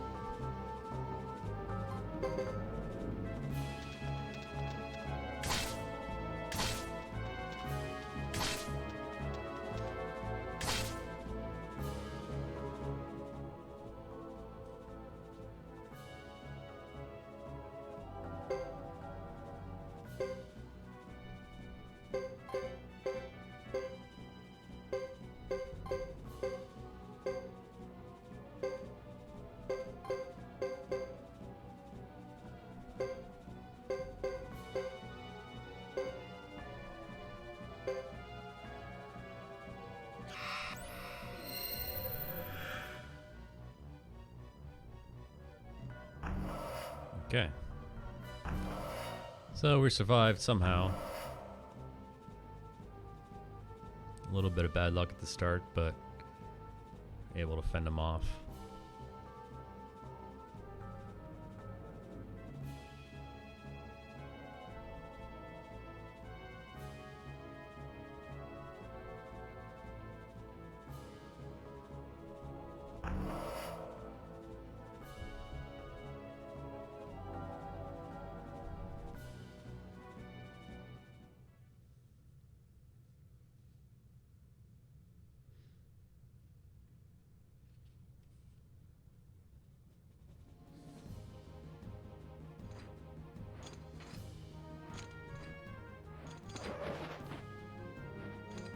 Now it's finally time to go through a few more scenes and then off to get our castle.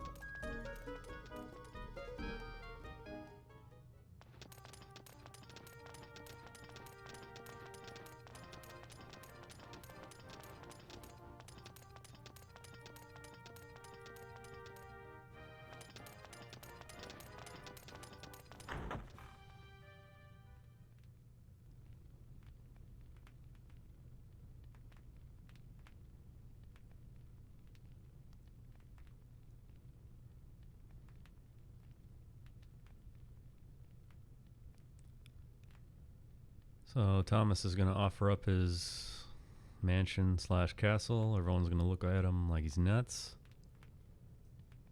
But then we're going to accept his offer. And that's our next stop. We'll name the castle and do a few little detours. Then it's off to Sindar Ruins.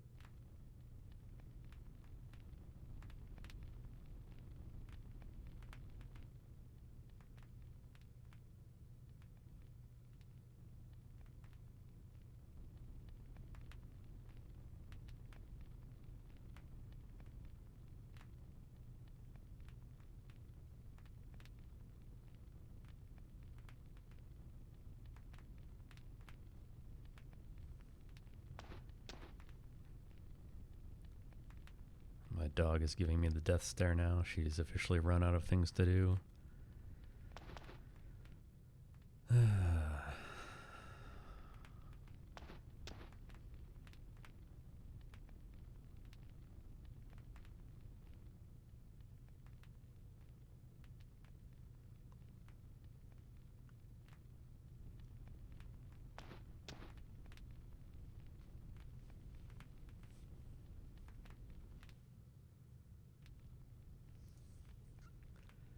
Another reason why I'm not cut out for 12-hour runs.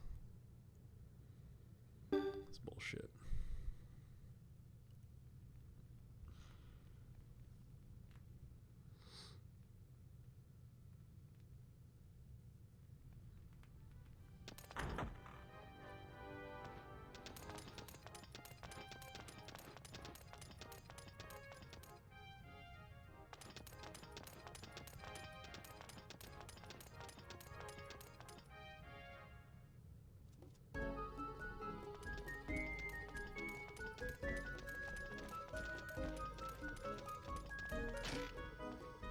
First thing we do before leaving Brass Castle, though, is talk to Jean. Very important party member to get here. She offers you the ability to have lightning magic in war battles, which will be insanely important to have later on. And she can be in your convoy as a support unit, which means she can attach runes on the fly and also speeds up casting time for all runes by 1 full tick on the battle meter.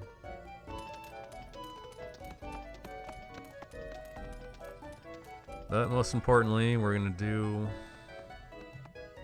a safety save here shortly before exiting, because I don't want my game to freeze on me. If it does, you're just going to need to do a soft reset and eat the time loss.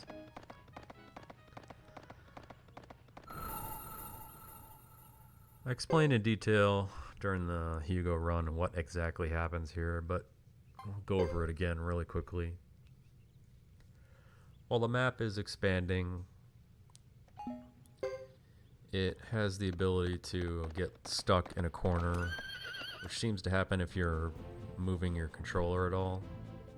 So my advice, whenever you see this happening, just put your controller down, don't touch it, don't look at it, don't think about it.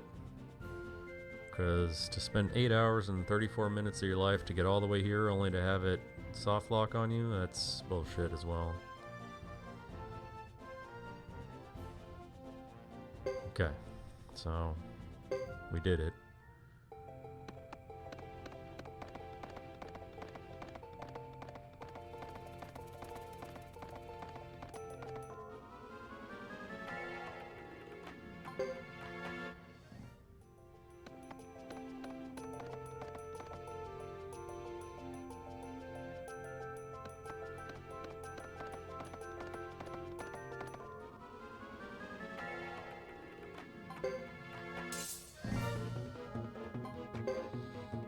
That's the fastest failed run in the game right there. This boar when he's casting lightning magic, which takes him 2 turns. So you fail the run, and nothing happens because he decided to cast magic. So the failed run ends instantly. So you can see what I'm talking about when, I mean, I would keep track of how many failed runs that I have, but it wouldn't mean anything because I could have 10 of those and 10 failed runs versus a group of Copper Suns, and the difference would be 5 seconds versus 5 minutes.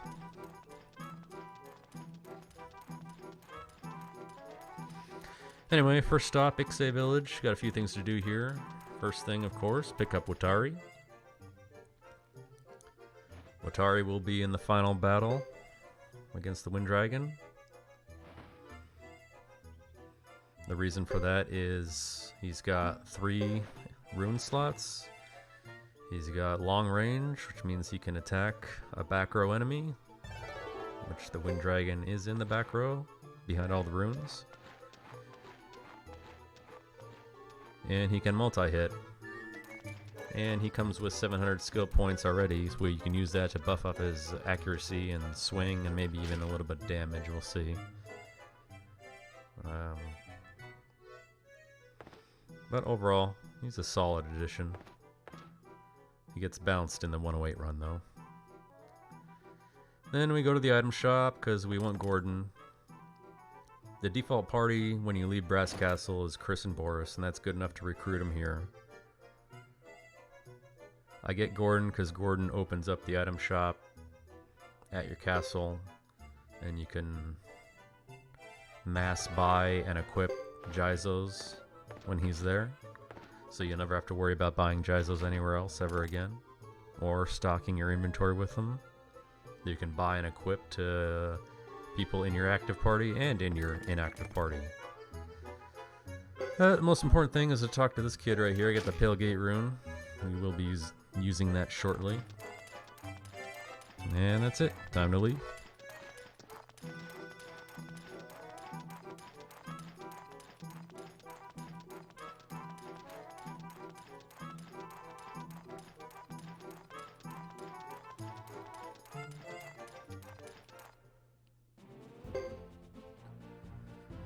Finally, time to get our castle.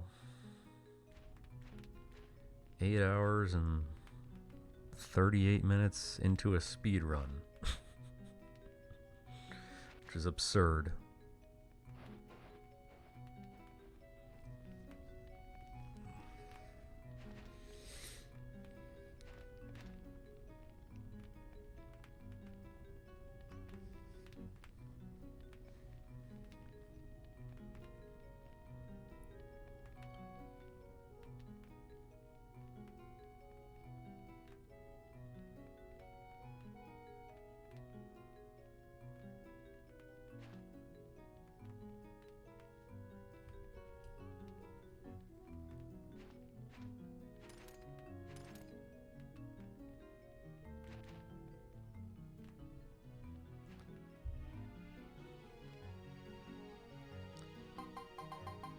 So LCC got his relevant castle name of Totino's, a classic reference. Since Claude's a file name for this one, I'm going to go with however you want to say it. Riovanes or Riovanis. Final Fantasy Tactics reference there. A place where everything can go wrong. Which pretty much sums up how I feel about a Suikoden 3 speedrun.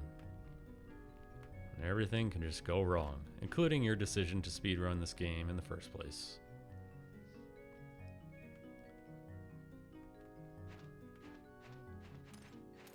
Now the real question is, when I do the Godot run, what am I going to name Zero's Castle?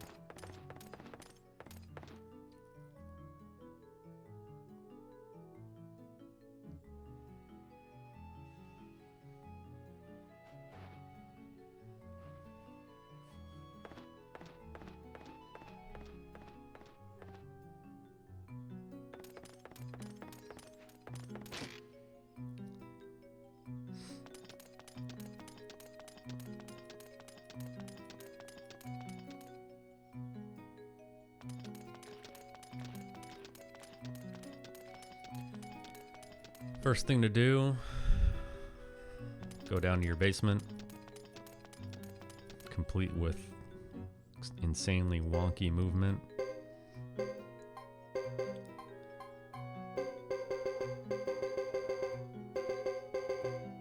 I'm gonna leave everything except my Jizos and the Pale Gate rune that I just picked up.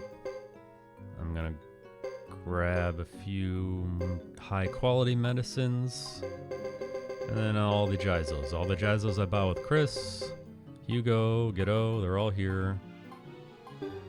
And then I go through my inventory to make sure I'm not missing anything, and then I do the mass sale. So we were at like 220,000.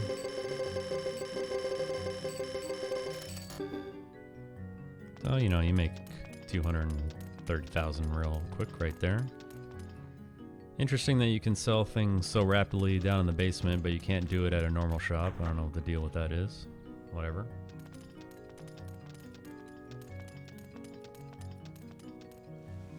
Now the strategy is the same as my Hugo run, and that's we're gonna go get Vicky right now. Is it slow? You bet it is. Am I gonna do it anyway? Of course. I didn't equip those though, did I? No, I did not. So again, you want to load up on Jizos so that you don't die to a failed run here. This is a little faster because you got your horse to travel on.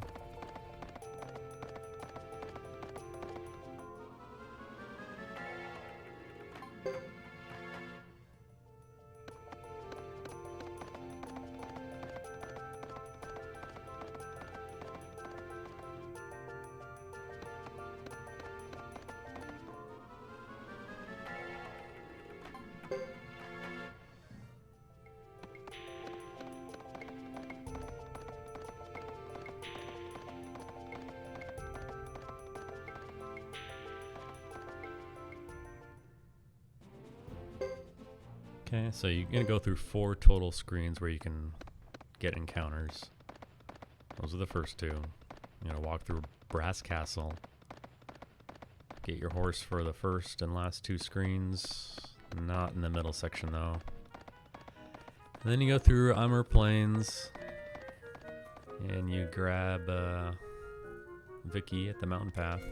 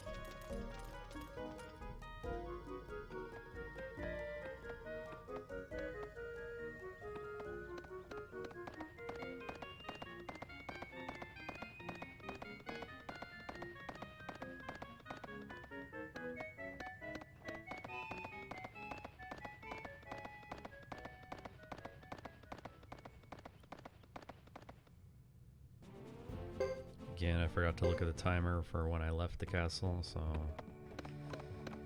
really wanted to get a good idea of how long this actually takes, but whatever. I can go back and watch it later.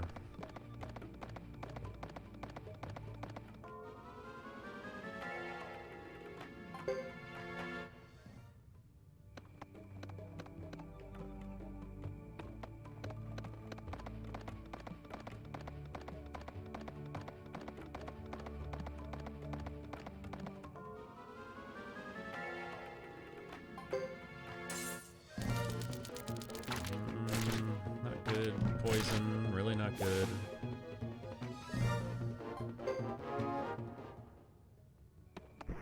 Don't have a way to heal that. It's fine though.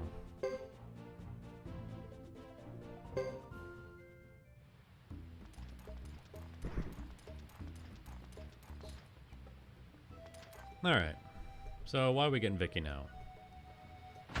It's really not even about Vicky, it's about little Vicky. But to get her, you need to get Vicky. So I do want to have the option to teleport as at will. To do that, you need to get Vicky and little Vicky, because you need the blinking mirror. And you can't get the blinking mirror unless you come back here and get little Vicky. Little Vicky is also arguably the best magic user in the game. Big Vicky, when you recruit her right now, she will not have her head slot open. Otherwise, I would bring her with Palegate. So unfortunately, the only thing I use Vicky for is to teleport right back here with her in the party. And then, you know, just talking to her in the castle lobby right here. I'm just glad you can still teleport with Vicky in your party, because that would have been a giant pain if you couldn't. So again, little Vicky is going to come with an open head slot and a high enough level, you know, to where she has that open slot. So that means she can equip the Pale Gate rune, which means she has access to Open Gate, which is my other favorite spell in the game, because it just is an instant kill for a lot of enemies. Now, as far as the walk to Mountain Path goes originally, I tried to lessen the blow by, instead of going immediately to Lake Castle from Brass Castle, I just went out the other exit of Brass Castle, and I thought, well, maybe Vicky's available right now, and I could save myself 2 screens of movement from the route I would normally take here, and the 2 screens of movement from Brass Castle to Lake Castle through Yaza Plains. Like, it would have been cool if you could just come straight here after that war battle and talk to Vicky and have her instantly teleport you back to the castle. Unfortunately, the trigger for Vicky to appear is naming your castle. So you do unfortunately have to go all the way to the castle, then all the way back here walking, get her, go back to your tavern, put her in your party, teleport here again, trigger the scene with little Vicky, recruit her, grab the blinking mirror, and then you can teleport anywhere at will.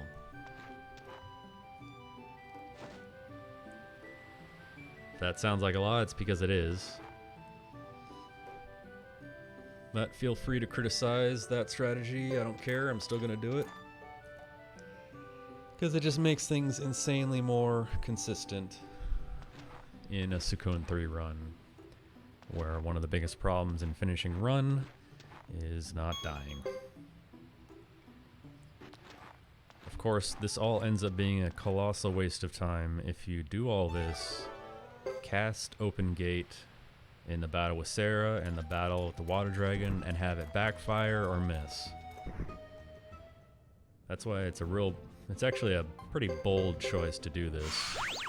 Because if it blows up in your face, you're probably going to die, and you're going to die having wasted all that time. Anyway, so we're going to go back to the tavern. We're going to set up my actual party now, and then make a few detours. Change some equips, raise some skills, attach some runes, and then we're off to Sindar Ruins to fight Sarah. Party choice here, Chris is a given, of course. Fred I bring, not that he's that effective, but you want those skill points again. Fubar,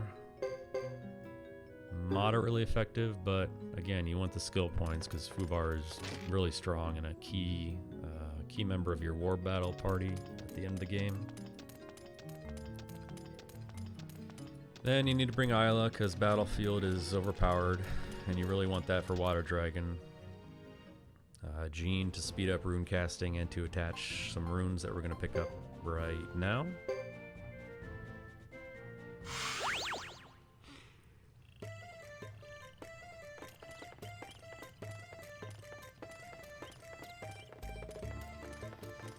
Lucky enough that the most important room here is also the magic tutor room, so we're going to knock it all out while we're here.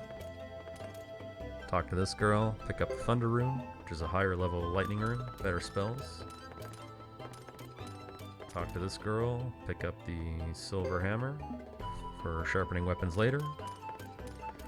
And talk to this duck. And we're going to raise up some magic skills. First, fire magic for Chris.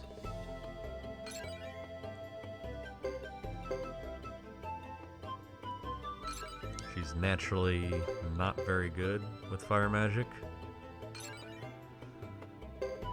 C is the best you're going to get, unfortunately. And the only reason you do that is just so she has a moderately decent blazing wall at the end of the game versus the 2 battles with Guardians, where she's on her own solo.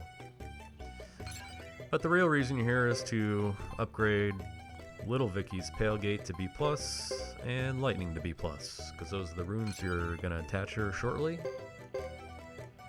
And that'll make her one of your best party members for the rest of the game.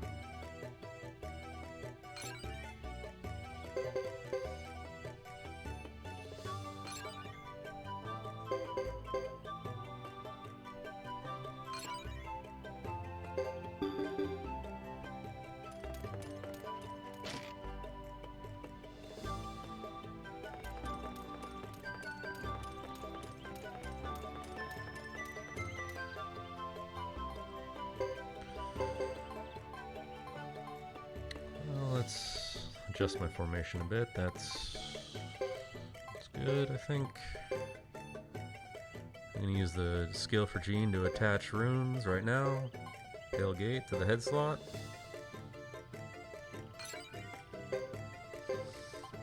And Thunder to the other empty slot.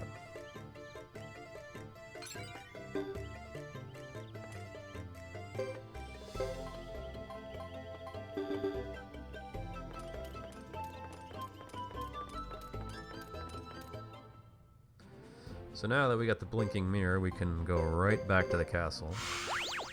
And then right back to Great Hollow. Now, even though you're at Duck Village and your next destination is the Ancient Highway, you think you could just walk to Ancient Highway, right? Unfortunately, that's not the case. You do have to trigger this scene right here in order to progress the story. So while it makes sense to just walk right into Ancient Highway, and that would be ideal, what you would do is you'd walk all the way through with nothing happening, end up back here and having to go back in to the middle section, which we're going to now.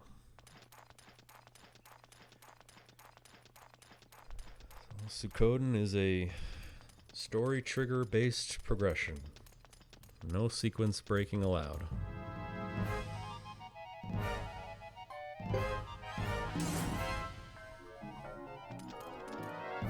No running allowed either, apparently.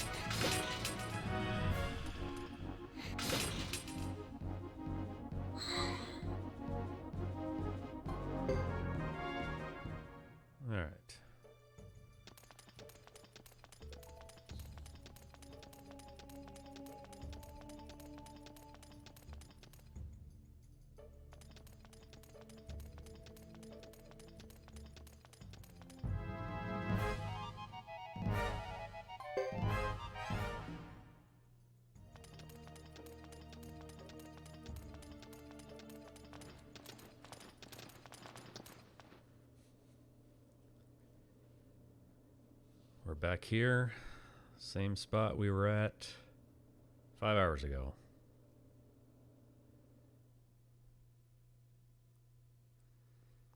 Suikoden 3. A game where you visit the same location 80 times in a row. And if you're not visiting it consecutively like Kuput Forest, you will eventually end up back at where you started from.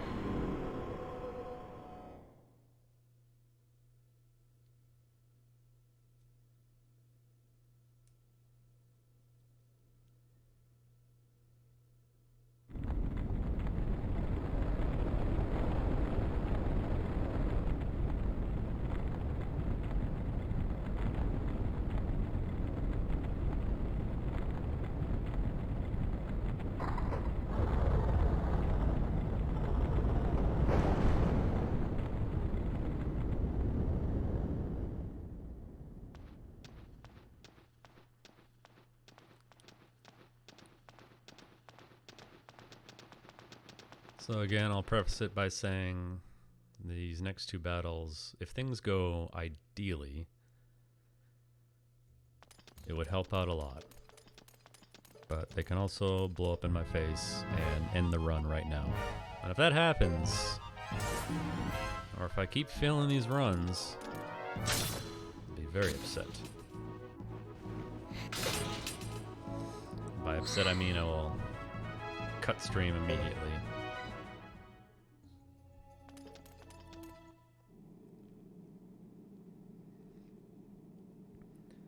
This is a great dungeon. It's a giant maze with all sorts of twists and turns, except for one small problem. You don't need to go through any of it.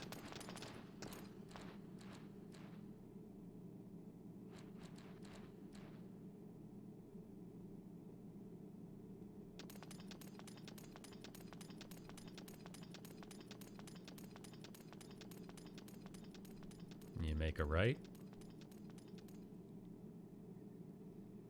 and then you make your first right.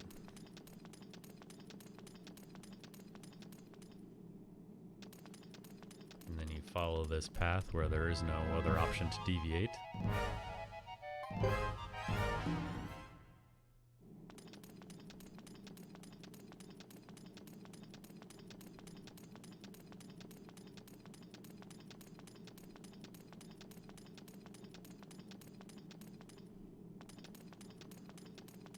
And then you follow this path straight ahead to the exit. And you're done. Nice dungeon.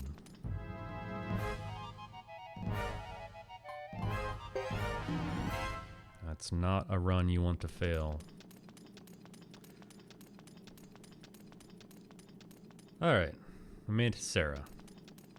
Now, let's heal up, and we'll see if little Vicky paid off.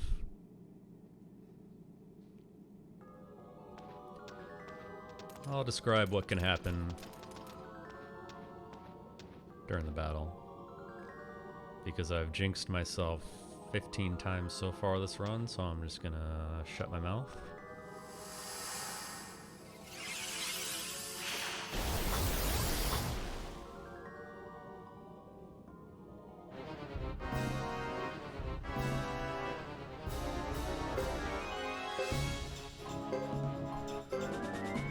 Okay, explosion is a backup. I realize I don't have earthquake. Open gate on Sarah. Oh, this better not be... Okay. She can cast Breath of Ice there, which will go before open gate, just like this will go before open gate. This move doesn't matter, it just wastes a small amount of time. But if Breath of Ice goes off and it causes a stop chant to Little Vicky, that's going to be putting you in a world of hurt. So we use open gate, it goes off, which is the first hurdle. 1, 2, 3? Yeah, I missed one. Shit. Normally you want that to hit all the enemies. this will kill or not. Nope. Nope. So that's not good. Unfortunately... Oh, no, don't...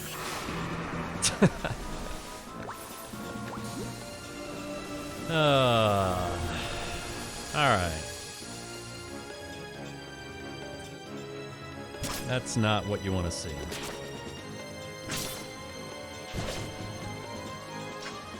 And the missing... Oh, goodness.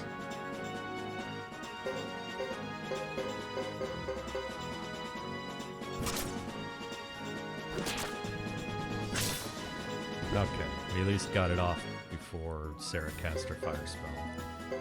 You don't have to kill Sarah in that battle, you just have to kill all of her companions. So that was... It wasn't horrible, but it certainly wasn't good either. Ideally, you want Open Gate to go off first. You want her to cast a fire spell on the first turn, because Open Gate can outspeed fire. And you'd like it to go off and immediately kill all 4 of her companions, and the battle is over in one move. That didn't happen, of course.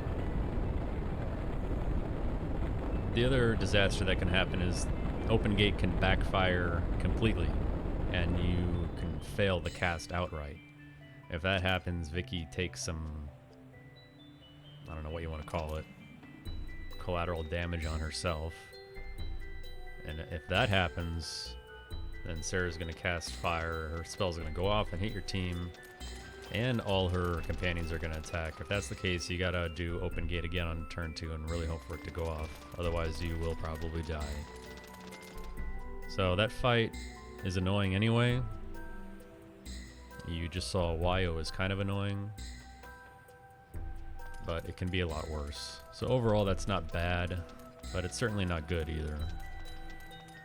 So now we're going to hope for better luck against the Water Dragon. It's going to be the same strategy. You're going to cast Open Gate first. You really, really want it to take out all the ice crystals. If it doesn't, it just slows things up and makes it harder. Now again, you want to stop right before the end of this little fence that you're up against. Heal your party. Equip as many Jizos as you have available. Because you won't need all these if Open Gate works. But if Open Gate doesn't work, then you might need all these.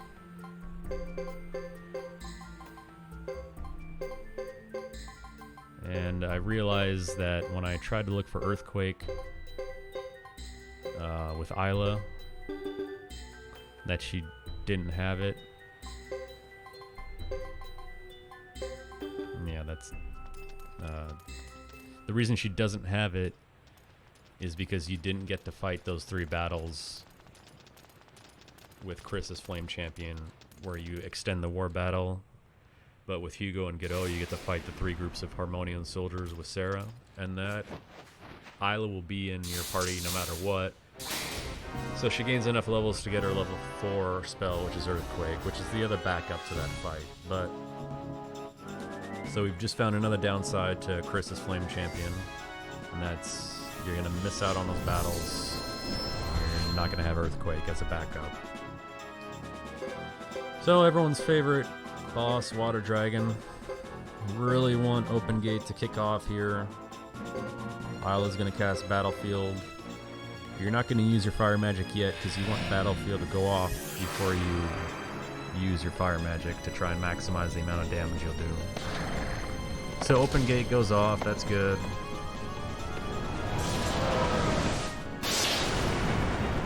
One, two, 3, 4, 5, 6. That's all of them. Yep, alright. So one thing worked out for me this time.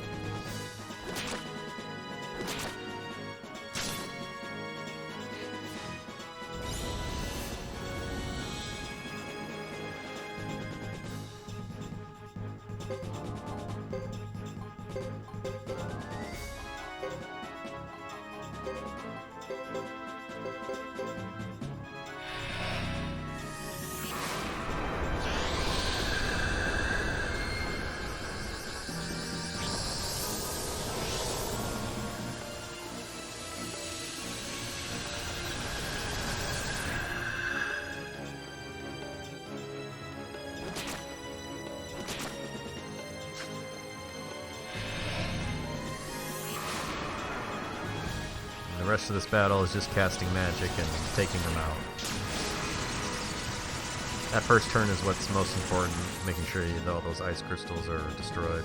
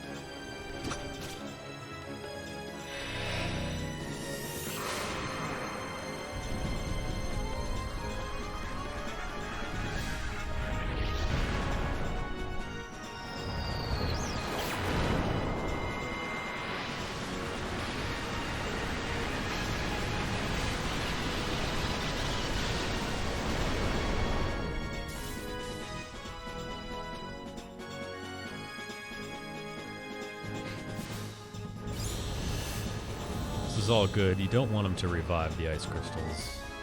They just waste time and do extra attacks. And Nash might seem like a weird choice to bring along here, because he's barely doing any damage at all. But you do it so he gets skill points, just like Fred. You're going to be using them in your final party, so you want to beef him up a bit.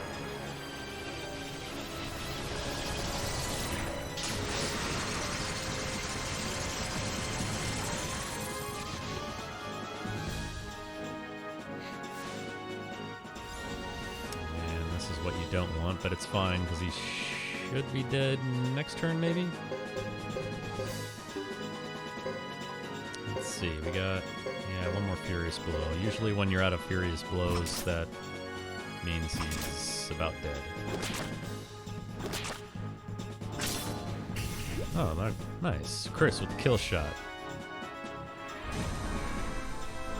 Oh, welcome back, SRD. This is Chris, Flame Champion. So you get to see the extra scene here that I know you've asked about before. Feel free to time it yourself, in case I forget to look when the timer starts. Run's going good. We just had a bad Seraph fight, but a good Water Dragon fight.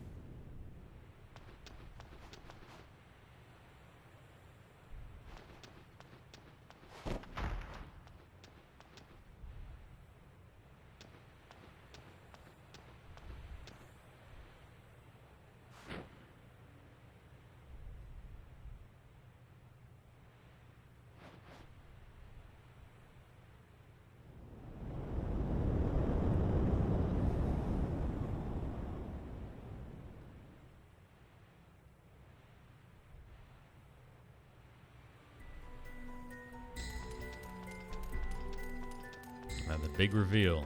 Luke was the masked bishop all along. Nobody saw that coming. Unless you read the instruction manual.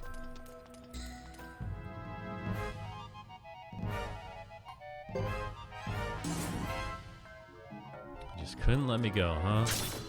Just continue to fail runs.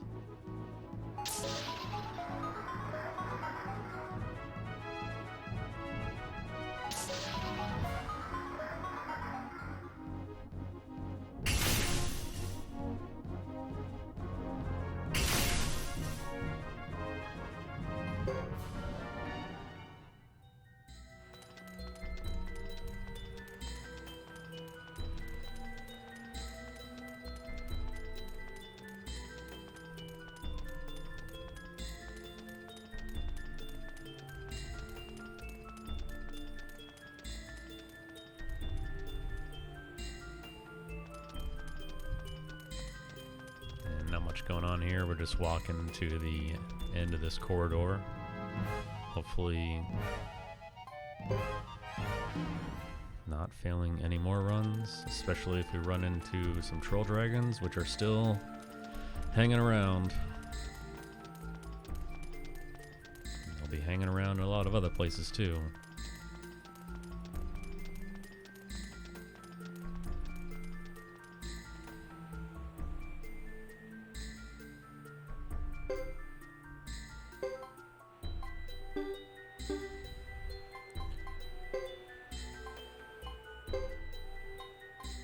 So, I noticed that when I was equipping these Gyzos, I was running really low on what I'm normally used to having. I'm not really sure why that is. But you do need some in your inventory for Godot's sub-chapter to equip. So I had to take some off there. Alright, now if you've ever played Suikoden 3 before and played through as a flame champion, maybe you only played through once with Hugo as your choice or Godot as your choice. Most things play out the same in those two instances, but in this case, with Chris as a flame champion, you do get a hidden bonus scene here where she's going to go inside the rune, which she does this anyway when she walks up and claims the rune, the water rune, as her own, if you're Hugo or Godot as flame champion. But in this case, she's going to walk up and you're going to actually see the inside of the rune with the scene that happens there. So, if you haven't seen it, enjoy. I hope you can read fast though, because I'll be mashing the dialogue.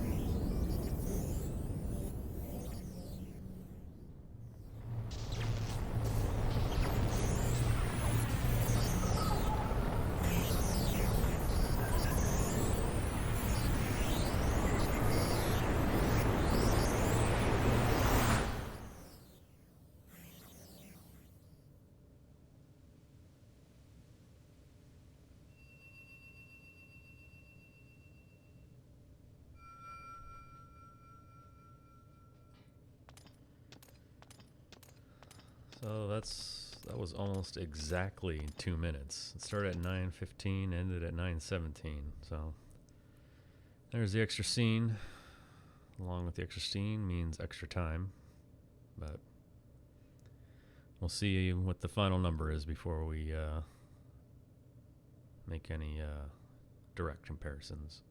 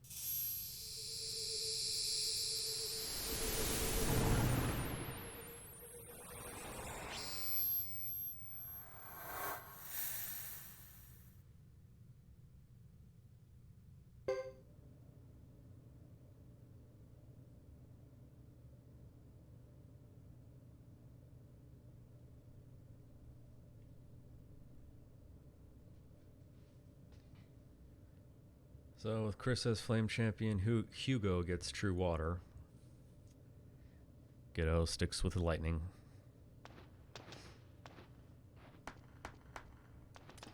And Chapter 4 is over.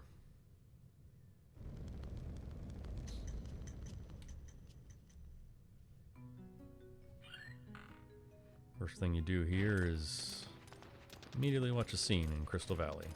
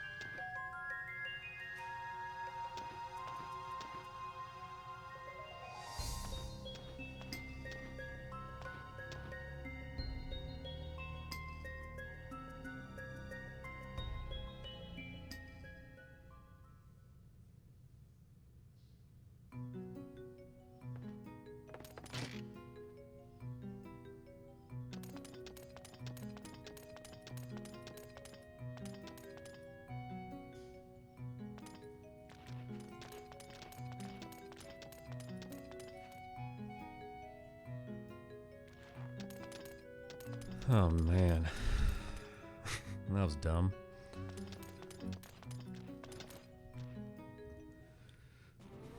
Sorry, answering a text message when I should be paying attention. Alright, first real thing you do in Chapter 5 is go to Labouk. Not that you can actually do anything here, but what sucks is when you come here shortly, which you will, all the townspeople are gone. However, you can teleport here right now, and the townspeople are still here. And you need that because you need to go to the rune shop to go look at the inventory that they have. You don't need to buy anything, you just need to actually open the menu to look to see what they have. And what that's going to do is trigger all those runes to be available to be purchased at your own rune shop, which is why you recruited Jean. So again, you don't actually want to buy them here because you're not going to... I mean, you have the inventory space, but you don't want to waste the inventory space. So again, all we need to do is look at the menu, and now all these runes are available to be purchased at your castle through Jean, which we will do before the final war battle. It sucks that you couldn't just do this when you come here with Godot. So this is just kind of a wasted time, you know, a waste of time in my opinion. But you got to do it. You can do it later, but I just think it's better to do it now. What's up, Zero? Hello and welcome. Yes, you can do this with all Flame Champions. Obviously, this is Chris.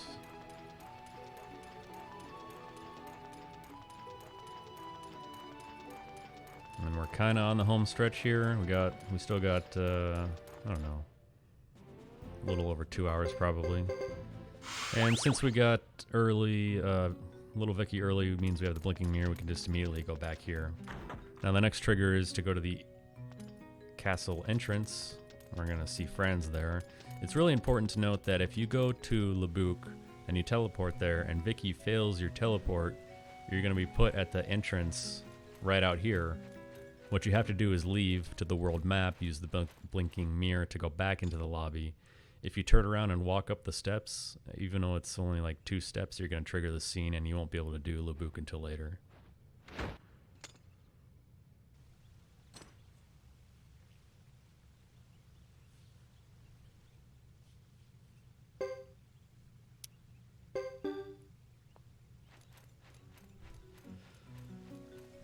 So Zero, like I mentioned, you will be the Flame Champion next time. And the reason I'm saving the file name for Zero next time is because next time will be a Godot run. And since you were the one who originally kind of theory crafted your notes with Zero, that's why I decided to save that one for you. And I should have time to burn it out this coming Saturday. Shouldn't be a problem. So keep an eye out. Or not.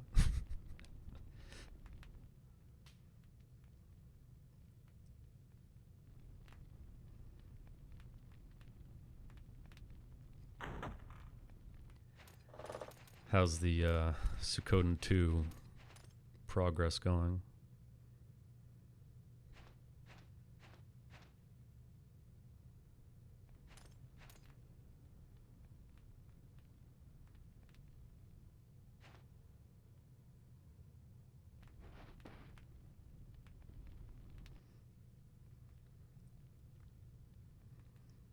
Bit slow at the moment, as evidenced by the fact that there wasn't 900 unread messages in the Discord for me to read.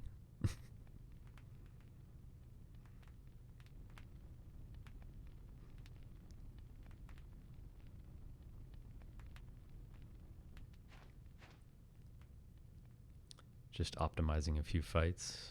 Nice. Which ones are you working on?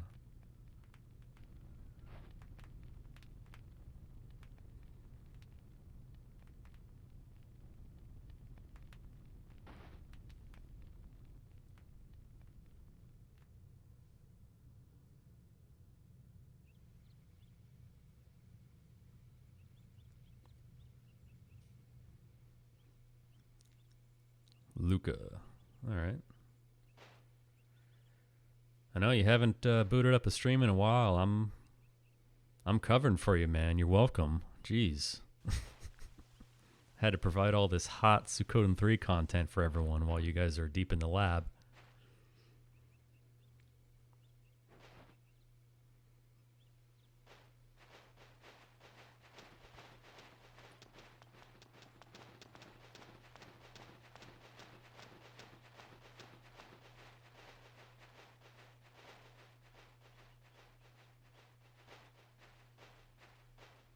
Yeah, that's true. That zone program that Omni's running is pretty cool, though. So he can only attack one character once per turn. So he's got 3 attacks per turn, but he will never attack the same person twice? I did not know that.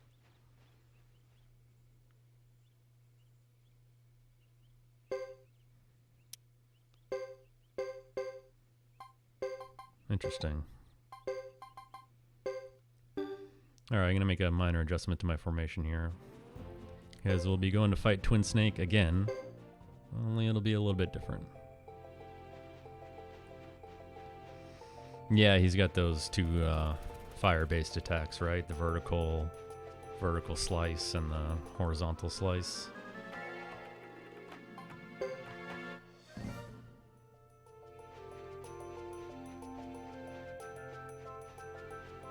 Really? So no enemy will attack the same person twice if they are able to have multiple attacks?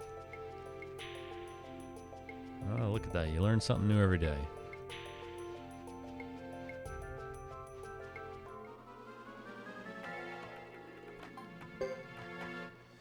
That's got to be intentional, right?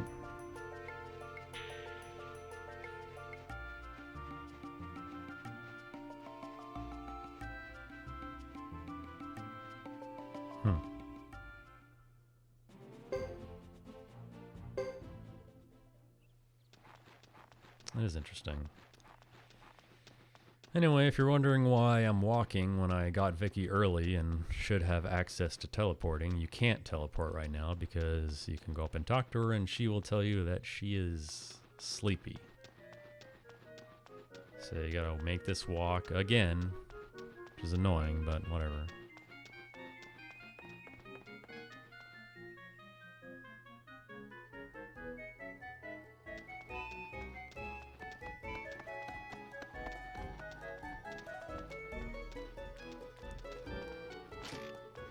Make a quick stop at the Magic Tutor to bump up Isla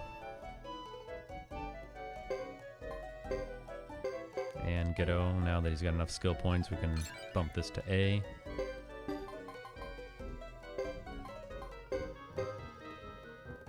And previously, I wanted Shield Magic to stay at C, which is its base level, because when you cast Battlefield, even at maxing her skill out, Battlefield still goes near the end of turn 1.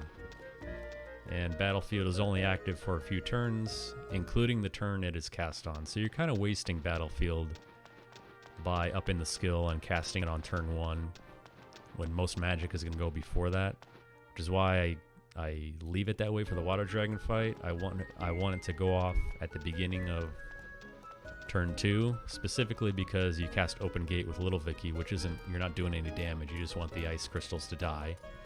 You're not going to waste Chris's Final Flame, because you only get 1, and you want that to be Battlefield boosted. And because in that battle, Isla is paired with Nash. Nash offers nothing in terms of magic, he's just there for the skill points. But after Water Dragon, then that strategy changes. Now you want Battlefield to go off because the other magic is going to be used in Twin Snake and you want it to do as much damage as possible.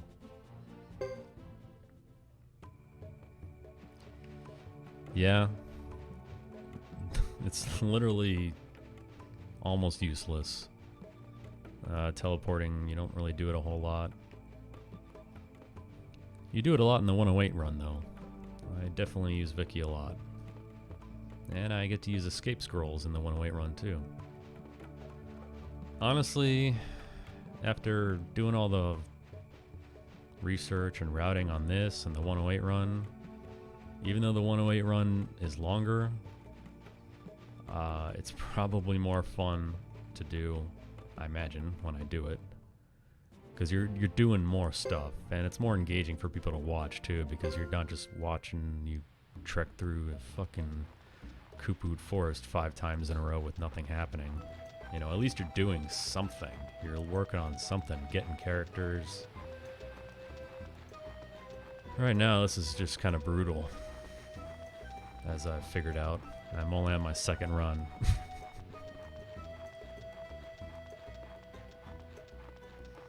So I'm not joking when I say I'm doing 1 run each. I did Hugo, I'm doing Chris. Water Dragon is really the last run ender, so we're past that, which means I'm confident in finishing. I'm gonna do one run of Ghetto, and that's it, I'm done.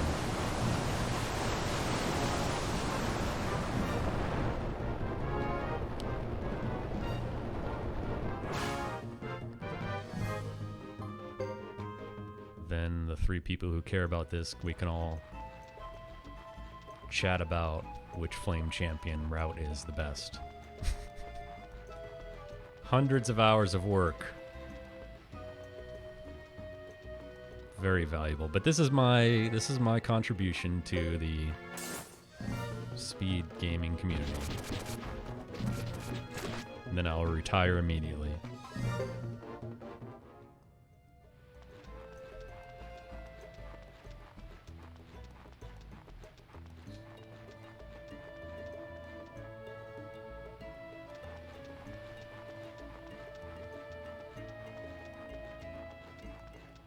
Now, the first time you go through in the very beginning of the game, you're lucky to get 2 encounters on the way to Twin Snake.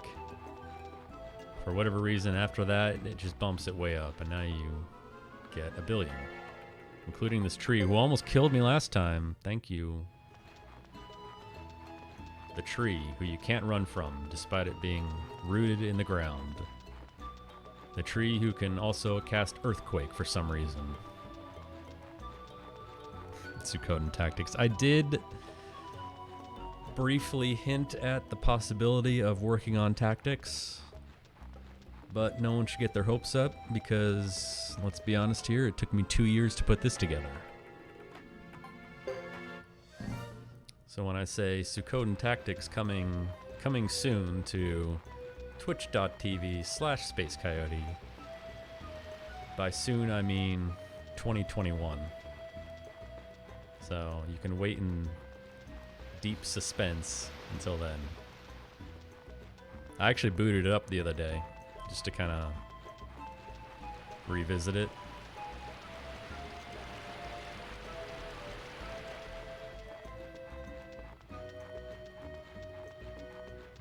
I honestly have no idea how long it would take.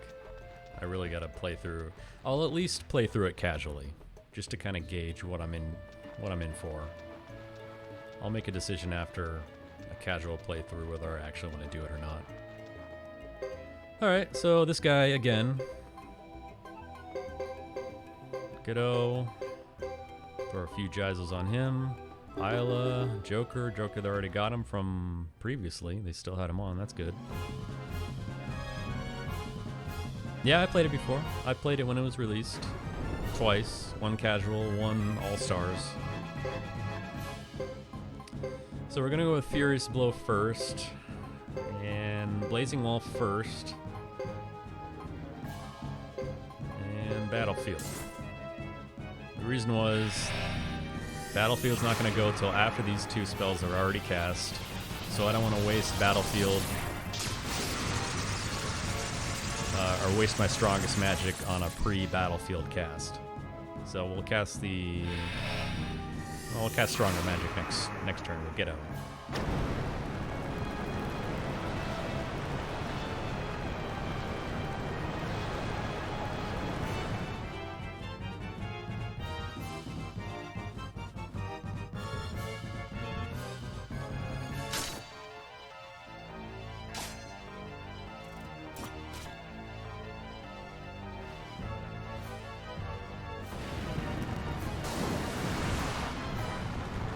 Fine.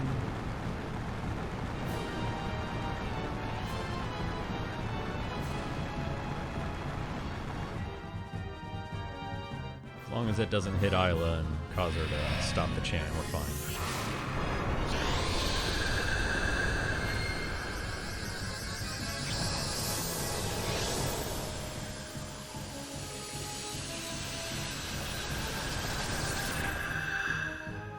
Played it more than you. I think I've played it more than most people. I think I played it more than the developers. Alright, we finally have Earthquake available. Oh, he's gonna hit me with a triple combo. Shouldn't be a problem, I don't think.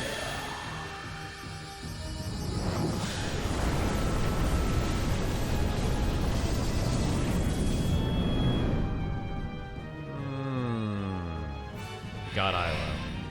Got her.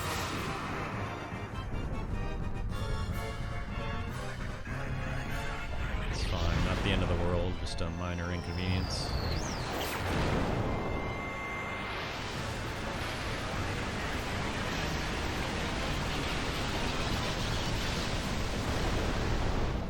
Best animation in the game. Just the snake just pushing itself back. Yeah.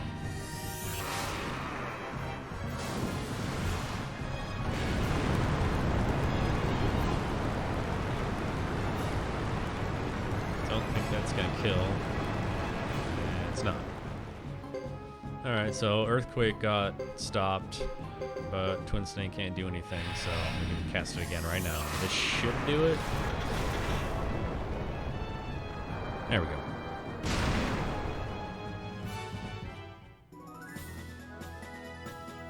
Now they had so many choices to put there. I don't know why they reused Twin Snake. You know, there's so many other mini bosses that they could have put in there, but whatever. So as always, don't forget to heal with Isla after the battle because you're considerably weakened and you still need to make it out of here. Loot the chest here. Take a few pieces of equipment that I'm gonna equip Fred with and Ghetto with. Right here. And that's it. We're out of here.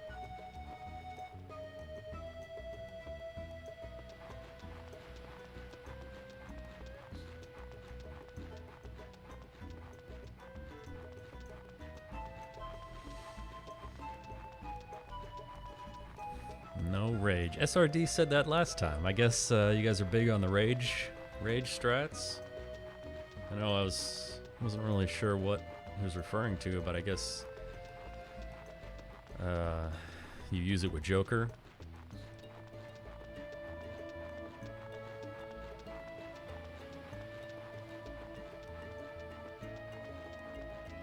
I don't use Joker anymore, not after this chapter is over.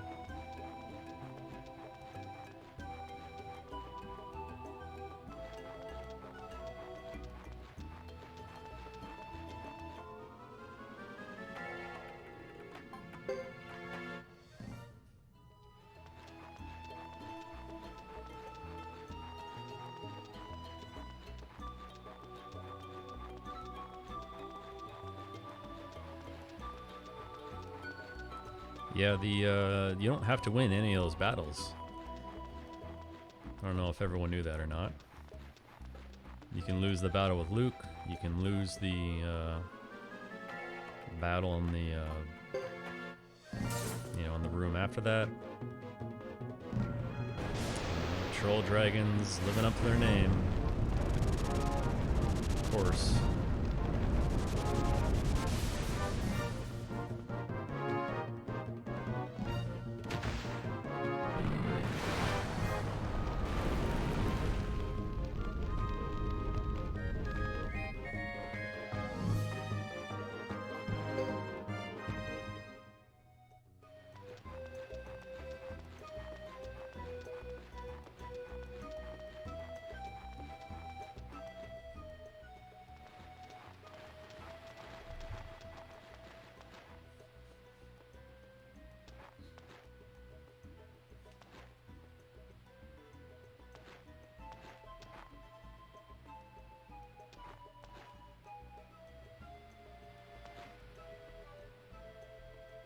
Oh, to get the to get the runes.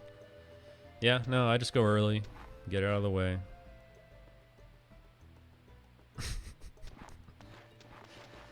The setup that was years in the making.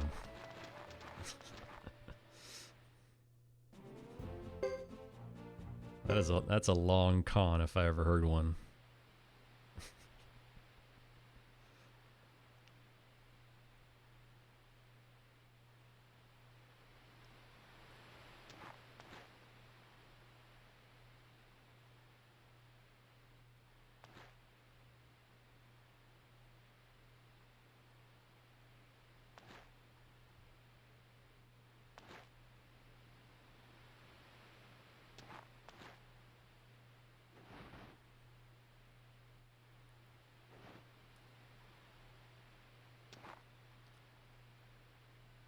Anyway, I appreciate you guys tuning in and keeping me company.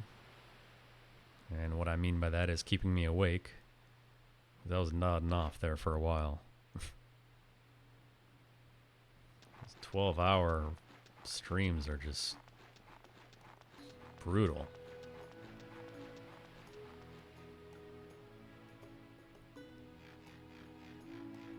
It'd be one thing if this was packed with action, but it's most certainly not.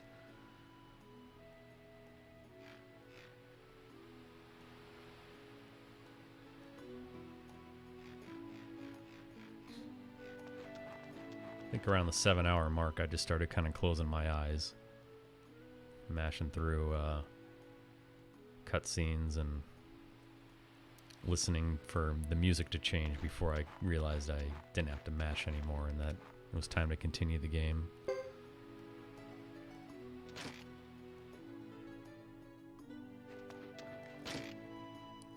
So I definitely understand Close to War is, you know, very mellow, low energy strategy.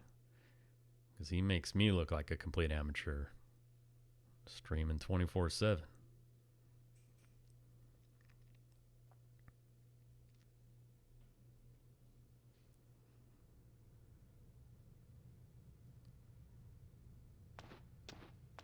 Zero is now hosting. Thanks, Zero.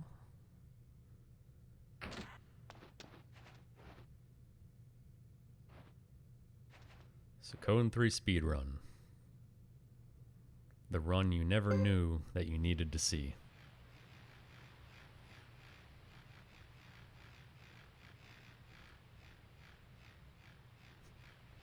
That's all good.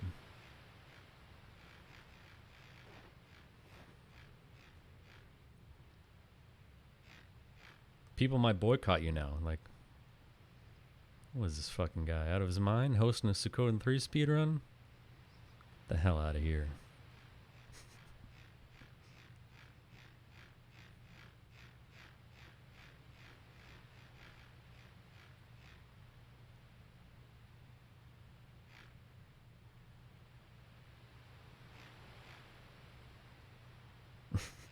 Yeah. That is a game I've only played once. And I will not play it again.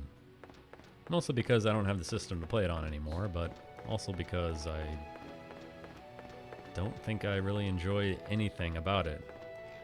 I will say that the regular battle theme in that game is very catchy.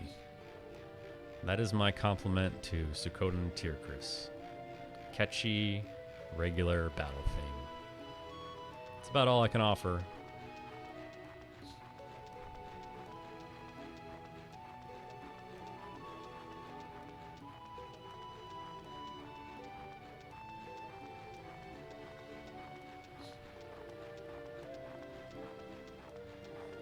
Yeah, maybe that's the next YouTube playlist I'll throw on when I'm driving or something.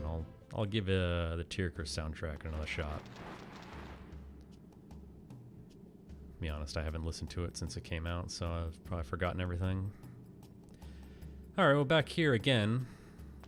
Suikoden 3, again, just so good at making you go back to places you've already been to.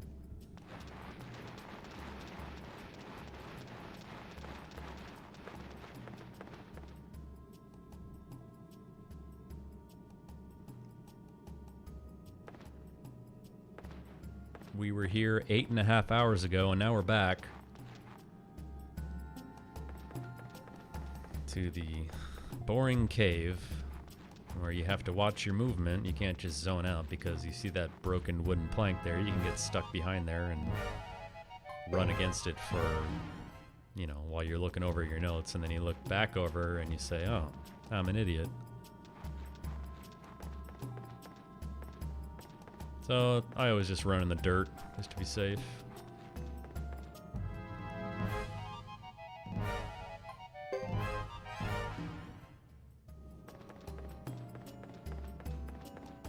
This subchapter is pretty boring in general, although it does have the most important dialogue choice in the game, arguably, in choosing to let everyone die. Very nice of you.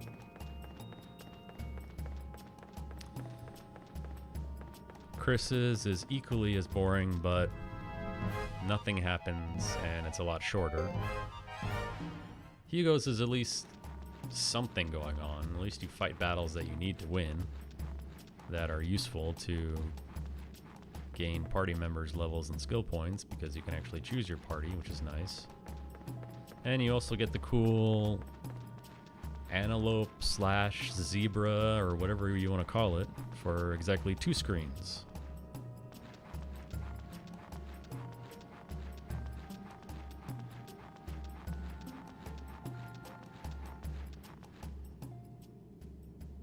And I just made a big mistake right there.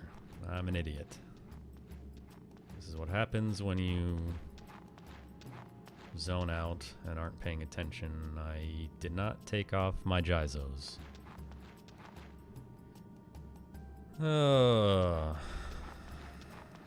Well, so much for dying quickly. I don't know how many are still on. I know Isla lost one at Twin Snake. They did that triple combo attack. I think that took out one for Godot and Joker, but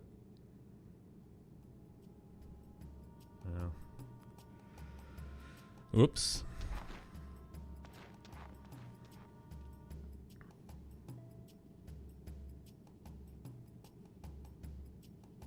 Not a horrible mistake, but a mistake nonetheless. Again, man, it's tough to go all 12 without doing something stupid. Last time I made it, what was it, 11 hours without doing anything dumb? This time I made it to 9 hours and 48 minutes. Nice.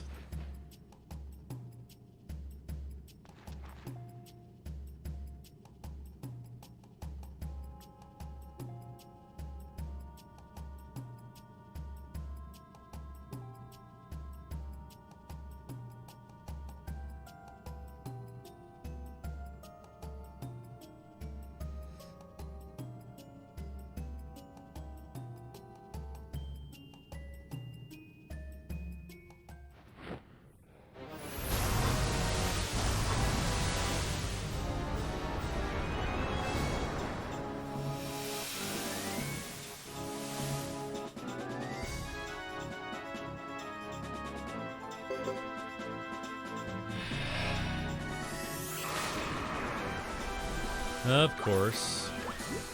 Classic Sarah, first turn heal.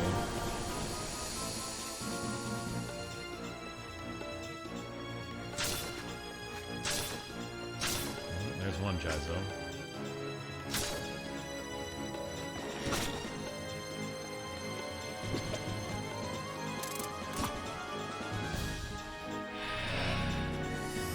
Tailgate, the slow water dragon, of course. Oh, this is just not going very well.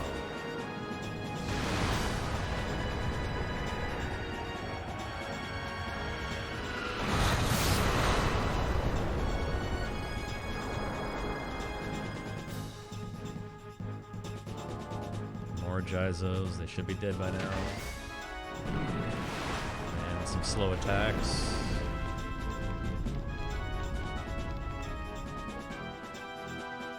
Couldn't even kill him.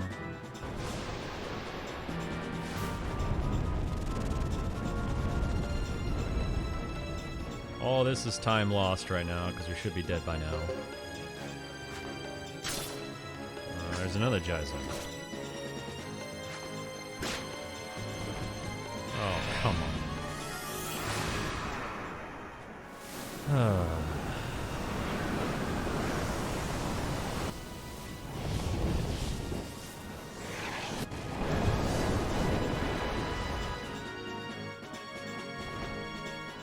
Well, that was really dumb.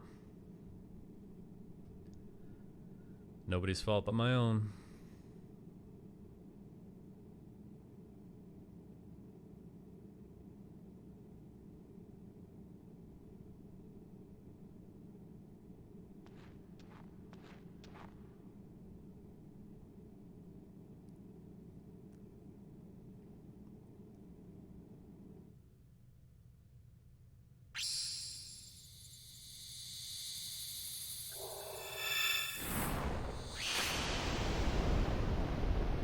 mean, on paper it's easy. You just don't make any mistakes, right?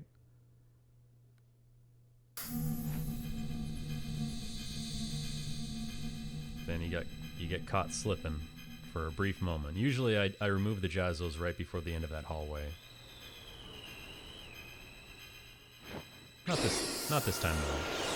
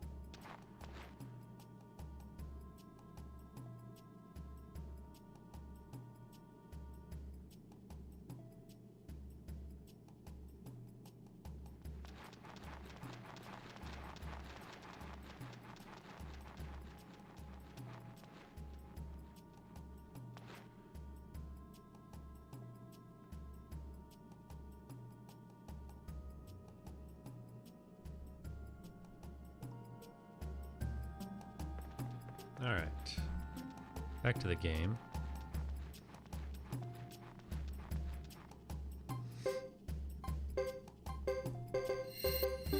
I hate doing that, but I have no choice. Because this tiny hallway, you can still get encounters, and you're at 1 HP. Your goal is to die in the next battle, so you think it'd be good to just leave yourself at 1 HP, right? Well, you can run into an encounter, like a single ghost armor in that hallway. You can try to run. You can fail a run. You can use this hit all attack, take out your team, and end your run 10 hours in. Not doing it. Not doing that at all. So this battle is going to take longer than it should, but I don't care.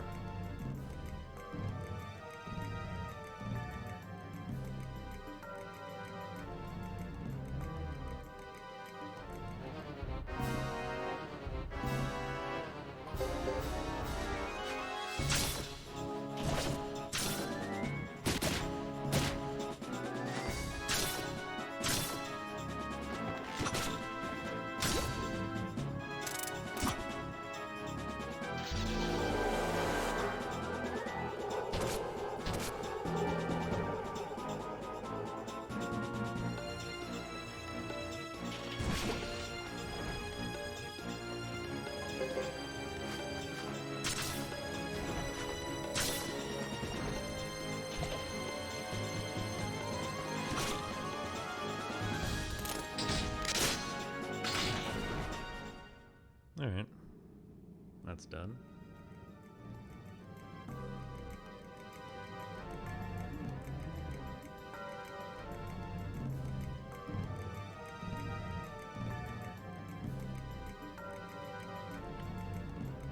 Always mash with your triangle button so you don't accidentally select a choice here that will ruin you. Leave the townspeople behind. Leave the townspeople behind. Leave the townspeople behind. And leave the townspeople behind. Alright, we did it.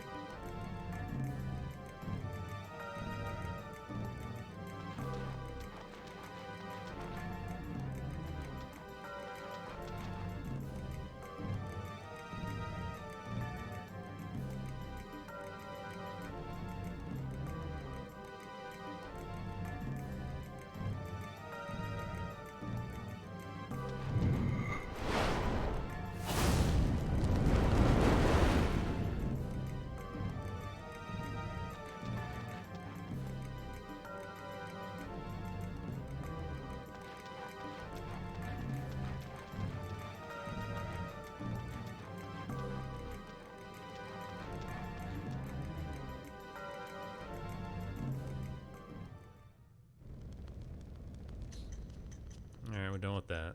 So, on to Chris.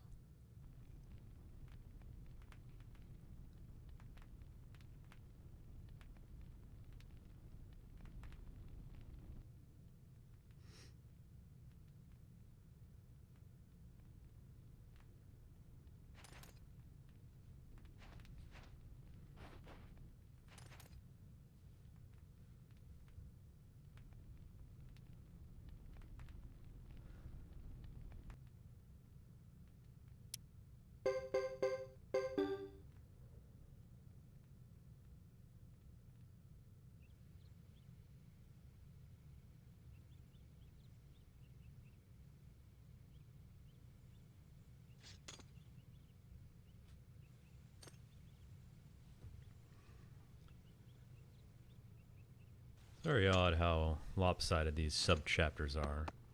I mean, Godot's takes, you know, 30, 35 minutes. Chris's does not take that long at all. All you do is walk to Kuput Forest and die. That's it.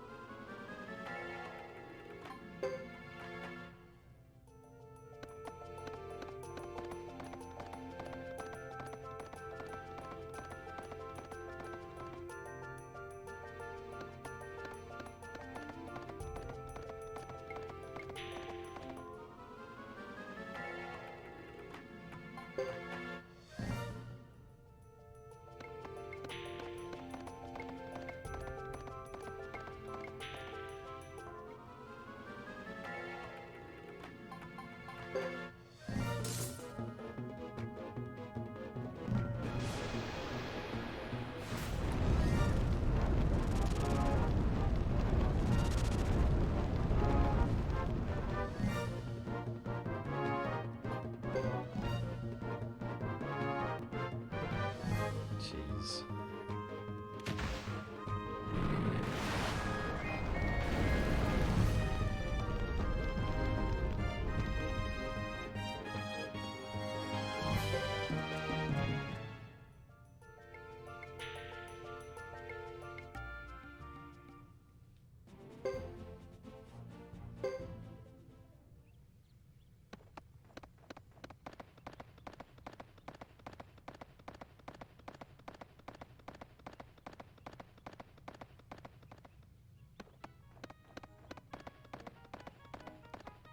So after that sub-chapter with Godot, I'm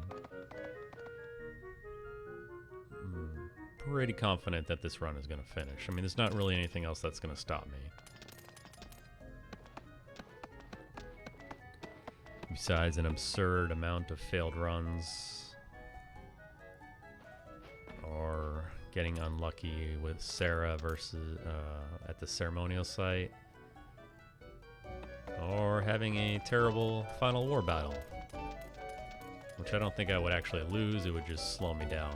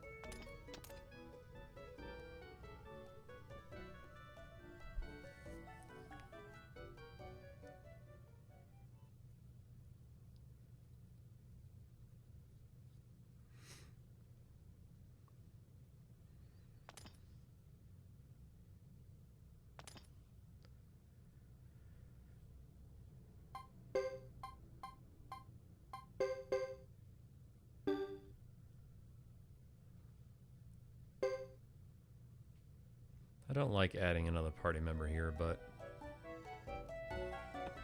once you look over at your timer and you see that you've been playing this game for 10 hours, there's that thought in the back of my head where, you know, I'm going to run into a group of 3 troll dragons on the way here, and I'm going to fail 5 runs in a row, and then I'm going to die. So the paranoid strat starts to set in. Kind of take my foot off the gas a bit, because without adding anyone, it's just, I mean, you got Chris and Boris. Not exactly an all-star lineup.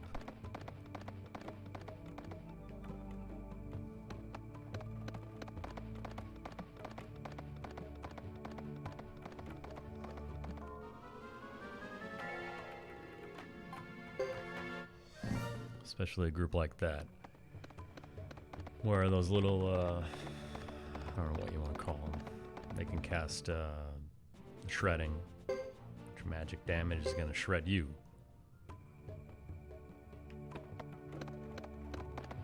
There's Kathy again. And there's me holding on to the directional pad in the wrong direction.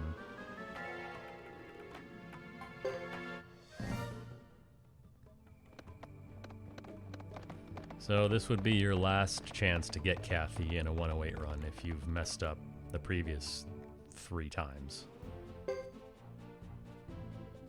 And if you mess up again, well, then you gotta wait. Because she doesn't just immediately come back.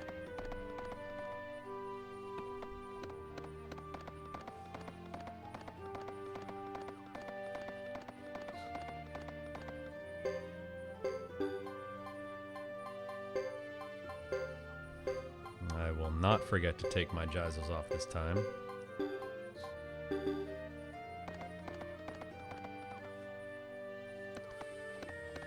So, this is the end of Chris's subchapter right here. Fight against Sarah. Spoiler alert, that's not Yumi at all.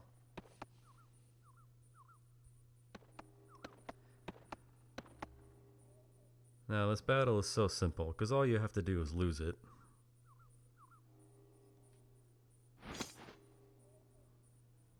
But, like most things in Suikoden 3, something always seems to go wrong here. I mean, you wouldn't think that a battle like this would be on my least favorites list, but it is. Because when testing this over and over and over again, I don't know. I feel like it should be going a lot faster than it actually does.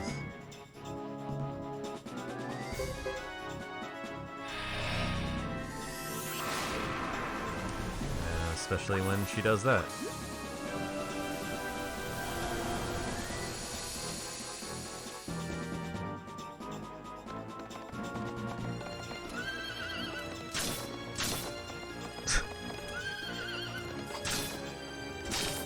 Oh my goodness.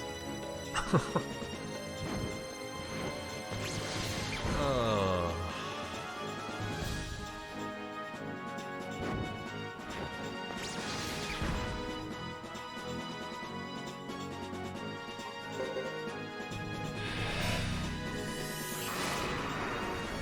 Come on.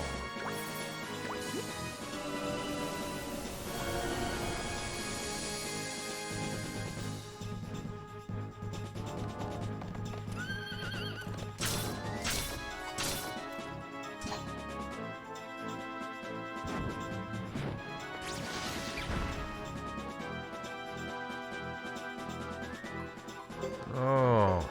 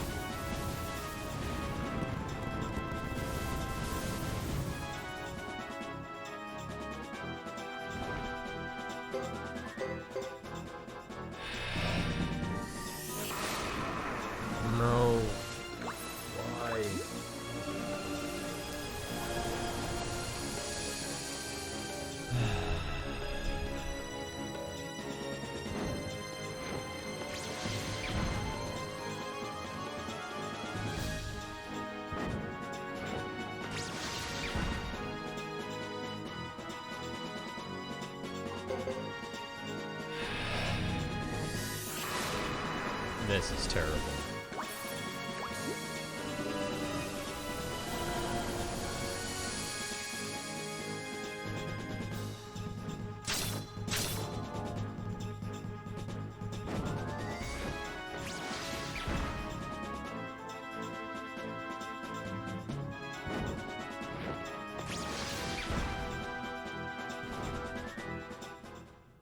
Goodness, that was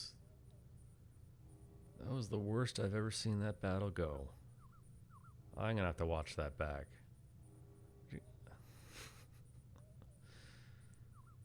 You know, you don't want to defend because it drastically reduces the damage. So I auto battle, and then the team just goes off, takes out one of the Azidus.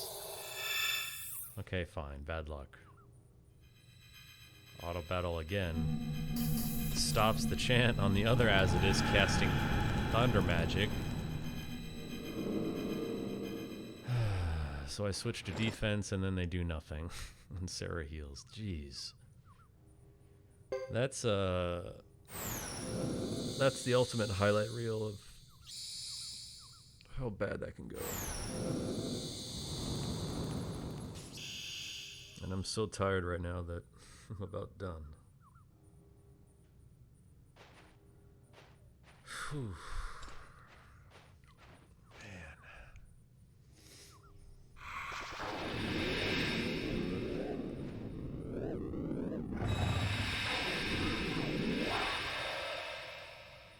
And when I say home stretch, I mean I got like an hour and a half probably. Oh gosh, I don't know if I'm gonna make it. I might die from boredom.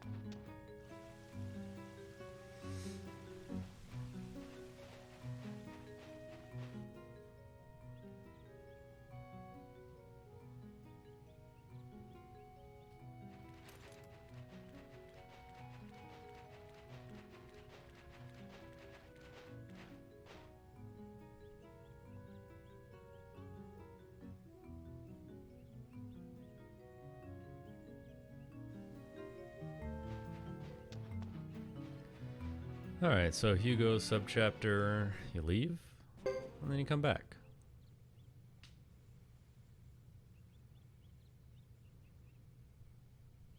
Then you're going to be told to go to Brass Castle to save everyone's ass. And you actually get to do something. Fight battles that are meaningful and that you need to win.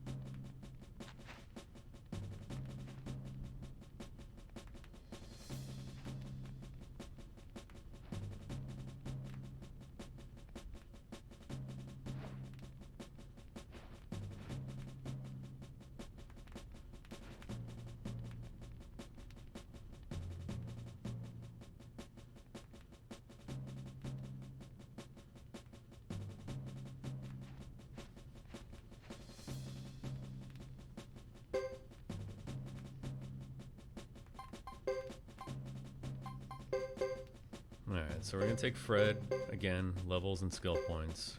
Rico, again, levels and skill points. And then, let's see, Fubar, of course, levels and skill points. We're gonna need Jean as support because Little Vicky's gonna be our source of offense here.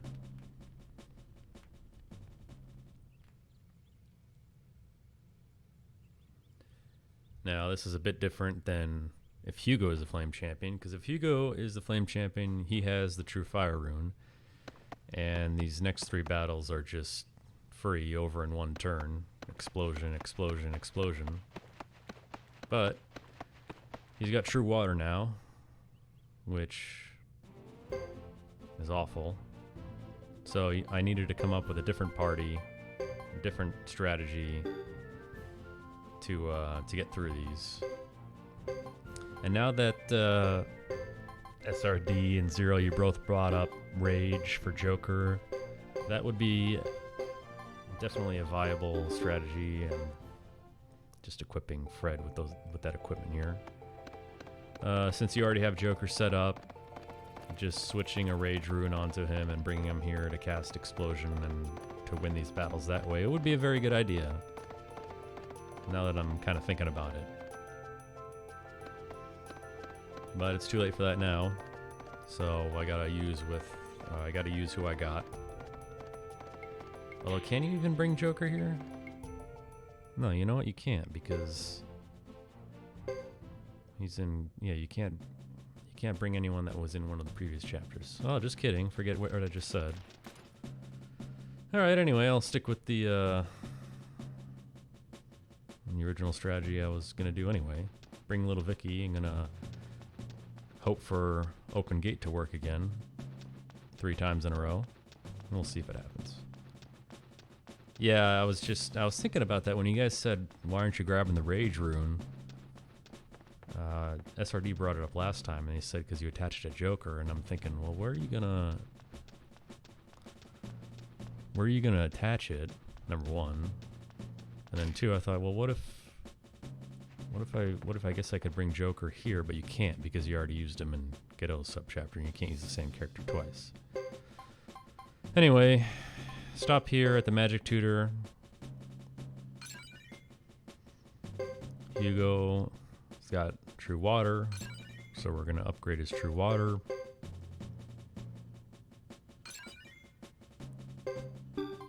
Unfortunately, it only goes to C. And we're also gonna bring up Sergeant Joe's water. And that's that. Now remember the flowing rune we picked up from the water dragon, we're gonna attach it to Sergeant Joe over his water rune already, because we're gonna use him as my Silent Lake casting unit against Sarah with Hugo. He is, in my opinion, the best option. The only other high-level water magic users you can have are Little Vicky, but you wasted her skill points on Pale Gate and Lightning. Big Vicky is another option, but the amount of setup you need... Oops, forgot to go to the item shop. The amount of setup you need to get her ready is a lot more than what Sergeant Joe needs. Now here's where you need to free up your inventory space for the runes that you're going to buy shortly.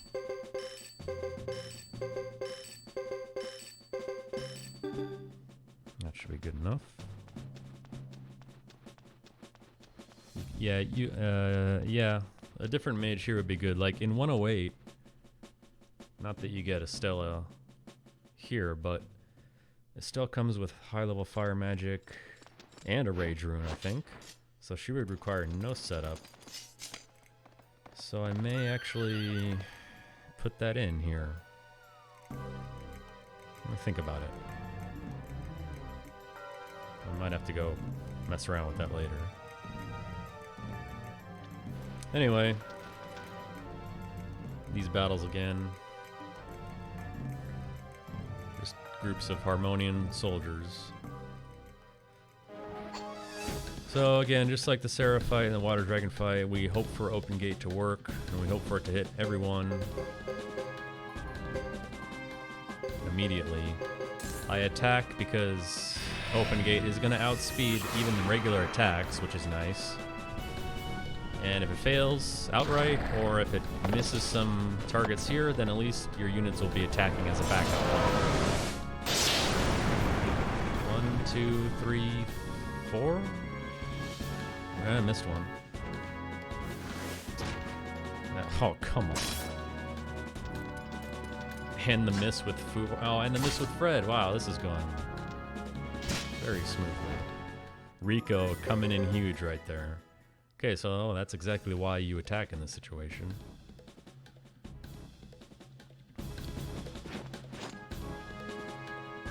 Let's try it again.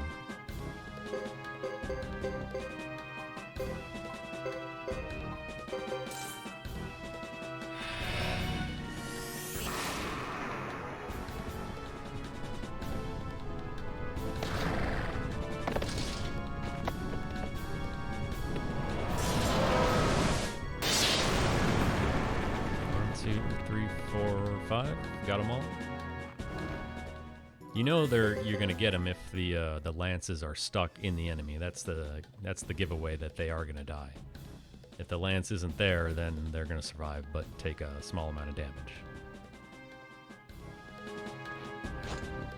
All right, last time.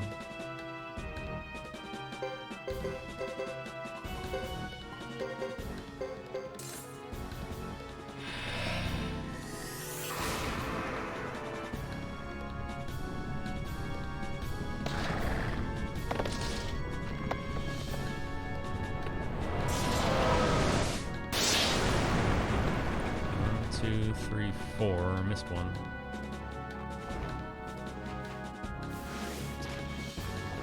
I got him there though. So that's pretty good. The third one you can sub in a thunderstorm instead of an open gate if you're worried about it missing. But, you know.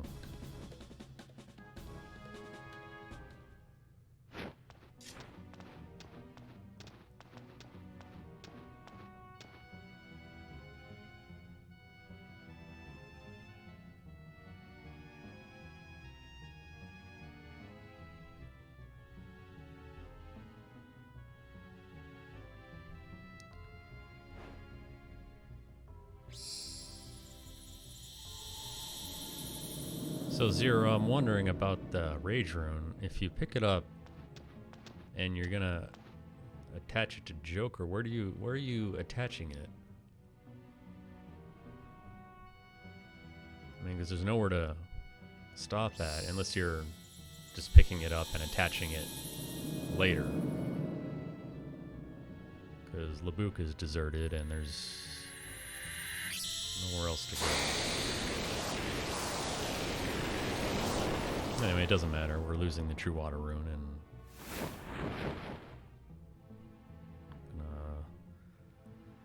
have another war battle, a free war battle.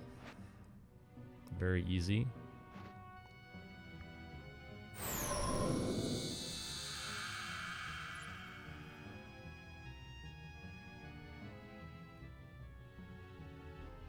It's got a long cutscene here.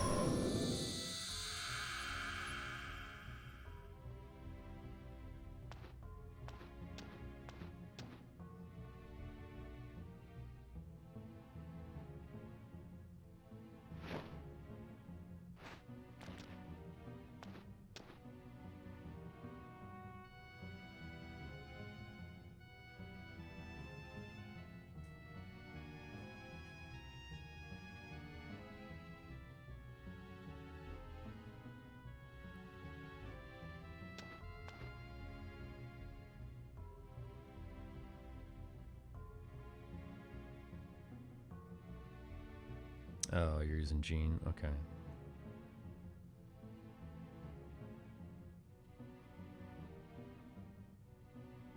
I see. Yeah, I'm inclined to keep using Palegate, for the most part, because you already set her up. I mean, I kind of want to maximize my usage of Little Vicky. We'll get some more usage out of her later in the fight versus Uber. But yeah, Palegate is good. It can miss, and of course the bigger problem is that can backfire completely. And if that happens, then you're in trouble. But it's rare that that happens. I don't see it too often. I mean, the percentage has got to be really low.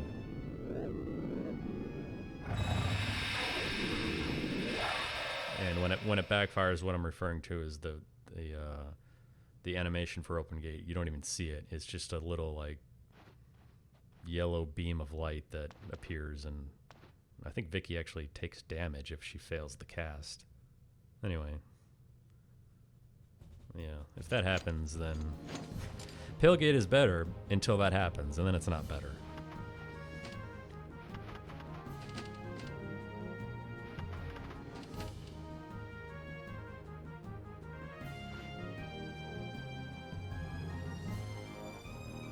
Oh yeah, definitely. Those two backfires are an absolute disaster. Soldiers are strong, but I mean, yeah, you shouldn't die.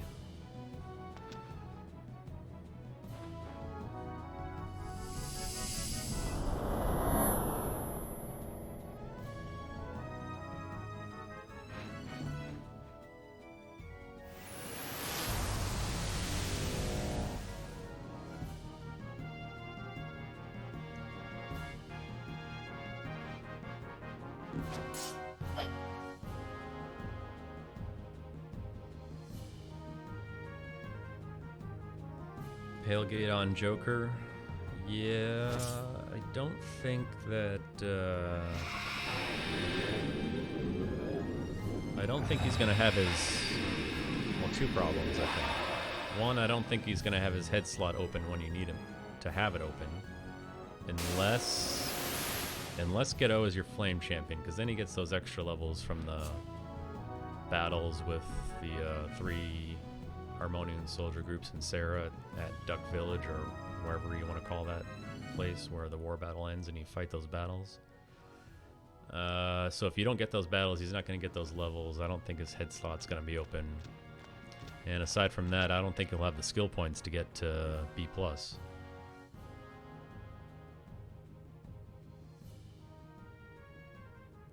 Because you're going to use all his skill points to get fired A at the end of chapter, or at the beginning of chapter 3. And then I don't think you're getting any more skill points except for those battles with the soldiers.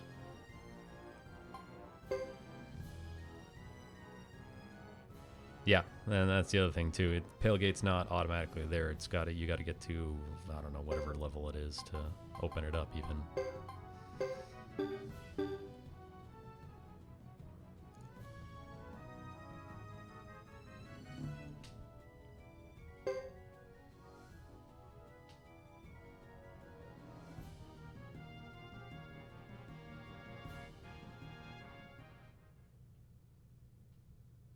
I always get paranoid and double check my war formation there to make sure everything looks okay. Not that it matters though, this battle is easy.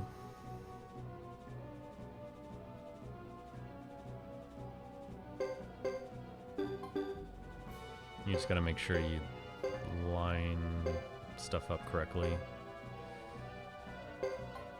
Yeah, I want lightning on the top.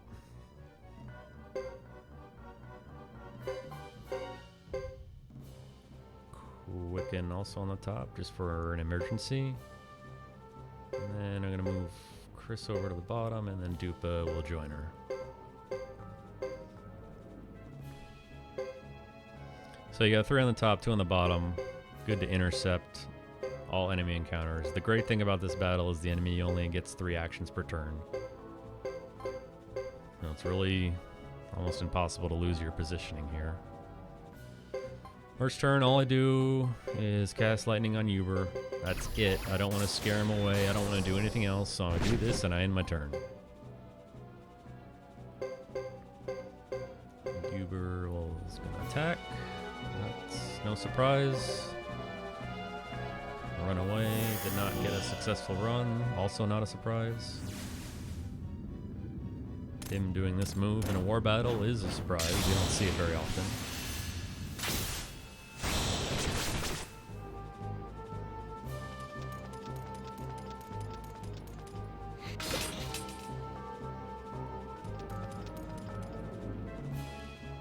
So this battle plays out the same every time. The only variance that you have in terms of how long it takes is going to be based on which types of enemy groups attack you.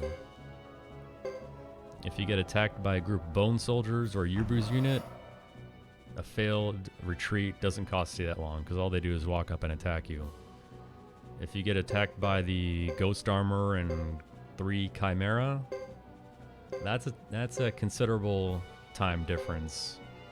Not in your favor because you got to watch the chimera just sit there and do their long attacks over and over.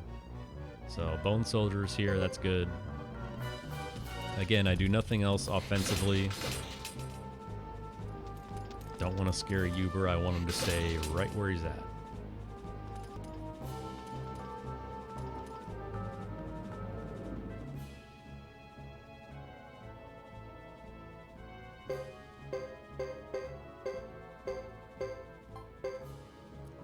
What do we got here? Well, bone soldiers again. Perfect.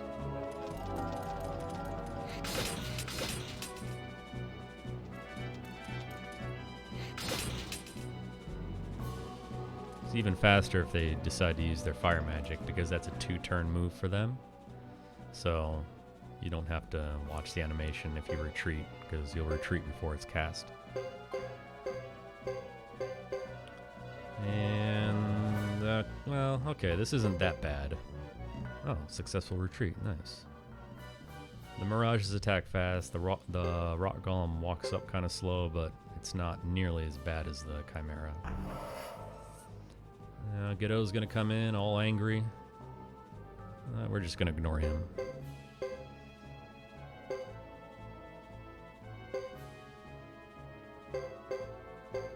Advance my units.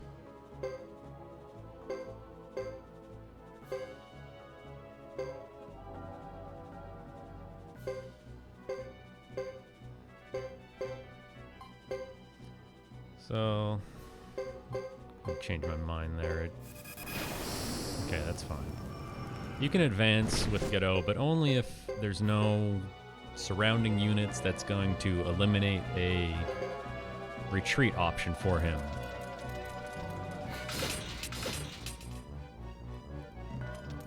In case you didn't know, he can die here. Doesn't matter, doesn't mean anything. If he is the Flame Champion, he cannot die. But if he's not the Flame Champion, feel free to just send him right into the fire. Doesn't matter if he dies or not. So this is the bad group. You don't want them attacking you. Look how long it takes these chimeras to do anything.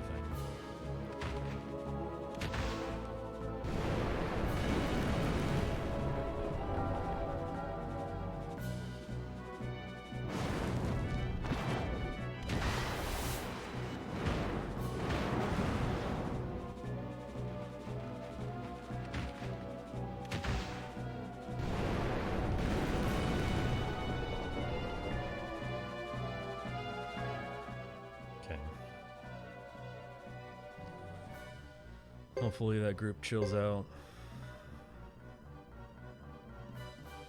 Now, Sasari is going to come in as an enemy for now.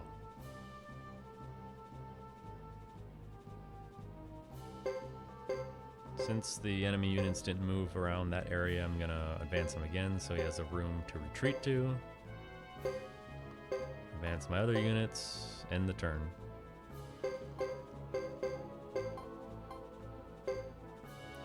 See who's this? Okay, fine.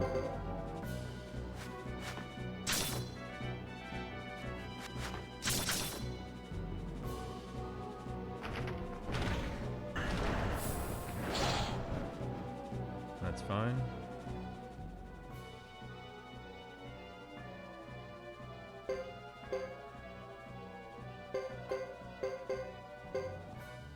So you see that unit move down. And the retreat option for Godot goes away because there's now an enemy unit adjacent to the spot where he can retreat to.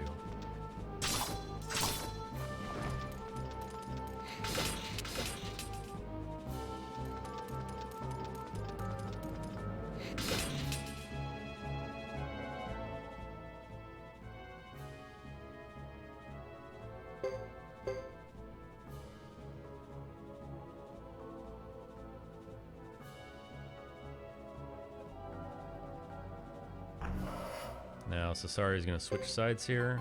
It takes 3 lightning magics to take out Uber. We did 1 at the beginning, we did 2 here, and we're going to follow it up immediately with the 3rd one to finish him right now. The reason why you didn't attack or do anything offensively or cast even a 2nd lightning magic before now is because if you do that, you can scare Uber off into retreating backwards. And if that happens, then there's no guarantee he's going to be within 2 range of your lightning magic users right now when this turn starts. So that's why you do that battle this exact way, because Uber will always go up and confront you at that front square, and then he will not move the rest of the battle. Now, if you are watching very closely right there, you would see a dialogue oversight where Cecile comes in and says, "Come to the war room." And Chris says, "Okay, something, something." And then Cecile responds with, "Yes, sir." Yes, sir.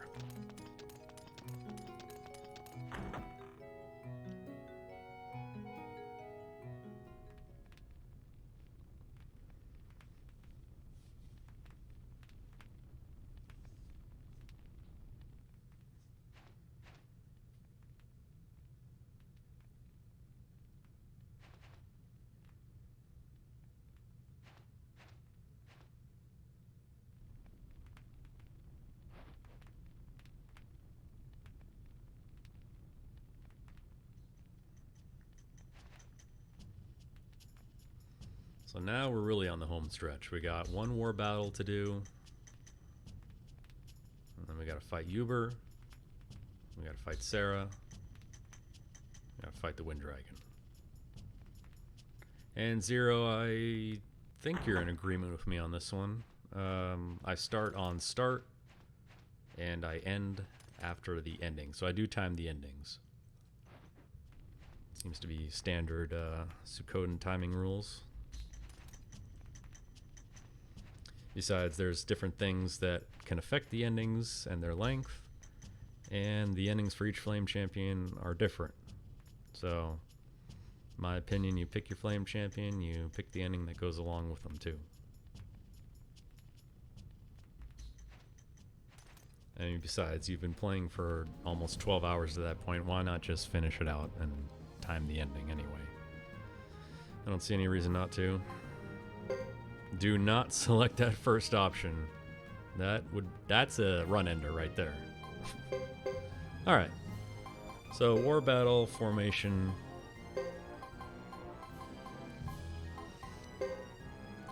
I can't tell you for sure, but I'm inclined to think that war battle passive skills do stack on each other.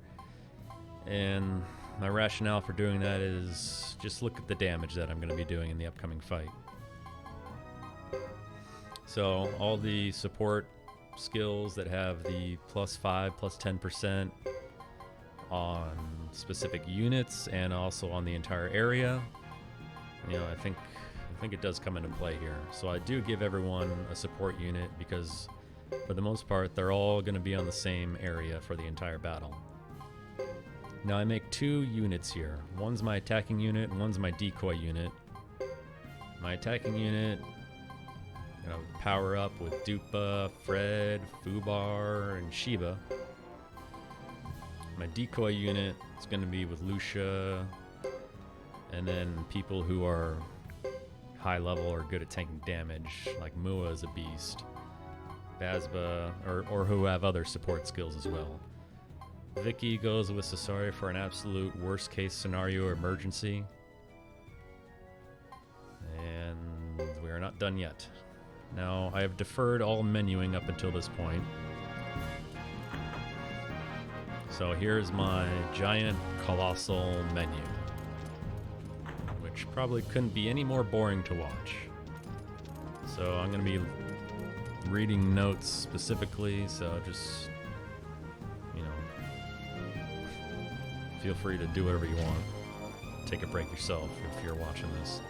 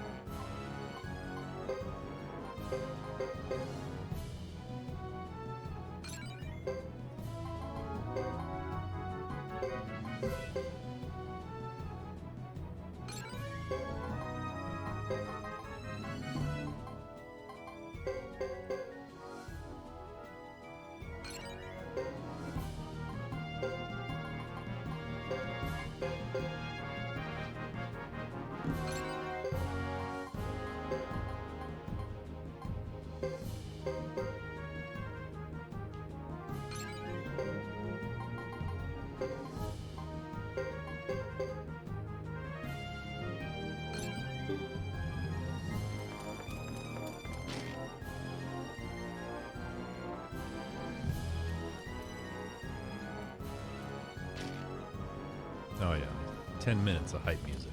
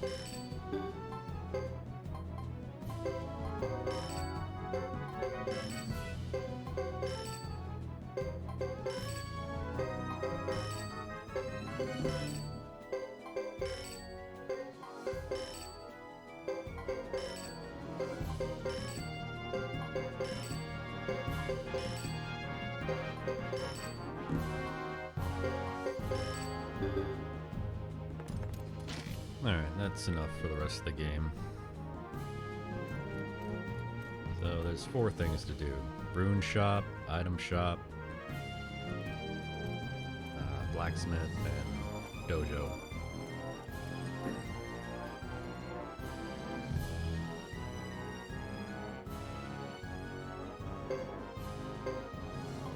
So we got $750,000. That's enough to get everything that I really need.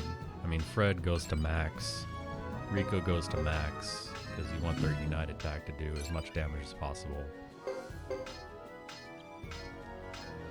Then, depending on how much money I have left, I upgrade Nash and Watari, and with the leftovers, Dupa and Shiva.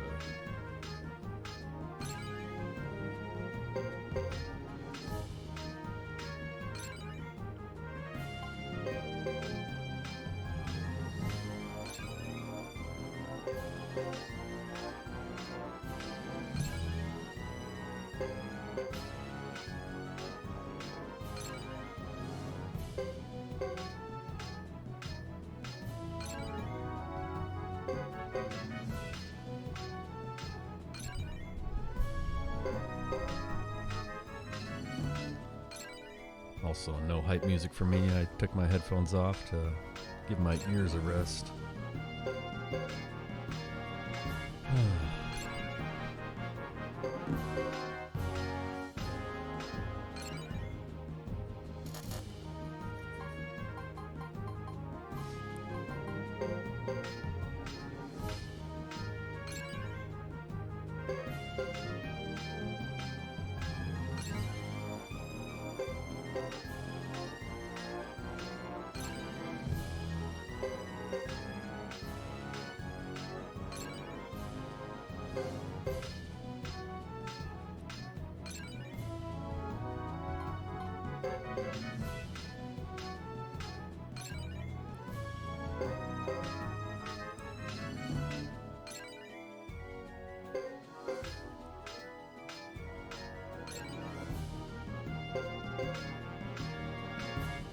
13's good, but honestly, I might dial that back and just stop when the weapon changes its name. It's enough. But we got a few bucks left over, so...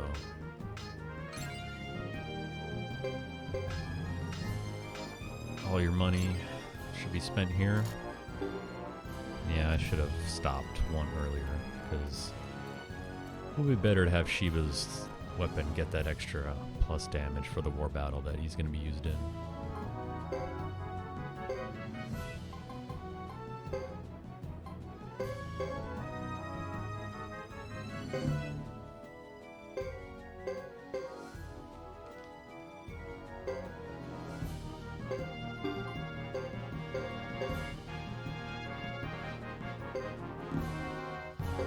So Dojo is the last stop. Do all your forgetting first so you don't have to switch back to that menu. Some of that you need to do to free up some skill slots.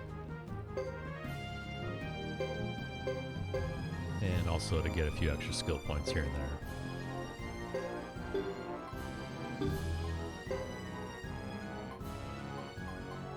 So now what we're going to do is concentrate on accuracy, which is the most important thing you can do for the final war battle, and for more importantly, the fight against Sarah. Sarah is a professional dodger. She dodges for a living. Even with accuracy maxed out, she's still going to dodge attacks, I guarantee it. So I mean, you're talking about as much time as you're spending in the skill menu upgrading skills.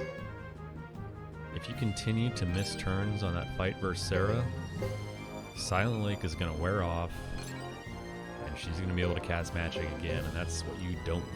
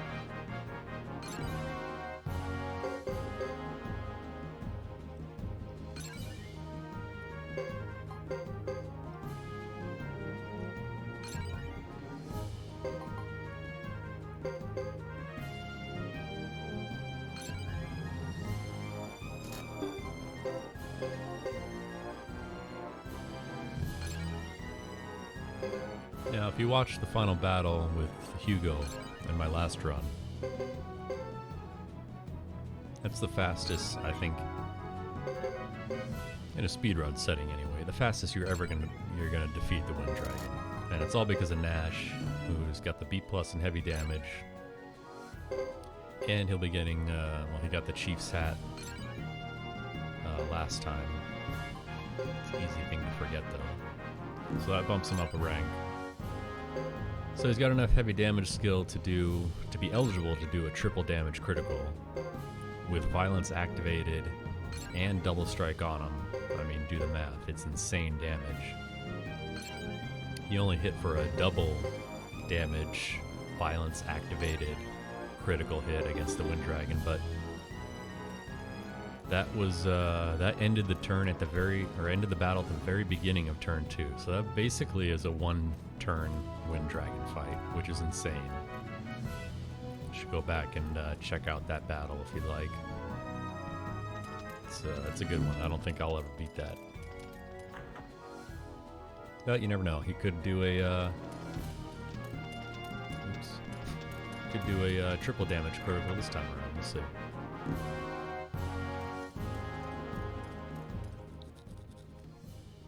Alright. Giant colossal menu is over. It's the last real dialogue choice in the game.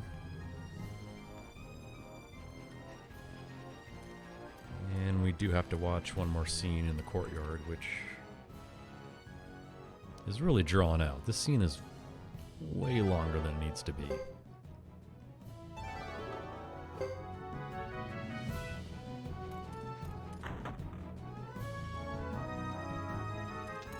And it's time to see if we can get lucky.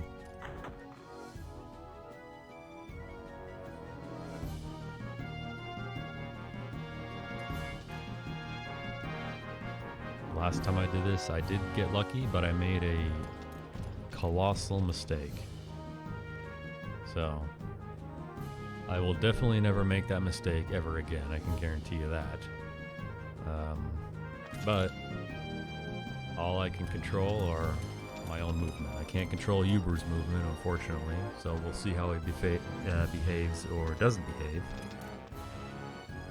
in this last war battle, which is going to really determine what the final time is going to be.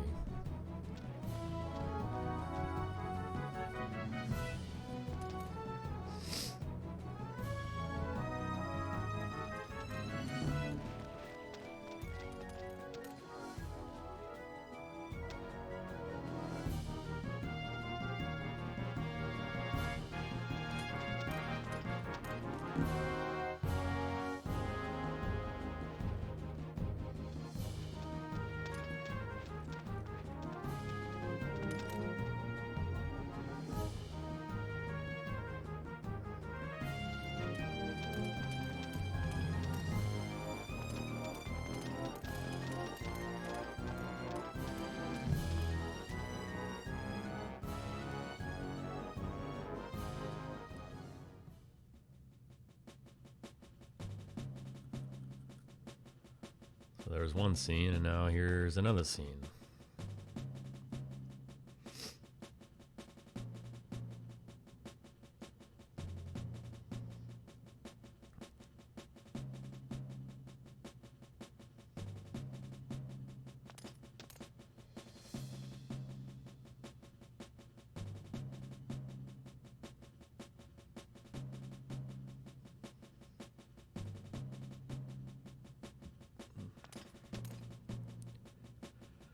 The worst part about doing a speedrun of Suikoden 3 is this war battle.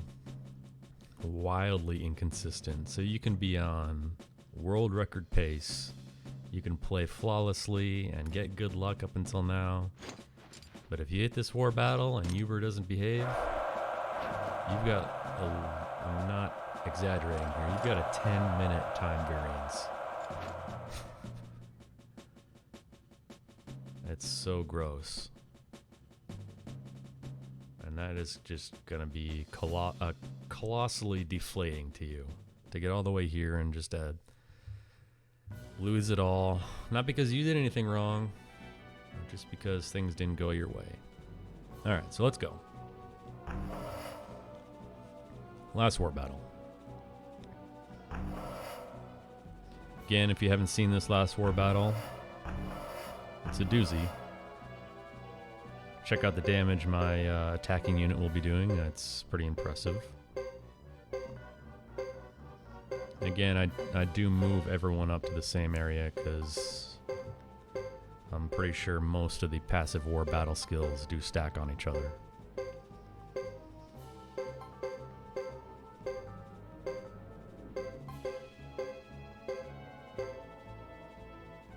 Now, unfortunately, you don't have enough moves per turn to move everyone, but you've got enough. Thomas usually ends up being a sacrifice unit for me anyway.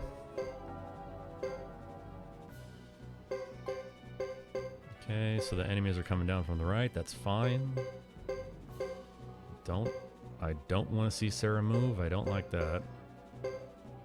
Uber did nothing. Classic. So we're gonna fight our way through the right side.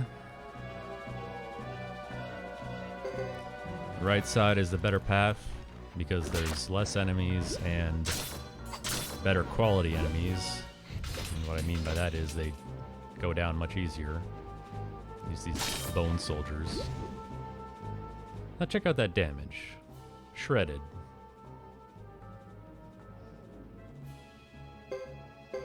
Now, I don't want to agitate the guys on the left. I'm just going to mind my own business and end my turn. Luke will never do anything. No surprise, those guys are going to come down. These guys are going to attack. If they're attacking from the right, you counter with your attacking unit. More bone soldiers. The other benefit of going right is that there are 4 enemies in your way. The thing about this battle is you can kill 4 enemies and be safe. Once you kill that 5th enemy though, Sarah will just keep summoning more and more and more. So she'll summon some more, you'll kill 2 more, she'll summon some more. And that happens until the battle ends or you take out Sarah. So another strategy you can do is go left, take out Sarah, but you're fighting stronger enemy groups and you gotta make sure Sarah doesn't dance around the same way Uber does. And you gotta take her out, and her unit's not free either, so that's not what I want to see. I don't want Sarah getting in my way. And Uber still doing nothing, of course. So the right side moved, got open a bit here. They didn't come down with a full pressure. The other 2 units are just kind of hanging out there. I'll make sure that... now this is where I messed up last time. You need to make sure you have enough units to defend or retreat with one group when you're being attacked from the left. Or you need to have enough units on that panel to withstand however many units are on the panel to the left of you to withstand all the attacks. So they're going to attack. I'm going to intercept with Lucia and retreat. Because again, I don't want to counter and kill this enemy group. Because I don't want Sarah to just summon more units.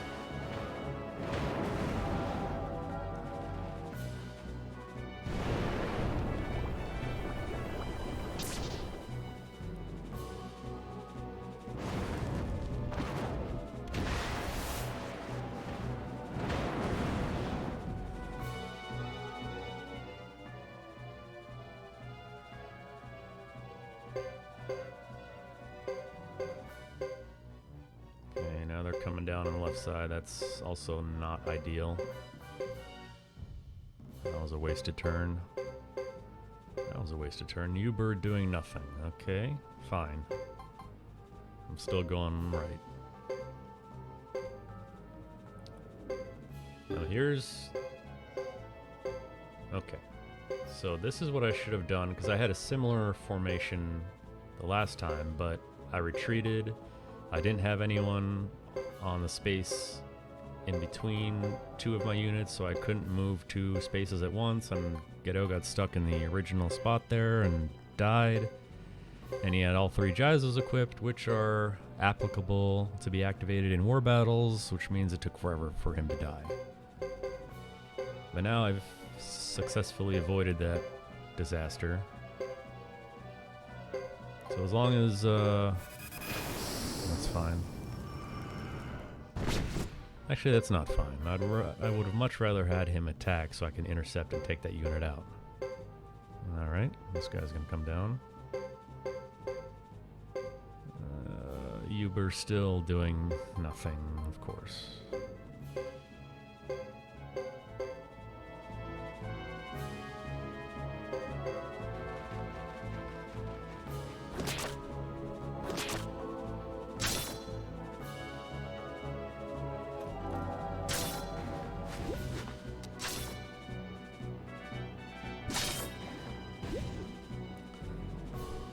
Rock Golem, dumb move, being the leader up front, taking a beating like that.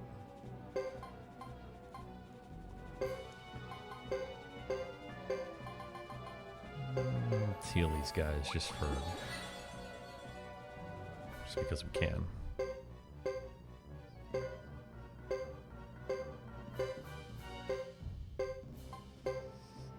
Okay. Guys are gonna attack. I'm gonna counter with my attacking group. Take them out. Hopefully. Oh.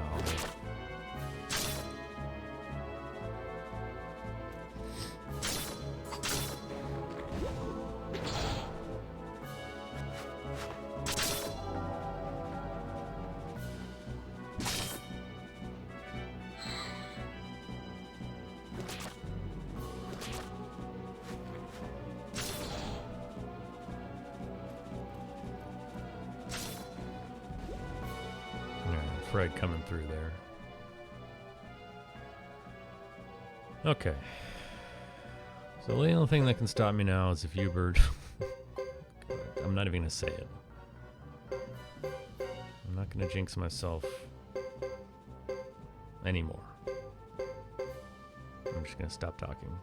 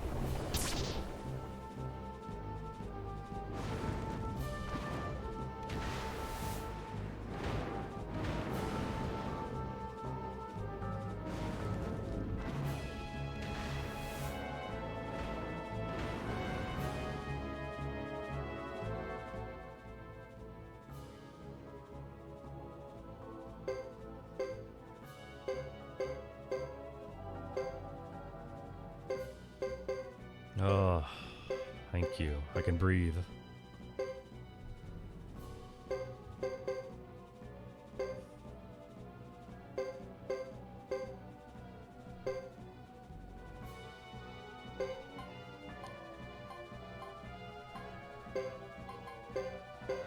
Okay, so this battle is over. Thank you, Uber, for cooperating.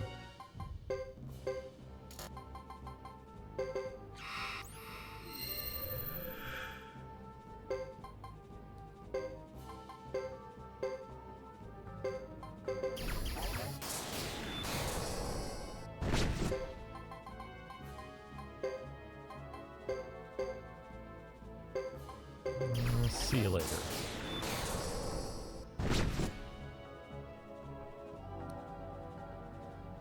All right.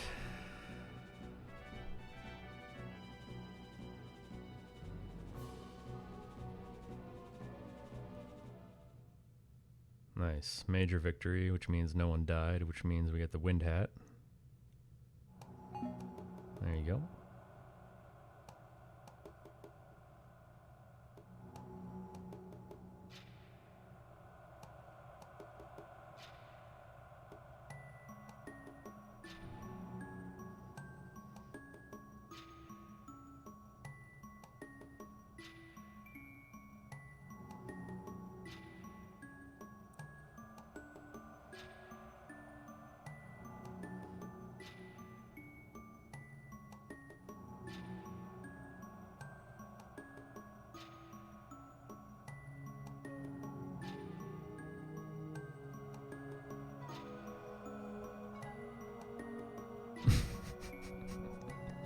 You know, you're right. Major victory is a time loss. Maybe I should make it a point to suicide Thomas's unit at some point, because he is my decoy anyway. Wow, what a what a great observation, actually. I didn't even think of that. Dang, dude. Zero already optimizing my strats. No, I don't use the wind hat for anything. Since swing is partially based on speed, there may be opportunities where having the speed boost from wind hat actually bumps someone up to the next swing level, but not likely. And usually those people are the ones that are stuck at 1 or 2 swings permanently. Like Isla. You know, Nash can get a 3rd swing, but he might be a candidate for a wind hat, but you'd rather have him wear the Chief's hat.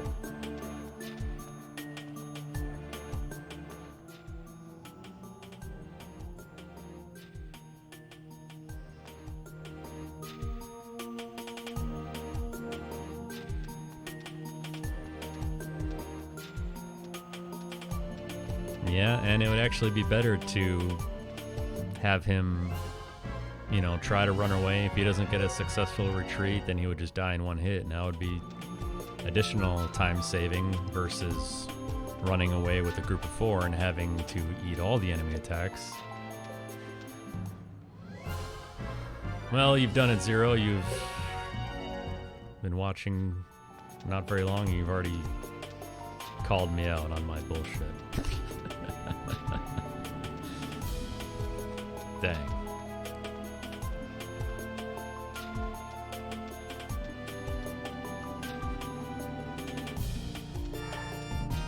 I do like that, though. That's a very good observation. Don't get the major victory.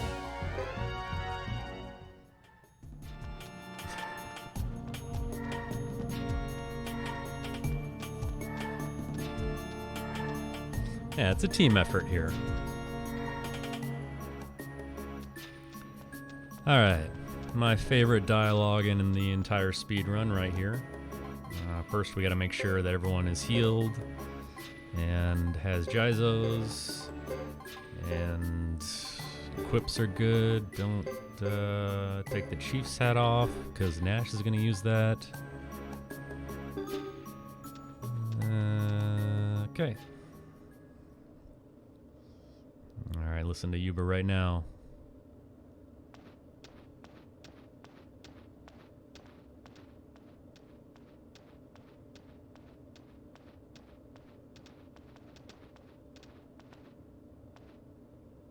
You're late. Sorry, Uber. It only took me 11 hours. Listen to the sound effect right here. What the hell is that? Little whistle.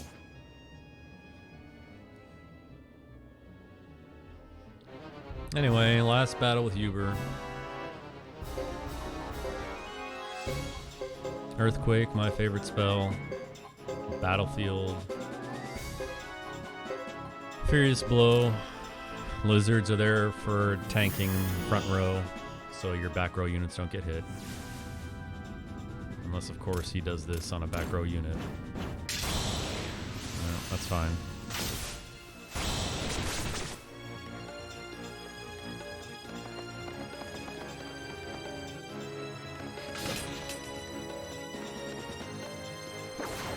Okay, you really do want the Hellsteed to attack you, because it can do a hit-all Thunder Magic, which can stop your chance as well. And you don't want this to happen either, because this can also cause a stop chant.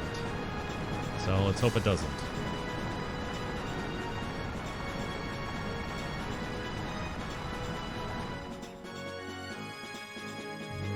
Okay.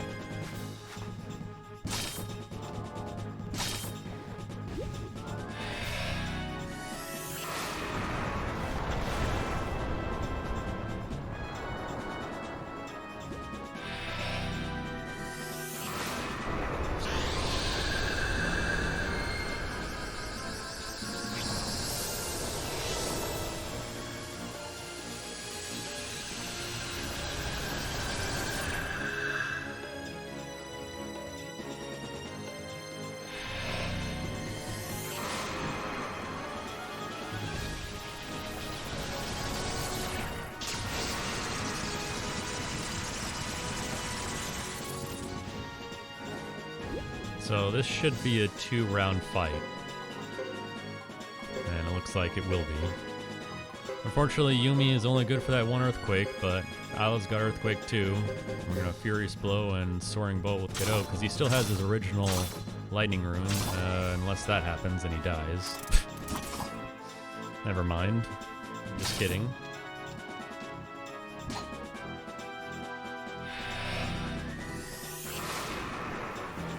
Maybe this won't be 2 rounds.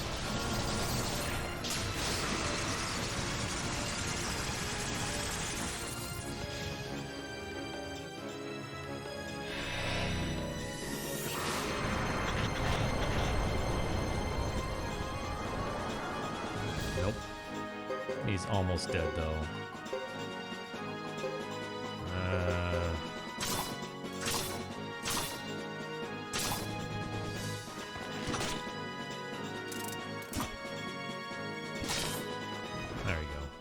Alright, I'll take it.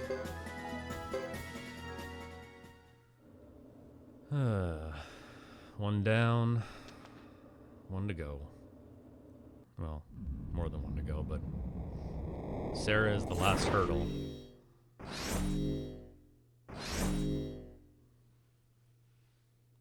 Uber doing what he does best.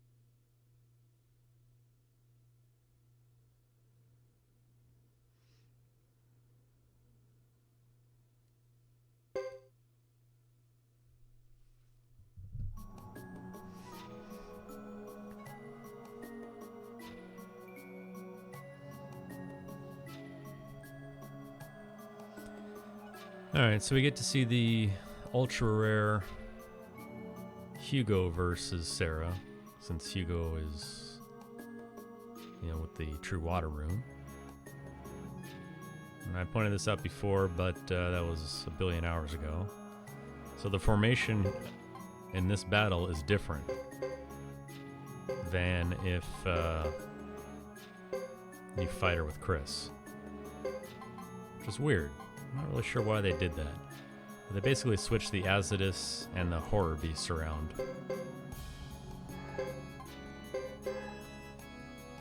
Anyway, the only thing that matters is that Silent Lake goes off. Now, if you want to point out additional time loss, we're going to see one right here. This is an unintended consequence that I realized when I was testing this route with this party. When you go through the ceremonial site with certain parties, with Gedo, Hugo, and Chris, you get special extra scenes if you bring Fubar and Sergeant Joe, if you bring Gedo's full team with him, and if you bring Chris and the Knights with her. Now this was a complete accident that I'm bringing Sergeant Joe, because I need him to use Silent Lake with Flowing Rune, and he's really the best option. Like I mentioned before, Big Vicky is another option, but as much time as this extra scene costs, setting Vicky up to be your water magic user takes even longer. So you do get the bonus scene here with Hugo, Fubar, and Sergeant Joe, and you get to see Lulu again. Everyone loves him. But I did not plan for that to happen. It just kind of worked out that way.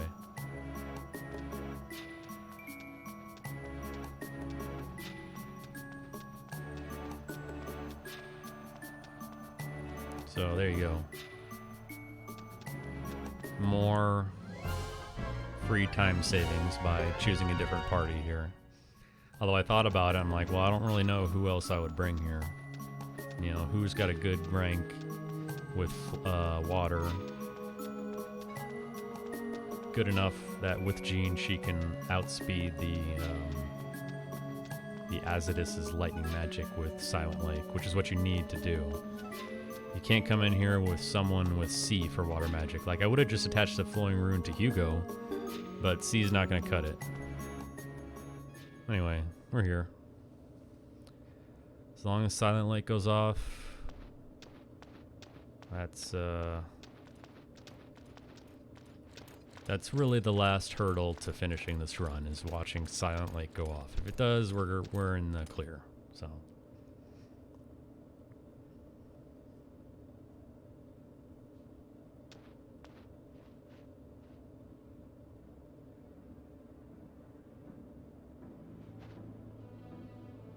different music here too.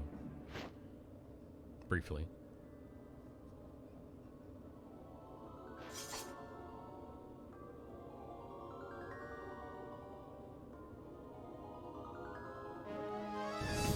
Different battle music too, actually. I forgot about that.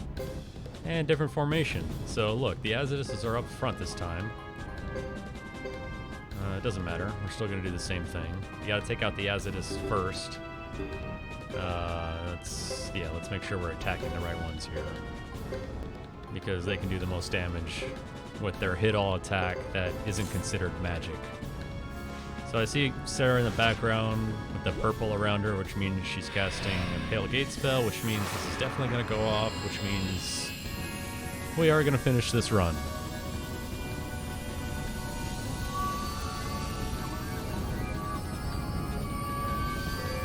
We are going to finish this run unless Zero jinxes it by saying something like that.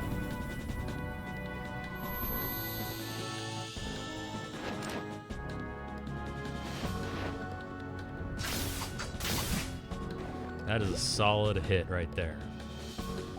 Again, Unite attacks can miss. Special rune attacks can miss. They'll never say they outright miss, they'll just do 1 damage instead. And we've got Rico has violence activated, so that's a good sign right there. Since violence is activated, I'm gonna use the Unite attack on Sarah. I don't want to waste it on the Horror Beast. Let's just hope it actually hits.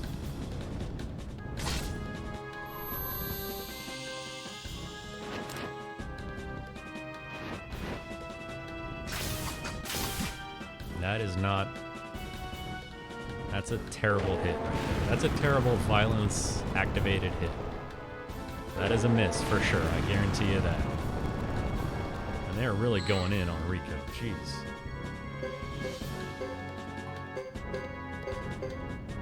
But he's still got violence activated again. So, they should kill the horror beasts this turn. Yeah, that's one.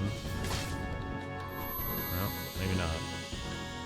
So let's hope for a better connection this time. That is even worse.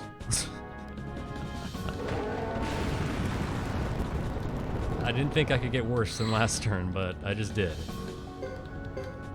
500 with level 15 weapons, double strikes on both units. That's embarrassing. And Sarah, like I mentioned, is a pro at dodging. One more time. Come on, Rico. Or Fred. It could be either. Okay, so now we're back to normal in a non-violence activated, and Rico's unbalanced now. Which means you just auto. Sarah's weak. Okay. That took longer than expected, but that's the way it goes. Like I mentioned, Sarah's evasion is insane. Even max accuracy can't save you.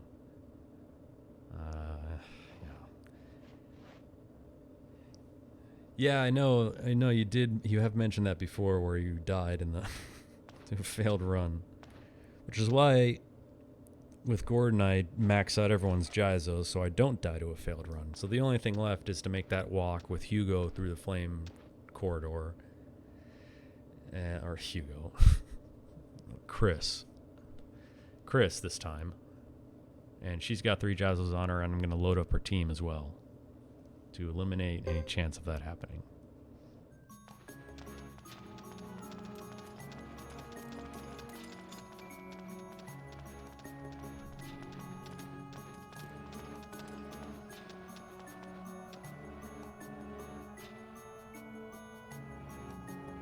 But first, we see half of this scene. And if you want to know who the real last boss of the game is, it's Sasari. Because you do a 108 run, that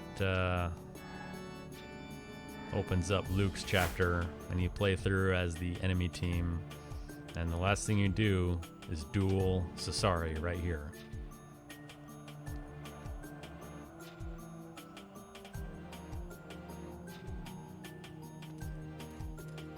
But I definitely do not count Luke's chapter as part of a 108 star run, because you would have to watch, 20 minutes of credits, which is just dumb. So the only way you do Luke is if you did a all characters, all stars run, in which case you do Thomas as well. And that would add 1, 2, 3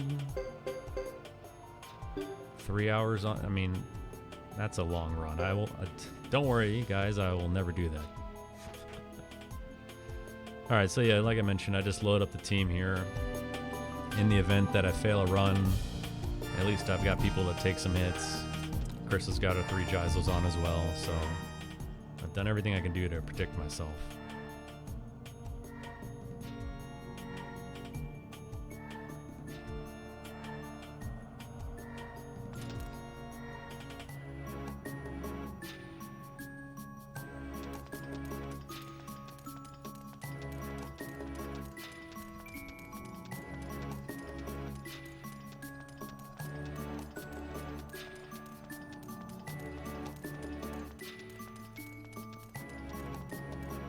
There's one screen.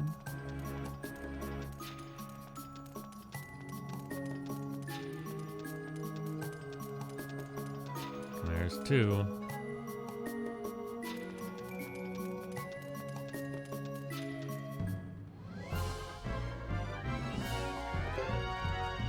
Oh no. 0. This is on you.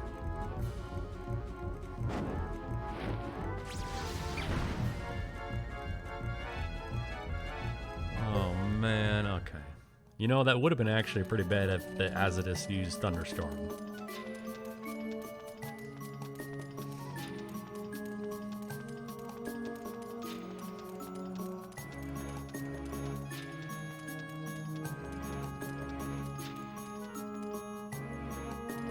There's 3, and we make it a few more steps.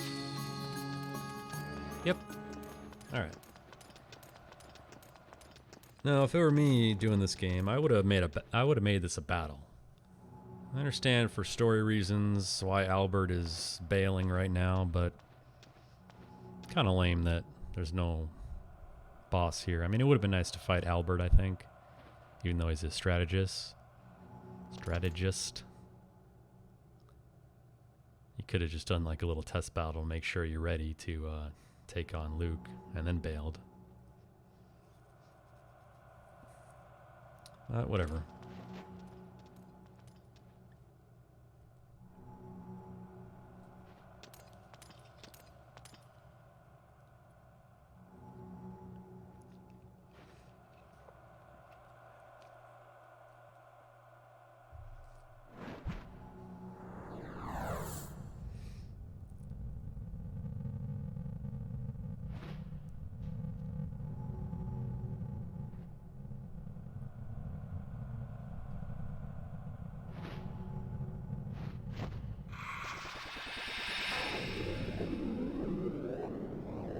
Actually, I lied. There is one more thing that...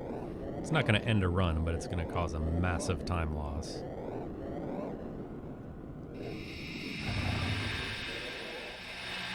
And that's choosing your final party. Because if you're just mashing X and triangle, and you get to the part where you're selecting your final party defaults to the party you have right now. So if you cancel out with triangle...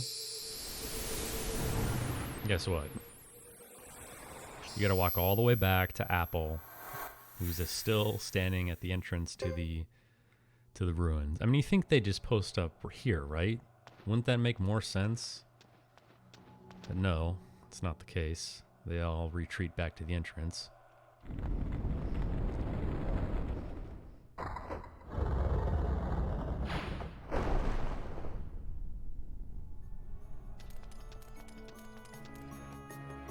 And actually, you can still run it into an encounter until you make the next screen transition.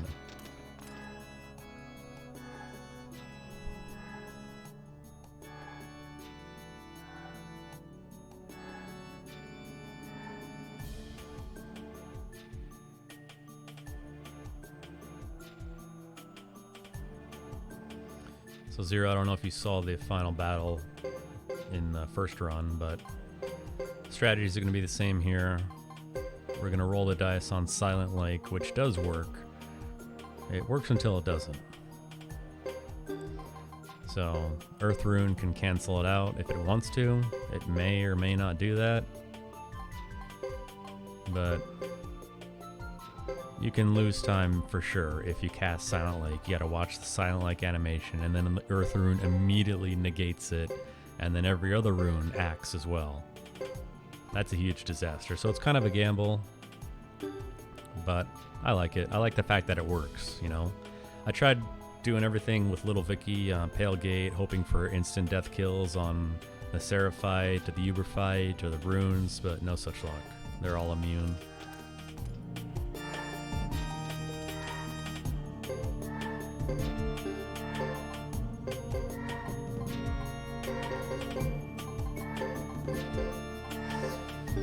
Got to make sure to load up your Jizos. Rico took a beating in the last battle, so we're good there. Chief's hat goes on Nash, and yeah, let's not forget to heal, of course.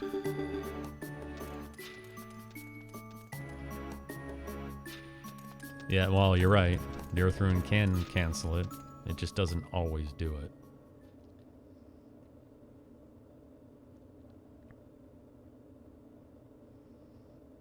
Final boss is really dynamic, you know?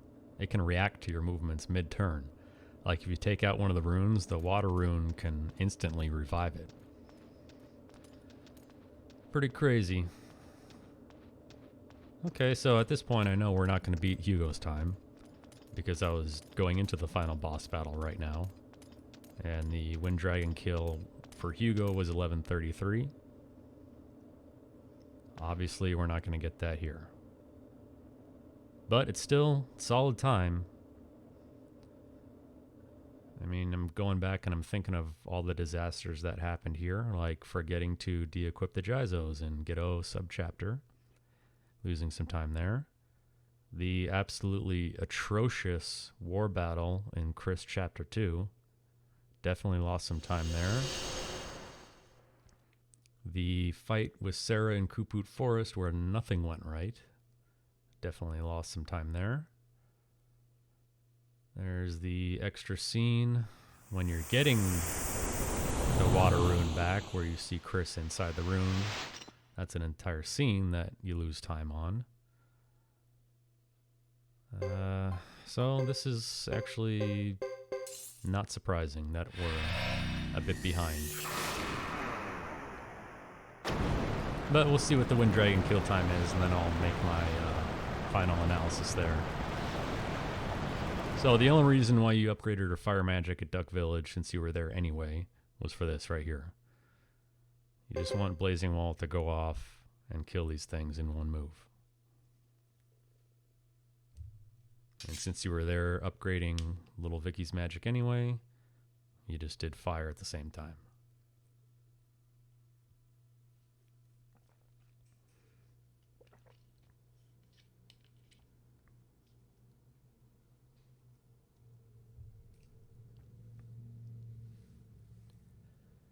SRD asked a good question during the last run.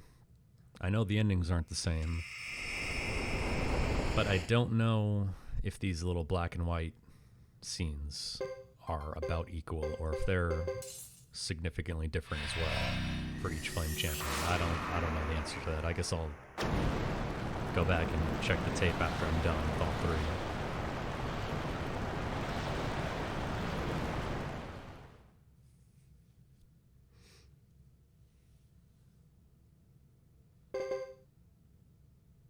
Alright, so right now I was killing the Wind Dragon in Hugo, so we're definitely behind, but it's okay.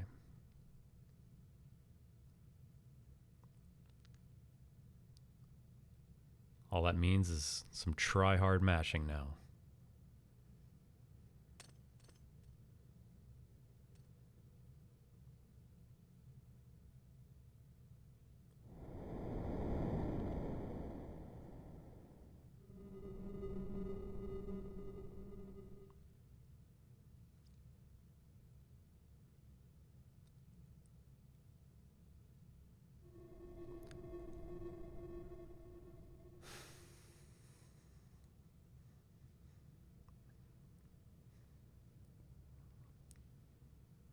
But Zero, I appreciate you hanging around. Thank you.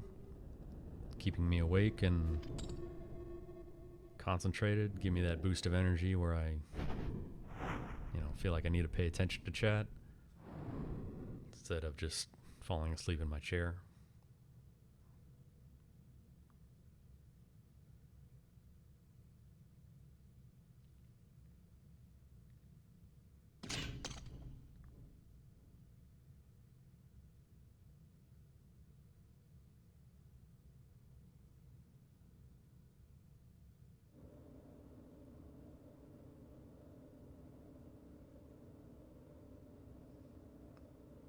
Alright, you've got the option to return if you needed to heal up or anything like that, but you don't. So we just go right into the final battle. Agree 100%, dude. Turbo controller, optimal mashing, set up some sort of program where it knows how long to mash for and set an alarm on your computer to go off when it's time to actually do something in this game. Because basically you'd be sleeping for 10 hours. I mean, there's really only an hour and a half of actual time where you're doing stuff. Let's be honest here.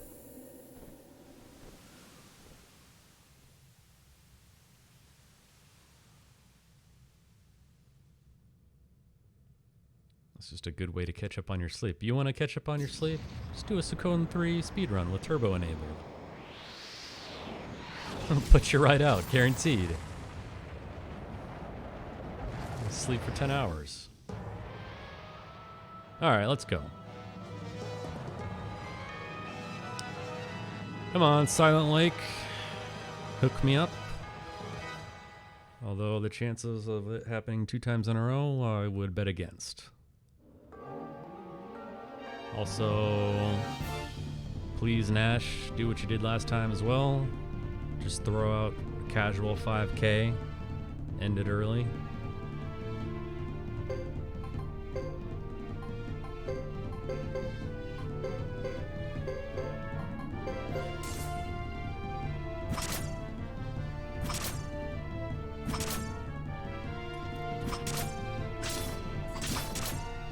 Oh, do you see it? The triple damage critical right there. Nice.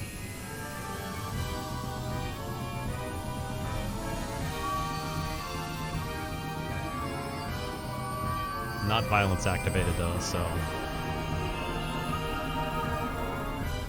not completely insane.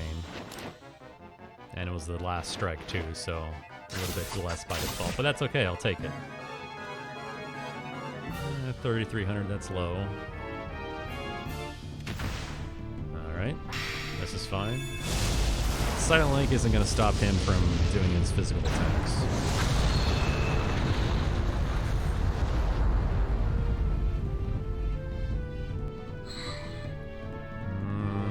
Doesn't look like anyone activated violence. Nope. Okay. No rune attacks from him. What's up with these guards, though?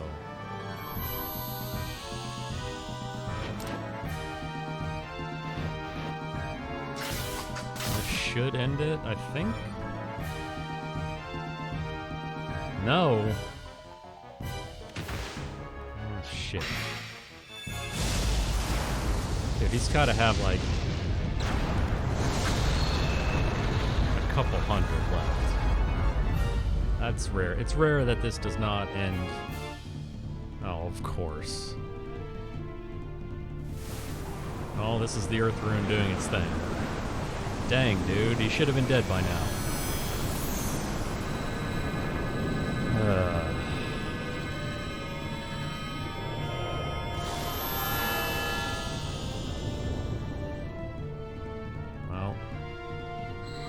Okay, so he negated Silent Lake, but he chose not to do anything else for some reason. That's fine, I'll take it.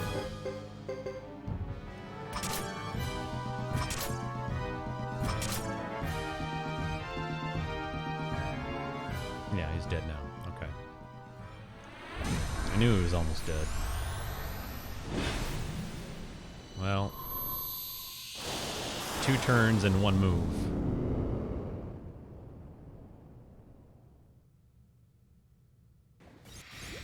Let's not forget to split here.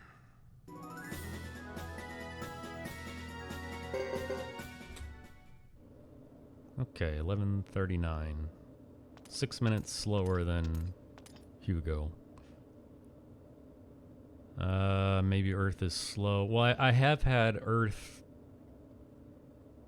negate that spell and have runes do their moves after it.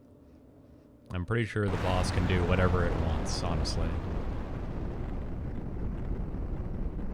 Kind of like how you can kill a rune only to have it be immediately revived by the water rune. Oh, Streamlabs coming in with that message. Perfectly timed. Alright, there's only one thing to do. Mash text.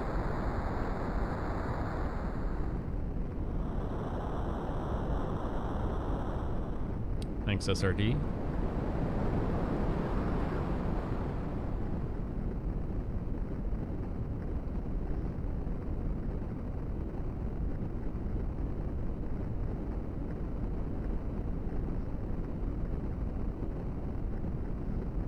So the obvious question really is, Is Chris 6 minutes slower than Hugo? No. No, she's not. There's too many bad things that happened in this run, and too many good things that happened in Hugo's run. Do I think Chris is slower than Hugo? Yes, I do. Just there's more setup time involved. And you do have the extra scene at the True Water Room. You do save some time here and there, like from horse travel, and if that war battle early on in Chapter 4 goes as planned, where you can just end the 2 turns very quickly, that'll save time. All things considered, I don't have an exact number, but I'm just gonna guess that Chris is around 4 minutes slower than Hugo. But I have no proof there. That's just my opinion. I am not going to run through with a stopwatch and time every single thing and make everything constant between all Flame Champions. I don't care that much. But I am confident in saying that Chris is slower than Hugo.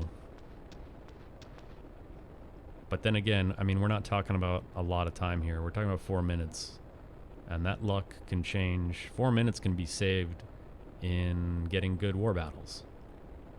Or good duels. Or limiting the amount of terrible failed runs you'll get. So, you know, if I cloned myself and I raced myself and one did Hugo and one did Chris, could Chris beat Hugo? Absolutely.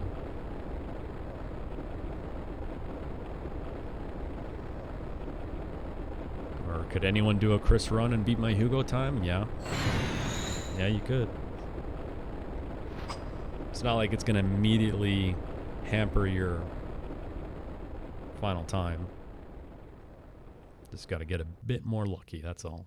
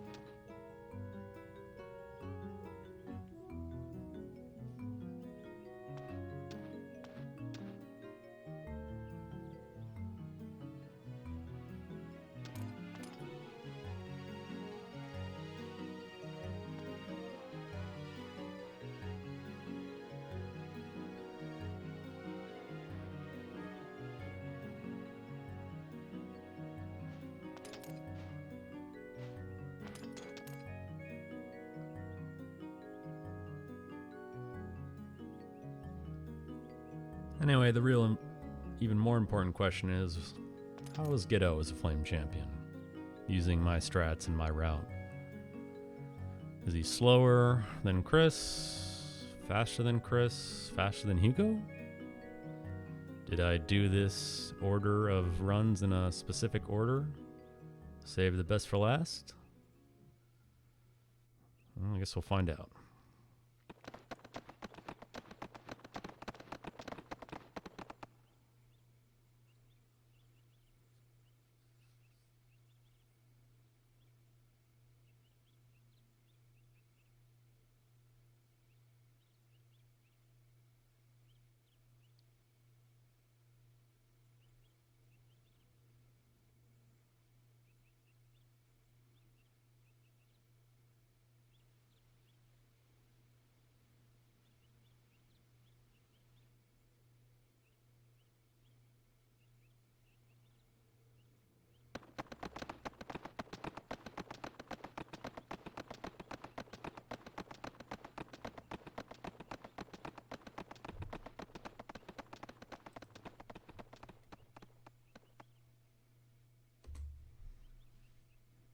Definitely forgot to split there.